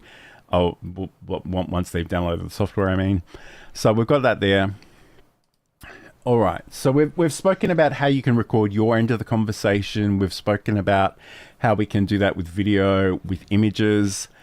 We've also spoken a little bit about the vertical options. I'm going to make the vertical options go away because that's kind of all I wanted to show you in terms of the vertical options today. And again, if you're just doing a recording of yourself, it's often a really good idea just to keep this really simple and then just use this as a raw material that you can edit in video editing software later on. So I'm going to go in, I'm going to close these docs. It's going to tell me each time I close something that I've closed something. So I'll tick that to get rid of that message. All right, so Saeed does write that there are some themes to download with high contrast or more minimalistic. Yeah, absolutely. Hello to Business Growth Ready, who writes, dark mode is best as it doesn't cast bright light on you from the screen in the middle of a live stream or recording. That's, that's a valid point. I must admit, my monitors are actually a fair distance away from me, so I don't really have that problem too much. And I do have a lot of my Elgato key lights are doing a lot of filling of light as well. So I've got that as well. So, all right. One thing that I don't know if I really articulated particularly well, but I think it's worth revisiting even if I did, is that we have this magical thing called the virtual camera. And essentially, when you start building things in your scene, and your multiple scenes potentially, so if I come in here and I maybe add some text, and I will say, I'm just going to go johnlacey.com as my text. I don't know if I can put a, yeah, okay, cool. I'm going to write my text here. I'm going to select my font, which will probably be Open Sans something or other. Let's try semi-bold. I could change the size of this. I can change colors, whatever I want. It doesn't really matter too much for our purposes. So I've got this here. And again, I'm just making this up as I go along. So probably what I should do instead is grab some real assets from my podcast, which I do have as graphics. So let me just see. So this one, for example, I'm going to drag and drop this onto my screen. And it's ridiculously large. So first of all, I'm going to right click on that and go transform, and I will say fit to screen. And that's actually the logo of my my podcast. So I guess a few things, and again, I feel like a lot of the people in the chat will know this already, but just in case there are beginners out there, the order of these sources determines what is on top. So the higher you are in this list, on top you will be. So in my case, if I kind of, and normally I could actually put this logo behind me because I've got a green screen, but in this case, it's kind of, it has that aqua background built into it. So I can't actually do that here, but what I can do, I can just, I'm going to drag the corner in, going to make this smaller. So I'll say, build a presentation muscle. I'll bring in my johnlacey.com text. Might make it a little bit smaller and move it to the other side. We could bring in a QR code. We could do a number of different things. So if we just pretend that this is the extent of my podcast promotion, I can select these couple of items, and I just held down the Shift key or the Control key. In fact, I think Shift will get everything from beginning click to end click, where Control will just get the ones you click on individually, which could be useful to know. So what I'm going to do, I'm going to select both of those. I'm going to right click on them, and I'm going to say group selected items, and I will say podcast promo. And the great thing about this is if I'm on a live session, if I'm on a Zoom call and somebody asks me about my podcast, I can sort of click on this and those things will pop up in real time, and I can talk about it, and then I can make them go away. And again, that's literally just toggling the visibility of those grouped items. So we can set up Stream Deck Stream Deck keys or keyboard shortcuts to make those things happen. But the great thing about this is if I actually start my virtual camera, whatever happens in this OBS frame will happen wherever I'm using that as a virtual camera. So I can set this up and I can have all my bells and whistles and background images and QR codes and URLs and calls to action. And I can share that in Zoom. I can share that in Microsoft Teams, Google Meet, just about anything that can use a web camera. So, and that's really just a matter of clicking Start Virtual Camera. I'm not going to do that today because I've actually got another instance of this virtual camera with this Aqua background version of me. There's several levels of abstraction, but essentially all you need to do is hit that start button. You go into your software, you select OBS Virtual Camera as your camera, and you can go from there.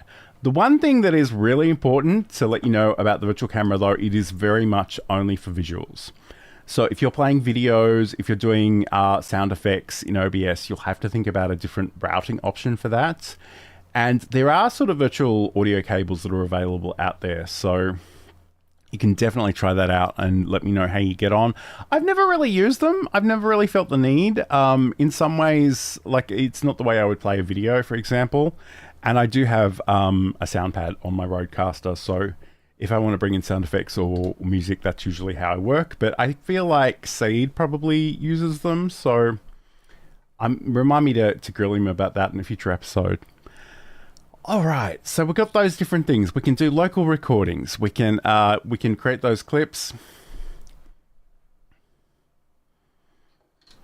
All right, let's go back to the comments. So Ender says, thanks, I never knew about the light mode, so I'll use this from now on. Yep, absolutely. And again, it's entirely up to you how you want this to look. And I think, as Saeed mentioned earlier, there are definitely other themes and options you can download from OBS Project. In fact, let me just see if I can find some of them. So let's go back over here. And I almost threw my mouse off my desk, but I caught it just in time, so I'm probably improving. So this is obsproject.com. This is the forums. Here we've got the themes. So this is where you can go and find different themes. Probably worthwhile checking the version is compatible with the version that you want to do. So if I look at Neon, for example, it's actually pretty elegant. It does have 3 styles to choose from, even with this one. So we've got a light version there, a dark version, and a sort of a black and blue version. And they compare the old buttons to the new buttons. And let's pick another one at random. Vibrant green sounds intriguing. Oh, that's interesting. I don't know if I would be running out and installing that one, but it's interesting nonetheless. There's melancholy, which is a light theme apparently. And that's interesting. I don't know. Like I said before, I very much stick with the default just because that's what people are using, and I'm making sort of tutorials for people, so that's where I want to stay. Let's just have a look at this YouNow material ones. This is material design and YouNow dark mode inspired theme. Some pictures. Doesn't look dramatically different to anything else I've seen, except it does feature some green buttons. So I mean, you could probably, there are at least 3 pages of those, so you could probably spend a lot of time playing with all of that stuff if you wanted to. All right, so Saeed says, I use VB Audio Virtual Cable. Yes, it seems to be the popular one. And like I said, I've never used it, but maybe I should play with it at one point in the future. It's funny, and I swear I'm not bagging on Ecamm when I say this, but the first time I was invited on as a guest to an Ecamm show, the audio just fell apart. And I don't actually think it was Ecamm. I think it was a piece of hardware that the host was using, and it was new and they didn't really understand how it was working. But the thing that confused me is I had like 7 options to nominate my microphone, my audio, and they were all labeled microphone. And I had no idea what I was doing. And I'm really hoping that they've resolved that particular issue. And this was years ago, so there's a really good chance they have. So, but it's a weird thing because Tanya Smith, Stream Like a Boss, was talking about her process, and I remembered that I sort of did a live into is sort of a call with her just to double check that because I was so nervous about it.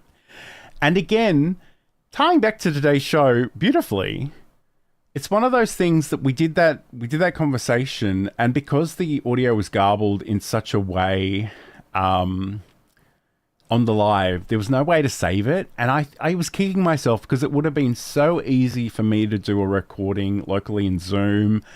Sorry, not in Zoom, in OBS, or even on the Rodecaster. Like I have a little SD card in there. I can just hit the record button and capture the audio that way. So again, that's the other thing. Like stuff can go wrong, and if you have multiple points of failure and sort of backup options, that can really help a lot.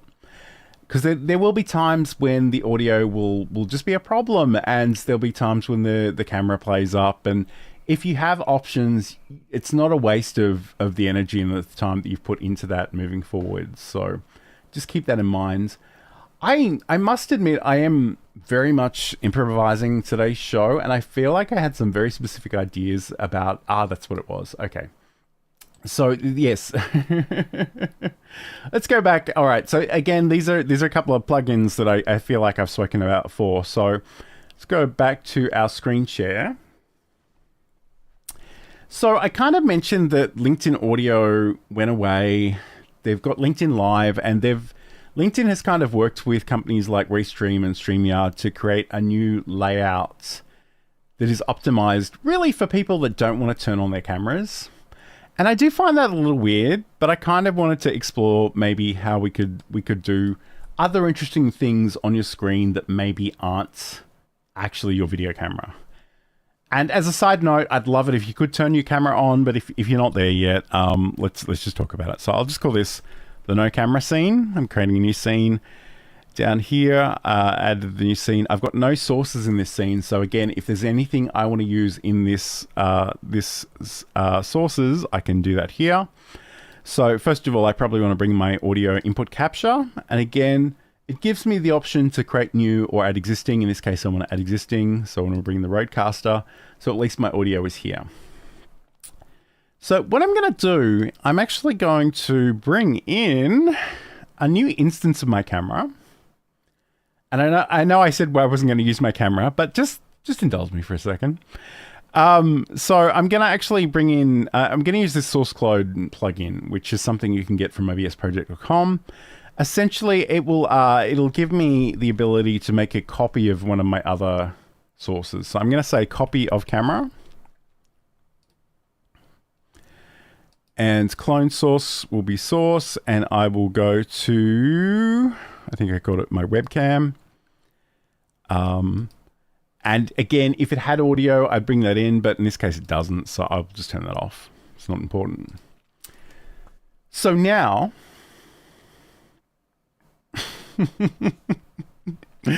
oh dear, say something. I'll address that in a second. So the other thing we can do is that if you wanted to, we can right click and we go to filters. Again, I've downloaded advanced mask, which is another thing you can get from OBS Project. And here, this essentially lets us mask out our source. And this could be an image, this could be whatever, it could be a video. So in this case, I've got the mask here. I kind of want to make this one a shape. I want to make it a circle. Again, I'm always not entirely centered when I do this. So the great thing about this software is that I can sort of resize and reposition the element of this circle just by dragging the center X and Y around. And I've got that there. So maybe you don't want to fill the entire thing of the camera. You don't want to fill the entire frame of the canvas. We can definitely do that. And the other thing that's really cool, and maybe I should go into OBS Project and show you this one. So we go to plugins. I think it's called Wave Visualizer. All right, maybe that's not right. What is it called? Let me just look in OBS. So Waveform Visualizer. Okay, so I'm going to search.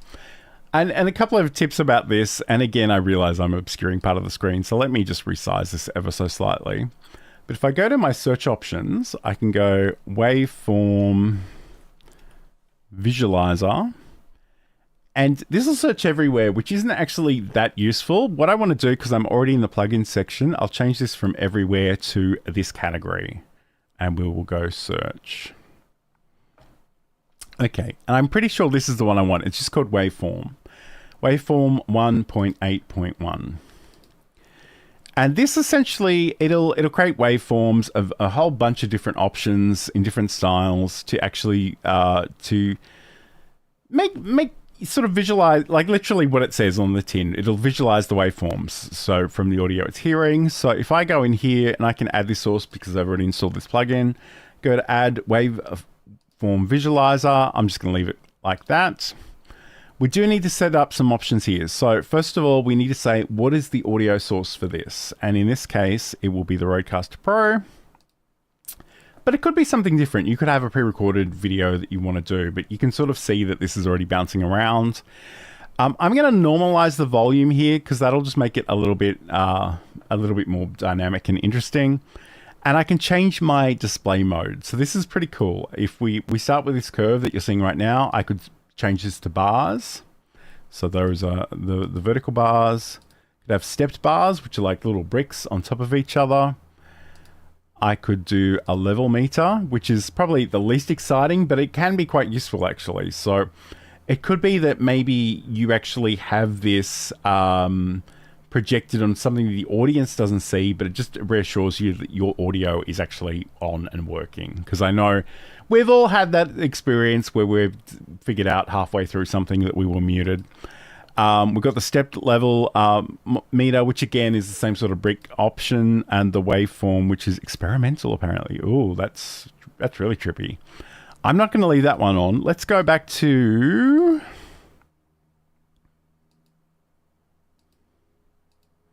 Let's go back to curve for the moment. And we have a lot of options in here. So this is really, you can play to your heart's content. I'm going to try, I don't think this is going to work terribly well, but I'm going to just arbitrarily make this 1920 by 1080. So that'll kind of fill the frame.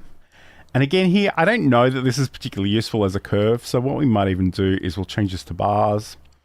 And again, I would actually put this underneath my web camera so you could see that I'm talking. But again, we can do this for a static image. We could get rid of the camera entirely. We could bring in just a photo of myself here. We could do that as well. I guess the thing, and I'm kind of a little confused because I'm sure there's a great option in here to curve this properly. But I don't know where that is off the top of my head. And I've done a whole bunch of shows on this before. So I guess, mirror frequency access, no, radial. There we go. That's what I'm looking for, the radial version. And I can also invert the radial direction as well. So that's kind of what I'm looking for. All right, cool. Let's just click OK. I turned off my camera, so let's bring that back here. And probably what I would want to do, and I might need to really play with this to figure out exactly how this is going to work, but I kind of want it to come out around me a little bit. And again, that might be, like, a lot of that is missing the mark. So I might even just resize my camera here, make that a little bit smaller. I could potentially just put this in the middle here and have this go around. So if we go back into our waveform visualizer options, we've got sort of maximum gain. We can play with that as well. Logarithmic,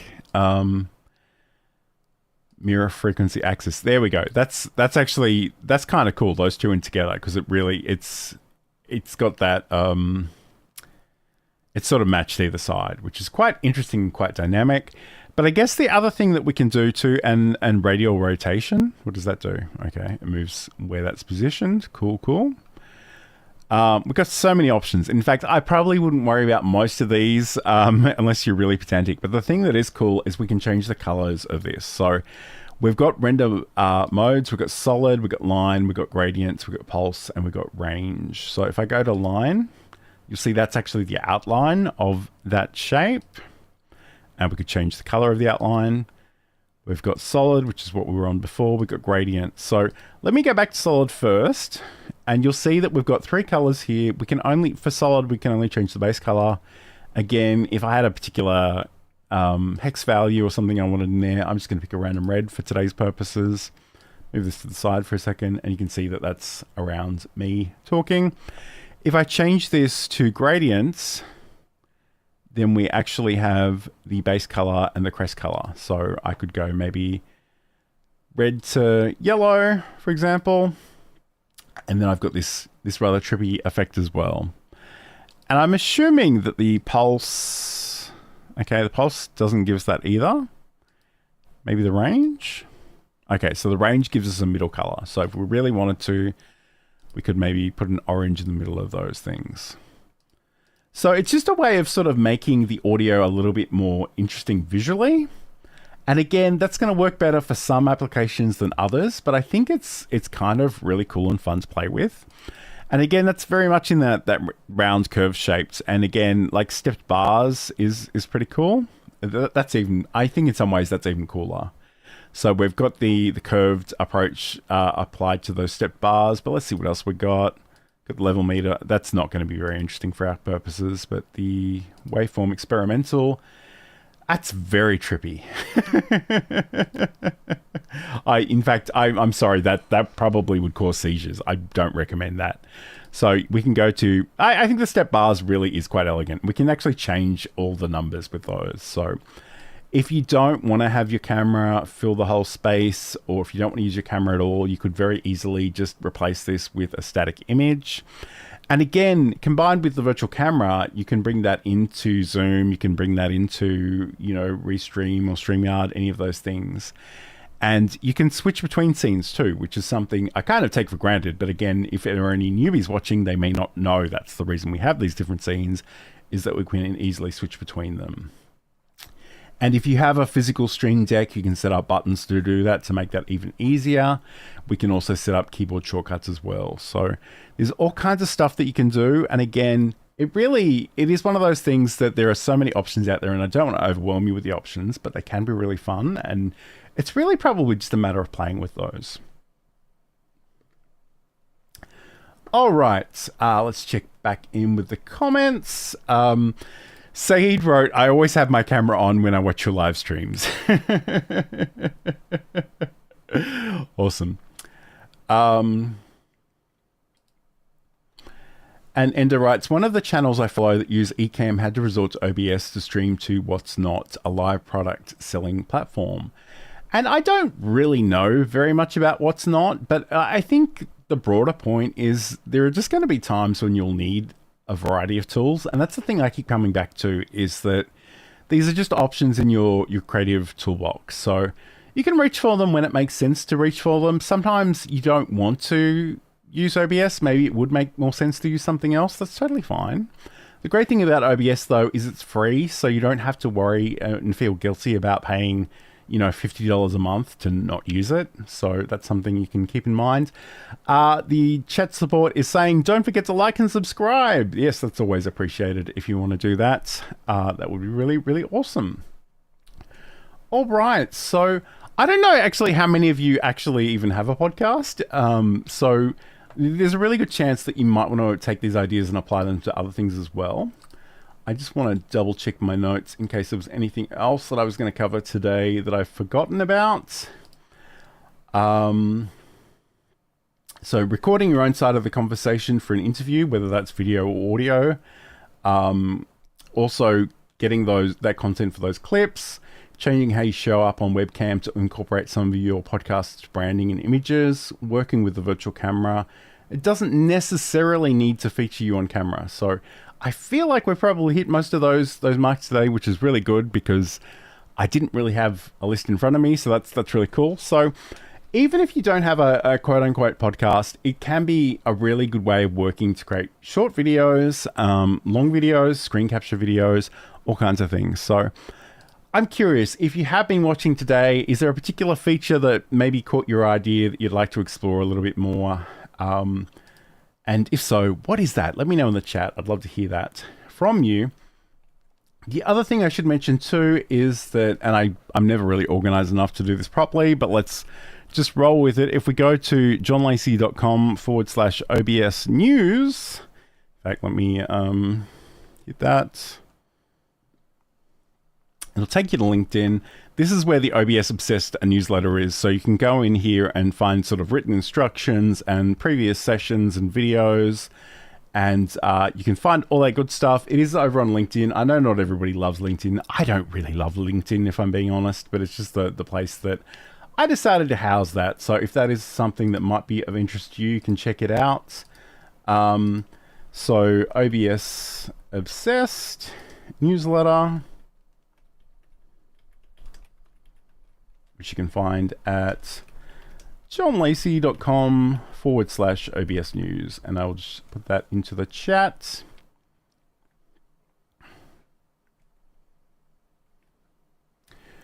All right, so I guess the big takeaway for Ender this week is that he will use OBS more when he changes to light mode. So yeah, absolutely. Check out those settings, adjust the theme in the appearance section. Again, check out all the, I say that, it's probably going to be a terrible time sync, but you know, if you want to check that out, you can check that out over on OBS Project. They've got a whole bunch of different themes. And again, if you want something light, it's often just a setting away. So I don't know that it's interesting. And like I said, the main reason I go with the default is just because it is literally the default. So I could go, okay, I could work like this. It's not terrible, but again, everyone has different preferences. And the great thing about this is you get to choose. It's your OBS installation. You can do whatever you like with it. All right, so don't forget to check out the OBS Obsessed newsletter, which is over at johnlacey.com/OBS news. Have a great week, everybody. Have a great weekend when you get there. And next week on the show, I'm alternating my live shows in 2025. So I'll be doing Learn Live Streaming Live, which is more generally live streaming content. Although next week, I have a feeling I'm going to do a bit of OBS stuff. So definitely check that out as well.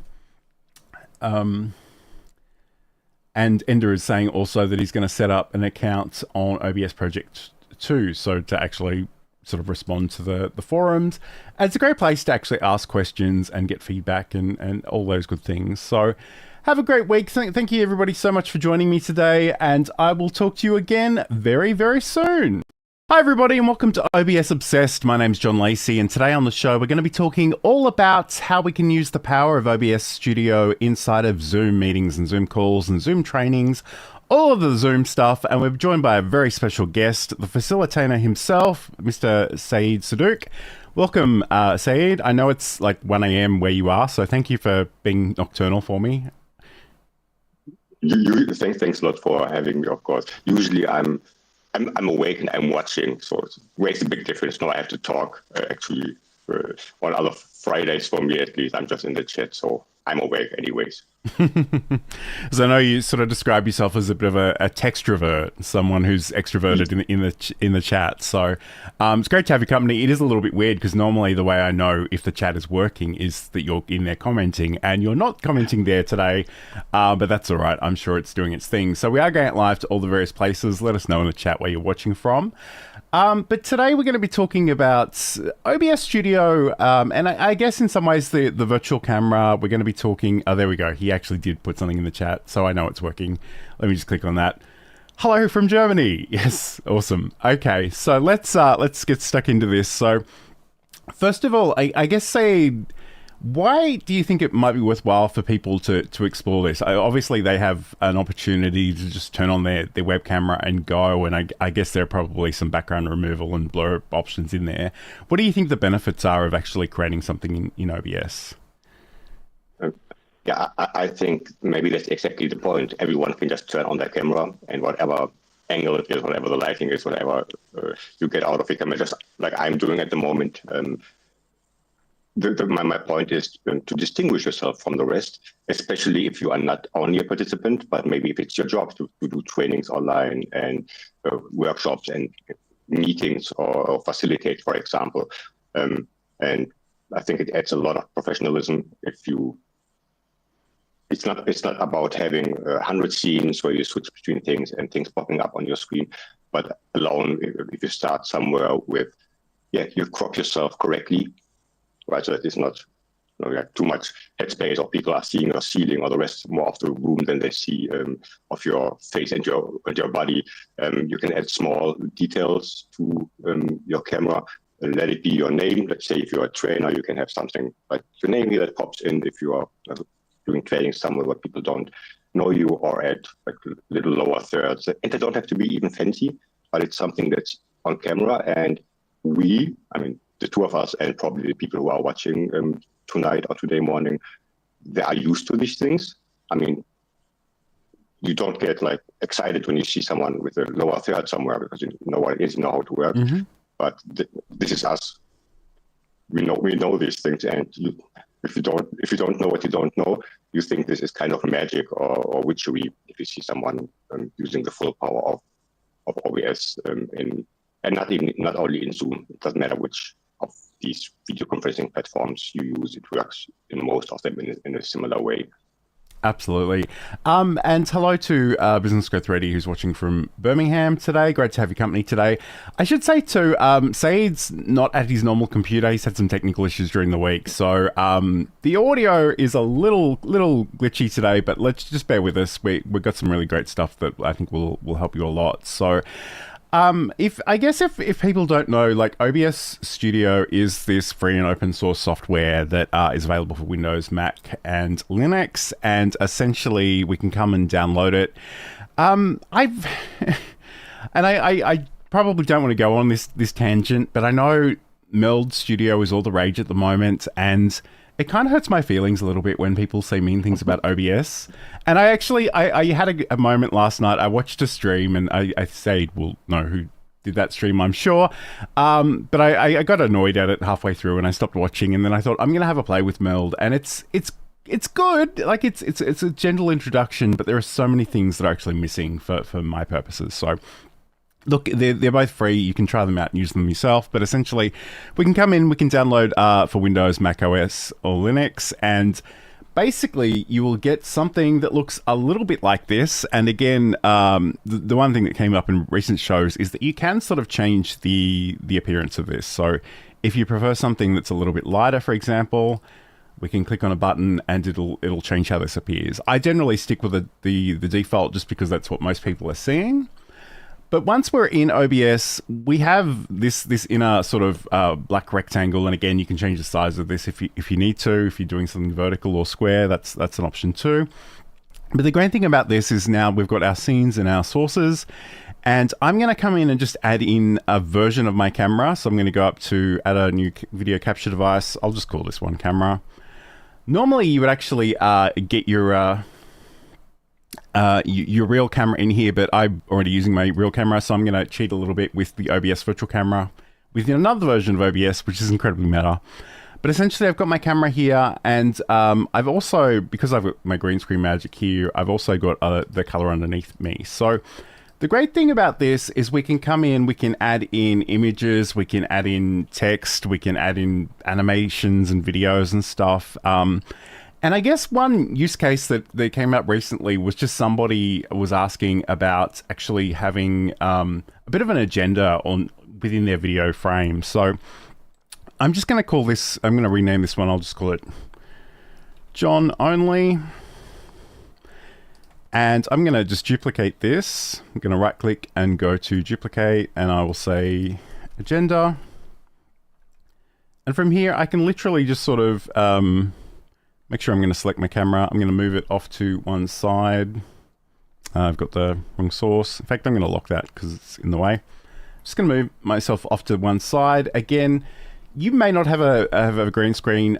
Saeed definitely doesn't use a green screen, so you can do whatever you like here. But getting back to the thing that Saeed mentioned earlier was about that framing. So you can think about where you are within a frame, and he's sort of moving to one side in the little circle mask I've got for him.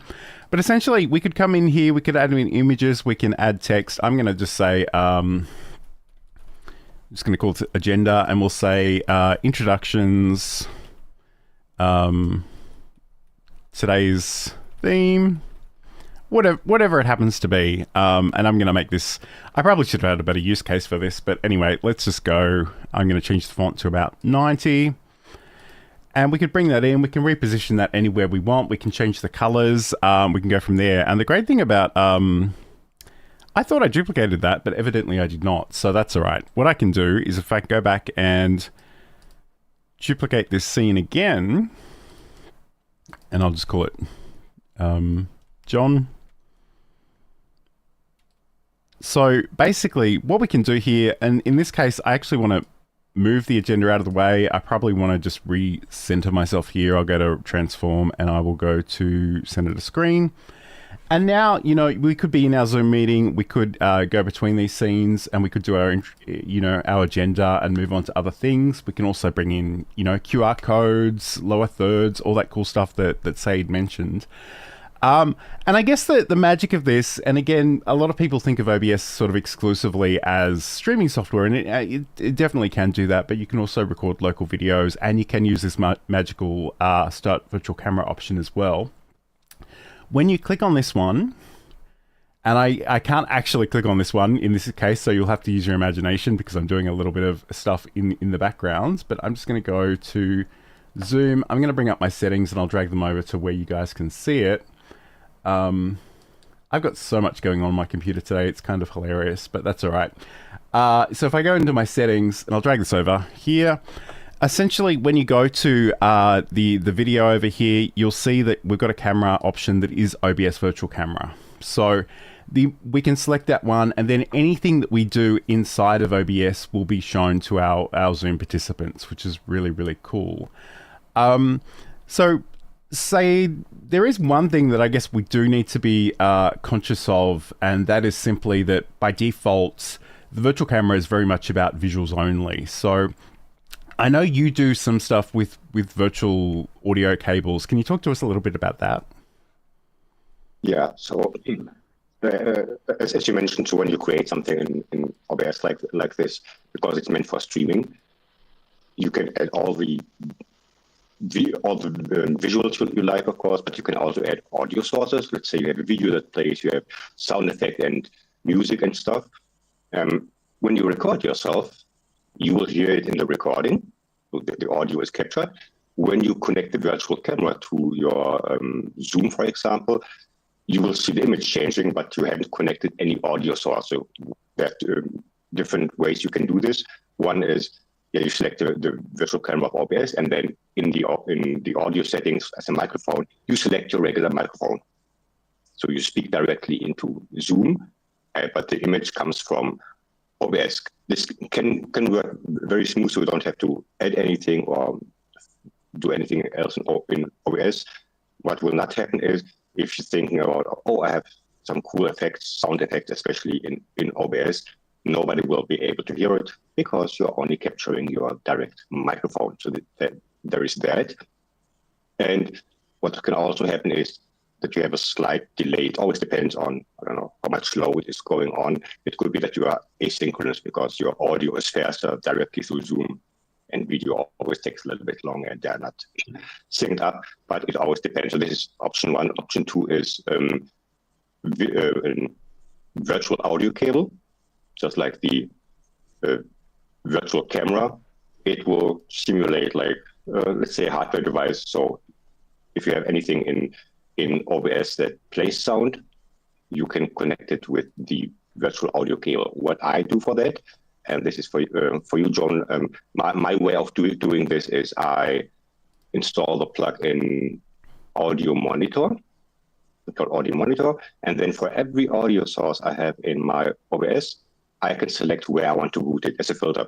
And let's say I have music, or I want to send this to the virtual audio cable, and then I have other things that are only sent to my headphones, for example, because I just want to monitor them. I don't want to play them, maybe. So I like it a bit because I have more control over single sources and what I send where. And usually it's my microphone, and maybe there's one or two songs playing, and that's it. So it's not overwhelming to do this.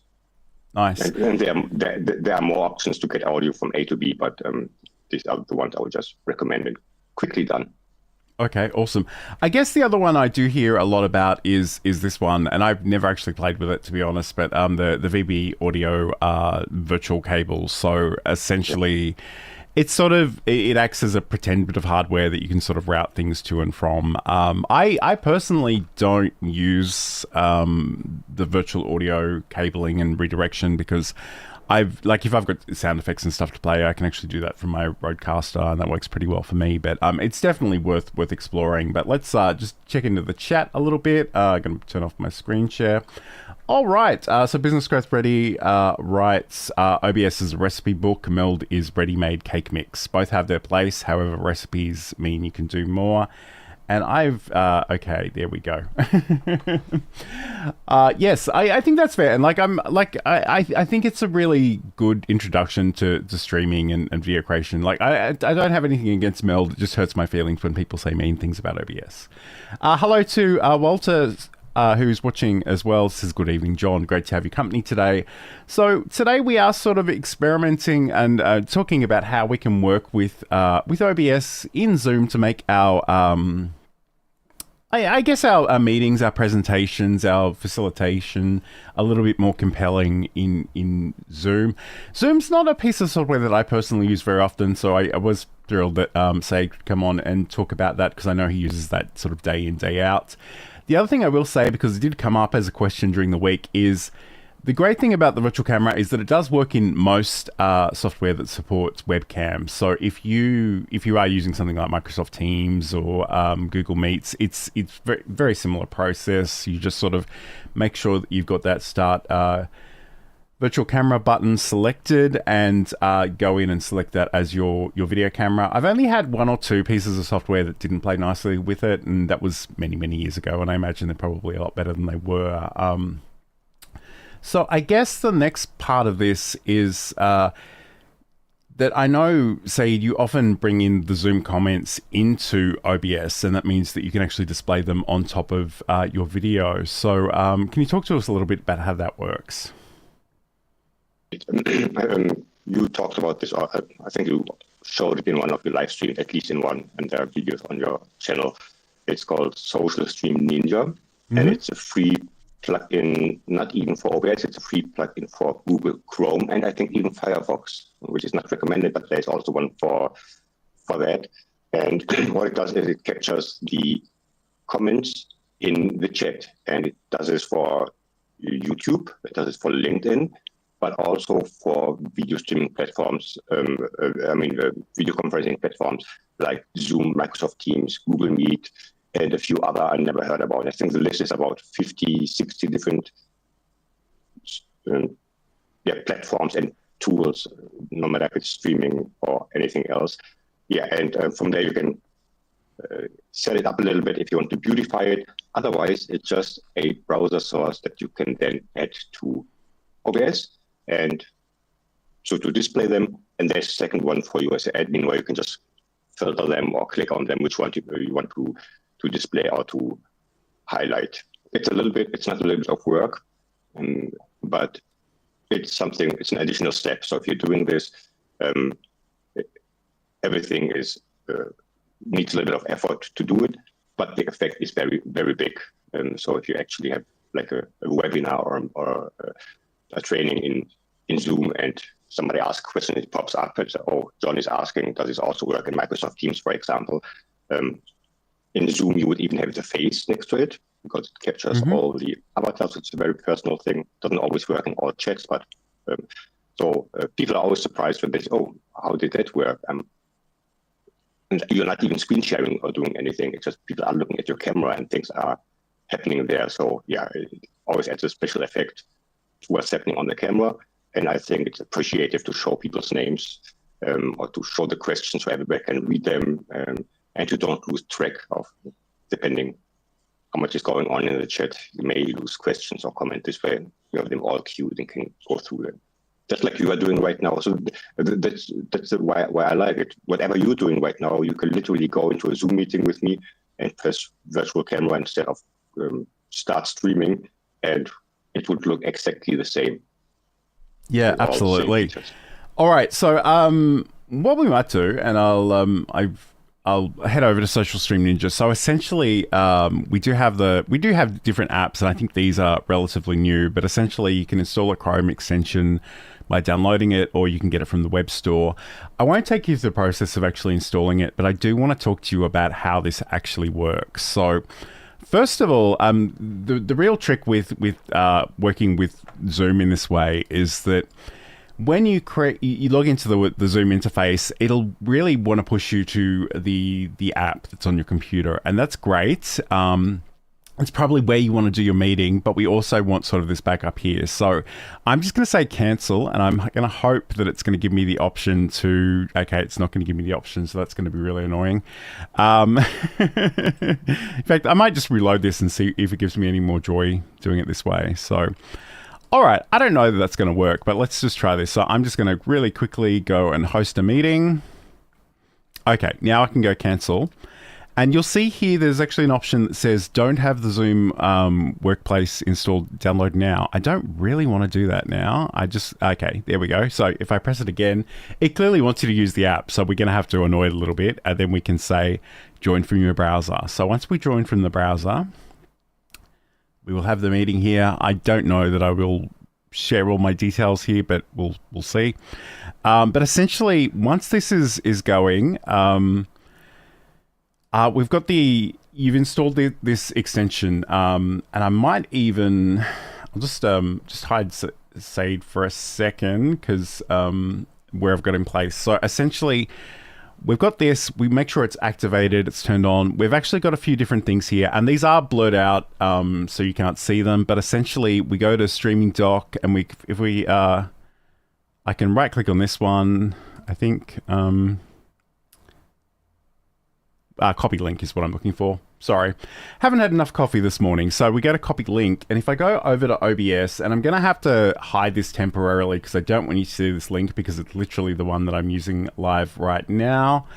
But what we can do, and my camera's died there, so I'm just going to turn that off. Probably too many things trying to use it all at once. But if we go to the docs, we can actually go and add a custom browser doc. So I will call this one Ninja Chat.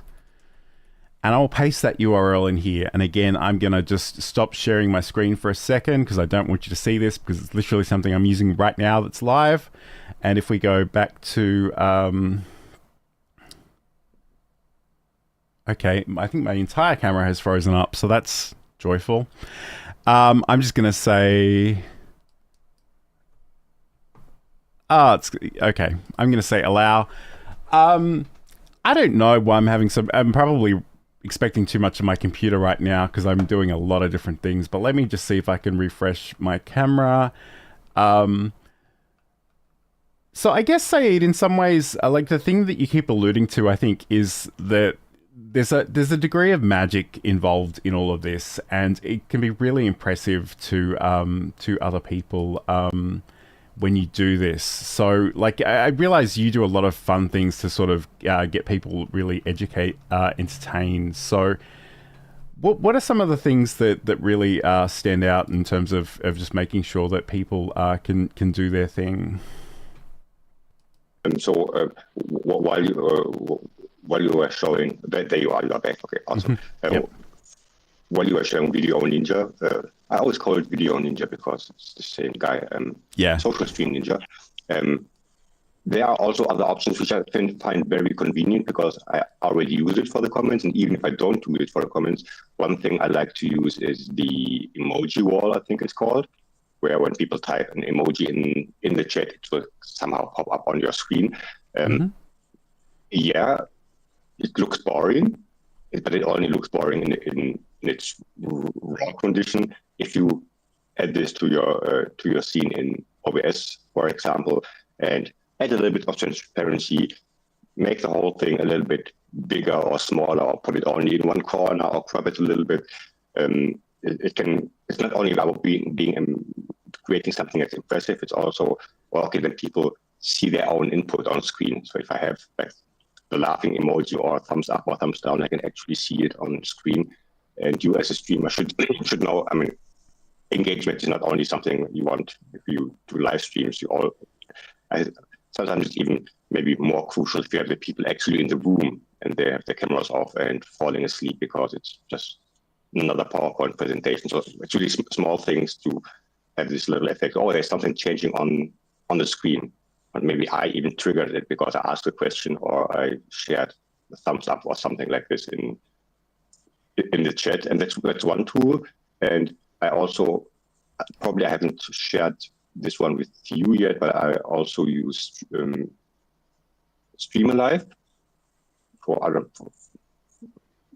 maybe for a year now already, which does not show you directly the comments on screen, but it has other features like, let's say you want to create a word cloud, or you want to have a poll somehow, or a rating. And this is really cool thing with the globe. And maybe you saw it in one of my videos. If you ask people, share in the chat where you're from, and I write Dortmund, Germany, it will actually pop up on the map. I don't know how things work. For me, it's also magic. Some API stuff in the background, however. And yeah, this is also something that, again, impressive because you're not used to these things, especially not in a meeting. But it also adds value because if you ask me where I'm from and I share it with you and you can actually see it and maybe mention it or talk about it, what's the point of asking people? And then you get like 100 answers in the chat and you can not follow along, or you don't really care about what's happening this way, where it's always visual next to your face or on a separate slide. And streamers do this all the time, these things. But for video conferencing, maybe still a little bit new and still super exciting. Absolutely. It's a different world sometimes. Yep. So thanks for your indulgence, everybody. I'll go back to what I was trying to demonstrate. So if we go back to the screen share, and I'll make myself full screen. Again, what I've done, if I go back to OBS, is that I've actually added this new doc, which is the Ninja Chat doc, and you'll see that Stefan has actually commented, because this is actually going to be the Zoom and the live stream chat combined. So he's over here, which is awesome. So now if I'm in my Zoom meeting, I can say on today's meeting, we will do whatever. I don't know, whatever it's going to be. I guess the only thing I would note is that it literally comes up as on today, it comes up as you, why are you? But essentially we would have somebody else in the meeting doing this thing. So the other part of this, to actually get this comment to show up on the screen in OBS, is if we go back to Social Stream Ninja. So the streaming chat doc and overlay, the doc is the thing that I'm looking at with all the comments in it. You can actually copy the overlay and put it onto a browser source, and that'll show all the chat comments, which can be good, but it can be problematic if there's somebody in your chat saying terrible things. All those terrible things will be burnt into your video if you're doing a recording or you're sharing. But the other thing is the featured overlay. So this way, if I copy this link and I go back to my portable version of OBS here, and I'm going to go down and add a source that's actually a browser source, and I will just say, I might just call this one featured chat. Again, it doesn't really matter too much what these are called as long as they make sense to you. And I'll come in here. I'll change this to 1920 by 1080. And what I'm going to do is I'm going to replace this URL with the chat comment. And I'm actually going to stop sharing my screen for a second while I do this, because this is literally live. And this is the trick about this, is that if you are sharing this live, then people can sort of come in and grab your things. But essentially, I've added that and I've pressed OK. And now if I go to, one of the Zoom comments, it'll actually pop up on today's screen. Again, here it says on today's meeting. And the slightly meta thing about this is because it's happening in both versions of OBS, you'll see it within this frame, but also down here with me as well. So I can do that with Stefan's comment and Said's as well. So anything that's coming into here will pop up here, and I can choose to show it on the screen. I guess the other thing that Said alluded to a little bit, and I'm going to make sure I click off that in both places, is that you can actually change the color. You can incorporate the icon of the person that's being featured. You can do all of the things. It just depends on how elaborate you want that to be. So that's, there is a little bit of a step in terms of actually downloading the browser extension and installing it. But to be honest, if you get it from the Google Chrome store, you don't even need to worry about that. It's even easier. So that's a great thing. And I guess, this doesn't really Well, I was going to say this doesn't relate to Zoom. It might actually relate to Zoom. I don't use Zoom often enough to really know, but there are certainly social streaming platforms that don't capture chat. So once the live is over, it's gone forever. And I think this is a really good way of sort of having a bit of a backup. So I know a couple of musicians that actually they do a live on TikTok and on Instagram, and they will actually read out every comment and have that in the recording so that they can go back to it if somebody makes a request for a particular song, or if they want them to come to a particular part of the world. That's something they can sort of do. So it's quite useful. It's not that difficult, I think, is what I really want to tell you, but just make sure that you're not sharing those URLs with people that shouldn't have access to them, because they can potentially trigger things in your stream or Zoom that might be a little bit weird. Although, of course, you are demonstrating it right now, but usually you wouldn't do this live. No. You set it up once. So the link is always the same, and you don't have to change anything if you decide to switch from Microsoft Teams to Zoom someday. It's just, okay, which browser window do I open in the background? Which meeting do I have running? And OBS will do its thing. So if you prepare it once and you don't change your scenes too often, it's very convenient.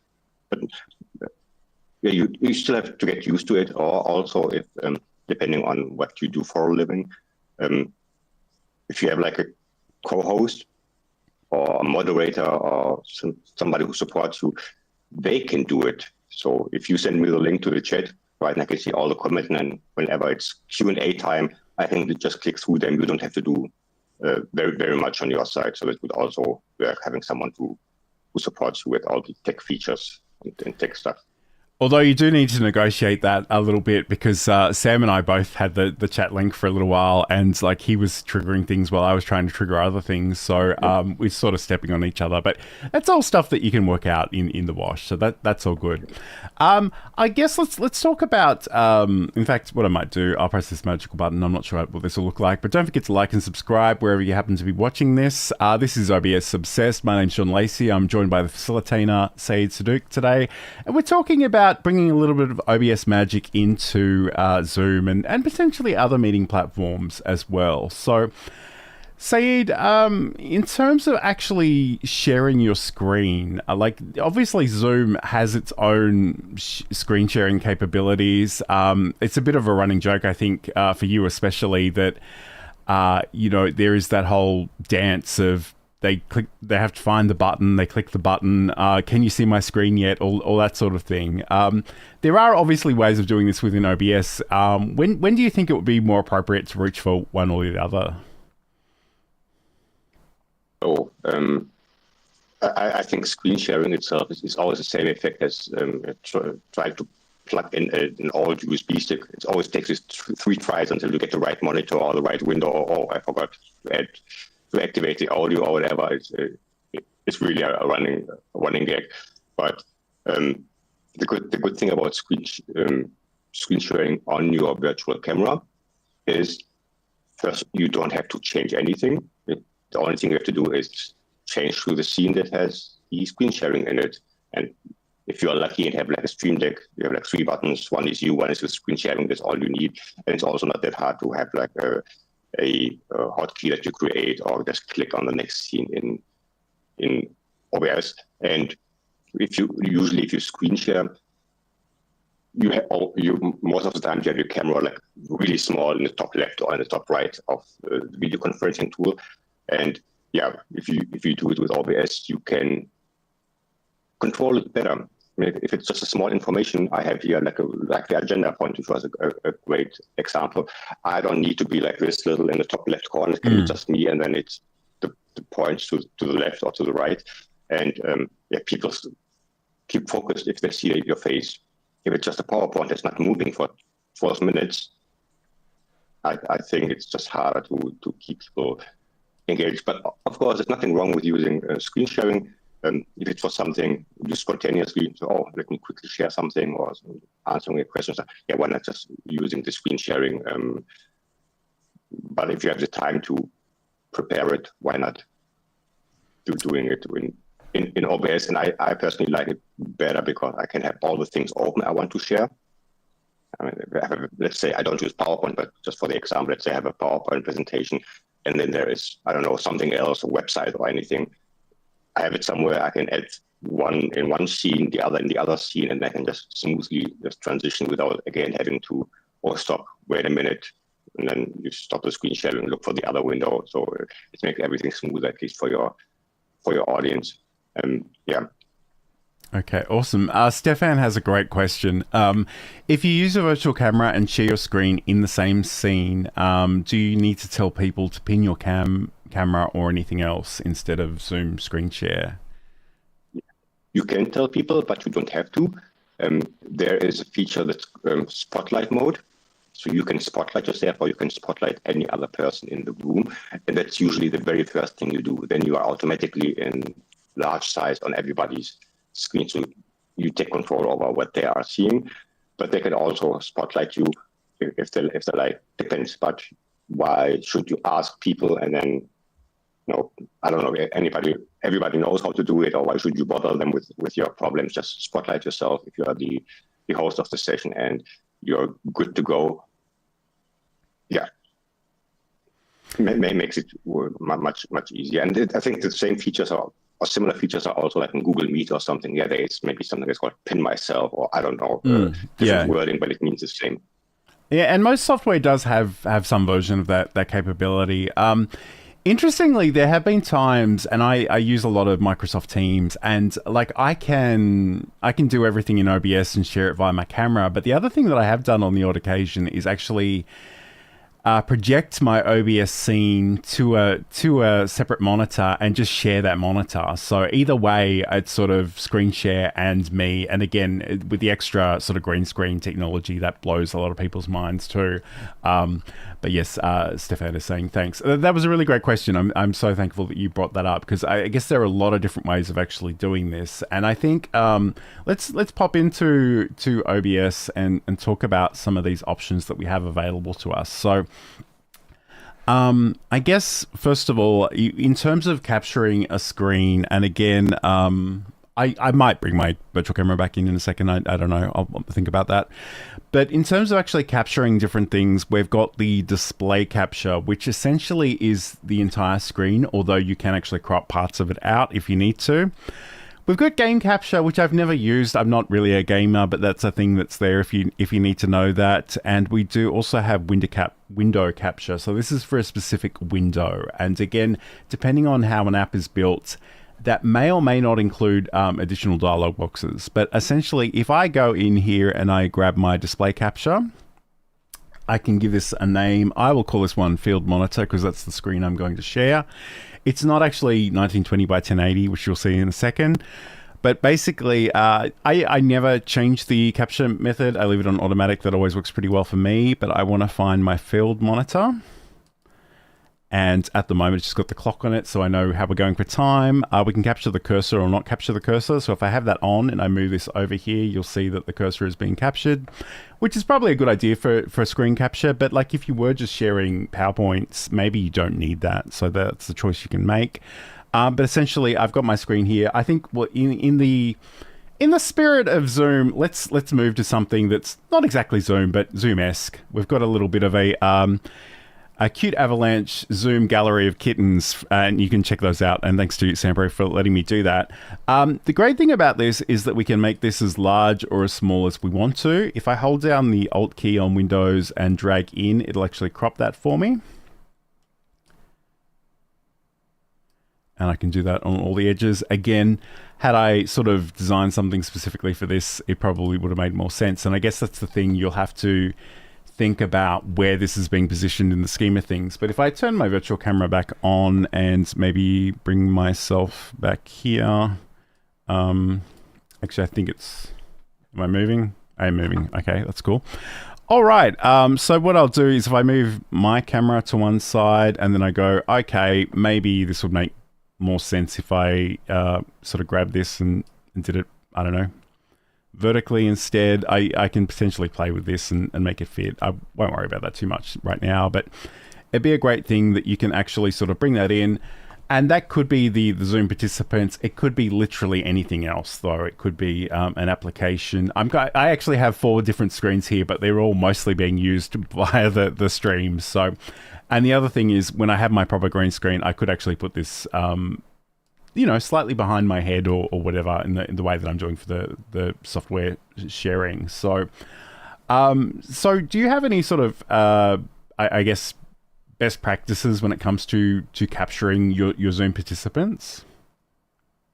So I try to do this most of the time. So I at least have one scene that has the Zoom gallery in it. So the participants are with me on stage. The way you did it was actually pretty good. What I would suggest there is you would use the window capture instead of the display capture, because you don't want to see all the context menus and stuff.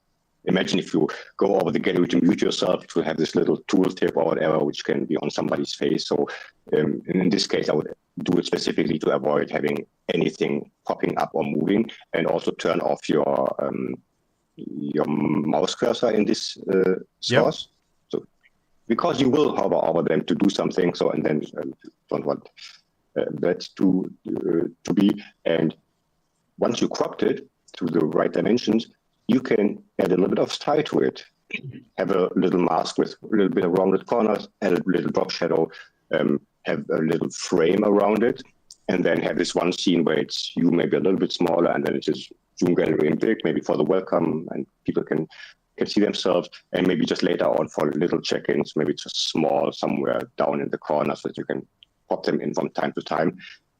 And I realized for myself, when you do this, especially in the intro, I mean, people join us and they see there are other people on his camera, for example. I think it motivates one or the other to maybe turn the camera on, because it's a nice effect. And also later on, if you record yourself, it's not just you talking to yourself, right? Which is creepy. You actually have an audience, and they can be with you from time to time. If you share this video, or if you want to create content for YouTube or anything, it always makes, I think, feels better. So, he actually has an audience he's talking to, and the questions are from them. It's not just him having a monologue for 60 minutes. And seeing people's reactions, which is also, we will not get started with reaction videos, but at least seeing people reacting to whatever you're presenting is my point. Yeah, sure. I guess, you probably do need to disclose the fact that you might be recording their cameras, and I know that you've got some stuff in all your sort of trainings to let people know that as well. But I mean, I guess to your point, like, once you've captured this, it could be one of those things that we could duplicate. And I love duplicating scenes. If you haven't figured that out already, but like just duplicate it and say, maybe Zoom Kittens featured. And from here, maybe we want to make this more prominent. Maybe we want to make me smaller. Like, you have all the possibilities of doing this. I could even maybe mask myself out. I'm pretty sure. In fact, let me put myself on top. So that's the other thing too. We've got the layers. The things that are at the top of this list will be on top of the other elements. In this case, because I haven't actually got my proper green screen, it is obscuring it a little bit. But if I go into maybe the filters and use the advanced mask option, the plugin that we have there, I can sort of crop myself to a different shape. I don't know, maybe a circle or whatever, something like that. We could play around with these. And the great thing about this is these are little tweaks, but we can sort of switch between them from time to time. I probably want to actually duplicate, create a separate version of this, so I don't have to toggle that filter on and off all the time, because you'll see that it is actually going everywhere that I'm using that. So in this case, I might want to go in and actually turn this off. In fact, I will get rid of that entirely. So I guess that's the other thing. It's another plugin, and I know people can get a little overwhelmed with the plugins, but they really give you so much power. So if I remove this, and I'm going to go and add a clone of this source clone is the plugin, and I'll say copy of camera. And here we could go to a source, potentially, previous scene. Not really sure why it's not. Oh, there we go. Okay. So I'm just trying to remember. Camera is the one I'm looking for. Okay. So this is kind of its own separate thing. So now I can actually apply those filters to this, and they won't impact the other version of this. And again, a couple of plugins to install. I've covered them on previous shows. It's not massively difficult, but it will potentially give your stream a little bit more sparkle. So if I go a circle, I'm never really completely align in this circle, so I could tweak these numbers a little bit, but yeah, something like that. And I can resize this, I can reposition it. I could even maybe change the background so it's a little bit more apparent that I'm sort of separate from the thing. But the great thing about this is OBS is literally free. Download it, have a play. Even if you decide not to use it, there's so many fun things that you can play with and experiment with. So definitely get involved in all of that.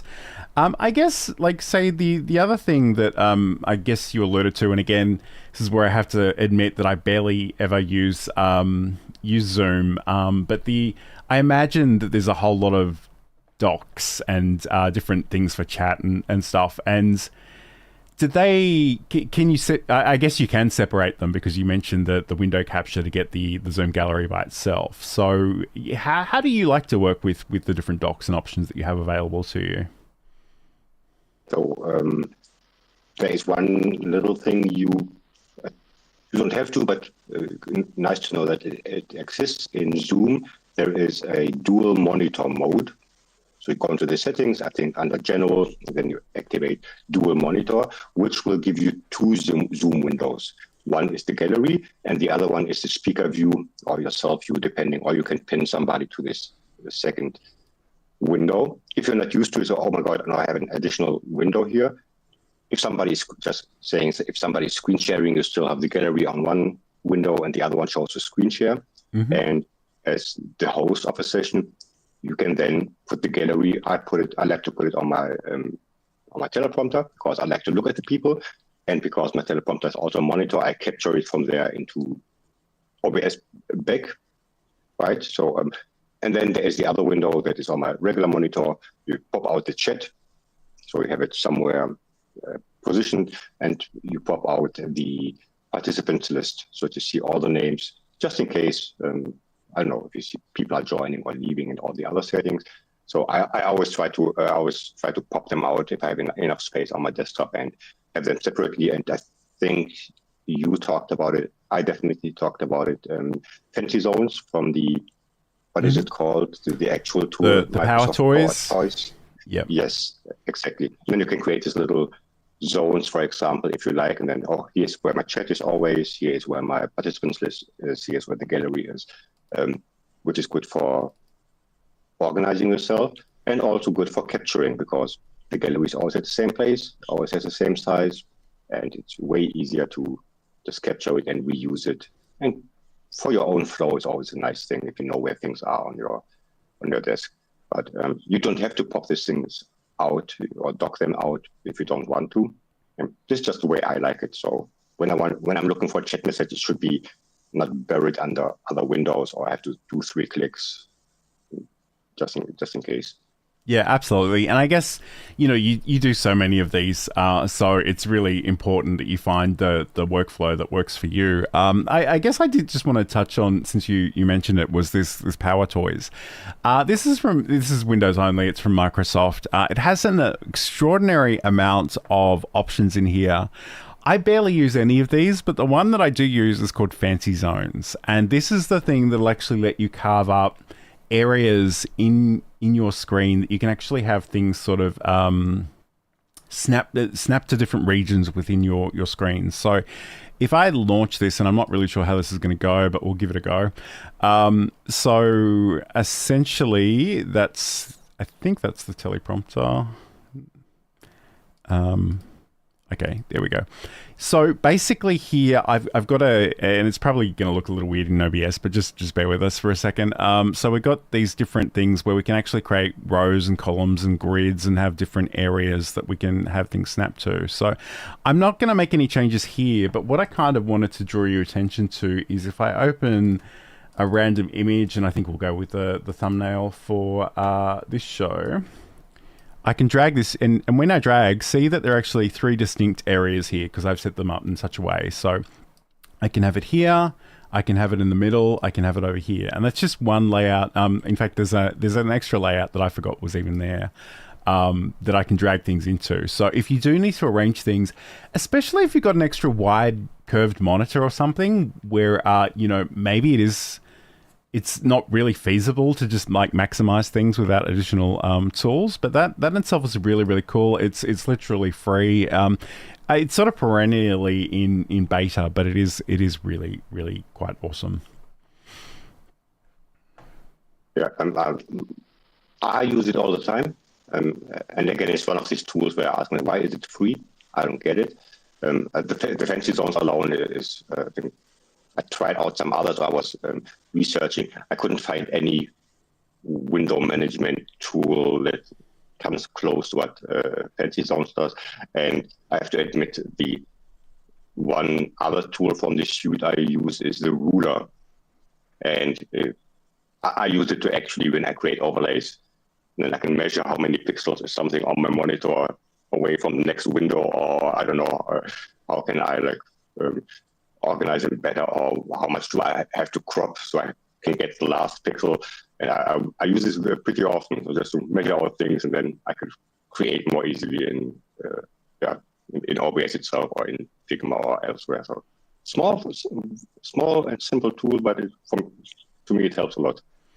Yeah, and it's got so much random stuff in there too, like color pickers and advanced paste and keyboard manager and mouse utilities. There's all kinds of amazing stuff buried in there.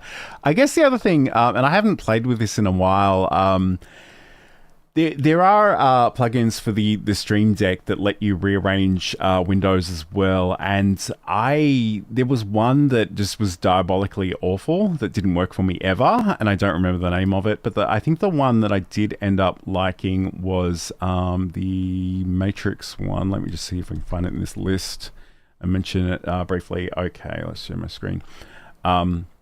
It's actually sort of slightly, in fact, let's move this in the middle so you can see more of this. But essentially, if I go to something else, I've got so many things on here.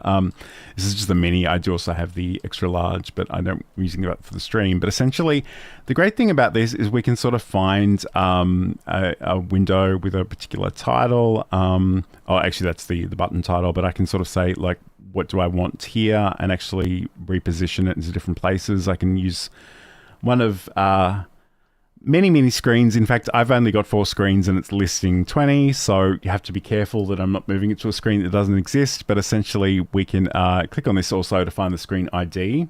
So it'll put a big number over the top of the screen to let you know which one you're looking at. And that way you can do that. And there's a whole bunch of different options to resize this and maximize it and move it. So those two, they're just really useful ways of actually doing that. The other thing too is that the prompter, the Elgato prompter, actually had a bit of an update recently. And that would be under Camera Hub. I kind of wish these were alphabetical, but I'm going to search for it because I don't remember. Okay, there we go. It does actually have this great... I'm just trying to remember what it's called, window to prompter. So if you wanted to move a specific window to your prompter, you can literally do that now, press a button and it'll go there.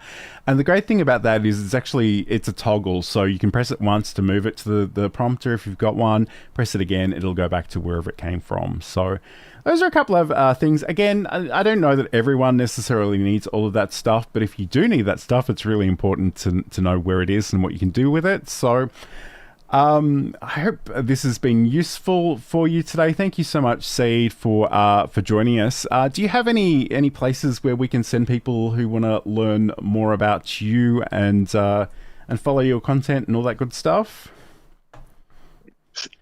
If you like to connect with me, I'm always on LinkedIn, where I spend most of my days, and my name is somewhere, so just look for it and you can find me.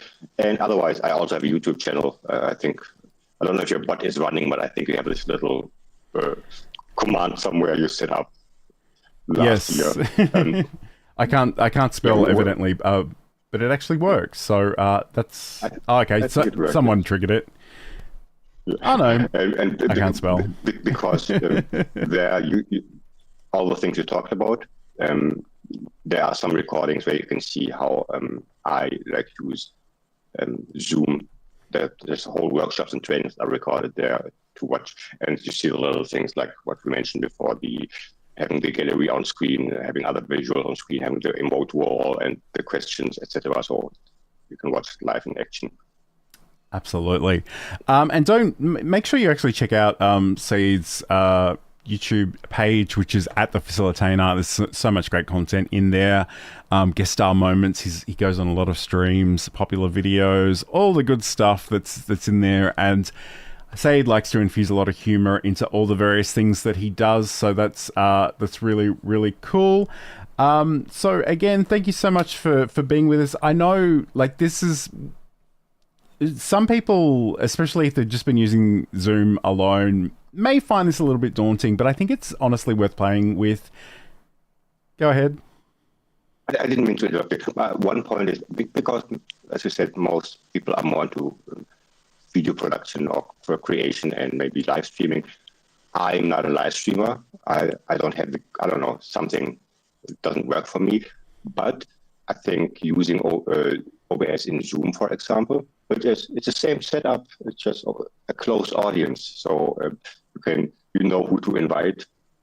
So if you have 5 of your friends or 5 people or how many ever you like, you can practice the on-camera confidence, using your Stream Deck and using your OBS, just getting familiar with all the things, just in case if you maybe think, well, I'm not ready yet to go live on YouTube. Yeah, you can practice there, and if it works there, it's the same, but without the smiling faces. If you go to YouTube, you cannot see the people. That's the only difference to doing it in Zoom. So just give it a try and practice and try it out with a few people.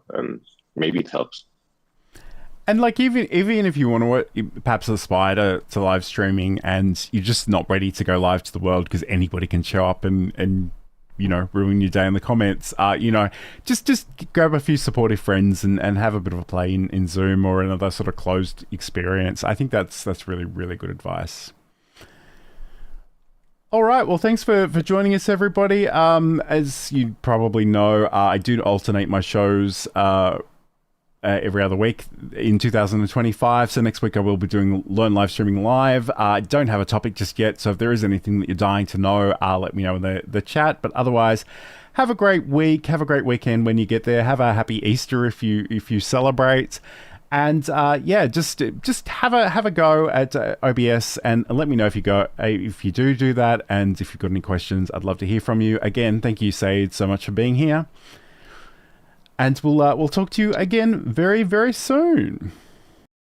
Hi, everybody, and welcome to OBS Obsessed. My name's John Lacey. Today on the show, we're going to be talking about the difference between going live or, recording live to drive, as I like to call it, or actually editing to create a video. So that's the thing that we're going to be unpacking today. We are going out live to all the various places, so let me know in the chat where you happen to be watching from. And it's great to have your company today. So Let's just get stuck into what we're doing today. And of course, this is OBS Obsessed. It is the show about OBS Studio. I feel like I don't always need to say this, but I'm going to anyway, just in case there's somebody new. This is OBS Studio. This is available from obsproject.com. It's free and open source software, and it's available for Windows, Mac OS, and Linux. And you can download it and get started straight away. The thing people often say is that there is a bit of a learning curve here, and that is kind of true. But I just want to assure you it's not as scary or as hard as some people will make out. So that's what we're going to be playing with today. Let's get into OBS, in my portable version of OBS that's behind me. So essentially what we can do is we can create new scenes and scene collections. So I'm going to go to my scene collection menu. I'm going to go new. And I'm just going to call this one presentation. And this is what we're going to work on today. And hello to Stefan, who's joining us from Sweden. Great to have your company today. All right, so I guess before we get started, I probably should unpack a little bit of, what the difference is, what we're actually exploring today. So the great thing about software like OBS Studio is that you can actually build out an entire presentation with your scenes and your sources, and you can record it in a single take. And if you're not a video editor and you don't necessarily aspire to become one, this can be a real time saver. But that said, you do need to think about what you're going to present, how you're going to present it, and you need to do the work up front. Whereas with editing, you can sort of collect all your assets separately. You can sort of take your time. You could do, maybe if you're doing a video a week, you could maybe record different parts of that over the course of the week and just edit them together in a lovely little package. So that's the thing that I really want to explore today. But let's get back into OBS. So today, let's talk about some of the different scenes and sources that we might want to use for our presentation. Again, your audio and your video is probably a really big one. And I'm going to go down to my sources. I'm going to hit the plus sign. I'm going to go down to video capture device, and I'm going to say my webcam. I am kind of cheating a little bit today because I only have the one camera and it's already in use, but we're going to grab the OBS virtual camera. And that's going to give me what you see behind me. And, we could also capture audio. In this case, we don't have any audio with this, so we'd have to bring that in separately. And again, I can go and add my audio capture input capture device. And in this case, mine's just the Rodecaster. You might have actually, I want to make sure I'm on the stereo mix for this one, Pro Stereo. And now you can see I've got my camera and my audio here. And there is a little bit of trickery, as I say, because I am using this in two places. But let's just think about that for a second. So we've got our scene here. I'm going to rename this one. I'm going to say John. And let's think about the kinds of things that we might want to incorporate into this presentation. And I should say too, like, this really is for a presentation. This is for something you might do in a Zoom meeting, or it might be a YouTube video or a video for LinkedIn. So it's not necessarily the kind of thing that you would use to create a motion picture in, although I was thinking about this morning and I thought it might be a fun creative challenge to actually see if you could record a short film in OBS, but that's not really where we're going today. So that's fine, but maybe we want to have some screen capture. Maybe we want to have some sort of slides. That would be a popular thing in a meeting or a video. Maybe you have 5 top tips and you want to sort of describe each of those in turn. Maybe you want to include some branding, maybe a call to action, that sort of thing. So what I'm going to do, I'm going to actually create another scene. And I'm going to say slideshow. And let's create another scene again, and we'll call this one screen share. And let's create another one, and we'll say, I'm just going to call it close, but essentially the end of our presentation. What is our call to action once we get to this place? So what we might do, if we go into our slideshow, again, the important thing to keep in mind is, if you want anything to appear on a particular scene, it does need to be added to the sources. So if I go in here, and weirdly, I think my OBS is glitching a little bit because it's showing me things that aren't actually in that source, which is a little concerning, but we'll we'll roll with that anyway. So in fact, what I might do, I'm just going to create a new scene collection. I'm just going to call it test. And then I'm going to go back to the presentation one.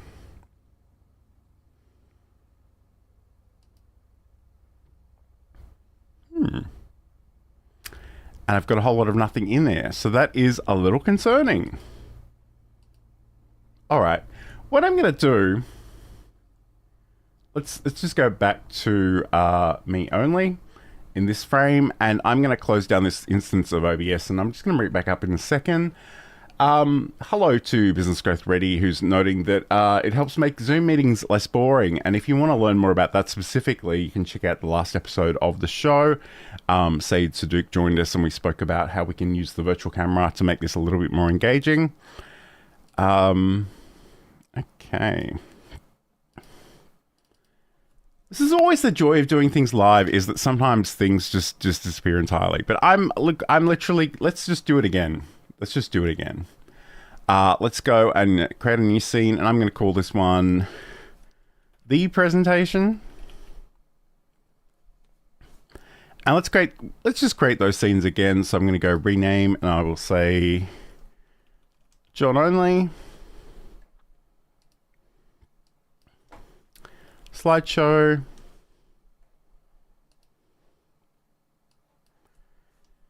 Screen share.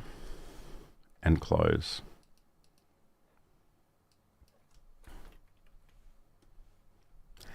So let's go into our John only. We're going to add in our video capture device, which is how we add our camera. And if you've got a web camera, you can add this in really easily. If you've got sort of a digital camera that has a clean HDMI output, you can grab something like the Camlink from Elgato and work that way as well.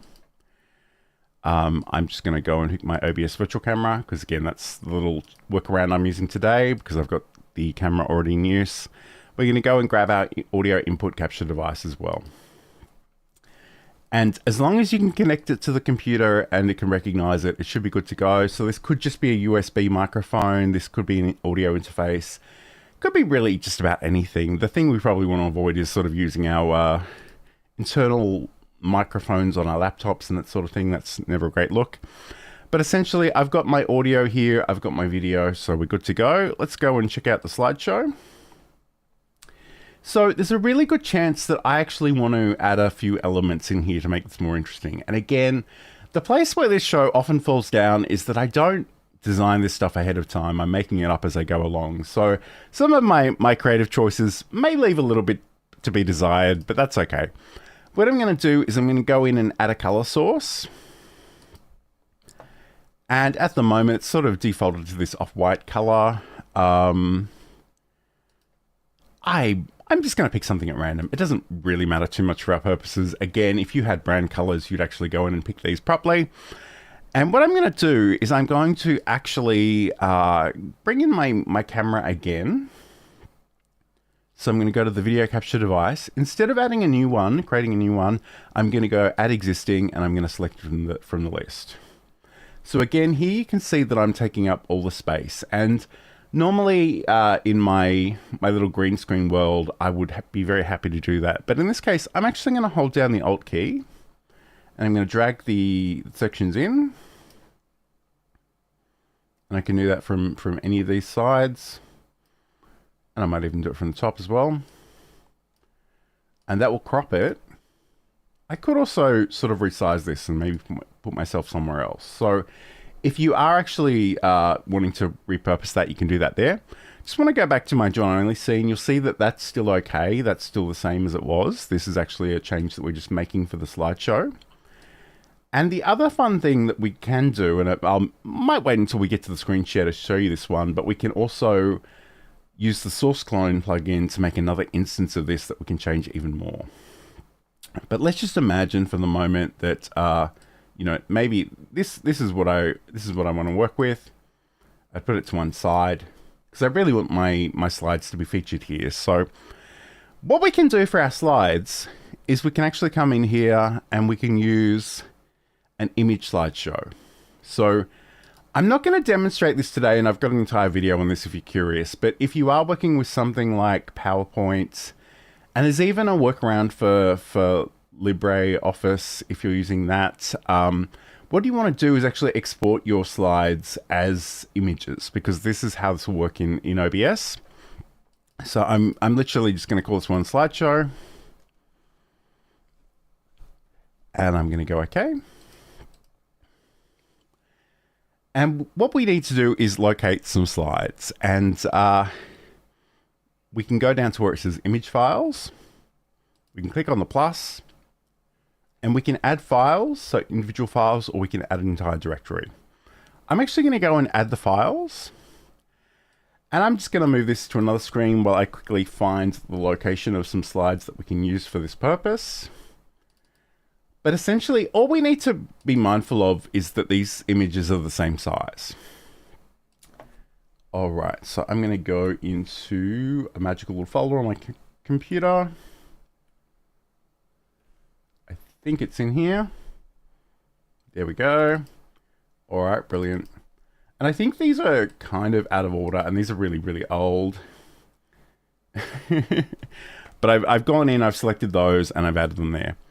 So the thing about the image slideshow is, by default, you'll see that it's just flashing through all these different images. And that can be really cool, that can be really useful, but that's the slide mode automatic. In this case, I kind of want to do it manual. I want to move through these when I'm ready to do so. And we can sort of go from there. So we do have different transitions we can cut. Actually, I'll put it back to automatic just so you can see what these transitions look like. But if we had cut, we'd just go from one to the next. We have a fade option, which will fade into those. We've got a swipe, and we've also got a slide. And you can see how those actually animate. So that's a little bit different. I'm probably just going to leave it on fade. I like that. I think it's kind of subtle. We could also change the bounding box of this, because at the moment, if I move this out of the way, you'll see that it sort of takes up the entire area. And I can tell you this is at least 3 years old, because it says that I'm 40, and I'm not that old anymore. I'm quite a bit older. Hello to Michelle J. Raymond, also, who's checking this out because she's thinking of repurposing some of the podcast video recordings as live events to see what happens. It's a great idea. All right, so I'm going to go back to the manual option. And I like in this instance, my slides here are literally a square, and I don't really know what in fact, I suspect it's probably 1080 by 1080. Yep, that looks about right.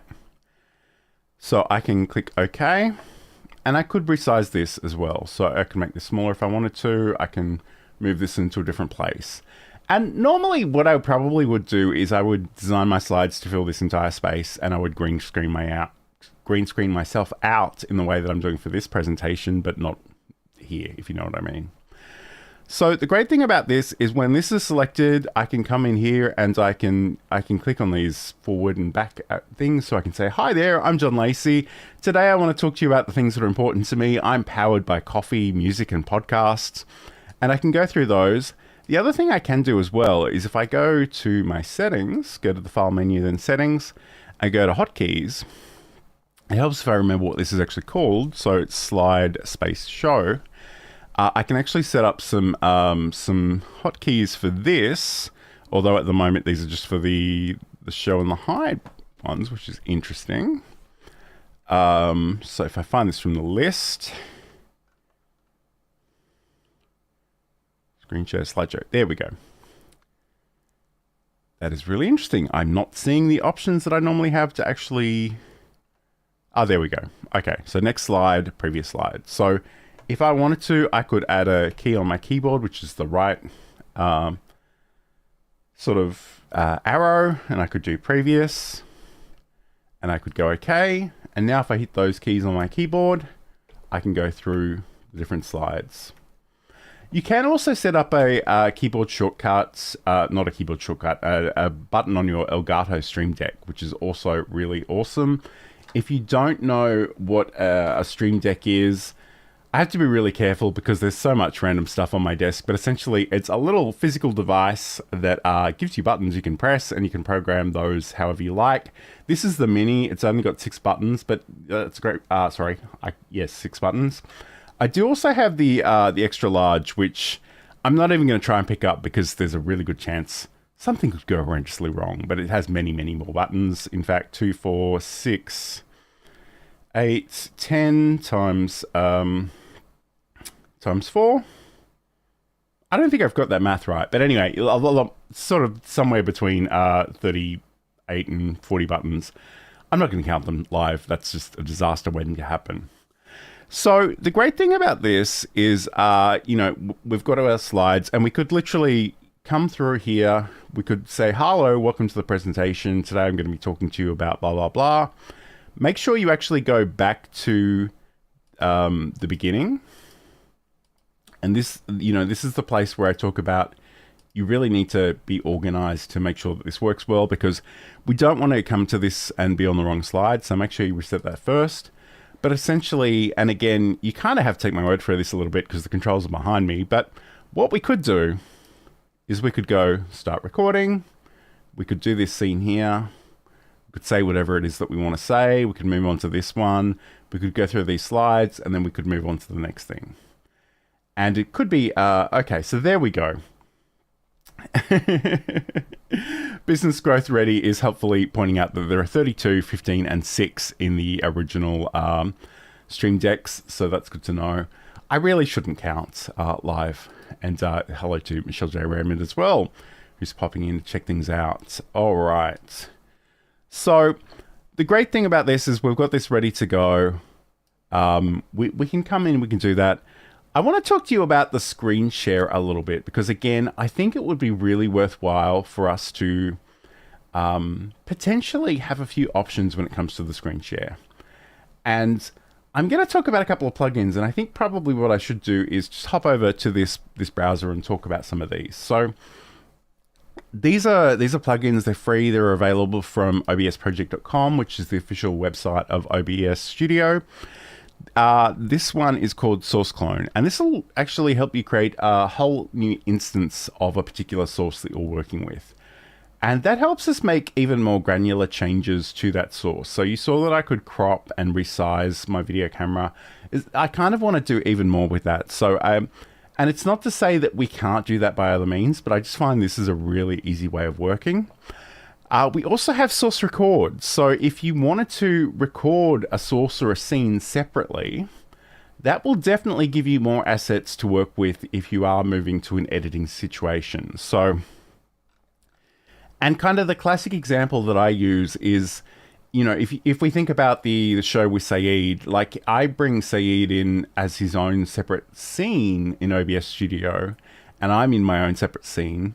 And I actually tell OBS on my computer to record those both separately, but then we bring them together in a third scene with nested scenes. And again, I can talk about that more if you're interested in that. Let me know in the chat. But again, that's really epic. The other thing too is advanced masks. And this is just going to mask us out. So a lot of the time you will see in software that if somebody is doing a screen share, there'll be a little square or a little circle in the corner of them sort of talking you through it. This is a really easy way of doing this. And we can adjust all the shapes and we can go from there. So let's head back to our second version of OBS, which is this one over here. All right, so what I'm going to do, I'm going to create another scene. I'm going to call this one screen capture.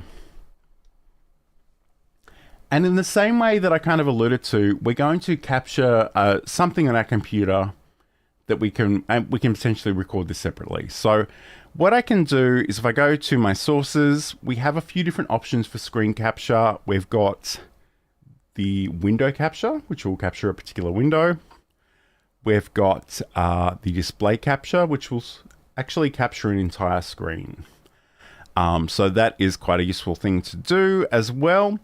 Today, because I'm using so many screens just to run this live stream, I'm gonna actually choose the window capture option. And what we can do, click OK, you can give that a more meaningful name. If I wasn't just making this up as I went along, I would definitely do that. And here it says window, select a window to capture. So what I'm gonna do, I'm actually going to just pick that obsprojects.com, which has the advanced masks open, and I'm going to use that one there. So we have a few different options. Capture method, leave it on automatic, it's fine. Unless you actually find problems with this, I would always leave it on automatic. It works really well. We do also have sort of these options to match the title. And this is the thing, again, we talk about being prepared. You really need to check if you set this up earlier in the week and you want to do the video recording on a Saturday, you want to just come back in and make sure this is capturing the right thing. You want to make sure you've actually reopened that window that you want to capture. We've got the ability to capture the cursor or not. So again, if you're actually clicking on things, if you're doing a software demonstration, that's a really useful thing to use. And you can potentially capture the audio as well. In this case, there's no audio in this browser that I need to capture, so I'm going to leave that off. But if you you click on that, you would see that we actually have a window capture option over here. And if that's producing audio, you will see it light up. But in this case, I don't need it, so I'm going to click OK. And you might be thinking, okay, that's great, but why do we even really care about this? And the reason is because I really want to have some options when it comes to editing if I do choose to edit this later on. So I can actually click on the scene itself, which is screen capture. I'm going to go to filters, and we've got effect filters. Again, make sure you've already installed this plugin, which I'm sure I have, but we should have a magical option. And I say this, and I may not have installed it, which might be super awkward for me. I'm not seeing it there. Okay, so maybe I haven't. All right. Well, let's do that then. Let's go over to the actual window rather than the capture of the window. And I want to go to source record. I'm going to go to download.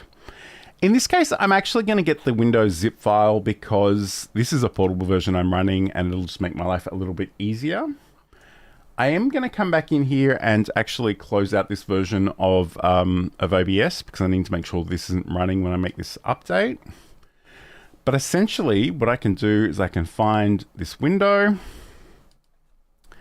and I'm going to go into my documents, open that in a new window.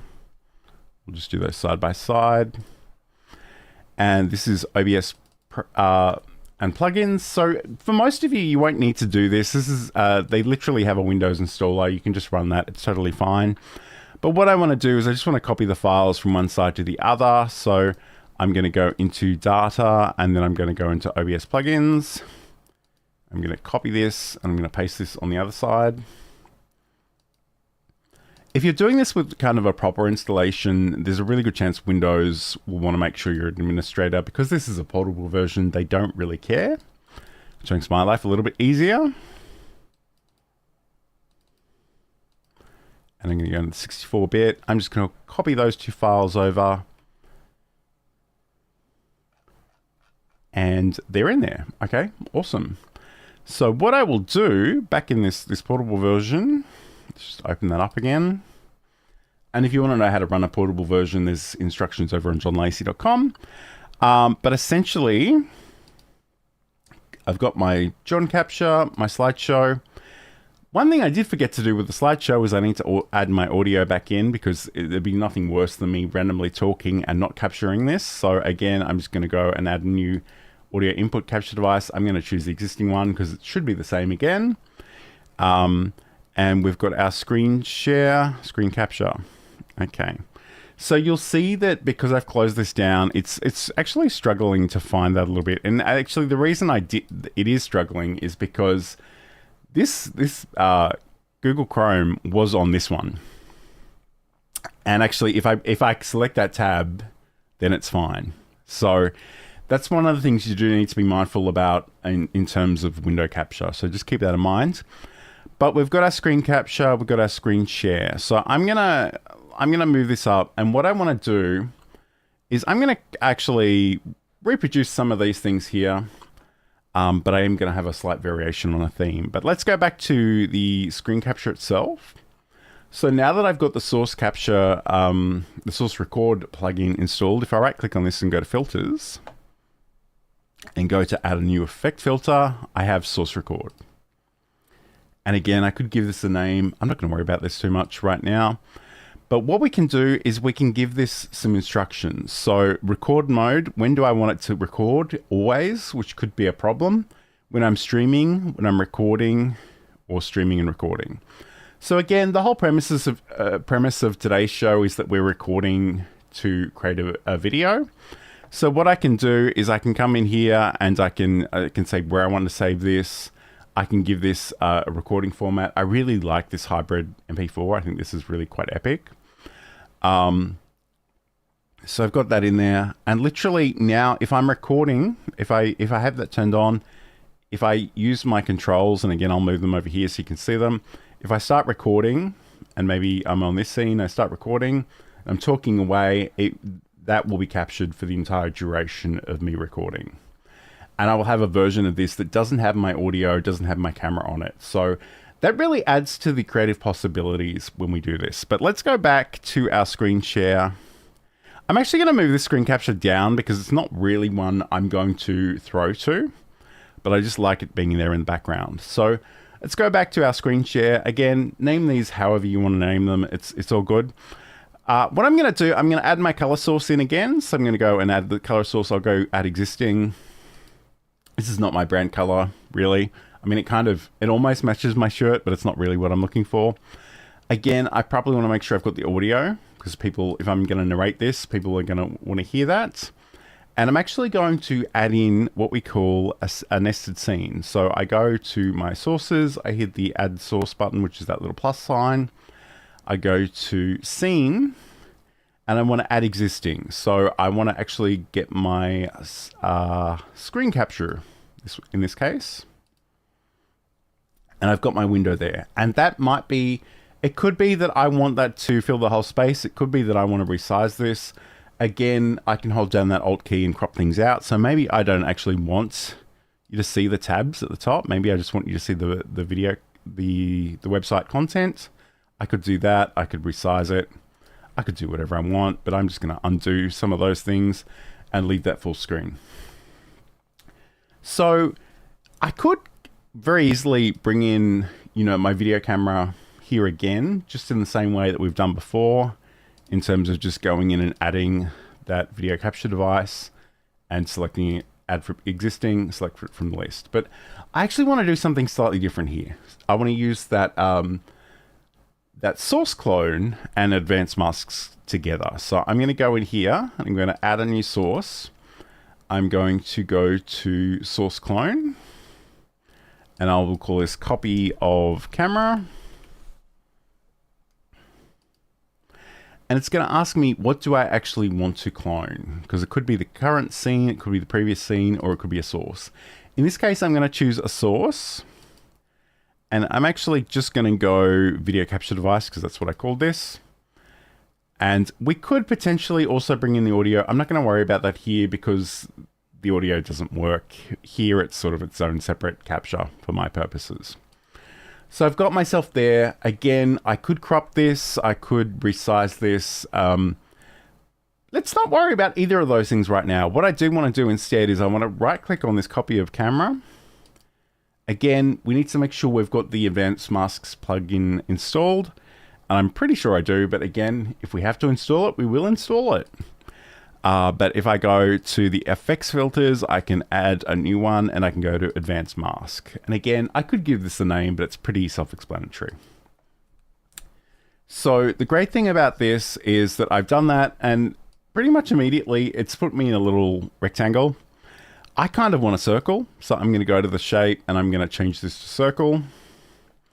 It's a little off. I'm always a little out of center of the frame for various reasons I won't even get into, but we can adjust the mask geometry here. So I could move this a little bit that way. And again, I can grab my corners, I can resize this, and I can choose where I want to position myself here. So could be literally anywhere here at all. So now I'm going, hello, welcome to my presentation. Today I want to talk to you about various things. I can click on this, I can go through my slides. I just need to make sure they're selected, or I'm using my keyboard shortcuts. I guess if I don't have that selected, I can still go left and right. So that's handy. I can talk through that. I can go to my screen share and say, hey, this is a really great plugin. I think it's really awesome. You should use it for whatever. And we can go from there. I guess the other thing too is you could equally come in, and if you have a scene which is literally just you You could also go into the filters. You could also put a source record on here. So that way you'd have a backup of that as well. And again, there are probably two things you want to keep in mind with this. One is how spec'd up is your computer, because the more you ask of OBS and your computer, the slower and harder it'll have to work. So if you have a computer from 15 years ago, I wouldn't try doing too much of this, but it is kind of a really useful thing to have on the screen, because just imagine that you had all your, you had all your comments showing on the screen and somebody says a really offensive thing and that's burnt into your video forever. If you actually had the video capture of just you talking, you could at least make that live stream unhidden. You could actually bring in a version of that that doesn't display those comments. And this is where I think the crux of so much of what we're talking about today really comes in, because you need to have a think about this. You need to think about what is actually important and what is useful and what is just a little excessive. Because again, I have a lot of hard drive space on my computer. It's kind of obscene, and I just record all of the things all of the time. But there's going to be a point where I'm going to have to go through and delete some of that stuff. So just keep that in mind. But I guess, if we think about our close, and I would be really tempted just to copy and paste both of those into the close. I think I can do that. Yep, there we go. So now we could actually add in, QR codes. We could add in a picture of our book or a link to our course or whatever we want. Again, a lot of that is just the images or the text.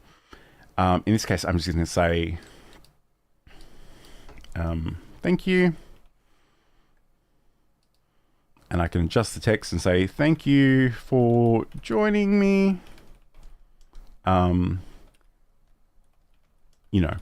Whatever my offer is, I could put something in here. Again, I'm going to have to adjust the size of this because it's so big it's going beyond the video frame. But if we go maybe 100, see what that looks like. It's a lot smaller. I could change the font. I could do whatever I want. So in some ways, this is all well and good. And we can do whatever we want here. But again, because I'm ad-libbing so much of this today, I don't have anything particularly exciting to share with you here. But again, if you're doing a video, I kind of want you to think about what is that call to action, because it could be to watch another video. It could be to like and subscribe. It could be to share that video with somebody. It could be to go check out a playlist. And especially on YouTube, if you think about the last 15 seconds of your recording as being the end screen, and you could actually use one of YouTube's templates or create your own and then just take a screenshot of that and figure out exactly where that video was going to be, and you could literally point to it. You could have a animated border around it. You could do whatever you like. So if we think about this as our presentation, and I know I need to get to the video editing equivalent of this shortly, because we don't have a lot of time today. But if I guess the other thing I just want to call out is if you go to the file and go to your settings, we want to check out our output settings, because again, this will tell us where these things are being recorded to. And, I've obviously set this up for a previous show when we were talking about transcripts. I might even just go in here and adjust this ever so slightly for today's show. And I'll create a new folder. And I will call this presentation. And I'm just going to copy this URL later because I will probably need it. And select that folder. And that's where it's being saved. So again, I personally, and this is something where I don't really care about a lot of these video settings. I think what I'm producing is okay. I don't want to get too lost in this. I guess what I do want to call out is if you really have some reason to play with these a lot, we do have different output modes. One is simple and one is advanced. And with advanced, you can do really advanced things. You can adjust different audio tracks. You can say, okay, this is the one I want to record, and this is the one that I don't want to record, or whatever. But to be honest, unless you have a reason to, leave it on simple. I really like the hybrid MP4 format. That's been working really well for me. I know it's technically in beta, but I've never had a problem with it. It works so well. So essentially what we can do, go apply, and you know, maybe you need to collect yourself a little bit, but essentially what we can do is we can go start recording. Hi, my name's John Lacey. Today I want to talk to you about some of my favorite OBS Studio features. So let's get stuck in. Let's have a look at these slides. We'll go through them. Obviously, they're not actually related to OBS, these ones. These are just generic ones that I've got here for the sake of it. Then I can go to my screen share. I can talk to you about this amazing plugin, the Advanced Masks, which is the thing that's literally making me this little circle in the corner, which is really, really useful. And I can say, thank you so much for being here. I really appreciate it. Don't forget to like and subscribe. And I will talk to you again very, very soon. And I can hit that stop record button. And again, you can set up keyboard shortcuts for that. You can set up buttons on the Stream Deck. All of that stuff is really, really useful. So essentially, that's kind of the way we can do a presentation sort of live to your computer, live to and that way, especially if you're somebody that doesn't like editing, or you really just need to get something done in a hurry, you don't really have the time to mess around too much, that can be really, really useful. One thing I do want to just double check on really quickly, because I have a feeling I've put it in a weird place. I'll go back to the screen share for this. If I go to the filters, okay, so I've actually saved this video in the old folder, which is fine. I just need to know where it is. So I'm going to go back here. I'm going to go to my video and transcripts, and I'll see that there. So in this case, and I kind of want to, okay. It's given it the same file name. So I probably need to adjust those settings. But in this case, what I'm going to do, I'm just going to go in here and I'm going to say, I'm just going to put an SS at the front of it for screen share. And I will cut that.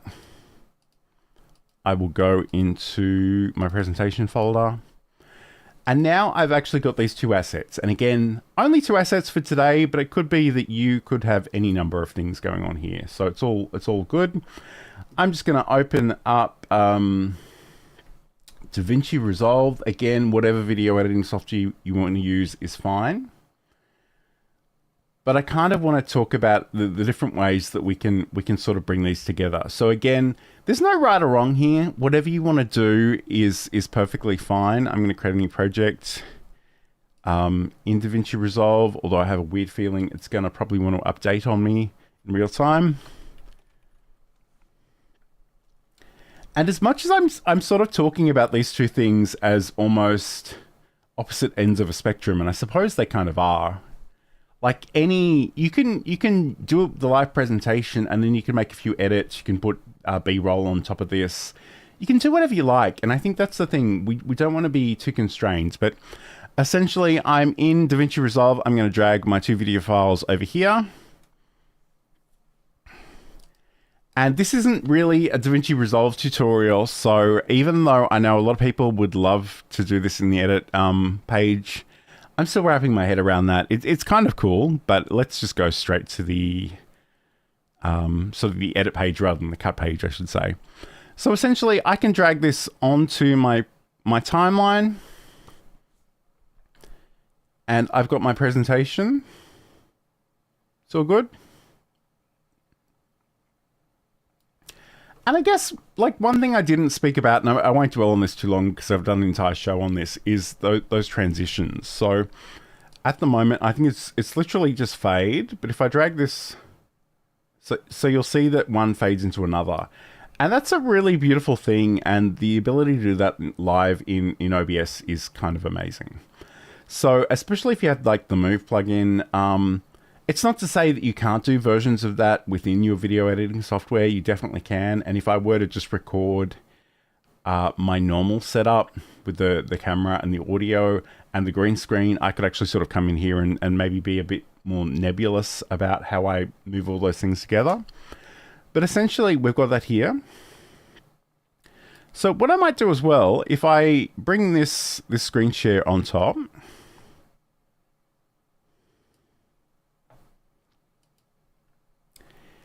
interestingly, it's a little bit shorter, which in this case probably doesn't matter too much. And I guess The other thing we didn't do with this is we haven't incorporated any audio. So I probably would need to manually sync this, but essentially what we can do is we can come in here. I can decide where I want this to be. I could come in and actually make a cut. So I'm going, I think it's Control B. So I can do that here. And I think I finish about here, so I'll do that as well. I'm going to come in here and right click and go delete selected and delete selected.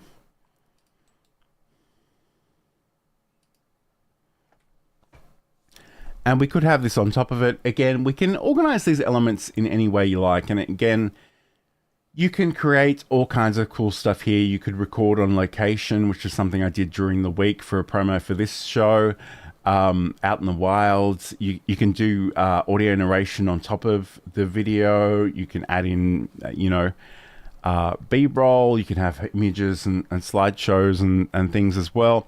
So we could do all of this in the editing software. And I guess that's the point I'm really trying to make. Either is fine, but you need to decide how you want to work. And I think what might be more interesting for this is if I actually go to my project settings, and I'm going to change this to a vertical resolution. And you can see it's kind of cropped me in the frame, which is not terrible. But obviously at some point it's going to be a problem. So what I'm going to do instead is I will actually select that, and I'd probably need to bring this in quite a bit. So it could be that I've got something here. And, obviously vertical is a different way of working. We could actually bring this in at any point. We could have maybe a promo for the show. It could be a 30-second video. It could be anything you like. But essentially we've got that here. And again, we've got our screen capture, which again is kind of massive in this context. Make it smaller, but I also need to drag it up. So again, depending on what you want to do, this is all potentially quite useful. And maybe this is actually the point at which I could resize some of this stuff. So maybe I do actually cut this out.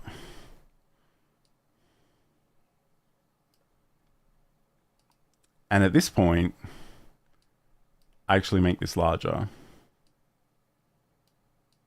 And, have more of my face here, but also have the video somewhere else. So again, this is not a particularly sophisticated edit that I'm working on today, but I kind of just want to plant the seed that this is something that you might like to explore.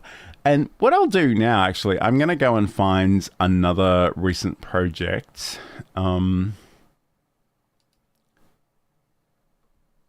And let's have a look at this one. So this is actually from the show, the live stream about captioning. I sort of clipped out 2 scenes from this this live show, and I've added the captions in. I've actually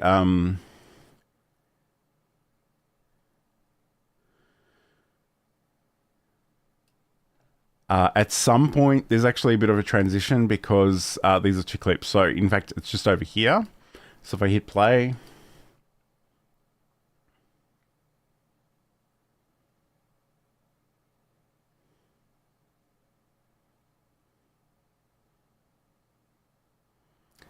and the replay is probably a little bit clunky here, but I've literally sort of brought in my stinger just to bring in those 2 clips because they were recorded at different times. But again, this is the power of what we can sort of put together, is that we can cut those slices out. Because what I did in the original live is I uploaded the video, I went and did other things, and then I came back and edited it. And I thought this is probably, this is a really simple tip. It's sort of all of 2 minutes worth.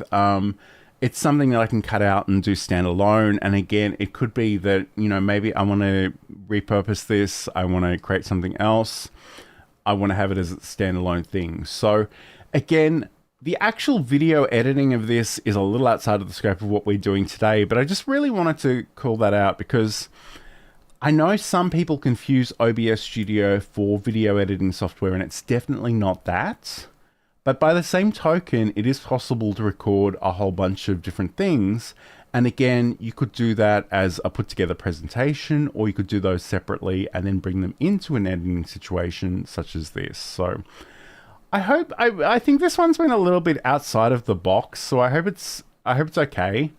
It's sort of thinking about some different things. And the idea that I'm always pushing is that you have a content creation toolbox, a toolkit, and you've got all kinds of options in that toolbox, and you can reach for them and use them however you like. And don't be too constrained about different ideas that people may have about what is appropriate and what is a little bit weird. Because at the end of the day, you're the creator, you get to choose what's happening here. And, you can decide how you want to work with those things. I'll just see if I can grab another project as well. In fact, what I'll do is I'll close the current project. Yep.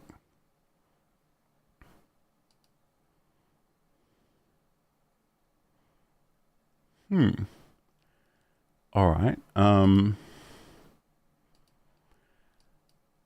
I just wanted to go back to my normal lovely screen, but it's not giving me any joy. Close project. There we go. Okay. So, I don't know. It's been a while since I've made a short clip, although I guess I can show you the one that I did earlier this week. So, again, thinking outside the box a little bit. This is a video, you may have seen this on social media, on LinkedIn during the week, but essentially I actually went outside and I recorded something talking about this show. And again, this video at the top, the horizontal version is the original, and I've sort of duplicated that here and I've cropped it and zoomed in a little bit. I realized the lighting is atrocious on this because I was literally in Australian bushland and I can't really control too much of the shadowing here. So it is what it is, and I guess the thing is too, if you are, depending on how you're recording and the quality of the camera you're using, this is literally just on my phone. I did use the Rode wireless micro for better audio, but obviously there are sort of limits to how good this can be. But I think the thing I want to call out here is that a lot of the time, I'm also using the Aitum vertical plugin to record a version of my shows. And that version literally has me. It often has a grey bar just to leave some space at the bottom in case I need to put something there. And it has a section up here left intentionally blank. And especially if you are in a situation where you're having a conversation with somebody and, a guest or a co-host, having this as its own separate recording via the Aitum vertical plugin, and then just bringing in your guest as their own separate recording here, it can really help a lot because you have them on different timelines. If your guest has really distracting backgrounds audio at some point, you can literally go in here and mute them. You can unmute them when they're speaking. You can adjust all the things. So that in itself is really, really cool too. So again, I don't want to overwhelm you, but I just want you to think about the creative possibilities because there's so much cool stuff that we can do. And it's, a lot of this depends on how much time you've got. But I think it's definitely worth exploring. So, I'm just curious actually if I've got another clip because I may not that gives an example of this because it's been a while since I sort of recorded with Sam and I haven't done anything with the seed stuff yet as well. So probably isn't a whole lot. Oh, actually, what's going on with TikTok? No, that was a standalone video as well. Okay, so I don't have a lot of great examples, but there, it is something that you can think about, you can have a bit of a play with. And I know that I realize there are a lot of people out there that don't like editing video, but I kind of really enjoy it. So, all right. So thank you for joining me today. I know the chat's been a little quiet today, so hopefully I haven't overwhelmed you too much, but have a great week, have a great weekend when you get there, and I will talk to you again very, very soon. Hi everybody and welcome to OBS Obsessed. My name's John Lacey. Today on the show we're going to be talking all about the Move plugin. So it's a really epic, cool little plugin that we can install into OBS and do all kinds of fun things with. So we're going to be exploring that today. But we are going out live to all the various places, so let me know in the chat where you might be watching from. And if you have any experience with this magical plugin. So I guess just in case you know this is your first time here, we probably should talk about what OBS Studio is. first of all. So let's press a couple of buttons here. This is OBS Studio. This is available from obsproject.com.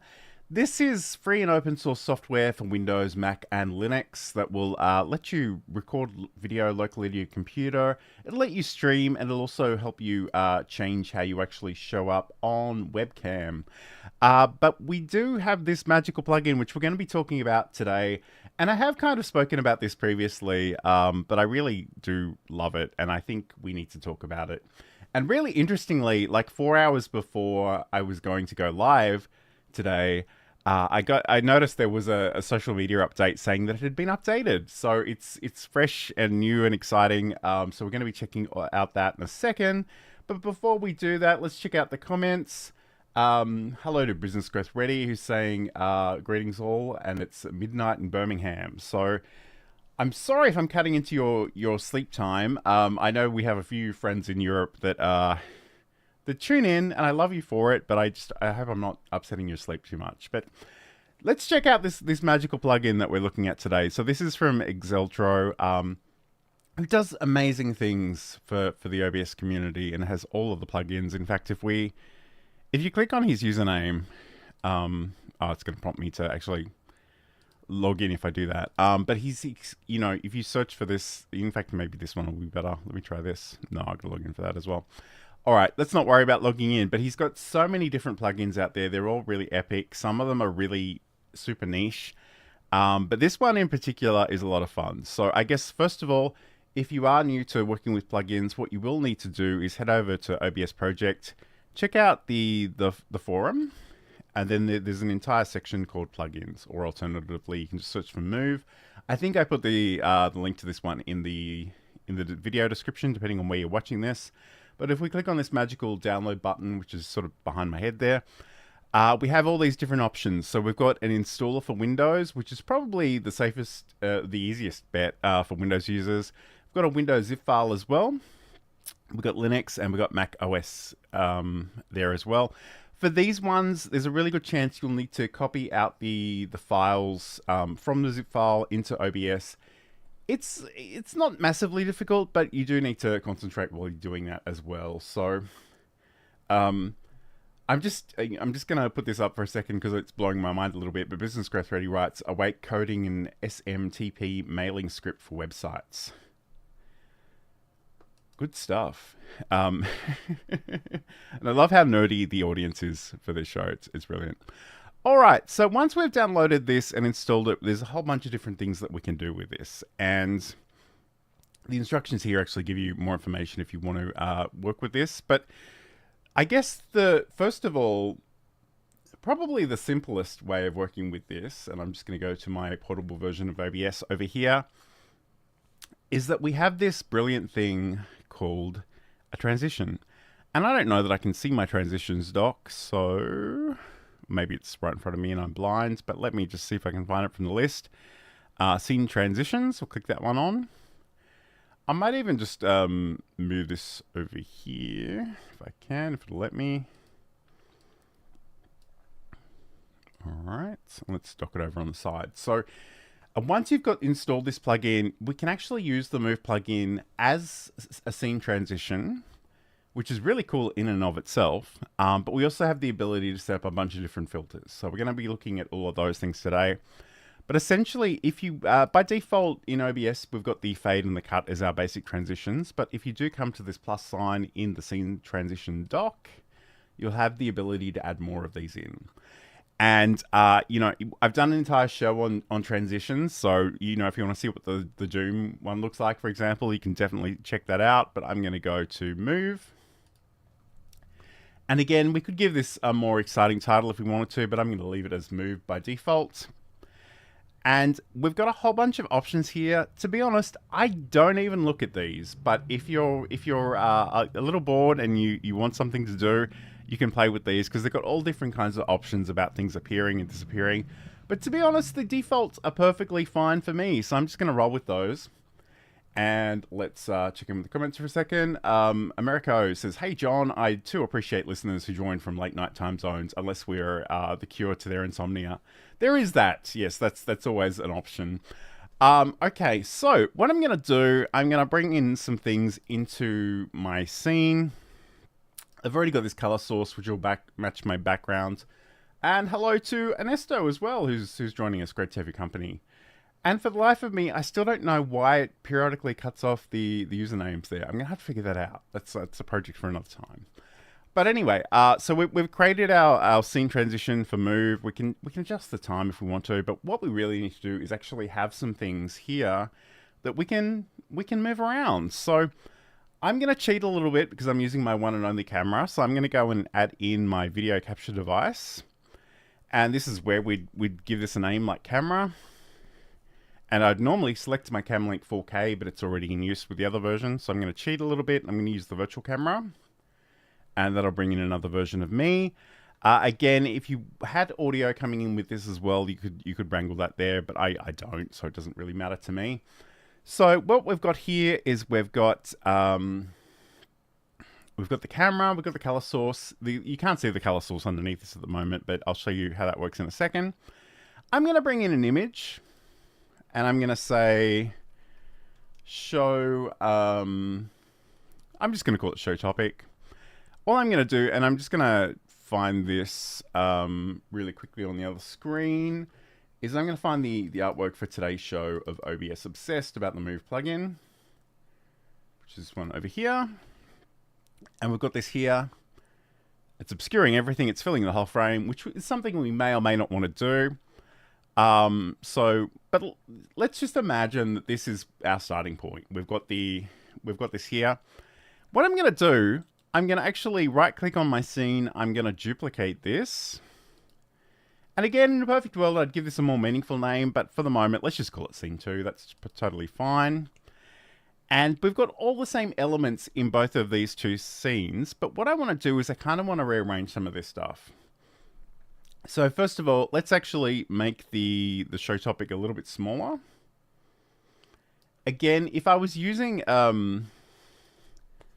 my proper version of the camera, I would have my real green screen here and I could do all kinds of wonderful things. But because I don't, I'm going to cheat a little bit. I'm going to actually move my camera off to the side a little bit. Again, you'll see that background color is still filling in because of the color source that's there. I could potentially, move this around. I could resize this. I could do whatever I want. But now, in fact, I'm going to go back to just a fade for a second. We're going to go back to the first scene. And let's change back to our move. And I want you to see what happens when I press this, when I go to the second scene. So I click the scene. And you'll see that those things are actually, they start in one position, they end in the second position. But the thing that the Move plugin is doing, it's doing all the calculations as to, how to animate those things, where to move them from. And the great thing about the Move plugin in particular is that the computer will do all the math. You don't need to worry about that. You don't need to know how many pixels or, the distance of these things. But the other thing we can do too is maybe that was just a little bit too fast. Maybe I want to increase the duration from 300 milliseconds to 10, 100 milliseconds. So if I click on that now and I go back to this scene, you'll see that's a little bit slower. So we can do that as well. But the great thing about this is we can literally just keep cloning this. We can keep cloning our scene. We can keep moving things around. And let's just imagine that maybe we had some text at the bottom of our screen. So I will go in and what I might do, I'll add a color source in first and I'll say banner. This could be any color. I'm literally just going to pick a black. Let's adjust the width is great, but let's make the height maybe, I don't know, not 400. Let's say 200. Okay, let me move that to the bottom of the screen. And another thing that can be really useful to know in OBS is if we right click in here into our canvas, and I've got to remember what this one is called, and I'm sure Said would know if he was here, but I don't think he's around today. So if I right click, preview scaling is what I'm looking for. So scale to window or canvas. The great thing about switching to canvas, it'll zoom in, but if I hold down my control key, no, that's not doing anything. Let's try that again. Scale to window. Okay, preview scaling, canvas. Normally, I would be able to scroll in and out of this area, but it's not playing nicely for me. Let me just see if I can move some stuff around. I mean, I certainly have this scroll bar, so I can sort of go in here. That is really odd. That never happens. But of course it happens on a live show, but that's just what life is. Joyful. All right. And I do notice Ernesto mentioned that he's coming to us from the past because it's technically still Friday in his part of the world. I did say your name, Saeed. That's so funny that you're out there lurking. So Saeed writes, did someone say my name? I did indeed. So what I'm wondering, and maybe I'm just having a moment here, but what I want to do is I want to go to preview scaling, go to the canvas, and zoom in and out. But it's not giving me that option. Do I need to? Maybe I need to be on window. No. I don't know what's going on there. Hold the space key and scroll. Okay, let's try that. Canvas. There we go. Okay, it's the space key. It's not control. All right. Thank you, Saeed. I'm so glad you're here. I'm always a little bit thrown when you're not here. But not that you have to be here, mind you, but yeah, we've got that there. So what I'm going to do, I'm actually just going to drag this out, and I'm just holding down the shift key and the down cursor arrow with that banner selected just to move it off the screen. I'm going to go to my scene 2, and you'll see I think we might have even had a preview there of it disappearing, although yeah, okay, that's interesting. All right, so what I want to do is I actually want to bring this back into scene 2. So I'm going to go and grab my my color source. We'll go add existing and we'll select banner. And I'm going to just keep moving between scenes when it's not really what I intend to do. What I want to do is I want to select my banner. Let's move it all the way down. And there are easy ways of doing this, but I'm just going to roll with that one now. So we start here. It's off the canvas. We click here and it brings it in. And I might even, like, just for our purposes, I might even just move myself up in this frame a little bit now that I've got a little bit of extra space. So let's go back to here. And also I'm going to add in some text. So I will add a new source and I will go to text GDI plus and I will say, I'm just going to call it johnlacey.com. And I'll say johnlacey.com.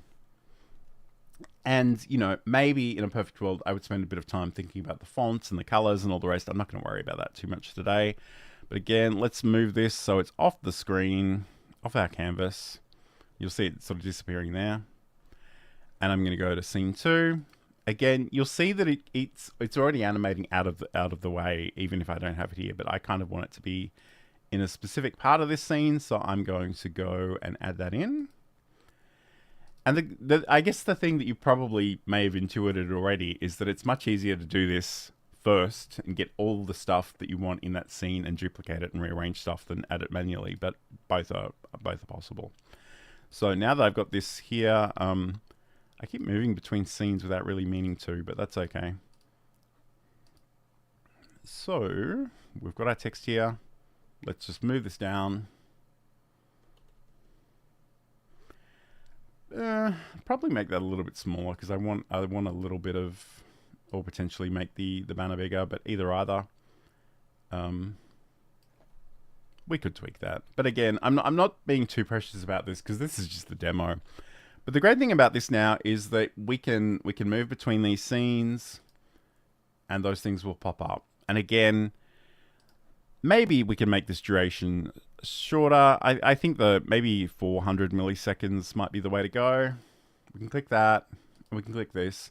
And the great thing about this is that the computer, the plugin, is doing all of the joyful calculations for us. So that's one way to use this plugin. And I think that in itself is really cool. And that kind of powers nearly everything I do on this show. There are some more sophisticated things that I do on Learn Live Streaming Live and the video and live streaming show previously. So that's one way of working with this Move plugin. But I guess another one that is really cool, and I think what we'll do, I was going to create a new thing, but I don't think I'm going to bother today. I'm just going to move this back to fade. And again, if you wanted to, the other thing you can do too is that we can actually set up scene transition overrides. So maybe every time we go to scene 2, like everything's by default, it's currently a fade. But if I wanted to do an override, I could do this as move. So now if I go from scene 1 to scene 3, it's just a simple fade. But if I go from scene to scene 2, it should work. It's not going to. Just to make a liar out of me. There we go. Let me try that again. All right. I think the problem that we figured out last time is that I've got the transition table plugin installed, and that'll give me the ability to do a sort of a proxy version. So if I go from any scene to scene 2, then we could maybe make that a move transition. So I could do it like that. And now if I go here, no, even that's going to make a liar out of me. All right. Isn't doing things live joyful? But conceptually, that should work. Again, you know, I think I need to get rid of the transition table. I might even need to. Okay, there we go. So that stuff disappeared. So I didn't press the set button. All right, let me try this again. So I've got to actually set this, and then it shows up as part of the table. There we go. So now if I go from scene to scene 3, it's just the fade. But if I go from scene to scene 2, it's still not working. What's it doing to me? I don't still have that override on, because maybe that's... Okay, I'll go none.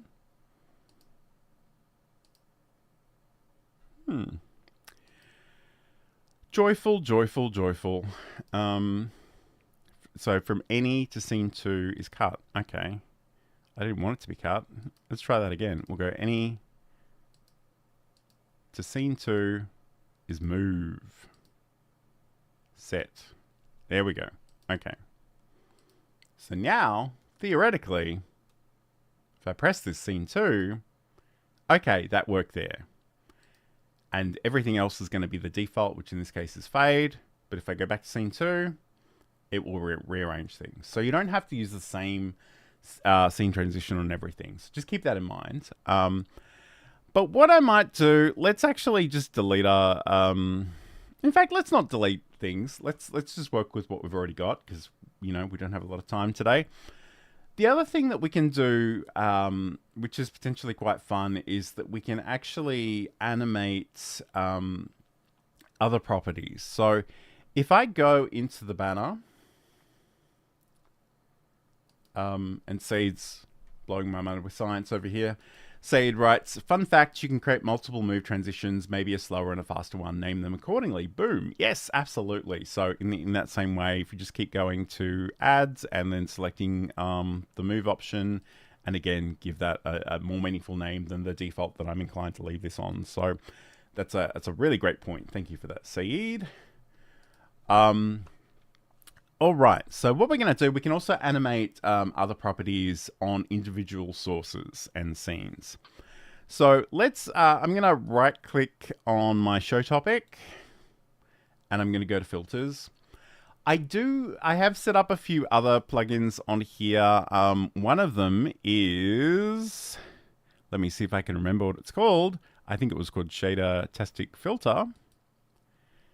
I'm pretty sure that's the one I'm looking for. No, I don't think that is the one I'm looking for. So that actually does give me a few different effects, but that's not what I'm looking for today. What I'm actually looking for today is called 3D Effects, funnily enough, at the top of my list. So I'm going to have my 3D effect here. And what I'm going to do, I'm going to actually create a few move, and really all I'm doing here is just saying, make this available to me.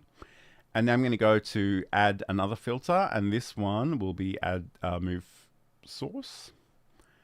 And I'm going to call this one animate topic 1.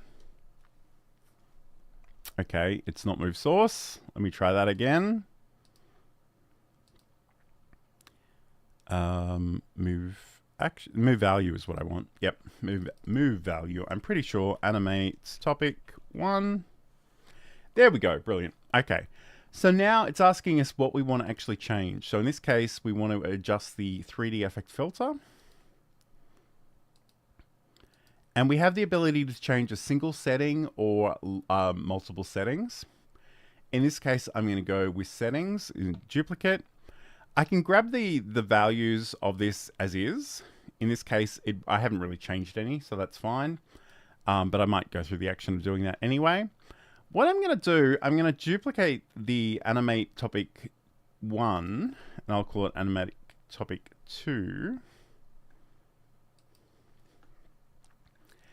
And it's pretty much identical, but what I want to do is I want to actually come down to these rotation effects, and I'm going to just bring these up as large as they will go. And I'm actually going to duplicate this one more time. And go animate topic 3. So the other great thing about these move actions and values and sources is that we have a whole bunch of different properties. We could adjust the scaling if we wanted to. We can adjust the custom duration, which I might come back to in a second. But we also have the ability to sort of tell this to trigger other things. So in this case, what I want to do is once animate topic 1 is done, I want to go to animate topic 2. And then when animate topic 2 is done, and I have to be really careful because it's surprisingly easy to accidentally click into any of these values and move my mouse cursor and for those values to be set. But in this case, animate topic 2, once it's done, I want it to go to 3. And then once 3 is done, I basically just want it to stop. So I'm not going to tell it to do anything after that. So now this is where this will get interesting. And I probably need to move this dialog out of the way so you can see what's happening. But now if I trigger animate topic 1, you'll see that it rotates. And, you know, it sort of goes through that process. And if you look really carefully and closely, you'll see that these visibility eyes beside each of these actually light up at different times. We could adjust the speed of this. So if we go down, we've got a custom duration. So maybe I could make this 500 milliseconds, and I might even want to do that for a number of these.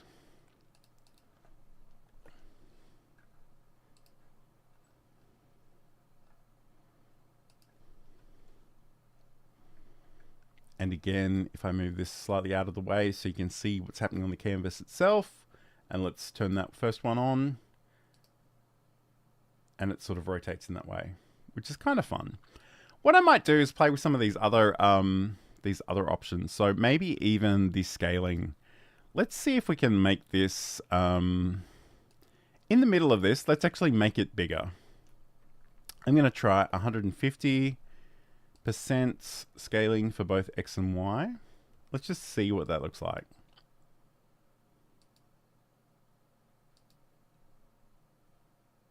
And you'll see that it actually zooms in a little bit. So I don't know if that's a great use of this particular example. In fact, what I might do is go the opposite direction and make it smaller. So let's say maybe 70%.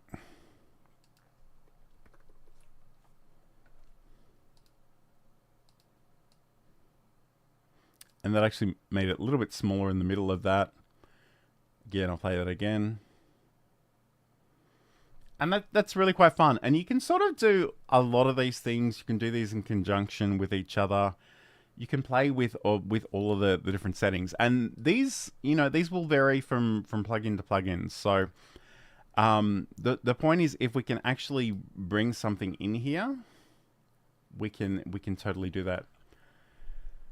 All right, hello to Full Blast, who writes, "Hi John, made it. So great to have your company today." We're checking out the Move plugin, which is a fun little thing that we've been playing with. And again, this is a plugin that you can download from obsproject.com. You can use it as a transition. So if I click between scenes and I've set this as sort of an override, you'll see that it'll actually rearrange the elements within our scene. But the other thing that we've been playing with here is the ability to actually have different effects and sort of, you know, play with those options as well. So I've set up a number of filters here. If I click on this series, it'll sort of rotate that. And that can be really, really fun. I guess the thing that you may be wondering if you're watching from home is, do we need to have this filters option open to trigger this? And the answer is no. What we can do alternatively is we can go to our settings, go to the file menu and then settings and go to our hotkeys. And we need to find our magical setting for this one. And I think I'm going to go animate because I'm thinking, yeah, okay, cool. All right, so if here we've got show animate topic 1, and even though we've got the 3 filters, we really only need to trigger the first one for this to happen. So if I go, I don't know, Control Shift M, for example, and I go apply, and now if I hit Control Shift M on my keyboard, that animation will happen in real time.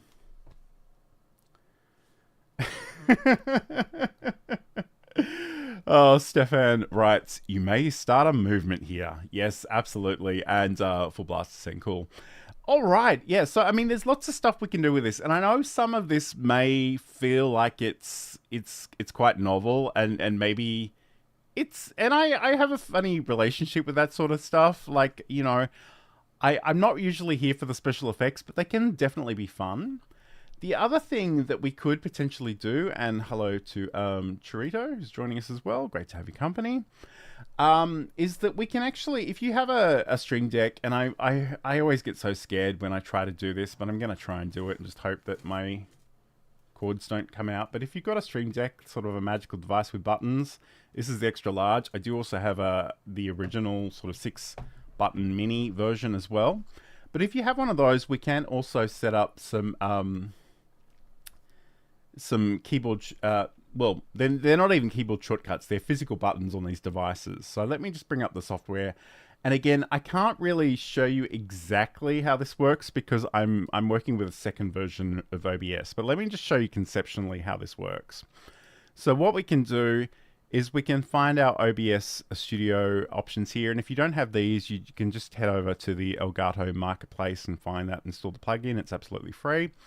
But essentially what you want to do is you want to grab the filter, drag the button over here, and give this a title and say animate.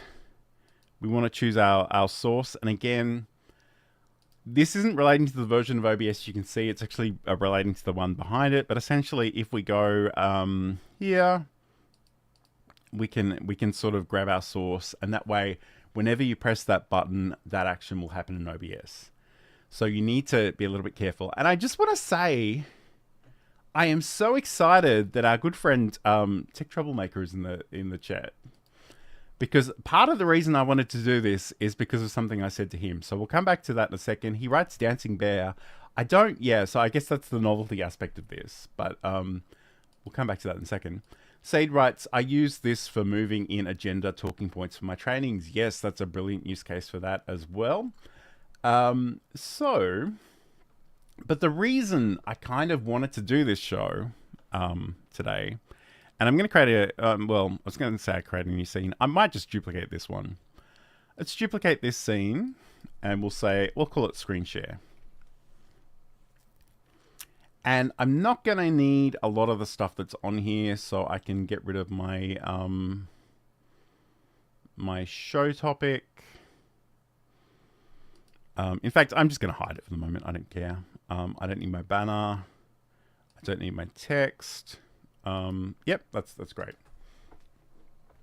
So often you'll be in a situation where you want to do some screen share, and I have to use the standard disclaimer that every single one of my screens is actually in use for this particular show. So I'm probably going to have to pretend a little bit, but I'm going to grab in an image instead. And we're going to pretend this is our fake screen share. I mean, I could share the clock with you, but that's kind of boring. So let me just find something really quickly that might look a little bit like a screen share, so we can pretend. Oh, so many things on my computer. It's kind of ridiculous, and I don't know that I actually even have a good screen share. Let me just see if I've got something in here. All right, I'm gonna throw in. Not that. Let's just throw this in. So this is just a screenshot of the of the Stream Deck software. So let's go with that. So what we might want to do, and again, I don't know if this button works, but let's find out together. Like and subscribe, as Roy and the chatbot are telling you to do. That would be appreciated. So what we might do, let's bring in my camera. Let's bring it up the top. It'll cover everything. I don't really want it to cover everything. So again, normally I would use my green screen magic here, but most of you probably don't have access to that. So we're going to do something else instead. I'm going to actually come up here and I'm going to create a filter. And this is an effect filter. And I'm going to use my advanced mask. And click OK. And it's put me in a little rectangle. I probably would prefer a circle. And that is unusually centered for me. That's quite bizarre. So anyway, I've got my circle here. What I want to do, I'm going to resize this. And what I want to do is I really want to think about where this might go, because, you know, often I will see people screen sharing and they'll be like, oh, my head's in the way. I've got to drag and move myself around, which is fine. But I think what would be really cool is if we could actually set up some filters to move this around for us. So if we right click on the scene, and this is a little bit different to what we did, we're not actually going to be working with the source. We're going to actually be working from the scene. Right click on this one, go to filters, and we're going to go to move source. And I'm going to say camera, top right. All right, so I need to make sure I select my color, my source here, which in this case is the camera. I can move this around, and basically it's already in the place I want it. So what I'll do is I go down to where it says transform and I'll say get transform. And again, there are all kinds of additional settings here you could play with. You could change the visibility, you could change the order. So if you want something on top or underneath, that can be really useful as well. I'm not going to worry about any of that. I'm going to do that a few more times. And let's just go to move source, and I'll say camera top left. Again, make sure the source is the right one. So we'll go camera. Here, I'm going to actually physically click on this, holding the shift key, and I'm just pressing towards the left. And again, you could do this, you know, you could actually do this in pixels and stuff, but that's fine for my purposes today. Again, I'm going to get this transform because that's the information. This is the big string that's just saying where this is, what size it is, and how wonderful it is. Maybe not the last one. And let's just keep going. Let's do this. So camera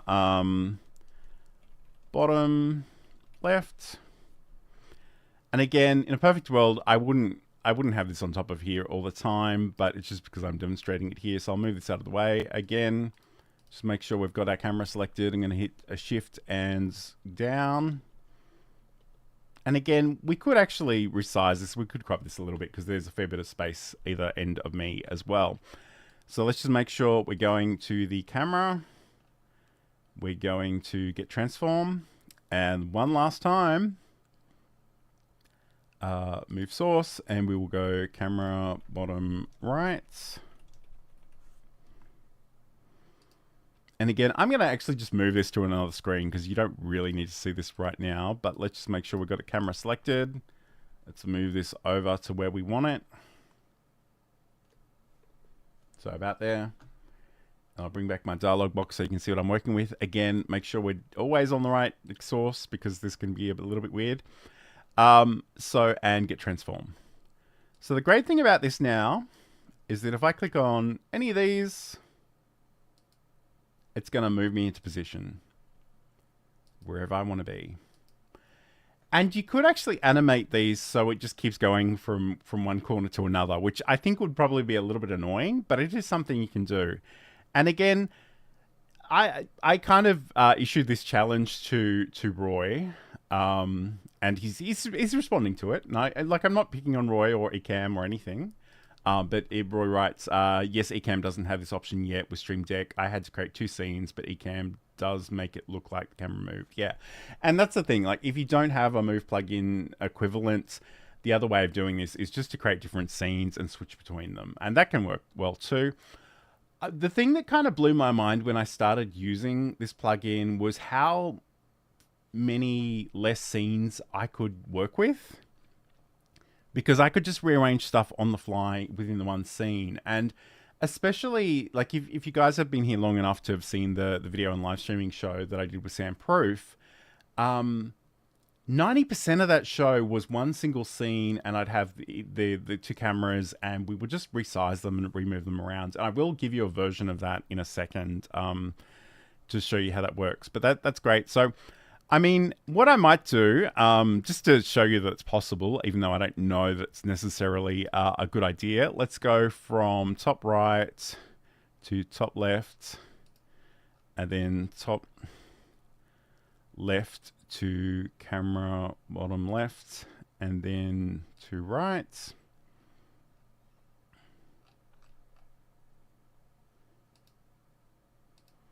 Again, I don't think this is a particularly great use of this, but you can animate this as well. So we could go here, and it'll move us around. And we could adjust the speed.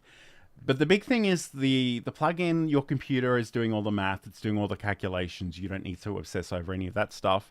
And the other thing that we could do too is, like, we could literally just have another one that's like move source again. And we'll just say center. I don't know why I'm spelling it American, but that's okay.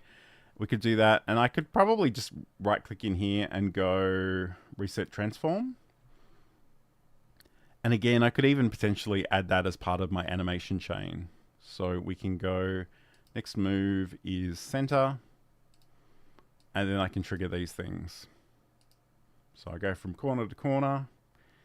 And I obviously didn't do that correctly because it didn't center. So let me just double check what happened there. Next move is center. Okay. I didn't click the get transform. That's what happened. Let me try that again. So I'm going to reset the transform to just make it full and centered. And then I'm going to go get transform. And we'll try this again. So there we go. So we can do a lot. We can do a lot of stuff with this. You know, even the thing that Saeed said about the moving the agenda onto the screen, that can be really, really cool and relatively easy. Let's see what Saeed has to say, because he's got something to share with the group. Saeed writes, I always go super geeky with the move feature. I created a scene with my camera, add the filters for different positions to that scene, and then add it as a nested scene to the scenes where I need it. Yes, absolutely. So let's talk about that. I'm going to create, and this is essentially what the video and live streaming show was built around. So I've got a thing called, it's actually called tabs, because originally I had a tabbed interface, which is sort of neither here nor there. But what I want to do is create a new thing, and I will say host scene, and I will say guest scene. And this is the place at which I would add my camera. And because I am the host and I'm here, let's do that. Let's go into our video capture device. Let's go at existing. I might need to turn off my filter for the advanced mask. But that's me, essentially. And over here in my guest scene, I have my guest. I don't really have a guest to demonstrate this with, although I keep threatening to get somebody on to do this in real time, but it's a little bit dicey, because you can share URLs with people on the stream, and they can crash your stream, which can be and I say crash, I mean visit. So let's pretend that this red screen is my guest. I'll add some text in just to make this a little bit more obvious. We'll say text, and I'll say guest. And let's center that in the middle of the screen. Go to transform, and we'll go center to the screen, which is apparently Control D. So I might do that on the keyboard. No joy there. Let's try that again. Center to screen. Oh, gotta make sure I've actually got the right thing selected.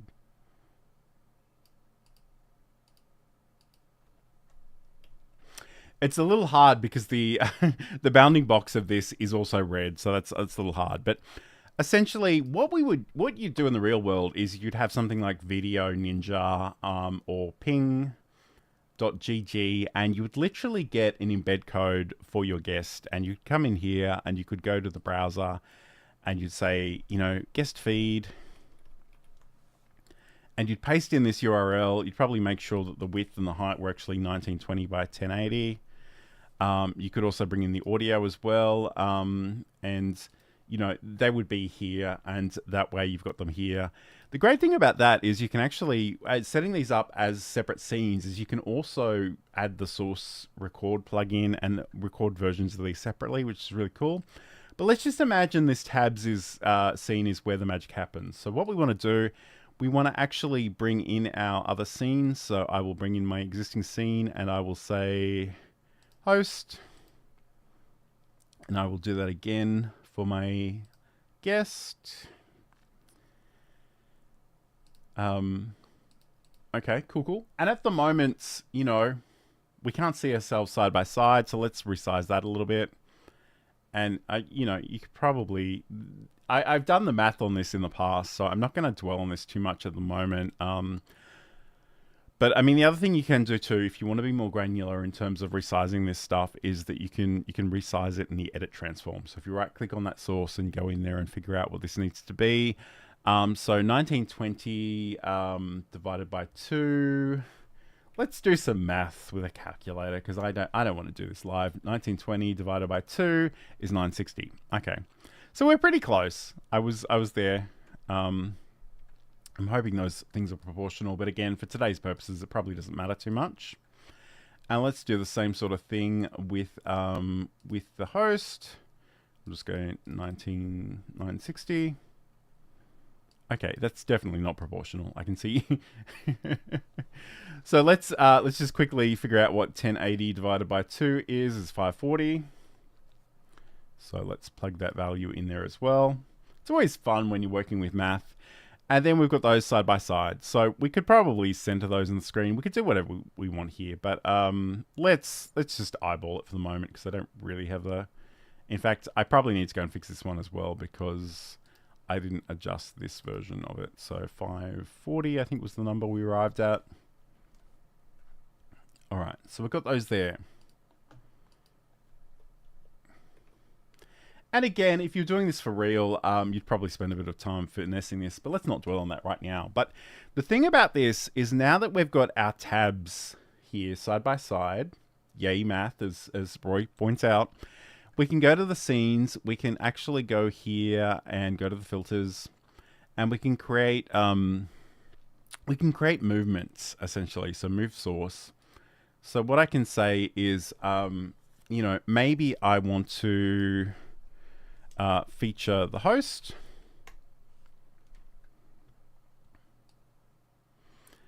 And probably, in fact, what I will do, and again, a lot of these you probably will need to do these in steps, so it's a good idea to have numbers. So I'll go feature host. So what I'll do is I will come in here. I will actually grab the guest scene, because what I want to do is I want to make them full screen. So I'll just go reset transform. And I'm going to duplicate this, and we'll say feature host 2. So for the first one, I'm adjusting the guest scene. For the second one, I want to actually adjust the host scene. And I will go and I will reset the transform. So now I've got the guest and the host full screen, but one of them isn't on top of the other, and it's not necessarily what we want. And this is, I guess, the other thing too, and I have the weirdest feeling I didn't actually press the get transform previously, so let me just do that. If I haven't, there we go. Cool. All right, so we do have some other options in here. So we've got the transform, but we've also got things like visibility and order. So if I want to change the order, I will say end absolutes, and this is the part at which we will learn together how this ordering works, because it's been so long since I've done it, but I'm going to imagine that 0 is the top of my layer stack. So let's actually click on this and see what happens. Although the other thing I got to do too is actually set up those next actions. So on the next action, I want to go to that one. And now if I click this button, okay, that obviously didn't change the order. In fact, I think what I probably need to do is -1. No, hang on. 0. No change on that one. Make sure I'm on the right one. That always helps. So what I want to do is end absolute, and I will say -1 here. I just want to make sure I'm definitely on the host scene. Okay. And there's a little bit of lag there. I'd probably think about maybe removing the custom duration and just tell it to go as fast as it can, or potentially change that thing. But essentially, all we've done is we've resized those boxes, and we've put one on top of the other. The important thing to keep in mind is that the guest audio is probably still in this scene. So just let them know, even if they're not visible on the show, that we can still hear them. And there probably are things you can do in terms of maybe turning off the visibility if you really wanted them to not be part of that particular section. But once we've done that, again, I should have done this earlier, but obviously I didn't. So now we're just going to have to do it again manually. So I'm going to go back in here and I'm going to go to my transform. And I know I realize this sounds like so much work. But once you've set these up, you'll never need to worry about them again. So 540, and our next sum was, and I should really put these in the chat because I'm never going to remember. It was 960, I think. Yep. Okay.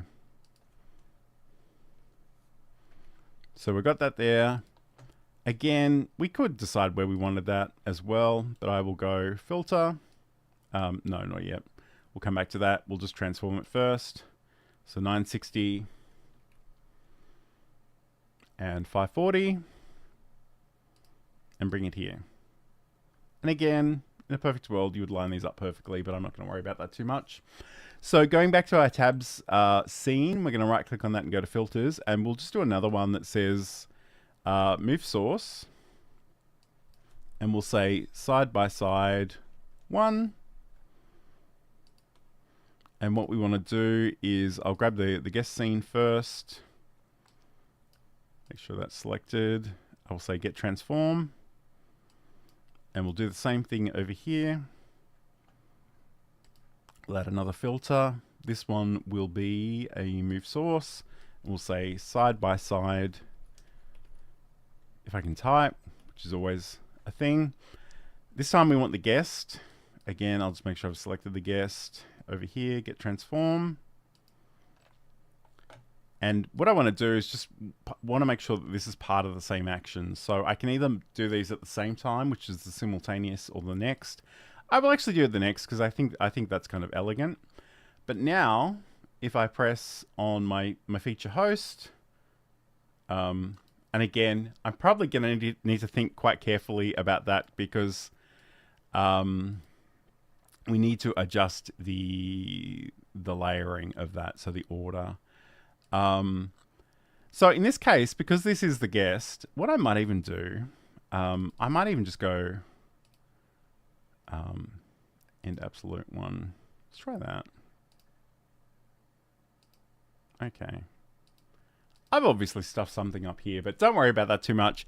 What I will do is we'll demonstrate the side by side, and the great thing about that is that we're side by side. So I just want to make sure, and there are all kinds of things, and I guess the thing about this, and I probably need to, there's a couple of things I've been thinking about. Let me know if any of this sounds of interest to you. I do have my scene collection that has the what was the video and live streaming show, and I also use it for Learn Live Streaming Live, that actually has this kind of arrangements and all the filters built into it. And a part of me is thinking I should probably make that available like on the Elgato Marketplace. Because I think this kind of stuff, you really only need to set it up once. But frankly, if you don't need to set it up, if you could have somebody else set it up for you, that might be a really useful thing to do.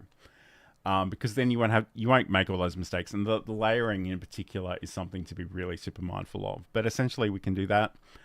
So there's all kinds of stuff that you can do with this plugin. I feel like I barely scratched the surface. There are other filter options as well that I don't even play with. So we've got the move action, we've got the move source swap, and the move value as well. Move video capture device. I don't even know what that is. I mean, I'm assuming it's just to move the video capture device, but that's about it. Move transition override, all kinds of stuff. So I guess, you know, if we do play with these, and if I do, what did I say that magical keyboard shortcut was? I've already forgotten. Settings, our hot animate. So Control-Shift-M. So there we go. I could do something like this and go, hi, welcome to today's show. We're talking all about the Move plugin and how it can do amazing fun things for you in the background. So we can do all kinds of things with it. And again, I know this is probably one of the more advanced things I covered on this show, and I don't want you to freak out about it. Definitely have a play with it if you want. Even if you want to create a new scene collection, play with it somewhere that doesn't affect anything you've already created, or even a portable version if you're so inclined. But this is really super fun, and it can do all kinds of amazing things. And I was going to say it can do some things Ecamm currently can't. So, you know, take that with a grain of salt.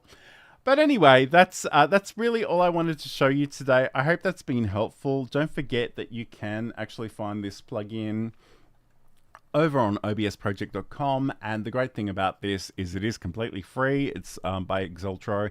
He makes amazing, cool stuff here, and he's got other things like 3D Effect, which is again one of the other plugins that I was playing with today, the source copy, which is super useful. Source record, I use all the time. I haven't dabbled in record rename yet. I don't know that I need that. And even draw, which is a little crude, but I think it can work pretty well if you just want to sort of highlight things and do that. This is a big thing, and I feel like I'm really bad at this. You know, in these live shows, is that naming the filters properly is really, really helpful. And again, because some of those animations will require several parts and sequences, I think putting some numbers on the end of those filters is really, really important. And you know, your future self will thank your past self if you actually spend the time to set that stuff up properly. It really will. All right. Well, thank you for your company this week. I hope there's been something useful in there. Hey, to Jesse, who's saying thanks for the tips. No worries. So we can play with all of the things. And again, I barely scratched the surface. You can find more content about this, obviously, on YouTube. And especially when you start using it in conjunction with other plugins and animating some of those properties, it can be really cool. We can even animate the typing of text into a text box. We can do all kinds of stuff that I haven't really had time to show you this week, but maybe we'll revisit this in the future and have a bit of a play. Because I think it is really fun. And getting back to a previous show, in terms of video creation, we have the ability to record things and edit them together in a complete video package, or we can do a lot of this stuff live. And I think little flourishes, like a little bit of a strategically placed animation, can really just make everything seem a little bit more professional. But anyway, have a great week. Thank you, Full Blast, for saying thanks as well. I will talk to you again very, very soon. Don't forget, next week, I'm sort of alternating my live shows in 2025. So we'll be doing Learn Live Streaming Live. Haven't quite decided on the topic for that one yet. So if there's something you're interested in, let me know. But otherwise, have a great week, have a great weekend when you get there, and I will talk to you again very, very soon.